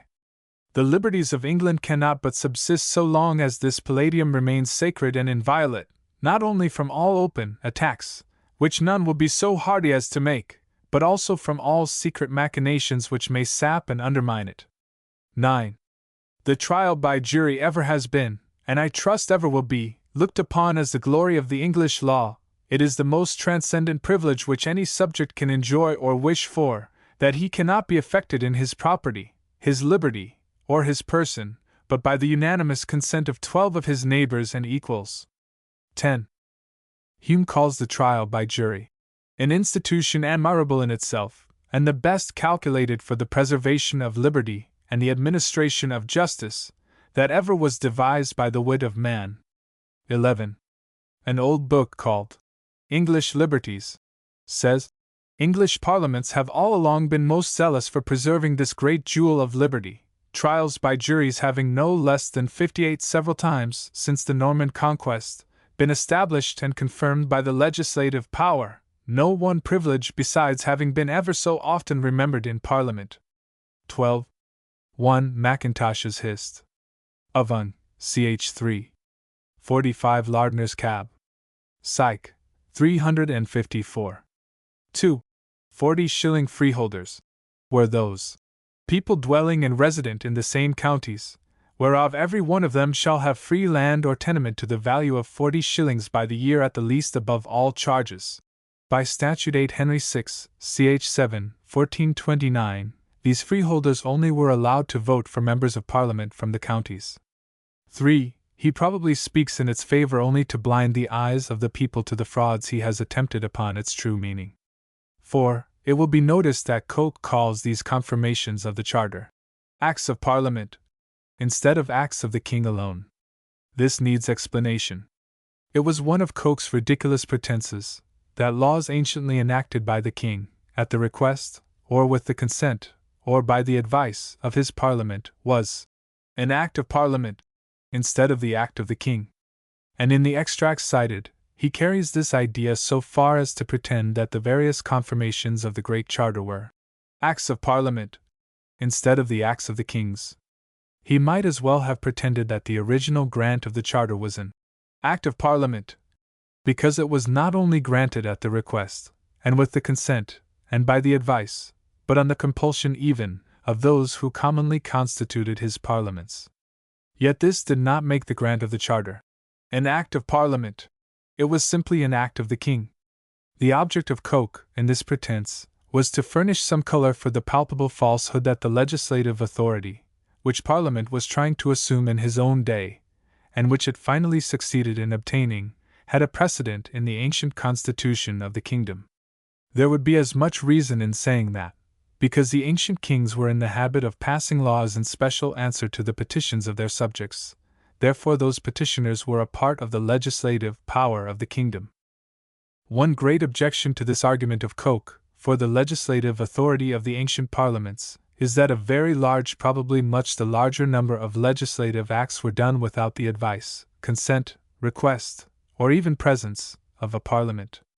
Not only were many formal statutes passed without any mention of the consent or advice of Parliament, but a simple order of the King in Council, or a simple proclamation, writ, or letter under seal, issued by his command, had the same force as what Coke calls an Act of Parliament, and this practice continued, to a considerable extent at least, down to Coke's own time.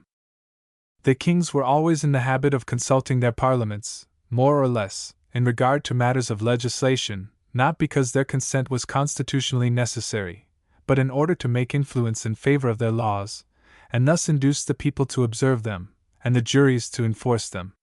The general duties of the ancient parliaments were not legislative, but judicial, as will be shown more fully hereafter. The people were not represented in the parliaments at the time of Magna Carta, but only the archbishops, bishops, earls, barons, and knights, so that little or nothing would have been gained for liberty by Coke's idea that Parliament had a legislative power. He would only have substituted an aristocracy for a king. Even after the commons were represented in Parliament, they for some centuries appeared only as petitioners, except in the matter of taxation, when their consent was asked. And almost the only source of their influence on legislation was this, that they would sometimes refuse their consent to the taxation, unless the king would pass such laws as they petitioned for, or, as would seem to have been much more frequently the case, unless he would abolish such laws and practices as they remonstrated against. The influence, or power of Parliament, and especially of the Commons, in the general legislation of the country, was a thing of slow growth, having its origin in a device of the king to get money contrary to law, as will be seen in the next volume, and not at all a part of the constitution of the kingdom, nor having its foundation in the consent of the people. The power, as at present exercised, was not fully established until 1688, near 500 years after Magna Carta, when the House of Commons, falsely so called, had acquired such influence as the representative, not of the people, but of the wealth of the nation, that they compelled the king to discard the oath fixed by the constitution of the kingdom, which oath has been already given in a former chapter. 5. And was, in substance, to preserve and execute the common law, the law of the land, or, in the words of the oath, the just laws and customs which the common people had chosen, and to swear that he would govern the people of this kingdom of England, and the dominions thereto belonging, according to the statutes in Parliament agreed on, and the laws and customs of the same. 6.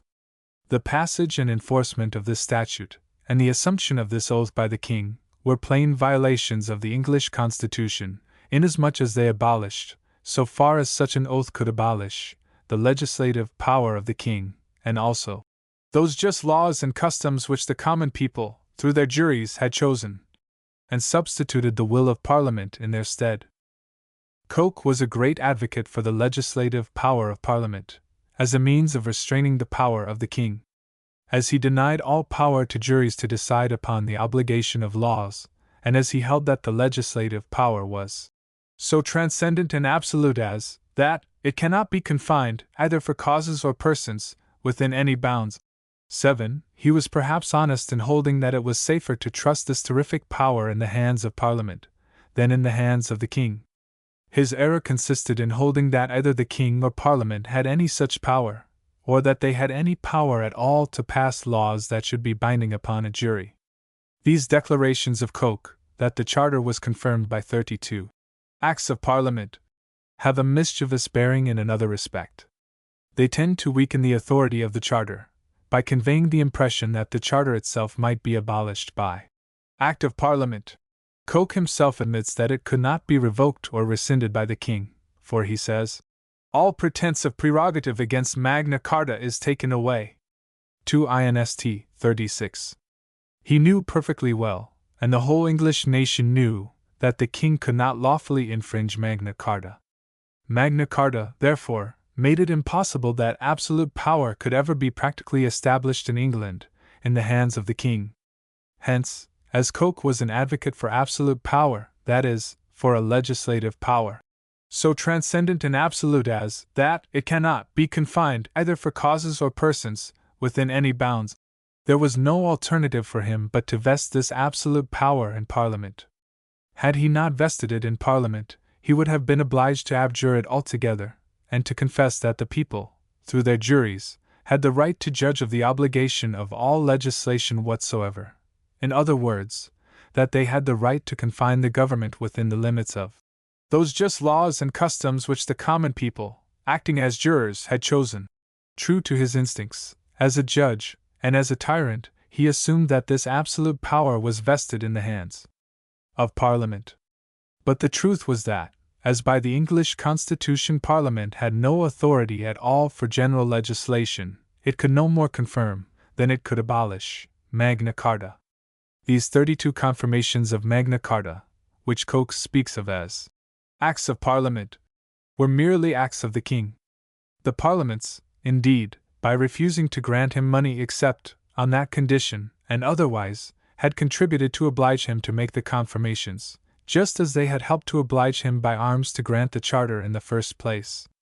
But the confirmations themselves were nevertheless constitutionally, as well as formally, the acts of the King alone. 5. See page 103. 6. St. 1. William and Mary, ch. 6, 1688. 7. 4. Inst. 36. 8. Under the head of John. 9. For Blackstone, 849-50. 10. 3. Blackstone, 379. 11. Hume, ch. 2. 12. Page 203, 5th edition, 1721. Chapter 12. Limitations imposed upon the majority by the trial by jury. The principal objection that will be made to the doctrine of this essay is that under it, a jury would paralyze the power of the majority, and veto all legislation that was not in accordance with the will of the whole, or nearly the whole, people. The answer to this objection is that the limitation, which would be thus imposed upon the legislative power, whether that power be vested in the majority, or minority, of the people, is the crowning merit of the trial by jury. It has other merits, but though important in themselves, they are utterly insignificant and worthless in comparison with this. It is this power of vetoing all partial and oppressive legislation, and of restricting the government to the maintenance of such laws as the whole, or substantially the whole, people are agreed in, that makes the trial by jury the palladium of liberty. Without this power it would never have deserved that name. The will, or the pretended will, of the majority, is the last lurking place of tyranny at the present day. The dogma, that certain individuals and families have a divine appointment to govern the rest of mankind, is fast giving place to the one that the larger number have a right to govern the smaller, a dogma, which may, or may not, be less oppressive in its practical operation, but which certainly is no less false or tyrannical in principle than the one it is so rapidly supplanting. Obviously, there is nothing in the nature of majorities that ensures justice at their hands. They have the same passions as minorities, and they have no qualities whatever that should be expected to prevent them from practicing the same tyranny as minorities, if they think it will be for their interest to do so. There is no particle of truth in the notion that the majority have a right to rule, or to exercise arbitrary power over, the minority, simply because the former are more numerous than the latter. Two men have no more natural right to rule one than one has to rule two. Any single man, or any body of men, many or few, have a natural right to maintain justice for themselves, and for any others who may need their assistance against the injustice of any and all other men, without regard to their numbers, and majorities have no right to do any more than this. The relative numbers of the opposing parties have nothing to do with the question of right. And no more tyrannical principle was ever avowed than that the will of the majority ought to have the force of law, without regard to its justice, or, what is the same thing, that the will of the majority ought always to be presumed to be in accordance with justice. Such a doctrine is only another form of the doctrine that might makes right. When two men meet one upon the highway, or in the wilderness, have they a right to dispose of his life, liberty, or property at their pleasure, simply because they are the more numerous party? Or is he bound to submit to lose his life, liberty, or property, if they demand it, merely because he is the less numerous party? Or, because they are more numerous than he, is he bound to presume that they are governed only by superior wisdom and the principles of justice, and by no selfish passion that can lead them to do him a wrong? Yet this is the principle which it is claimed should govern men in all their civil relations to each other. Mankind fall in company with each other on the highway or in the wilderness of life, and it is claimed that the more numerous party, simply by virtue of their superior numbers, have the right arbitrarily to dispose of the life, liberty, and property of the minority, and that the minority are bound, by reason of their inferior numbers, to practice abject submission, and consent to hold their natural rights, any, all, or none, as the case may be, at the mere will and pleasure of the majority, as if all a man's natural rights expired, or were suspended by the operation of a paramount law, the moment he came into the presence of superior numbers. If such be the true nature of the relations men hold to each other in this world, it puts an end to all such things as crimes, unless they be perpetrated upon those who are equal or superior, in number, to the actors. All acts committed against persons inferior in number to the aggressors become but the exercise at rightful authority. And consistency with their own principles requires that all governments, founded on the will of the majority, should recognize this plea as a sufficient justification for all crimes whatsoever. If it be said that the majority should be allowed to rule, not because they are stronger than the minority, but because their superior numbers furnish a probability that they are in the right, one answer is, that the lives, liberties, and properties of men are too valuable to them, and the natural presumptions are too strong in their favor, to justify the destruction of them by their fellow men on a mere balancing of probabilities, or on any ground whatever short of certainty beyond a reasonable doubt. This last is the moral rule universally recognized to be binding upon single individuals. And in the forum of conscience the same rule is equally binding upon governments, for governments are mere associations of individuals. This is the rule on which the trial by jury is based. And it is plainly the only rule that ought to induce a man to submit his rights to the adjudication of his fellow men, or dissuade him from a forcible defense of them. Another answer is, that if two opposing parties could be supposed to have no personal interests or passions involved, to warp their judgments, or corrupt their motives, the fact that one of the parties was more numerous than the other, a fact that leaves the comparative intellectual competency of the two parties entirely out of consideration, might, perhaps, furnish a slight, but at best only a very slight, probability that such party was on the side of justice. But when it is considered that the parties are liable to differ in their intellectual capacities, and that one, or the other, or both, are undoubtedly under the influence of such passions as rivalry, hatred, avarice, and ambition, passions that are nearly certain to pervert their judgments, and very likely to corrupt their motives, all probabilities founded upon a mere numerical majority, in one party, or the other, vanish at once, and the decision of the majority becomes, to all practical purposes, a mere decision of chance. And to dispose of men's properties, liberties, and lives by the mere process of enumerating such parties, is not only as palpable gambling as was ever practiced, but it is also the most atrocious that was ever practiced, except in matters of government. And where government is instituted on this principle, as in the United States, for example, the nation is at once converted into one great gambling establishment, where all the rights of men are the stakes.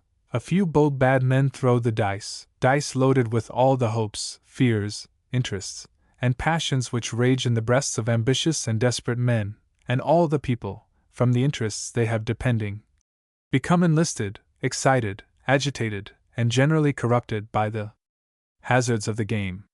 The trial by jury disavows the majority principle altogether, and proceeds upon the ground that every man should be presumed to be entitled to life, liberty, and such property as he has in his possession, and that the government should lay its hand upon none of them, except for the purpose of bringing them before a tribunal for adjudication, unless it be first ascertained, beyond a reasonable doubt, in every individual case, that justice requires it. To ascertain whether there be such reasonable doubt, it takes 12 men by lot from the whole body of mature men.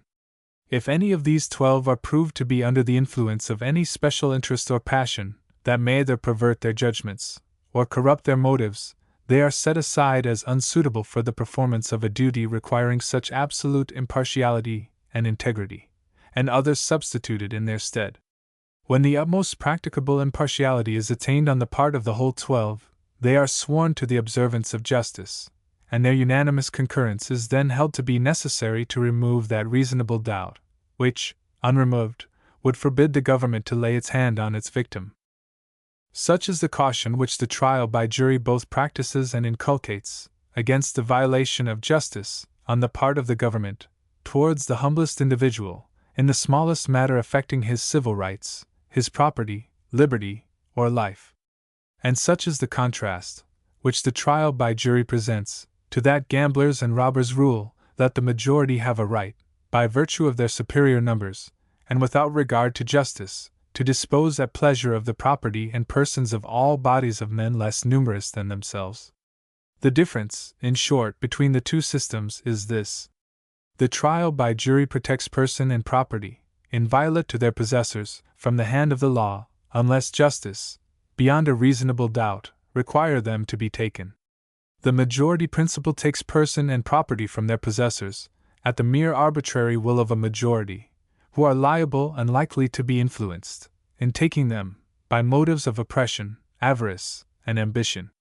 If the relative numbers of opposing parties afforded sufficient evidence of the comparative justice of their claims, the government should carry the principle into its courts of justice, and instead of referring controversies to impartial and disinterested men, to judges and jurors, sworn to do justice, and bound patiently to hear and weigh all the evidence and arguments that can be offered on either side, it should simply count the plaintiffs and defendants in each case, where there were more than one of either, and then give the case to the majority, after ample opportunity had been given to the plaintiffs and defendants to reason with, flatter, cheat, threaten, and bribe each other, by way of inducing them to change sides. Such a process would be just as rational in courts of justice as in halls of legislation, for it is of no importance to a man, who has his rights taken from him, whether it be done by a legislative enactment or a judicial decision. In legislation, the people are all arranged as plaintiffs and defendants in their own causes, those who are in favor of a particular law, standing as plaintiffs, and those who are opposed to the same law, standing as defendants, and to allow these causes to be decided by majorities is plainly as absurd as it would be to allow judicial decisions to be determined by the relative number of plaintiffs and defendants. If this mode of decision were introduced into courts of justice, we should see a parallel, and only a parallel, to that system of legislation which we witness daily. We should see large bodies of men conspiring to bring perfectly groundless suits against other bodies of men for large sums of money, and to carry them by sheer force of numbers, just as we now continually see large bodies of men conspiring to carry, by mere force of numbers, some scheme of legislation that will, directly or indirectly, take money out of other men's pockets and put it into their own. And we should also see distinct bodies of men, parties in separate suits, combining and agreeing all to appear and be counted as plaintiffs or defendants in each other's suits, for the purpose of eking out the necessary majority, just as we now see distinct bodies of men, interested in separate schemes of ambition or plunder, conspiring to carry through a batch of legislative enactments that shall accomplish their several purposes. This system of combination and conspiracy would go on, until at length whole states and a whole nation would become divided into two great litigating parties, each party composed of several smaller bodies, having their separate suits, but all confederating for the purpose of making up the necessary majority in each case. The individuals composing each of these two great parties would at length become so accustomed to acting together, and so well acquainted with each other's schemes, and so mutually dependent upon each other's fidelity for success, that they would become organized as permanent associations, bound together by that kind of honor that prevails among thieves, and pledged by all their interests, sympathies, and animosities to mutual fidelity, and to unceasing hostility to their opponents, and exerting all their arts and all their resources of threats, injuries, promises, and bribes, to drive or seduce from the other party enough to enable their own to retain or acquire such a majority as would be necessary to gain their own suits, and defeat the suits of their opponents.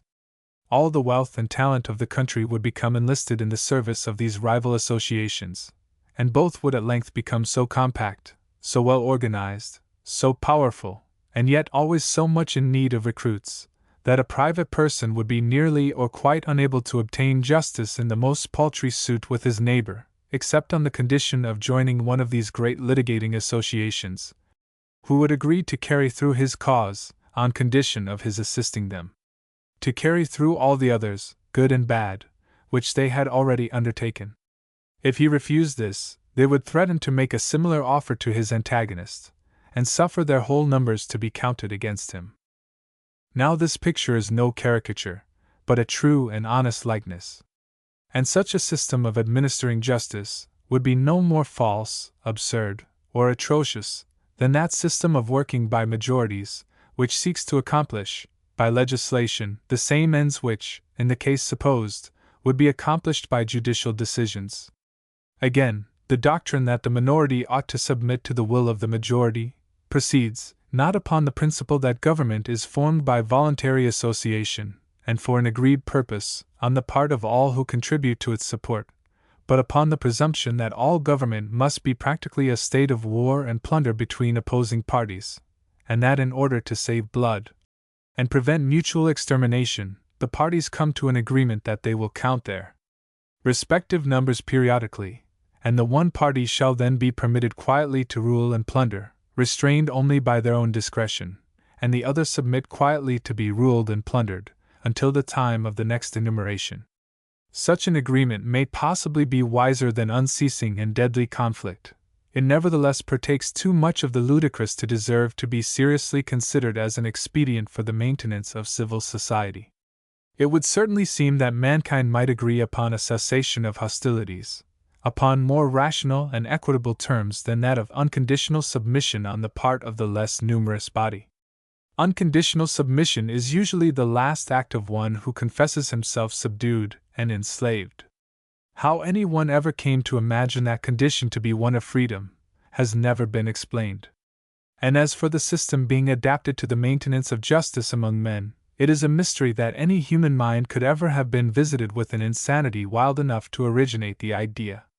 If it be said that other corporations, than governments, surrender their affairs into the hands of the majority, the answer is, that they allow majorities to determine only trifling matters, that are in their nature mere questions of discretion, and where there is no natural presumption of justice or right on one side rather than the other. They never surrender to the majority the power to dispose of, or, what is practically the same thing, to determine the rights of any individual member. The rights of every member are determined by the written compact, to which all the members have voluntarily agreed.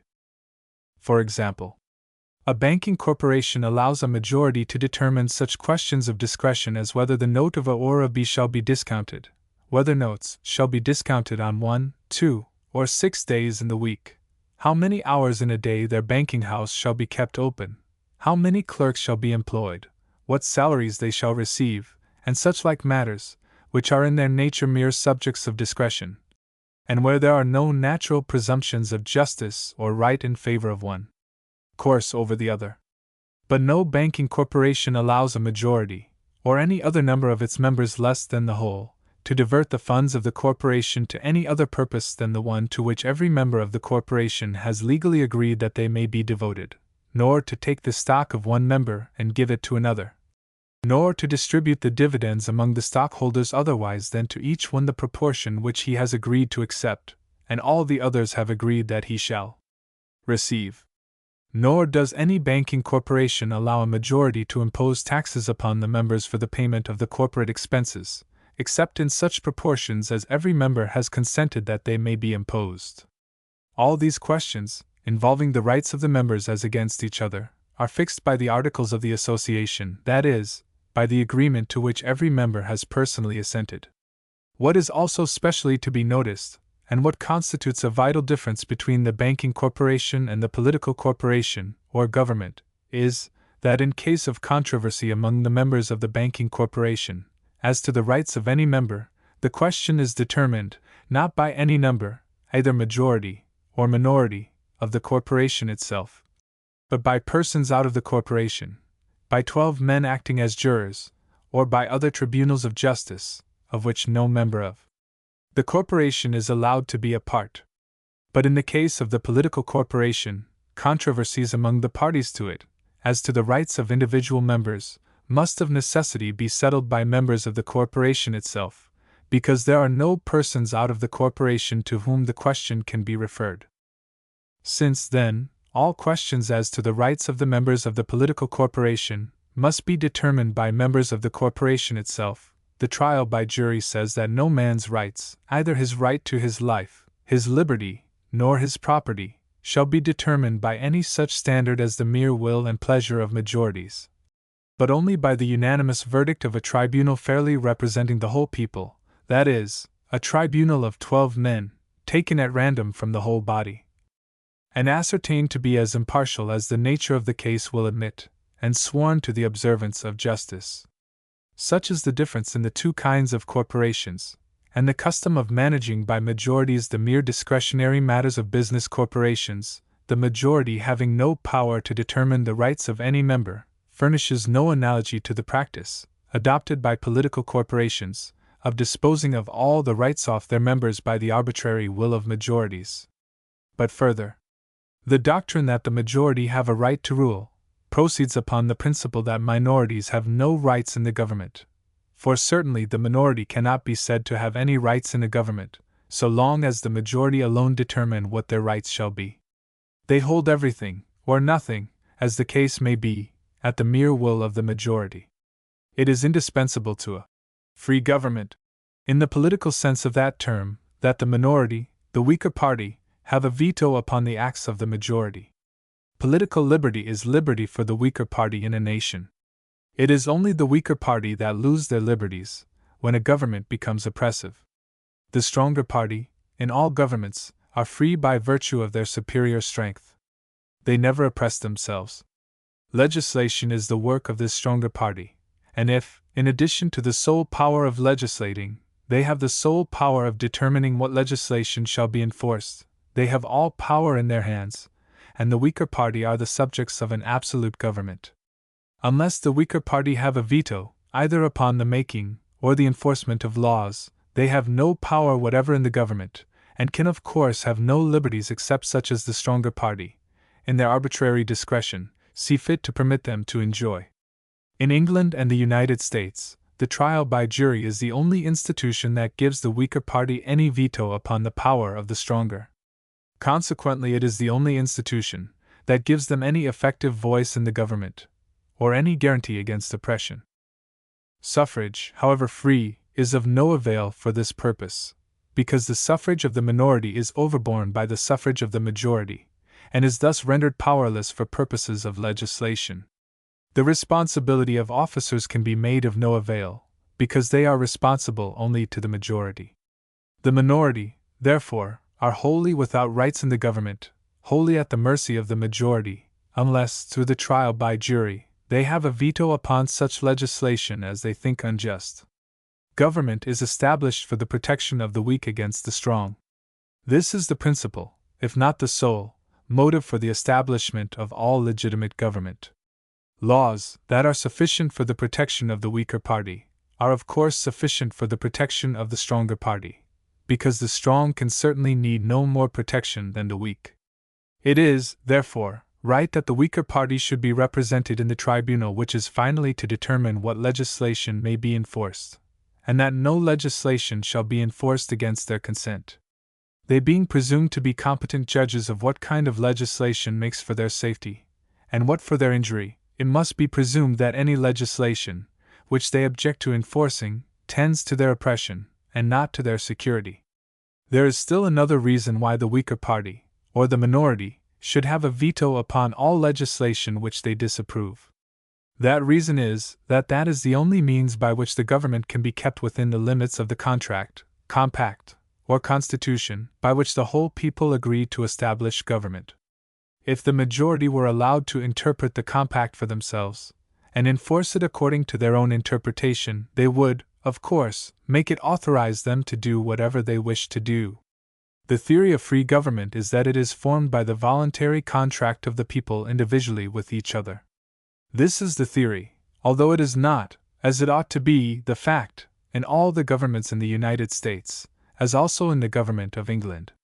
The theory assumes that each man, who is a party to the government, and contributes to its support, has individually and freely consented to it. Otherwise the government would have no right to tax him for its support, for taxation without consent is robbery. This theory, then, necessarily supposes that this government, which is formed by the free consent of all, has no powers except such as all the parties to it have individually agreed that it shall have, and especially that it has no power to pass any laws, except such as all the parties have agreed that it may pass. This theory supposes that there may be certain laws that will be beneficial to all, so beneficial that all consent to be taxed for their maintenance. For the maintenance of these specific laws, in which all are interested, all associate. And they associate for the maintenance of those laws only, in which all are interested. It would be absurd to suppose that all would associate, and consent to be taxed for purposes which were beneficial only to a part, and especially for purposes that were injurious to any. A government of the whole, therefore, can have no powers except such as all the parties consent that it may have. It can do nothing except what all have consented that it may do. And if any portion of the people, no matter how large their number, if it be less than the whole, desire a government for any purposes other than those that are common to all, and desired by all, they must form a separate association for those purposes. They have no right, by perverting this government of the whole, to the accomplishment of purposes desired only by a part, to compel any one to contribute to purposes that are either useless or injurious to himself. Such being the principles on which the government is formed, the question arises, how shall this government, where formed, be kept within the limits of the contract by which it was established? How shall this government, instituted by the whole people, agreed to by the whole people, supported by the contributions of the whole people, be confined to the accomplishment of those purposes alone, which the whole people desire? How shall it be preserved from degeneration into a mere government for the benefit of a part only of those who established, and who support it? How shall it be prevented from even injuring a part of its own members, for the aggrandizement of the rest? Its laws must be, or at least now are, passed, and most of its other acts performed, by mere agents chosen by a part of the people, and not by the whole. How can these agents be restrained from seeking their own interests, and the interests of those who elected them, at the expense of the rights of the remainder of the people, by the passage and enforcement of laws that shall be partial, unequal, and unjust in their operation? That is the great question. and the trial by jury answers it. And how does the trial by jury answer it? It answers it, as has already been shown throughout this volume, by saying that these mere agents and attorneys, who are chosen by a part only of the people, and are liable to be influenced by partial and unequal purposes, shall not have unlimited authority in the enactment and enforcement of laws, that they shall not exercise all the functions of government. It says that they shall never exercise that ultimate power of compelling obedience to the laws by punishing for disobedience, or of executing the laws against the person or property of any man, without first getting the consent of the people, through a tribunal that may fairly be presumed to represent the whole, or substantially the whole, people. It says that if the power to make laws, and the power also to enforce them, were committed to these agents, they would have all power, would be absolute masters of the people, and could deprive them of their rights at pleasure. It says, therefore, that the people themselves will hold a veto upon the enforcement of any and every law which these agents may enact, and that whenever the occasion arises for them to give or withhold their consent, inasmuch as the whole people cannot assemble, or devote the time and attention necessary to the investigation of each case, 12 of their number shall be taken by lot, or otherwise at random, from the whole body. That they shall not be chosen by majorities, the same majorities that elected the agents who enacted the laws to be put in issue, nor by any interested or suspected party, that they shall not be appointed by, or be in any way dependent upon, those who enacted the law, that their opinions, whether for or against the law that is in issue, shall not be inquired of beforehand, and that if these 12 men give their consent to the enforcement of the law, their consent shall stand for the consent of the whole. This is the mode which the trial by jury provides for keeping the government within the limits designed by the whole people, who have associated for its establishment. And it is the only mode, provided either by the English or American constitutions, for the accomplishment of that object. But it will, perhaps, be said that if the minority can defeat the will of the majority, then the minority rule the majority. But this is not true in any unjust sense. The minority enact no laws of their own. They simply refuse their assent to such laws of the majority as they do not approve. The minority assume no authority over the majority. They simply defend themselves. They do not interfere with the right of the majority to seek their own happiness in their own way, so long as they, the majority, do not interfere with the minority. They claim simply not to be oppressed, and not to be compelled to assist in doing anything which they do not approve. They say to the majority, "We will unite with you, if you desire it, for the accomplishment of all those purposes, in which we have a common interest with you. You can certainly expect us to do nothing more. If you do not choose to associate with us on those terms, there must be 2 separate associations. You must associate for the accomplishment of your purposes, we for the accomplishment of ours." In this case, the minority assume no authority over the majority. They simply refuse to surrender their own liberties into the hands of the majority. They propose a union, but decline submission. The majority are still at liberty to refuse the connection, and to seek their own happiness in their own way, except that they cannot be gratified in their desire to become absolute masters of the minority. But it may be asked, how can the minority be trusted to enforce even such legislation as is equal and just? The answer is, that they are as reliable for that purpose as are the majority. They are as much presumed to have associated, and are as likely to have associated, for that object, as are the majority, and they have as much interest in such legislation as have the majority. They have even more interest in it, for, being the weaker party, they must rely on it for their security, having no other security on which they can rely.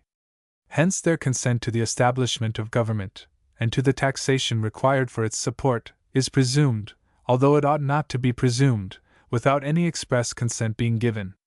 This presumption of their consent to be taxed for the maintenance of laws would be absurd, if they could not themselves be trusted to act in good faith in enforcing those laws.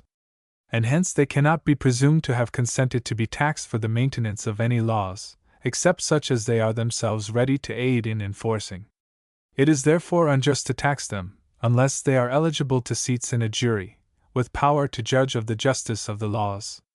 Taxing them for the support of the laws, on the assumption that they are in favor of the laws, and at the same time refusing them the right, as jurors, to judge of the justice of the laws on the assumption that they are opposed to the laws, are flat contradictions. But it will be asked, what motive have the majority, when they have all power in their own hands, to submit their will to the veto of the minority? One answer is, that they have the motive of justice. It would be unjust to compel the minority to contribute, by taxation, to the support of any laws which they did not approve. Another answer is, that if the stronger party wish to use their power only for purposes of justice, they have no occasion to fear the veto of the weaker party, for the latter have as strong motives for the maintenance of just government, as have the former. Another answer is, that if the stronger party use their power unjustly, they will hold it by an uncertain tenure, especially in a community where knowledge is diffused, for knowledge will enable the weaker party to make itself in time the stronger party. It also enables the weaker party, even while it remains the weaker party, perpetually to annoy, alarm, and injure their oppressors.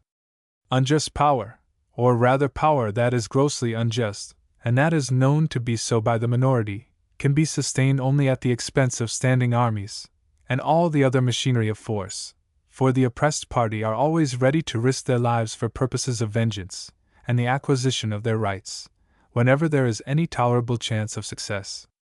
Peace, safety, and quiet for all can be enjoyed only under laws that obtain the consent of all. Hence tyrants frequently yield to the demands of justice from those weaker than themselves, as a means of buying peace and safety. Still another answer is, that those who are in the majority on one law will be in the minority on another. All, therefore, need the benefit of the veto, at some time or other, to protect themselves from injustice. That the limits, within which legislation would, by this process, be confined, would be exceedingly narrow, in comparison with those it at present occupies, there can be no doubt. All monopolies, all special privileges, all sumptuary laws, all restraints upon any traffic, bargain, or contract that was naturally lawful, 1. All restraints upon men's natural rights, the whole catalogue of mala prohibita, and all taxation to which the taxed parties had not individually, severally, and freely consented, would be at an end. Because all such legislation implies a violation of the rights of a greater or less minority. This minority would disregard, trample upon, or resist the execution of such legislation, and then throw themselves upon a jury of the whole people for justification and protection. In this way all legislation would be nullified, except the legislation of that general nature which impartially protected the rights, and subserved the interests, of all. The only legislation that could be sustained would probably be such as tended directly to the maintenance of justice and liberty, such, for example, as should contribute to the enforcement of contracts, the protection of property, and the prevention and punishment of acts intrinsically criminal. In short, government in practice would be brought to the necessity of a strict adherence to natural law and natural justice, instead of being, as it now is, a great battle, in which avarice and ambition are constantly fighting for and obtaining advantages over the natural rights of mankind. 1. Such as restraints upon banking, upon the rates of interest, upon traffic with foreigners, and and c. Taxation. It was a principle of the common law, as it is of the law of nature, and of common sense, that no man can be taxed without his personal consent. The common law knew nothing of that system, which now prevails in England, of assuming a man's own consent to be taxed, because some pretended representative, whom he never authorized to act for him, has taken it upon himself to consent that he may be taxed. That is one of the many frauds on the common law, and the English Constitution, which have been introduced since Magna Carta. Having finally established itself in England, it has been stupidly and servilely copied and submitted to in the United States. If the trial by jury were re-established, the common law principle of taxation would be re-established with it, for it is not to be supposed that juries would enforce a tax upon an individual which he had never agreed to pay. Taxation without consent is as plainly robbery, when enforced against one man, as when enforced against millions, and it is not to be imagined that juries could be blind to so self-evident a principle. Taking a man's money without his consent is also as much robbery, when it is done by millions of men, acting in concert, and calling themselves a government, as when it is done by a single individual, acting on his own responsibility, and calling himself a highwayman. Neither the numbers engaged in the act, nor the different characters they assume as a cover for the act, alter the nature of the act itself. If the government can take a man's money without his consent, there is no limit to the additional tyranny it may practice upon him, for, with his money, it can hire soldiers to stand over him, keep him in subjection, plunder him at discretion, and kill him if he resists. And governments always will do this, as they everywhere and always have done it, except where the common law principle has been established. It is therefore a first principle, a very sine qua non of political freedom, that a man can be taxed only by his personal consent. And the establishment of this principle, with trial by jury, ensures freedom of course, because 1. No man would pay his money unless he had first contracted for such a government as he was willing to support, and 2. Unless the government then kept itself within the terms of its contract, juries would not enforce the payment of the tax. Besides, the agreement to be taxed would probably be entered into but for a year at a time. If, in that year, the government proved itself either inefficient or tyrannical, to any serious degree, the contract would not be renewed. The dissatisfied parties, if sufficiently numerous for a new organization, would form themselves into a separate association for mutual protection. If not sufficiently numerous for that purpose, those who were conscientious would forego all governmental protection, rather than contribute to the support of a government which they deemed unjust. All legitimate government is a mutual insurance company, voluntarily agreed upon by the parties to it, for the protection of their rights against wrongdoers. In its voluntary character, it is precisely similar to an association for mutual protection against fire or shipwreck. Before a man will join an association for these latter purposes, and pay the premium for being insured, he will, if he be a man of sense, look at the articles of the association, see what the company promises to do, what it is likely to do, and what are the rates of insurance. If he be satisfied on all these points, he will become a member, pay his premium for a year, and then hold the company to its contract. If the conduct of the company prove unsatisfactory, he will let his policy expire at the end of the year for which he has paid, will decline to pay any further premiums, and either seek insurance elsewhere, or take his own risk without any insurance. And as men act in the insurance of their ships and dwellings, they would act in the insurance of their properties, liberties and lives, in the political association, or government. The political insurance company, or government, have no more right, in nature or reason, to assume a man's consent to be protected by them, and to be taxed for that protection, when he has given no actual consent, than a fire or marine insurance company have to assume a man's consent to be protected by them, and to pay the premium, when his actual consent has never been given. To take a man's property without his consent is robbery, and to assume his consent, where no actual consent is given, makes the taking none the less robbery. If it did, the highwayman has the same right to assume a man's consent to part with his purse that any other man, or body of men, can have. And his assumption would afford as much moral justification for his robbery as does a like assumption, on the part of the government, for taking a man's property without his consent. The government's pretense of protecting him, as an equivalent for the taxation, affords no justification. It is for himself to decide whether he desires such protection as the government offers him. If he do not desire it, or do not bargain for it, the government has no more right than any other insurance company to impose it upon him, or make him pay for it. Trial by the country, and no taxation without consent, were the two pillars of English liberty, when England had any liberty, and the first principles of the common law.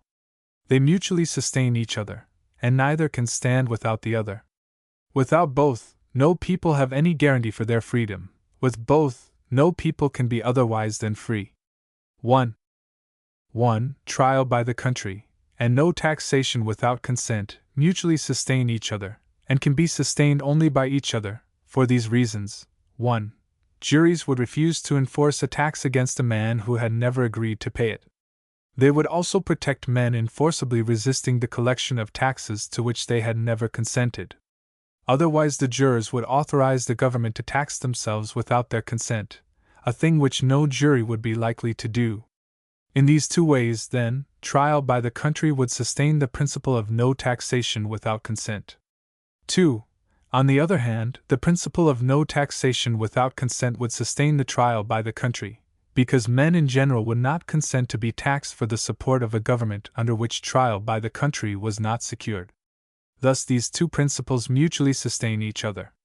But if either of these principles were broken down, the other would fall with it, and for these reasons, if trial by the country were broken down, the principle of no taxation without consent would fall with it, because the government would then be able to tax the people without their consent, inasmuch as the legal tribunals would be mere tools of the government, and would enforce such taxation, and punish men for resisting such taxation, as the government ordered.